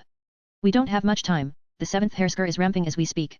The voice of May brought the white-haired man to the land of awake, and his eyes snapped open. He quickly looked around, realizing he was in Moth's medical bay. He realized that the operation to become Mantis was a success. Though, I have this feeling that something was amiss. He couldn't put his finger on what was wrong. Not that he had time to ponder as he has a Hersker to deal with. As he quickly got out of bed and dressed up in his uniform, he dashed out to find May. A few moments later, he found her in the command center, where she was organizing things. Kevin, Hersker of Fire, has burned close to half of Australia. If this continues, we will lose the continent. I understand. How are you feeling? She asked him, with some worry. Better? And strange at the same time. He said while checking his hand. Well, Parvati should give you power over ice. She explained while looking around, noticing that it was getting cold and some of the things were starting to freeze around him. Kevin noticed where she was looking. Oh, this doesn't look good. Yes, it appears it's a subconscious thing. She commented after having an initial observation. I will learn to control it. I do not doubt it, but we have more important matters for now. She showed him burning Australia. Yes, you are right. It would seem that Kevin's becoming the first Mantis was the key to dealing with Himiko, who became the 7th Hersker. After him, there were others who became Mantises, but Honkai only became more dangerous, and the Hersker grew in powers and abilities. Eventually, humanity was pushed to the brink, with only 2 cities remaining on the planet. Moth waited for the next Hersker, which turned out to be Sakura's little sister Rin. Moth locked her up in the lowest levels of their base. But it was what Honkai wanted, as angry soldiers ended up killing the innocent girl. Her death was what triggered her to become a virus-like version of a Hersker. This virus spread through the base and triggered all the nukes, which destroyed the 2 remaining cities. Just like that, civilization itself ceased to exist, but humanity was still fighting. Eventually, Dr. May found a way to seal the virus inside a box. But it was too late for some of them as Sakura died. The elite Mantises lost their first elite leader, but the fighting only became harder.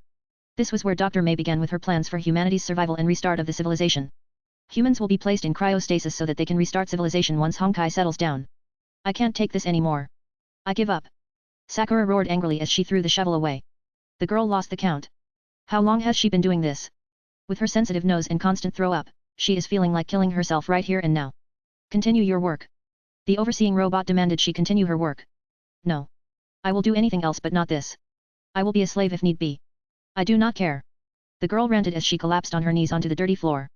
In that case, I shall contact Mistress. The robot used his connection with Aurora Network to contact Sarin. Meanwhile, Elysia and Dr. May looked into this. Should they do the same? Honestly, May is quite proud, but this. For a second, she bit her lower lip, frustration rising in her gut, but eventually, she dropped her shovel, too. She already is a slave anyway. Her world is conquered, the organization she works for doesn't exist anymore, and the enemy she fought against is defeated. What is her purpose anymore? Me too, I give up, do whatever you want with me. In that case, I give up, too. Elysia dropped hers as well. But the robot looked at her. You will continue with your excrement cleaning. But. Elysia pouted, but the machine didn't care about her pouting. Can't she do proper maid's work? I am sure she could be more useful. Dr. May proposed to the machine. One moment. The machine acknowledged the request and contacted the AI and, in turn, Serin. Mistress has accepted your proposal. At that moment, Serin's hologram appeared next to the robot. So. The white-haired girl appeared with crossed arms, she looked very smug about this situation. You give up? Yes. Anything but this. Sakura nodded with a disgusted but resigned tone. It will take hours to remove all the dung from her long hair and maybe years to lose the smell, as people say the phantom smell will be with her for a long time. The same is true for Dr. May and Alicia, as they have long hair as well. They all want showers, long showers, and baths. Sarin defeated them, with dirt. Ha, in that case, you will be maids, but this is your last chance. Next time, I will think of something worse. Her expression morphed into a wicked smirk. She was thinking of worse things to do, to torture them. The trio slowly nodded. Alicia decided to hold her tongue and wait for an appropriate moment to comment. More precisely, they will wait for Marcus to arrive. They are certain that at least half of the entire day has passed. Probably, as they don't have a clock here. That means they need only suffer for a couple of days against this woman. They want to transfer under Marcus' care. Not realizing what this could entail, though, Alicia and Dr. May have some idea what to expect. Well, only Sakura doesn't care, she just wants to get away from dung. From the smell. Fine. Just let us out. Please. Phew, fine. Go get a change of clothes and showers. Once you do that, let me show you what I have been doing. For some reason, the trio felt a chill going down their spines. What did she do? There was a sense of horror, not realizing what Serin had been doing with their home world. Thank you. Sakura swiftly walked away, almost dashing towards the doors she was dreaming of leaving through. She could finally do it. It was the same with May and Alicia as they walked towards the doors as quickly as possible. Humph, let me show you three what I did to your world. Serin grinned from ear to ear. Chapter 121, another piece for the collection. Marcus hummed Braveheart while walking through the wooden walkway built inside the prehistoric biome inside of his inner parts of the assimilator. The construct was so large that he had literal forests inside it as he converted large sections of living areas into real relaxing areas and not reality simulations. That left him expanding night handlers' jobs as they were handling creatures with teeth and now forests, too. When he designed this thing, he was thinking along the lines of a colony ship and a king's escort. In medieval times, when kings used to go on hunting trips, it was an enormous deal, with hundreds if not thousands of people going on such a trip alongside their king. They used to have everything from entertainment to cooks, even blacksmiths. Marcus was thinking along those lines when he created the monstrosity known as Uranus-class planetary assimilator, which can do all he wants. At the same time, he explores the cosmos for interesting things and always has all the people he needs with him. Eventually, the inventor saw the wooden terrace where Irina and Brynja were having tea. Part of his bim swelled with happiness seeing the ash-silver-haired girl. He wanted to cuddle her right now. The same with Irina. He likes using those assets as pillows, they are simply amazing. All in all, he was living the dream, being realities away from home and having these two around is the best. Of course, his other girls are important. However, his thoughts went to Serin. What a naughty girl. He frowned, knowing what she was doing. One simply couldn't use his tech and think that he didn't know what she was doing. Still, he will let her do it, and when the time is right, she will face the music. Marcus walked into the terrace, and the pair immediately stopped talking and looked at him. Did you finish inspecting the report? Irina asked him as she took a free cup and poured tea into it. One of the perks of controlling her time for Irina is that she can keep all of her stuff in optimal condition. It's probably the most exciting power, in her opinion. Yep, already improved the software and re-uploaded into the network. The devices should auto-update in the next few minutes. He sat down and motioned for the tea to fly into his hands. The setup on the terrace was a square glass table with black leather couches surrounding it. The leather was the real deal from one of the Hadrocerati he collected from Criticers. It was nice looking, so he decided to harvest it for the furniture. Great.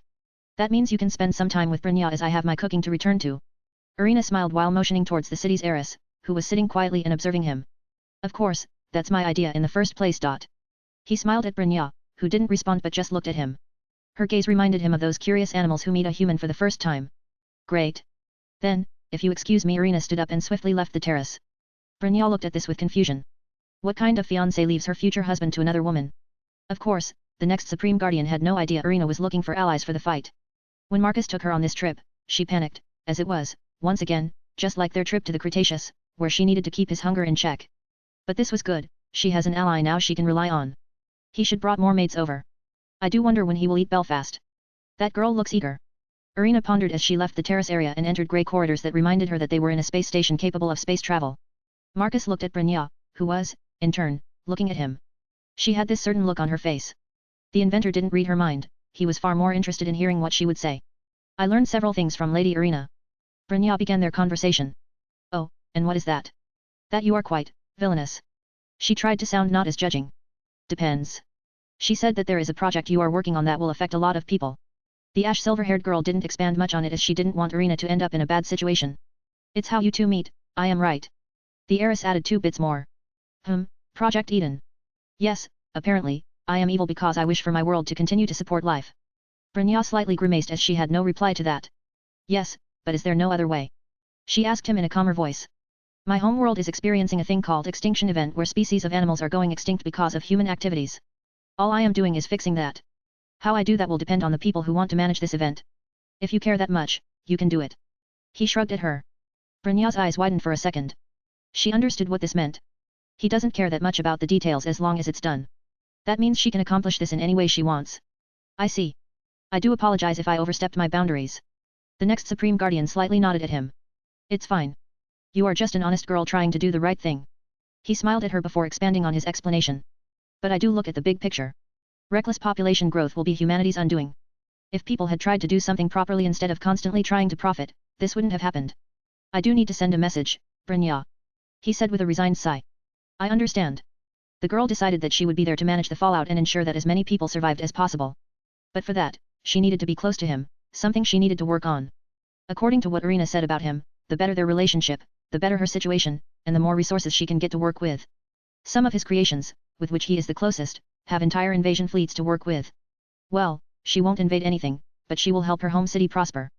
But at the same time, she is steeling herself to make this happen. After all, the girl has zero experience when it comes to relationships. She is clueless, and she never considers and never puts emphasis on such a thing. Well, we are together for a considerable future. We should do something, Brynja. His voice was full of teasing, as he wanted to see her blush. She looked around. The girl couldn't see her maid, either. Where is your maid? The next Supreme Guardian asked with a nervous voice. Busy, she is preparing a place just for you aboard my assimilator. It will take a while, as it takes time when one is adding a bit of a personal touch. He explained the lack of a ship girl maid. I see. Marcus stood up, walked over to her, and offered his hand. Now come, let me show you a couple of things. Think of this as our first date. Marcus smiled while offering his hand. Brynja didn't hesitate as she took his hand. The inventor smiled as he pulled her up, making her slam into his embrace as he effortlessly moved her. You are very beautiful. His comment made her blush as she looked away from him. Your fiancé and your creations are far more beautiful than I am. She tried to brush aside his comment. That's quite the response. He whispered into her ear. But, my dear, it is I who decide who is beautiful to me, yes. His reply made her eyes widen in horror. She felt that she had overstepped her boundaries again. I am sorry. I am not used to such things. The girl tried to explain herself, but that moment Marcus' hands went to her waist and hugged her. He made her lean into him properly, as he was able to feel her assets deforming at his chest. In that case, accept my compliments. As my future wife, you are gorgeous, it's as simple as that. He quite arrogantly said that. To him, it's natural, they all are gorgeous. If someone disagrees, they should bring their army and let their armies discuss what is right and wrong on the battlefield. Oh okay, can we stop discussing this? Instead, let's talk about something else. Brynja asked him as she gathered her courage and pushed down her embarrassment. Sure, he smiled as he looked down. Her face was kissing distance away. The girl's face started to heat up, as she could sense that he wanted to do things to her. Not that. We should do such things at an appropriate time. The ash silver-haired girl tried to divert the conversation into a less steamy situation. True, but I will keep holding you close. He didn't let her go and diverted the conversation to something Brynja wanted. We can go to the manufacturing wing. Do you want to know how I can help your people? He whispered into her ear, making her tremble from the warmth of his voice. It was tickling her. Why yes, please. With a nod, he let go of hugging her. Instead, he switches to holding her hand. He motioned for her to follow him. The girl sighed in relief. He hadn't done anything naughty to her. Yet. Regardless, she needed to follow after him. We will go towards a place called Automated Assembly Lines. He began to explain where they were walking. From the name, I can assume that it's some sort of creation facility that it's done by itself. The ash silver-haired girl reasoned. Indeed, it's the cream and butter of my faction, it's one of the first things I created several years ago. For a second, he had a flashback when he was working under his father's garage with a certain devil next to him. For a second, he wondered what Sirafal and Latia were doing, but then he recalled that not even one day had passed for those two. So, he relaxed, having some peace of mind. I see. You see, my faction has 3 cores that started it: alchemy, which I inherited from my predecessor, engineering, which I made myself and inherited from my predecessor, and programming, which is something I delved into myself. Everything can be traced back to this. I see, so this advanced technology is something you inherited. Made myself. He instantaneously replied, making her realize that it was a minefield she didn't want to enter. My predecessor created initial theories on certain things, but he lived when people were still playing with dirt and clay. The concept of technology was something that only the deities of my world had some idea what it is. More like it was magic for them, not technology. He clarified to her as they walked out from the terrace area and into the grey corridors of the assimilator. I see. She slowly nodded at his words, accepting what he was saying to her without any reservations. You see, we come from a different reality. We don't have emanators or eons like you do. Your reality powers are heavily influenced by the way your reality is structured. The illusionary tree and sea of quanta constantly compete with each other, causing things like the eternal freeze and things like that. Her eyes widened for a second. She didn't imagine getting answers related to how her world functions. It is possible to overcome such things. She asked with a hopeful voice. Getting away from this would make her world prosper. He smiled at her before stopping walking and facing her. Of course, you can take your world with you if you want. Her mouth slightly opened wide. Did he just say to take her world with her? See, can you repeat what you just said? She asked with a nervous gulp. You can take your world with you. He repeated it in a much slower fashion. Is that even possible? She asked with growing excitement and giddiness. If you want, I can make it happen. We can even decide what kind of solar system you want your world to be in. I can arrange that. He explained to her, making her almost jump into this proposal, but then she stopped and controlled herself. I see, and what it would cost me? She asked him in a neutral tone. No idea yet. We can decide such things based on our dates. It might be a big thing to you, but it's only a minor hurdle to me.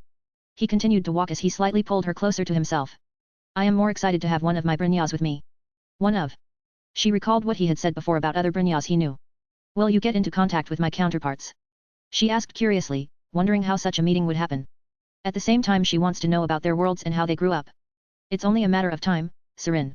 One of my fiancés is leading an invasion in one of the worlds where your counterpart should be born in 50,000 years or so. She went there at a very early date. She looked with disbelief. This girl was invading another world, and he was speaking with such a casual tone? Just how? Brynja took a deep breath, trying to relax. You know that I am a future supreme guardian of a city. Hearing that someone is invading an entire planet makes me nervous, she said in a stressed tone. I see. In that case, I won't mention that again. Instead, let's continue with our trip. They continued to walk, arriving at a large lift that would take them to another floor in the centerpiece of the assimilator. Are you planning on courting another Brynjas? She asked him as they were standing in the lift, which was taking them to floors above. No idea.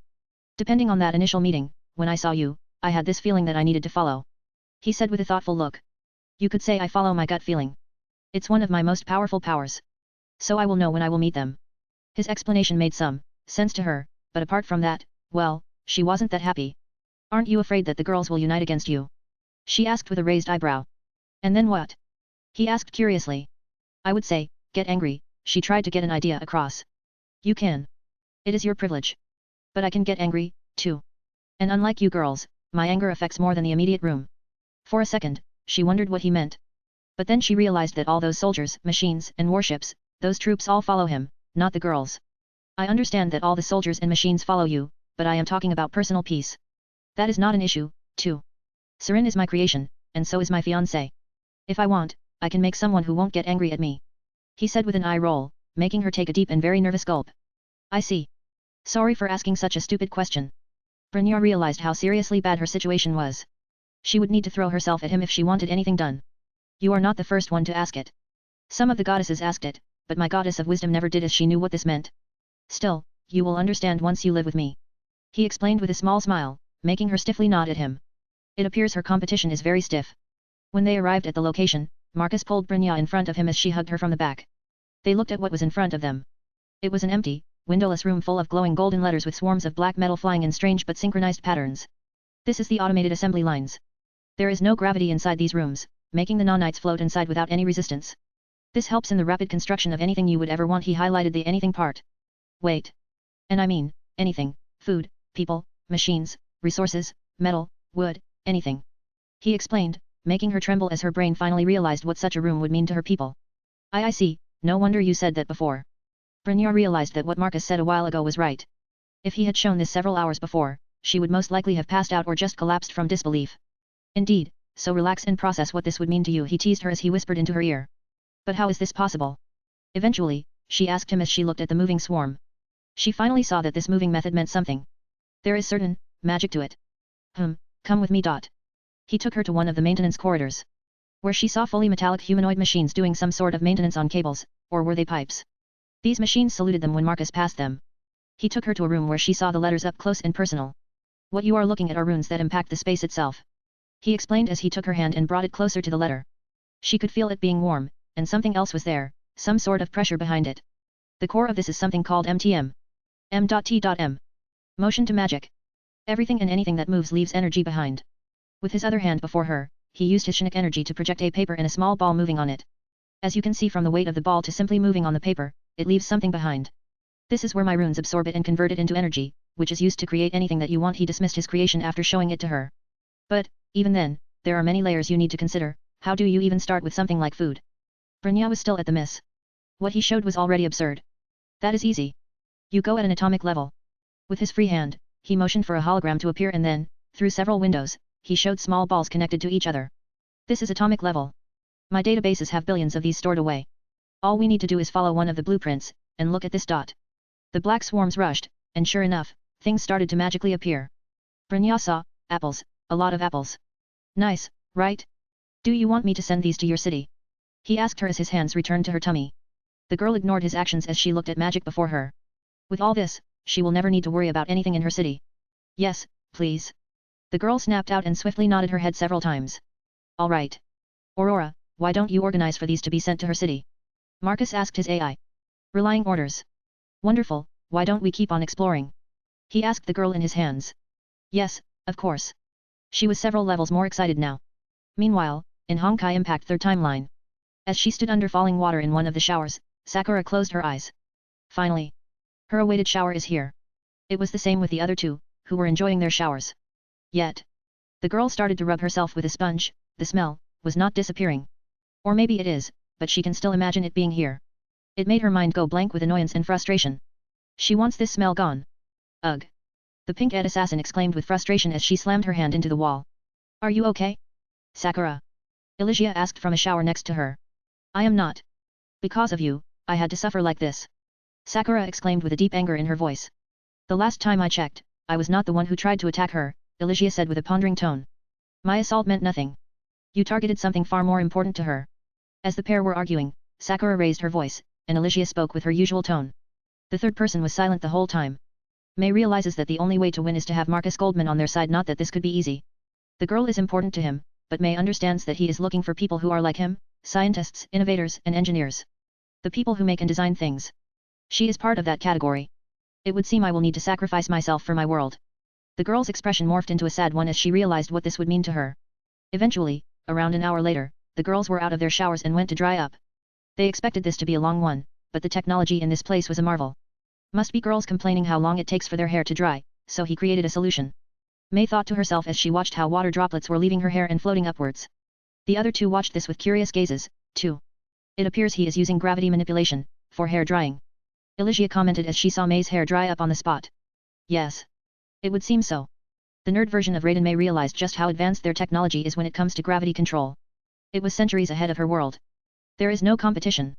Come, we can't let her wait any longer. What if she gets angry and sends us back to that place? May commented with a strained look. Her comment made Sakura tremble as she swiftly went to dry her hair, too. The group swiftly dried up, dressed in a set of maid uniforms, and walked to meet Serin, who was on the bridge, standing at the edge of the window gazing at the planet below them. Something was odd about the planet.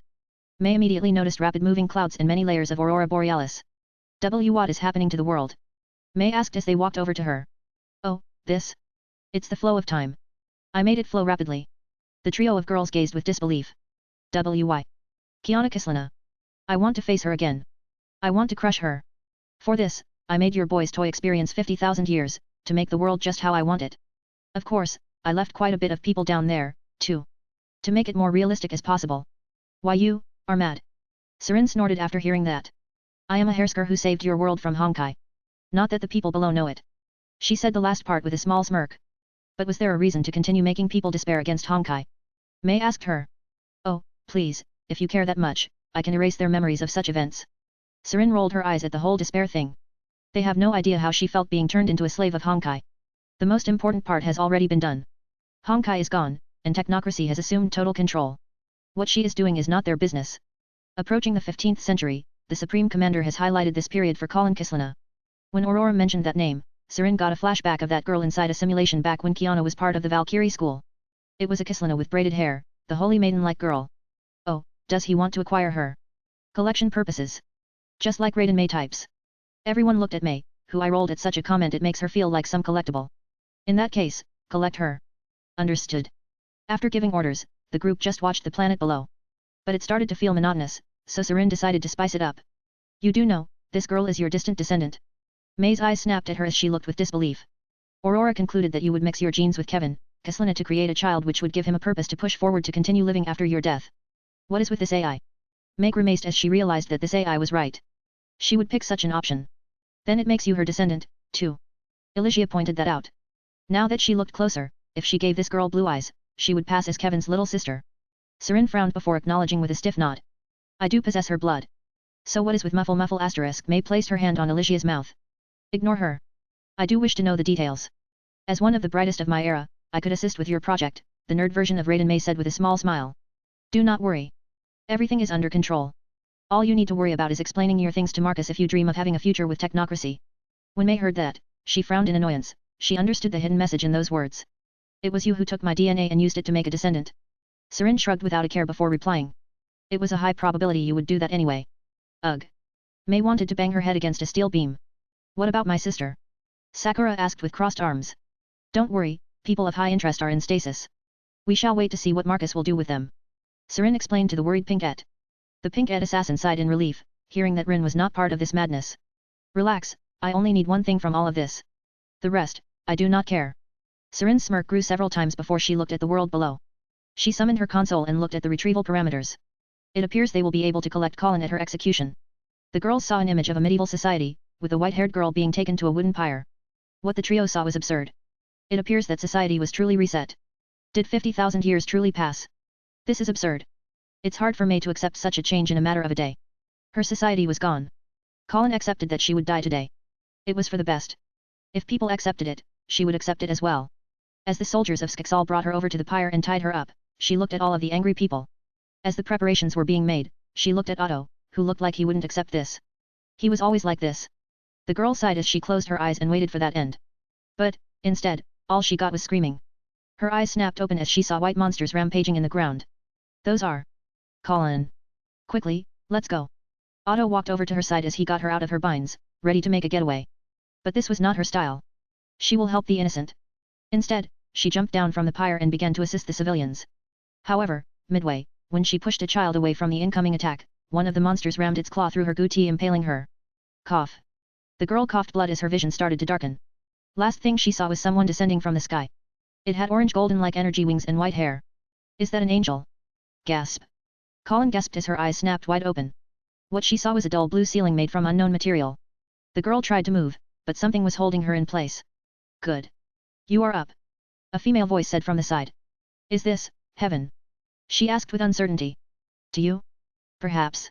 She saw a finger approaching her forehead. For a second, she wondered what the purpose of this was. But then vivid images started to bombard her. Colin learned who the girl was, how she appeared here, what her purpose was, what the purpose of the world was, and what kind of faction she was part of. Then she saw him. A man sitting on a throne, the images zoomed out, and she saw countless armored men marching forward, towards, everything, void, stars, worlds everywhere. His hand stretched out and cast a shadow on everything. His power is unmatched. Gasp. Cold sweat erupted from her forehead. Her whole body started to tremble from fear and disbelief. Colin realized her existence was nothing more than a side effect of Sarin's experiment. It was horrifying to learn that everything happening in her world was just a simulation of what would happen in the future. Now you know. Colin could finally move. Why you showed me all of this? The girl exclaimed as she was feeling sick. Not to waste time and for you to have some sort of hope that you can wiggle yourself away from us. Colin Kislina finally turned her head to the side and looked at the source of the voice. When she saw white hair and orange golden eyes, she realized that this was the girl she had seen in the images. She explained who she was through the images. You are, his fiancée, right? Indeed. Chapter 122, The Awaited 50,000 Years. Meanwhile, with Marcus. The inventor brought Brynja over to a massive room full of glass containers. Some of them had people inside of them. The girl looked both intrigued and horrified by the sheer scale of this place.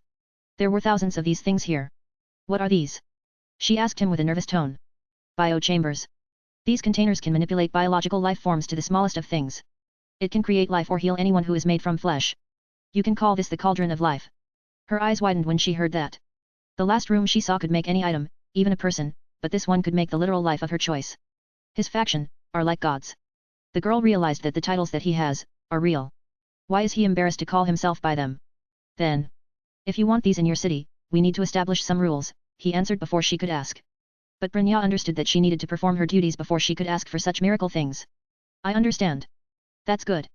I will prepare a schedule for you. The special baths inside these will improve your performance and survivability, Marcus told her with a small nod. It's the same thing I gave to Irina. I do want you to be around me for a long time, though by this point, I can manipulate time itself. He said the last part to himself. See, can we continue with our date? The moment she mentioned date, the moment he returned to her. Such a response made her realize that he likes these small things. But his powers are so vast that it made her realize how contradictory this guy is. Of course, let's go. Once again, he took her hand and led her out of the room and back to the main corridors. Next is the armory. I will show you some of the things which you could use if you want. Marcus commented with a smile as he imagined some of the rifles he could make for her. But then he recalled that he would need to give her a ring. That reminds me, I need to give you a ring. Ring. Brynja immediately remembered Irina looking at a ring on her finger. Yep, engagement ring. He sagely nodded. I could give you a symbolic one, but only after taking your first altering bath will you see actual use for it. What kind of use? She asked him with a slightly weary tone. Relax, it's only access to magic, and make it easier to use, he joked as he saw how she was acting. Magic? I can use magic? She asked with disbelief in her voice. Of course. Leave such a thing to me, and I could make you an esper, too. He smirked once more. One thing at the time, please. All right. The pair arrived at a place that was finally familiar to Brynja. She could see weapons on racks all over the place. There are bulky armors behind a glass wall and other gadget-like tools on the tables. All of these items are made from materials unknown to her. Curiously, the girl strolled over to inspect a rifle placed on a table. It looked exquisitely built from metal, and it had no ammo cartridges of any kind. There were glowing parts, too, which made her nervous. What are they for? Before she could touch it, an invisible force field blocked her from touching it. You are not permitted to touch these weapons, asked the Supreme Commander to lift the restrictions. A translucent window with a warning sign appeared before her. Brynja slowly lowered her hand. She was about to speak, but Marcus was already standing beside her. Give me a minute, and you will get your access, but first he showed her what he was holding in his hand, lifting it to show her. It was a golden ring with small snowflakes carved into it. This is your engagement ring.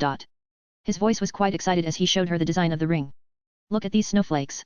They look gorgeous, especially from the different angles when you look at them. Marcus showed the snowflakes from different angles, as depending on the source of light, they have different colors. Yes. With small awe, she looked at the ring in his hand.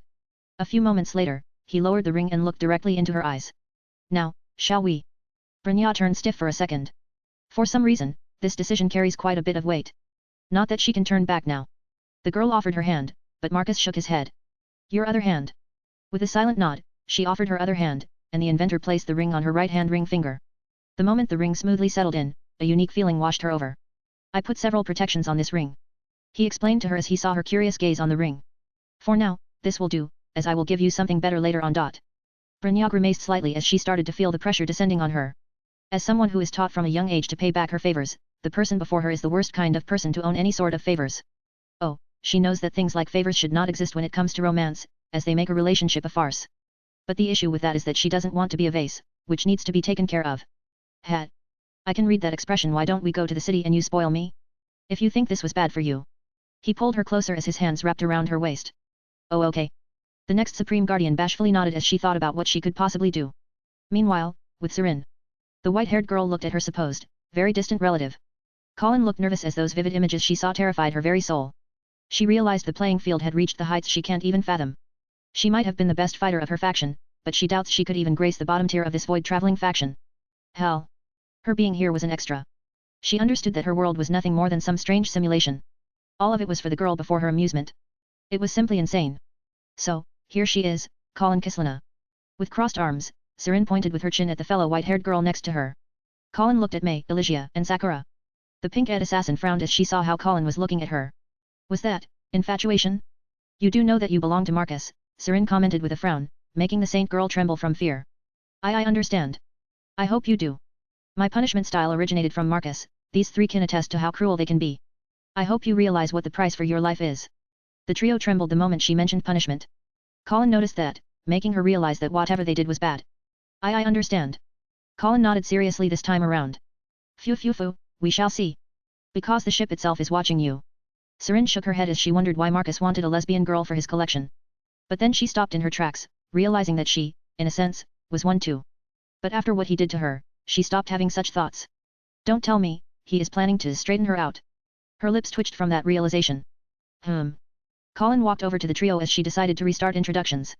I am Colin Kislana. The maiden slightly bowed as she introduced herself again. May. Elysia, nice to meet you. The pink-eyed Hersker waved her hand in a friendly manner. This left Sakura, who looked weirded out by this Colin. Sakura. The pink-haired assassin introduced herself and looked wearily at the white-haired girl. For Kevin's descendant, she is strange, Sakura said to May as she was not holding back. Kevin? Who is Kevin? Colin looked confused. Your very distant ancestor. My guess is that it's been around 49,000 years since that time, May said while pushing her glasses up. 49,000 years ago? You mean the previous civilization? The girl looked like she realized what this meant. These girls are from a previous civilization. This made her feel several different emotions. First, she wanted to know all about their foods, and second, she wanted to know about their civilization and how it ended. Yes, sort of, you see. May looked at Serin, who was standing some distance away and very close to the window projection. She made time flow very quickly in the earth below. She wants a certain someone to be born so that she could fight her, or something like that. The nerd version of Raiden May explained from her perspective. I know, she showed to me. Colin trembled while saying that. This makes the three realize that this girl had a flash course to catch up to them rapidly. In that case, you know what you are dealing with. The white-haired girl nodded.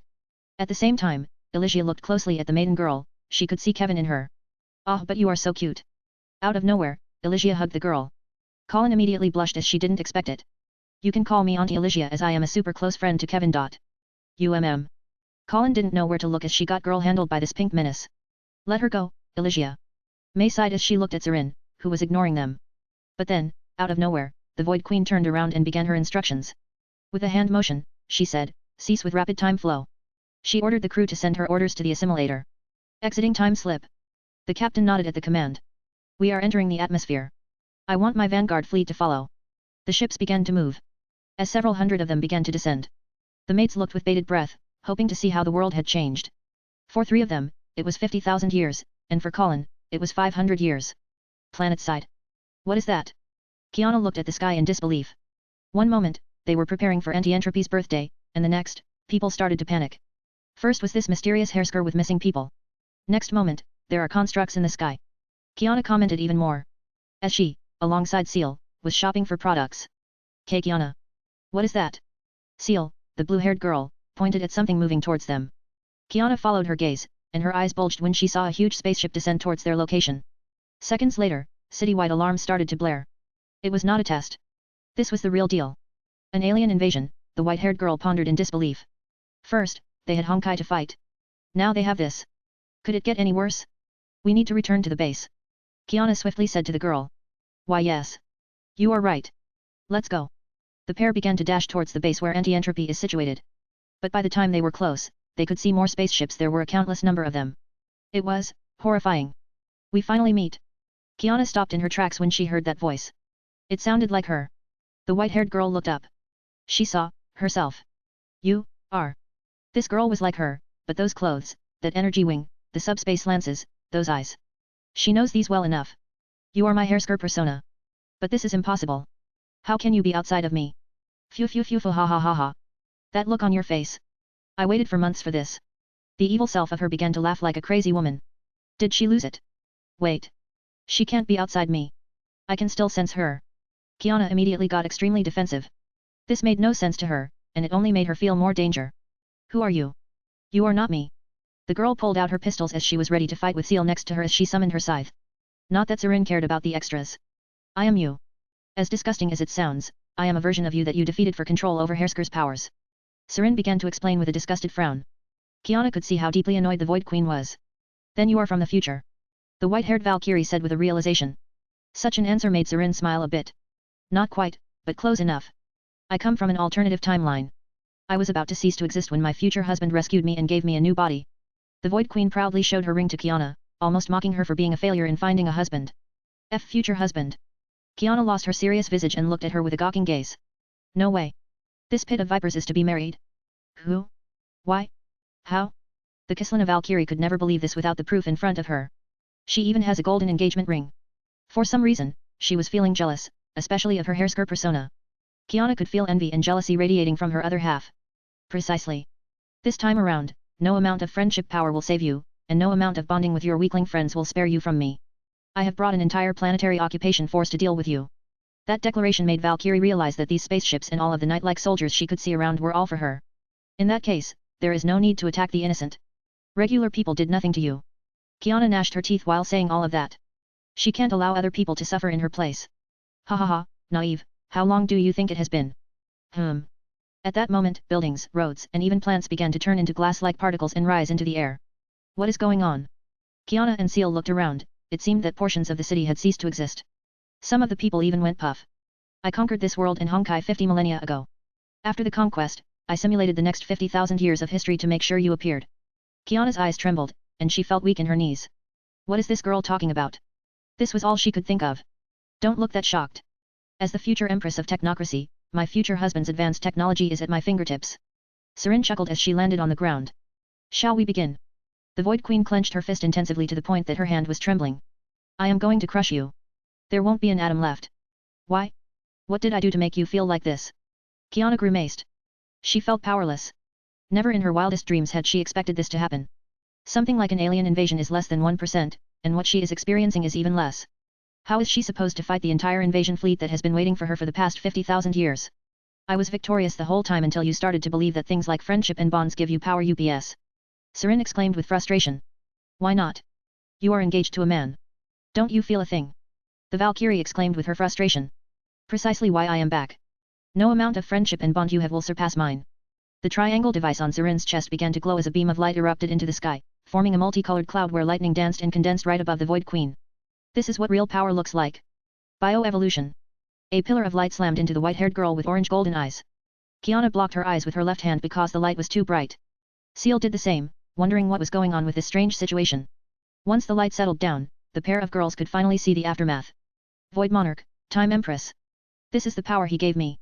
Something you could not fathom. Kiana and Seal looked with a sweaty forehead at this new form. Is this a Hersker form? No, it's something else, entirely. Now, defend yourself. The Void Monarch disappeared and appeared in front of Kiana. She was about to attack, but her evolution form, out of nowhere, got dismissed. Serin's eyes slowly widened in disbelief as she slowed down considerably, making Kiana able to dodge the attack. The Valkyrie looked confused for a second, but then she opened fire on Serin. The Void Queen clicked her tongue as her gaze alone was enough to rust the bullets away before they even reached her. After a short exchange, Kiana and Hersker of Void made some distance from one another. What is going on? Why my evolution was dismissed? The girl looked worried for a second. Did something break in the device? But at that moment, she could sense that the device was offended that she even considered that. Then why did you dismiss my form? It appears your feelings for him are fake. Kiana smirked and began to provoke the Void Queen. You are asking for a torture. Second later, Serin appeared next to Kiana, grabbed one of her pistols and yanked it away before delivering a kick to her gut. OOF. The kick removed wind from her sails as the Valkyrie wheezed from pain, collapsing on the ground while holding her stomach. Kiana. Seal tried to assist. But Serin scoffed at the attempt. You are not necessarily extra. The Void Queen caught the incoming scythe with her hand before throwing it away the girl along with it. Now that the nuisance is gone, I can begin with your torture. Oh, yeah. Kiana slowly stood up.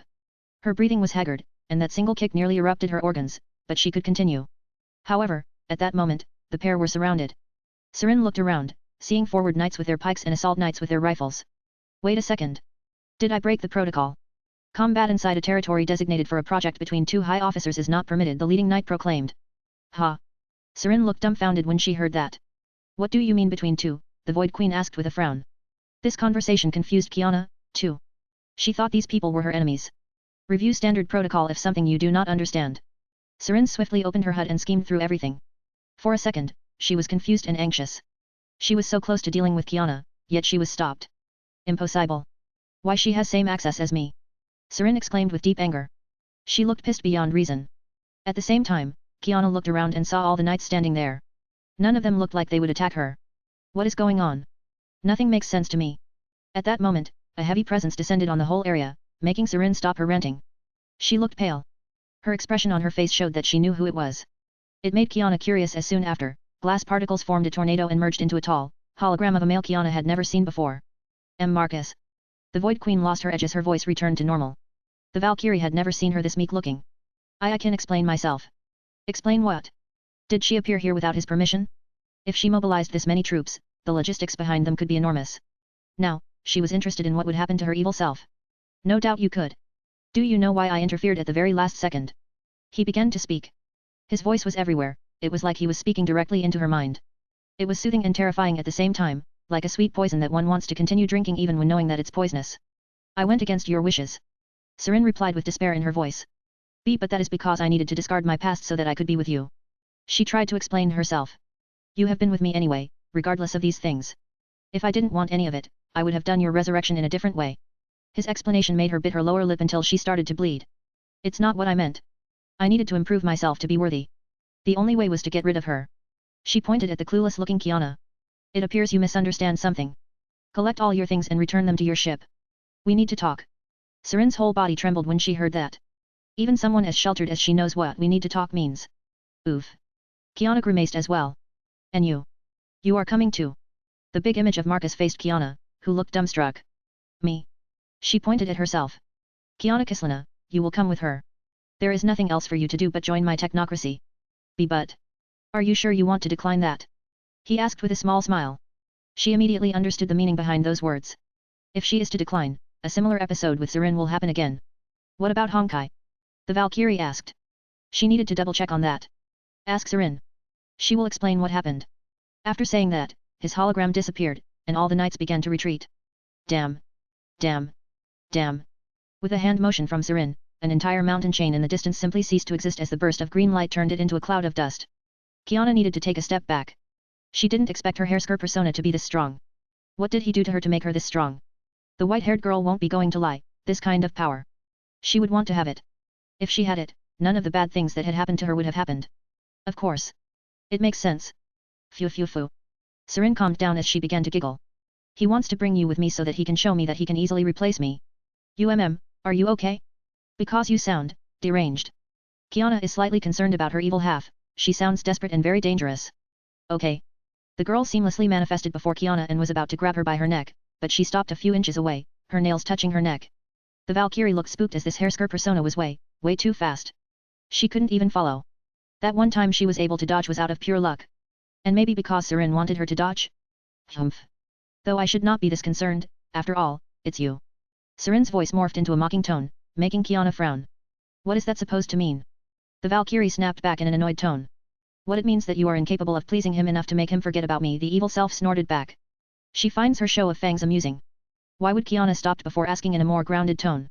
Why would I try to seduce your future husband? Why? Use your walnut-sized brain, you simpleton. Because I won't stop, even if my rights to use his military are revoked, I will regain his support, and when that happens, I will return and end every single one of you. Kiana reeled back, looking horrified. What she just said made sense to her. In that case, I have as good a chance as you do. We are one and the same. Besides, my old man taught me a couple of tricks. The girl blushed slightly while saying that. Snort. He taught you to pick up girls, and even if you end in bed with him and most likely will, then what are you going to do? He has a harem with goddesses, devils, heroines reborn and girls of his creation. Sleeping with him is a basic among basics. Kiana's mouth opened and closed as she had nothing to say. Today, it can be you, and tomorrow it could possibly be your precious May. For a second, Kiana's hand trembled as she was about to get snappy at her counterpart. Don't speak of May-senpai like that. Or what? She will help you by leaving you behind. Ha ha ha. Sarin shook her head in amusement as she turned around and began to walk away. At that moment, 3 gunships landed not far from them. The side doors opened, revealing royal guards. Sarin grimaced, seeing these arrive to pick her up. Come with us. The Void Queen raised her hands. I won't resist. The white-haired girl said in a resigned voice. As she entered the gunship, she turned around and looked at Kiana. Not coming with me? Getting cold feet. The Valkyrie frowned for a bit before slowly walking over. What am I doing? For a second, she wondered, but it was too late as the golden, bulky, armor-wearing knights surrounded her. She could feel dread radiating from them. Whatever powers or technologies they wield made her feel weak in their presence. So, you have enough brain power to understand what is important. Sarin's comment made Kiana look at her. Unlike you, I know boundaries. I am not insane enough to abuse the power given to me. The reply from the goody two-shoes version of her made the Void Queen show a strained smirk. That is why I want to stab you to death. Such a reply confused Kiana. She wanted to know what Hersker's persona thought. You don't like responsibility. You jest, I do accept it. What frustrates me is your belief that you are a hero and need to rescue someone. It makes me sick. As they talked about the usual good versus evil issues, the gunships rose into the air and began to fly towards the flagship. Kiana's gaze went to the sides, seeing how they had left the atmosphere and the void had begun. It was not as empty as she initially thought, as it was full of spaceships. What? Never been in space. These annoying mocking teases are starting to annoy the Valkyrie. No, I haven't been there in person. As you can see, I don't have an intergalactic conqueror for a boyfriend. Pity. I got used to being worshipped by countless knights. Serin bragged for a second. Until you got stripped away by doing unauthorized experiments with time. Kiana offhandedly commented as she saw the massive centerpiece of the assimilator. All she can think is that this space empire is likely a huge deal. The sheer size of their creations humbles her. Eventually, she sees a huge warship they are flying towards. And that is my flagship. I haven't decided on a name yet, Serin commented as she saw where Kiana was looking. Not bad. But it begs the question if you will ever have a chance to name it. The Valkyrie stabbed back. Humph. If you are my rival in all of this, then I have nothing to worry about. After all, I have my ways to get out of trouble. She showed her ring. I have beaten goddesses for this. Kiana wondered what kind of things Serin did to win that guy over. I don't even want to know what you did to get that. Ha. You know better than anyone to pretend to be an innocent girl. I was part of you, after all. Serin mocked her for pretending to be an innocent and pure girl. She knows what kind of ideas she used to have for her Mei-senpai. Those are simple ideas. What you did is different. You actually engaged with some space conqueror who has a harem. Kiana could only imagine things Serin did to please him. You will see. Eventually, the gunships arrived, and the middle one landed next to a wide red carpet. There is always one ready when the commanding officer returns to the ship. However, this time around, a red carpet like this made Void Queen feel a certain dread. The amount of royal guards in the hangar indicated that Serin's wings of freedom had been plucked off. Red carpet treatment. Kiana commented as she exited the gunship, and her eyes scanned the hangar bay. Her lips started to tremble when she saw the size of this plaque and the amount of weaponry on stand bay, from support craft that looked like jet fighters to mechs to rows and rows of silvery grey knights with pikes and rifles. This was the entire invasion fleet. Does all of his fiancés get a legitimate invasion fleet? This has to be a one-of-a-kind moment. The girl was feeling jealous. In her opinion, the guy loves this evil witch so much that he gives her an entire invasion fleet to play around. Indeed. This is how we travel. Serin casually motioned as if this was nothing. However, Kiana could read her body language. The girl was nervous, especially with how many golden armored ones were around them. They were behind them, on the sides of the red carpet, and at the end of the carpet, a train was waiting for them. This was not an honor guard but more like a prison guard. Or at least this was the vibes she was getting from them. The pair began to walk towards the train, which took them to the main lift that could take them to the bridge. Kiana kept on gawking at the tech in the tray end but Serin ignored her as she kept on thinking how to save her butt. Everything was on the table, from throwing her catch to selling Kiana as a pet. In the end, she decided to hand over everything as a gift. She collected an Honkai God, the final Hersker, the Moth research data, and the nerd version of Raiden Mei. These things should interest him, right? Chapter 123, Going back to face the music. With a gasp, Seal pushed herself off the ground as she was feeling wobbly after that throw. You are lucky you were not her main target. A colder voice said in her mind. Yes. But to catch my scythe with bare hands. Seal trembled at that thought. She was not Honkai or anything like that. That Kiana looks alike was more like a supernatural entity. Like a witch or a dragon. From fairy book stories. The girl nearly gawked at that idea, making the other girl inside of her grimace from silliness. Fairy books aside, she didn't wield Honkai but something else, making me think that she was supernatural of some sort. Seal sharply nodded as she collected her weapon and looked around. Is it just me, or are the Sierra Nevada mountains gone? The scythe-wielding girl commented as she looked at the distance. As I was saying, supernatural. Her evil self reaffirmed what she mentioned a moment ago. Seal nodded as she realized that Kiana and the armies were gone. All that was left behind was just sand. However, she knew that these guys were not gone. That thing in the sky was still there, and so was the fleet of spaceships keeping its watch. Return to the base. Maybe they know what is going on. Right. The girl rushed back to the anti-entropy base. Instead of seeing the familiar airstrip, she saw an old derelict base that looked like it had been abandoned for many years. Military personnel looked confused as they tried to figure out what happened. Seal's eyes finally ended up on Brynja, sitting on a boulder and looking distressed. Brynja? Seal? Where is Kiana? As Seal rushed over the ash-silver-haired girl, more anti-entropy people approached. A red-haired girl and a blue-haired tomboy girl walked over to speak with Seal. There was an army of knight-like people who took Kiana. There was an evil-looking version of Kiana who did all of this. She was incredibly dangerous. She could transform into a more powerful version. As the girl explained, the group started to ponder on what this meant. More evil version. Brynja mumbled under her breath, having a flashback at Skixal base where Kiana's Hersker form awakened. But it can't be. Has she got a separate body? Any other details, Seal? The red-haired glasses-wearing girl asked in a serious voice. It appears it went from Hersker's threat to planetary invasion, as absurd as it sounds. The girl tried to recall. Immediately recalling a ring on that girl's finger. She is engaged. No, I am serious. Seal pouted for a second as no one cared or believed that Kiana's evil version could be engaged in all things. She is engaged to some person who could have armies. And she said she is from a different alternative reality. She tried to explain what she meant. So, is the evil alternative self from a different reality trying to eliminate other versions of herself? This sounds like a cheap movie plot. The red-haired girl replied with a tired sign. Tesla. The tomboy girl reminded me to keep it serious. I know, I know. What is concerning is that Honkai ceased to exist when these armies appeared. It's troubling. A brown-haired man with glasses walked over. Welt. The Hersker core in Brynja's hands turned into a regular stone. It was as if it was never a core to begin with. Welt Yang, the sovereign of anti-entropy, commented as he looked at what Brynja was holding. It was a simple rock. No way, that lady said that she was waiting for 50,000 years for this, maybe it's related. When Seal mentioned that, everyone looked dumbfounded. In a way, it made sense. Then. Are you saying that this evil Kiana waited for our Kiana to be born before she sprang into action? The redhead muttered in disbelief. This sounds like a way worse version of a cheap movie. Tesla grimaced at how crazy this evil Kiana sounded. How does she look like? Brynja asked after somewhat getting over that her powers turned into a rock. Well. What Seal described was exactly what Brynja remembers, golden orange eyes, energy wing on the right shoulder, subspace lances, black stockings, white short skirt. Exactly like Hersker Kiana. What Seal described was Hersker Kiana from the time Brynja saw her in Skixal, Brynja explained to the group. I see. This all seems to be related. As Welt said that, he looked at a warship approaching their location. He could see a smaller gunship leaving the warship and moving towards their location. It appears this faction has decided to attack after acquiring Kiana. Meanwhile.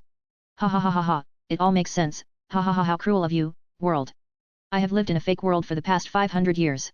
A blond man could not stop laughing as he realized everything he had built was for nothing. Well, nothing he built, invented, crafted, even exists. All of his technology, which was a faction he should have nurtured, was an illusion. He has no idea what is real and what is fake. Whoever did this is cruelty incarnate. What should he do now? Auto Apocalypse laughed as he looked around. The headquarters of his faction, which should be in the air above the Mediterranean, is fake. It appears he never left the original headquarters location. Honestly, what is the point of all of this? Without wasting time, he decided to end himself right here, there was no reason for him to live anymore. Kevin was even more confused than Otto. Nothing made sense to him. His power, which he trained and nurtured over 50 millennia, was gone, he couldn't sense anything in his body. The remnant technology of his civilization all of a sudden was back where it was supposed to be. Cities that should have been dust were back in their place. What is happening here? He was feeling a certain dread as he left World Serpent's headquarters and saw massive spaceships floating above the city. Those. At that moment, he felt something inside of him was getting removed. That strange feeling he always had. Old memories like sledgehammer slammed into his consciousness very front. He remembers an invasion on the eve of the 7th Hersker fight. It's the very same invasion he is seeing now. But then he recalled the experiment, him becoming Mantis. These aliens. They used me. For what? What was this? What is the purpose of this? Over 50,000 years. He felt a massive amount of anger. He was utterly livid. Suffering for so long. For what? Without of-control emotion, he decided to look for answers. Raiden Mei looked at her trembling hand, unable to sense her power. It was like she never had one, to begin with. Nothing made sense to her. Who were these people? Why are they invading? Why did Honkai seamlessly cease to exist? None of that made sense to her. It's as if the world decided that it got tired of one thing and switched to another. Her gaze ended up on a group of people flying. Are those our knights? For a second, she pondered, but then these people changed their direction and flew towards her. Warning bells in her mind began to ring as she was feeling growing anxiety. Thud. Thud. Thud. One after another, these knights landed, and instead of their rifles, they pointed their wrists of their free hands at her. Command, a priority collectible has been located. What are your orders? Priority collectible. Are they speaking about me? Raiden Mei immediately realized they were most likely speaking about her status as Hersker of Thunder. Someone strong enough to collect Herskers, wait. Kiana. The girl got anxious as she looked around for a weapon. Supreme Commander has suspended all projects, collectibles and research on this planet. For now, mark the collectible and let it go. The dark purple-haired girl didn't hear the command as it was said directly to them. Orders understood. The leading knight shot something at Mei, who used her hand to try to block it, but whatever it was formless and invisible. I didn't feel a thing. Before she can ask, the knights simply fly away. Wait. Tell me where is Kiana-chan? The girl loudly exclaimed as she looked at them, just flying away. Damn. I won't give up that easily. With Serin. The first thing Serin did the moment she arrived at the bridge was to find the captain. How much time do I have before we arrive where Marcus is it? The Void Queen asked with a concerned tone. 3 hours. That close. To think we were this close. The white-haired girl reeled back as she needed to compose. Yes, Supreme Commander is at the same island as we speak. The distance is negligible. As the pair were discussing, Kiana finally caught up as she was looking at everything with a curious gaze. She didn't expect the bridge to be something akin to a balcony with huge hall-size windows where she could observe the warship stretching out like that. How much you can delay the arrival? Serin asked the captain of her ship. The order is not strict. The Supreme Commander didn't ask for your immediate arrival, so I can extend it for a maximum of 24 hours. Do it. The Void Queen immediately agreed to the proposal. Very well. With her arrival delayed, Serin looked at Kiana and then looked around. It appears her new maids are not on the bridge. Aurora, send a word to the maids. We are going to eat, and I want them to come as well. Understood. And me? You won't be leaving me hungry, yes. Kiana magically appeared next to Serin when food was mentioned. Serin used her hand to push Kiana's face away before explaining to her. I won't. You can come with me. I do have a world-class chef who can cook anything I want. That is right, to Serin, Hisako is a world-class chef. Not that she ate from one before, so her opinion is based. What? You even have a chef? Kiana gasped loudly when she heard that. Now, that sounds like royalty to her. Indeed. Now follow me. The Void Queen motioned to follow her. She is feeling generous at the moment because of the mess she has caused. Can't say no to that. The white-haired Valkyrie nodded as she began to follow her. The pair arrived at a floor that looked like a corridor in an apartment building. It looked quite comfy and not overloaded by sheer size like the other areas Kiana had seen before. No, it felt more like they arrived at a new building than a floor. There was carpet on the floor, small wooden coffee tables, and comfortable couches on the sides of the corridors. It was like you could just sit down and relax. The only indication that they were moving was a huge window at the end of the corridor. Kiana could see movement there. This place looks comfy, like a dormitory. You can say that this is a private floor where only people I choose can stay. Serin clarified this place's purpose before walking towards specific doors. Without standing ceremony, she opened them and walked in. Hisako. I need some food. The Hersker loudly spoke, making Kiana slightly amused by the Void Queen's unqueenly behavior. Gah! The chef girl exclaimed in surprise. Kiana's eyes landed on her. She didn't look older than her. But that bust. What is she eating? The Valkyrie looked slightly jealous of those mountains. It's one thing to accept Mei's assets as she is older, but these? No way. Serin, I thought you were busy, Hisako exclaimed before looking at the girl behind her. Is that a clone of yours? Instead of asking if Kiana could be her sister, Hisako is asking if she is a clone. That just shows how crazy her life is now. One could expect anything in this place. No, but you are not far. This is my alternative self from this timeline. I am taking her to Marcus. In the meantime, prepare some food for me, Serin motioned with a dismissive hand at the girl behind her. And the new maids. Oh, okay. Do you have any preferences? The pink-haired chef looked immediately happier the moment she heard that they were returning. This trip looks far shorter than she imagined. Nope, just do your thing. I want some desserts, too. After telling her to do whatever she wanted, Serin walked to the sitting area and sat there. The Void Queen immediately leaned into her seat as she closed her eyes and started to think about how to save her butt from incoming danger. The issue with her situation is that she can lose all the favor she gained from this trip. The dinosaurs she collected, the way she disposed of those maids, all of that will be undone. Well. After pondering for a bit, she can only give away all she got in this invasion trip and then throw herself at him. As his creation, she does have perks, right? She bragged to Kiana that she would return, but she is not that confident about this. As Serin was thinking about what came next, Kiana was looking around. The girl realized that this was like a super flat of some sort. Upon entry, there is a large sitting area. At the end of it, there are a couple of stairs that lead to something like a dining area. Then, there is an open kitchen on the right. On the other side is something like a huge TV, and further down, there is a huge window through which she can see space, or something like that. It looks like they are traveling on a huge rainbow bridge through rapidly moving stars. No doubt, she doesn't even know if she will ever return to her world. Something like that makes her nervous. Quite a bit, actually. Her boldness is biting back at her bum. But I doubt these are real windows. Won't that be bad for a warship? I am not an expert on this, but isn't it dangerous? Regardless. The girl eventually ended up in the kitchen area and looked at the chef by the name of Hisako. Sue. Are you her chef? Kiana asked while pointing her thumb at resting Serin. In a way. My lady is one of Lord Goldman's fiancés. I ended up making food for her when we were on trips. Hisako tried to explain herself in the simplest ways possible. Lord, that guy is the real deal if people in this time and age calling him Lord. The white-haired girl walked closer and asked in a whispering tone. Is he that dangerous? Honestly, I have no idea what kind of situation I got myself in. The Valkyrie asked while looking around, thinking that whispering still works. I see, let's just say, if he wants something, there is no force in the cosmos who will stop him. Hisako, with a strained smile bluntly explained in a single sentence. That bad? Kiana slightly grimaced. That alone told her that this guy can do as he pleases. It explains Serin's meekness. She never imagined that proud thing speaking in such a puppy tone. That Hersker was genuinely terrified of him. Indeed. He is an inventor. I heard that before. The Kislana Valkyrie mumbled under her breath. Inventors are something she is familiar with. After all, she is a byproduct of one. Your world has a guy who builds a literal faction all by himself. Not that far, but close. Kiana felt that she was going from a wolf to a bear. Both are not good for her health. I see. I don't know anything about the inventor of your world, but ours want the entire space and time under his control. Definitely worse than auto-apocalypse. Kiana grimaced again, but if she went directly to him, could she stop or alter a thing or two? It is worth trying. From trying to save the world to trying to save the entire space-time continuum. It appears her mission just got far more grand in size. At that moment, the doors opened, and 4 more girls entered. The white-haired girl poked her head from the kitchen in towards the main doors. Mei-senpai. The moment Kiana realized who it was, she rushed towards the new arrivals but stopped midway as she noticed Mei's confused look and the fact that this Mei had glasses. You are not Mei-senpai. Unbelievable. This is the 3rd time someone has confused me with this, Raiden Mei. The girl groaned from frustration, but it only lasted for a second, as she quickly composed herself. The pink-et next to Mei giggled, as this was new to her. I am Dr. Mei. I was the premier scientist for an organization called Moth. I am originally from a previous civilization to your civilization.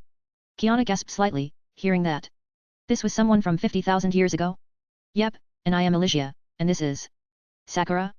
And Colin. Kiana recalled these other 2. You know me. Sakura looked surprised for a second, and so did Colin. Aren't you from medieval times of the Far East? For a second, the white-haired Valkyrie wondered if this was that Sakura. But didn't she have bunny ears? No, I am from the same era as Dr. Mei and Elysia. Sakura pointed at those 2. Oh, so there was another Sakura too, curious. Kiana wondered if there was some sort of connection before looking at Colin. Colin was looking back at her. There was certain connection she could feel the pair had. You are Kislana, like me, right? Colin asked her. Yep. I am Kiana Kislana. I see, so we survived that long. The other Kislana was pleased to her that there were Kislanas 500 years from now. Of course you did. I made sure you did. Serin from the side interrupted this happy reunion. Now get inside, and don't stand next to the doors. The Void Queen instructed, and the 5 of them moved away from the doors. Right. Okay. The 5 walked deeper into the living quarters. So why do you need us? Mei asked. She wondered what was going on. Serin wasn't done with her quest, right? As the nerd version of Raiden Mei could see Kiana Kislana was the whole ordeal, right? That is why Serin messed with time. Yet, they were flying somewhere. Marcus requested to return. What for? We are flying back because Marcus wants to. End of story. The orange gold-eyed version of Kiana replied with a snappy tone. She messed up, and her future husband saw through that and has demanded to return to him immediately, Kiana explained with a crafty smirk. She is interested to see how her evil self will pull herself out of this. Oh, so she did act without permission. No wonder. Mei nodded as she pushed her glasses up and looked at Serin. Oh, shut up. As if you understand what it means. Serin snapped with a pouty tone as she felt like shit, unable to do anything against these sharp tongues. She could send them all work with dung, but they can complain to Marcus once they arrive, and she doesn't want any sort of resentment towards her situation as it is. Sadly, I understand well enough. He gave you armies to conquer the previous era, and you did. But then you wanted to get back at me and used time manipulation. He didn't give you permission, yet he figured out what you did, so now you are returning to him. That is why you are so nice to us. Kiana explained everything to the whole group. The Void Queen looked annoyed for a second. I see, so it was like that. Dr. Mei had the look of realization as she was thinking around similar lines. Oh, so it's like that. Elysia sagely nodded. It's not nice to make your future husband mad like that. The Pink Menace raised her finger as if advising the Void Queen. I don't need advice from someone who never had a boyfriend to speak of. Serin exclaimed angrily as a bucket of ice cream appeared in her hands, followed by a spoon. She used her time manipulation to get an ice cream. Now, if you excuse me, go enjoy your food. I need to think in peace. The group of 5 girls looked at each other with a set of different expressions. Well, let's go. Kiana began to walk back to the dining area, the rest followed her as they looked around. This was the first time they had seen living apartments in the massive dreadnought. You know, this is a bigger apartment than I used to rent. Sakura said to Elysia and Mei. What is an apartment? Colin asked Sakura. The pink-eyed assassin looked at the white-haired girl. Right, different era. An apartment is a large building where many people live at once, she explained. Definitely bigger than the dormitory I shared with Mei-senpai. Kiana chipped in, making Dr. Mei grimace. Who is this Raiden Mei? Everyone kept on confusing me to her. The Kislana Valkyrie showed a nervous smile, realizing that this version of Mei is colder and more calculating, like a scientist type. That is because you look like her. Kiana pulled out her phone and went through her gallery showing picture of Raiden Mei and Kiana. She truly does. This is so strange, Sakura commented as she never expected to see Dr. Mei look alike like this. Oh. This version is such a cutie. Elysia found her extremely cute. Kiana puffed her chest for a second before pulling her phone away. Yep, and she is third Hersker, the Hersker of Thunder. Oh. Elysia clapped her hands when she heard that. Dr. Mei looked shocked for a second. Now she knows why everyone is mentioning this girl. She was a Hersker. That reminds me, how was it with Herskers in your time? Kiana asked the people from the previous era. The question got the trio to have complex emotions. Ha! You wouldn't like them. Serin chipped in.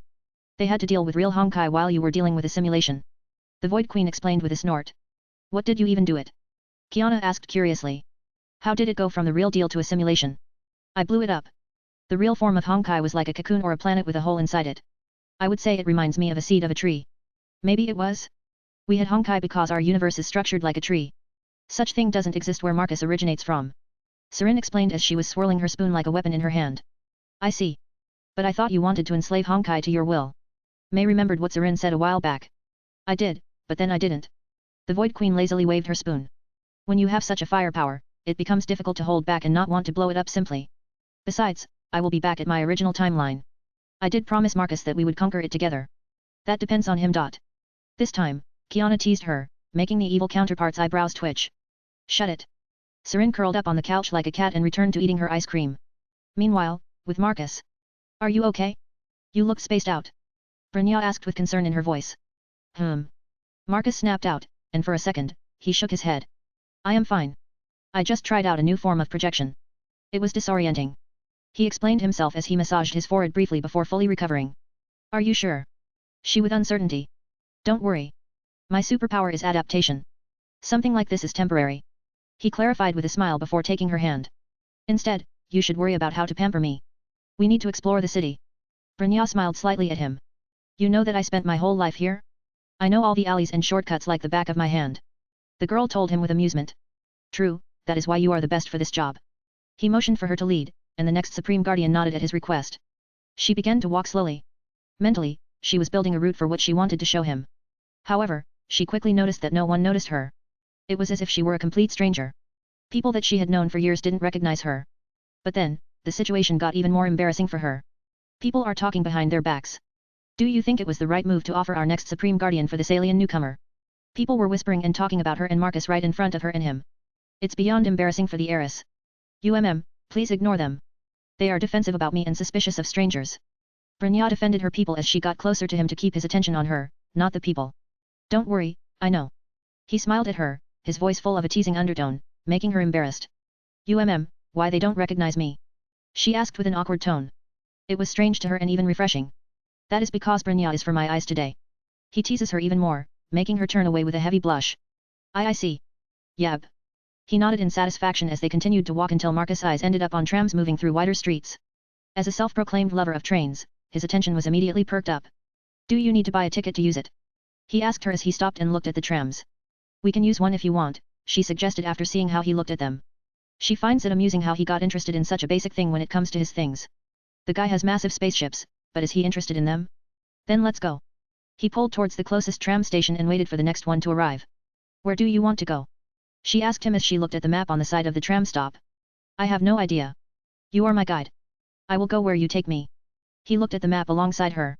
His eyes ended up on the entrance to the underworld, the city under a city. The underworld. Do you want my troops to clean it up for you? He asked her, turning his gaze to the side to look at Brynja. She looked slightly nervous when she heard the question. It's a sour spot for my city. We abandoned them. I have no idea what is going on there. The next Supreme Guardian looked ashamed to tell him that. Like I said. I have more than enough manpower to fix that for you. I know. It's just. I don't want to end up being useless. The girl eventually told him how she felt about this. Ha, what a classic reply. He shook his head as he had predicted this. What do you mean? She asked with confusion all over her face. Well, I don't expect you to do anything in the true physical sense. A woman's true objective in a relationship is moral and spiritual support, he explained to her. I don't even know where to start. To his remark, she was clueless. She was raised to be a guardian to her people, fight, lead troops, defend their homes, and make hard decisions. How about this? Focus on one step at a time. For now, your only job is to be my date for today. We need to have fun. As you wish. Her voice was full of uncertainty. Sometimes, the hardest tasks require the easiest solutions. I know that from experience. He said this and pulled her closer to himself. For example, Brynja needs to cuddle to solve all of her issues. Her cheeks immediately heated up as she thought of something else. She didn't grasp the true meaning of cuddle yet. To her, she felt something more intimate. Why you perv? The girl exclaimed out of nowhere. Marcus looked surprised for a second. As expected of a heiress, even holding hands and hugs are indecent to you. The inventor joked at the naivety and purity of the girl in his hands. When she heard that, there was a look of realization in her eyes. No. It would seem I misunderstood the meaning of this word. She explained while looking away, not daring to look into his eyes. Ho ho ho, my Brynja is quite naughty. The girl trembled in his hands as she turned around and showed him inflated hamster-like cheeks for thinking that she was naughty. I am not. Like I said. I have no idea how this whole thing works. The heiress explained herself with ever-growing embarrassment. She can't believe she has to explain herself like this. Well, that is why I am here to show you the ropes, he said with a small smile as one of his fingers poked her inflated cheeks. She looked gorgeous and adorable at the same time. His actions caused her to look away again. Don't worry, we do it slowly, letting you get used to hugs like these. Brynja frowned slightly when she heard that. Do you always do this to your girls? She asked with a curious tone. Depends which ones. My created ones know that I adore them always, so I don't need to remind them constantly, but the ones I meet, I usually pamper in a similar fashion. His explanation reminded her that Marcus is something else to have the ability to make real girls. I see, it appears I need to try seriously. She said with a deadly serious tone. She turned around and slightly leaned into him. She was close to kissing him right there. Oh, someone is getting serious.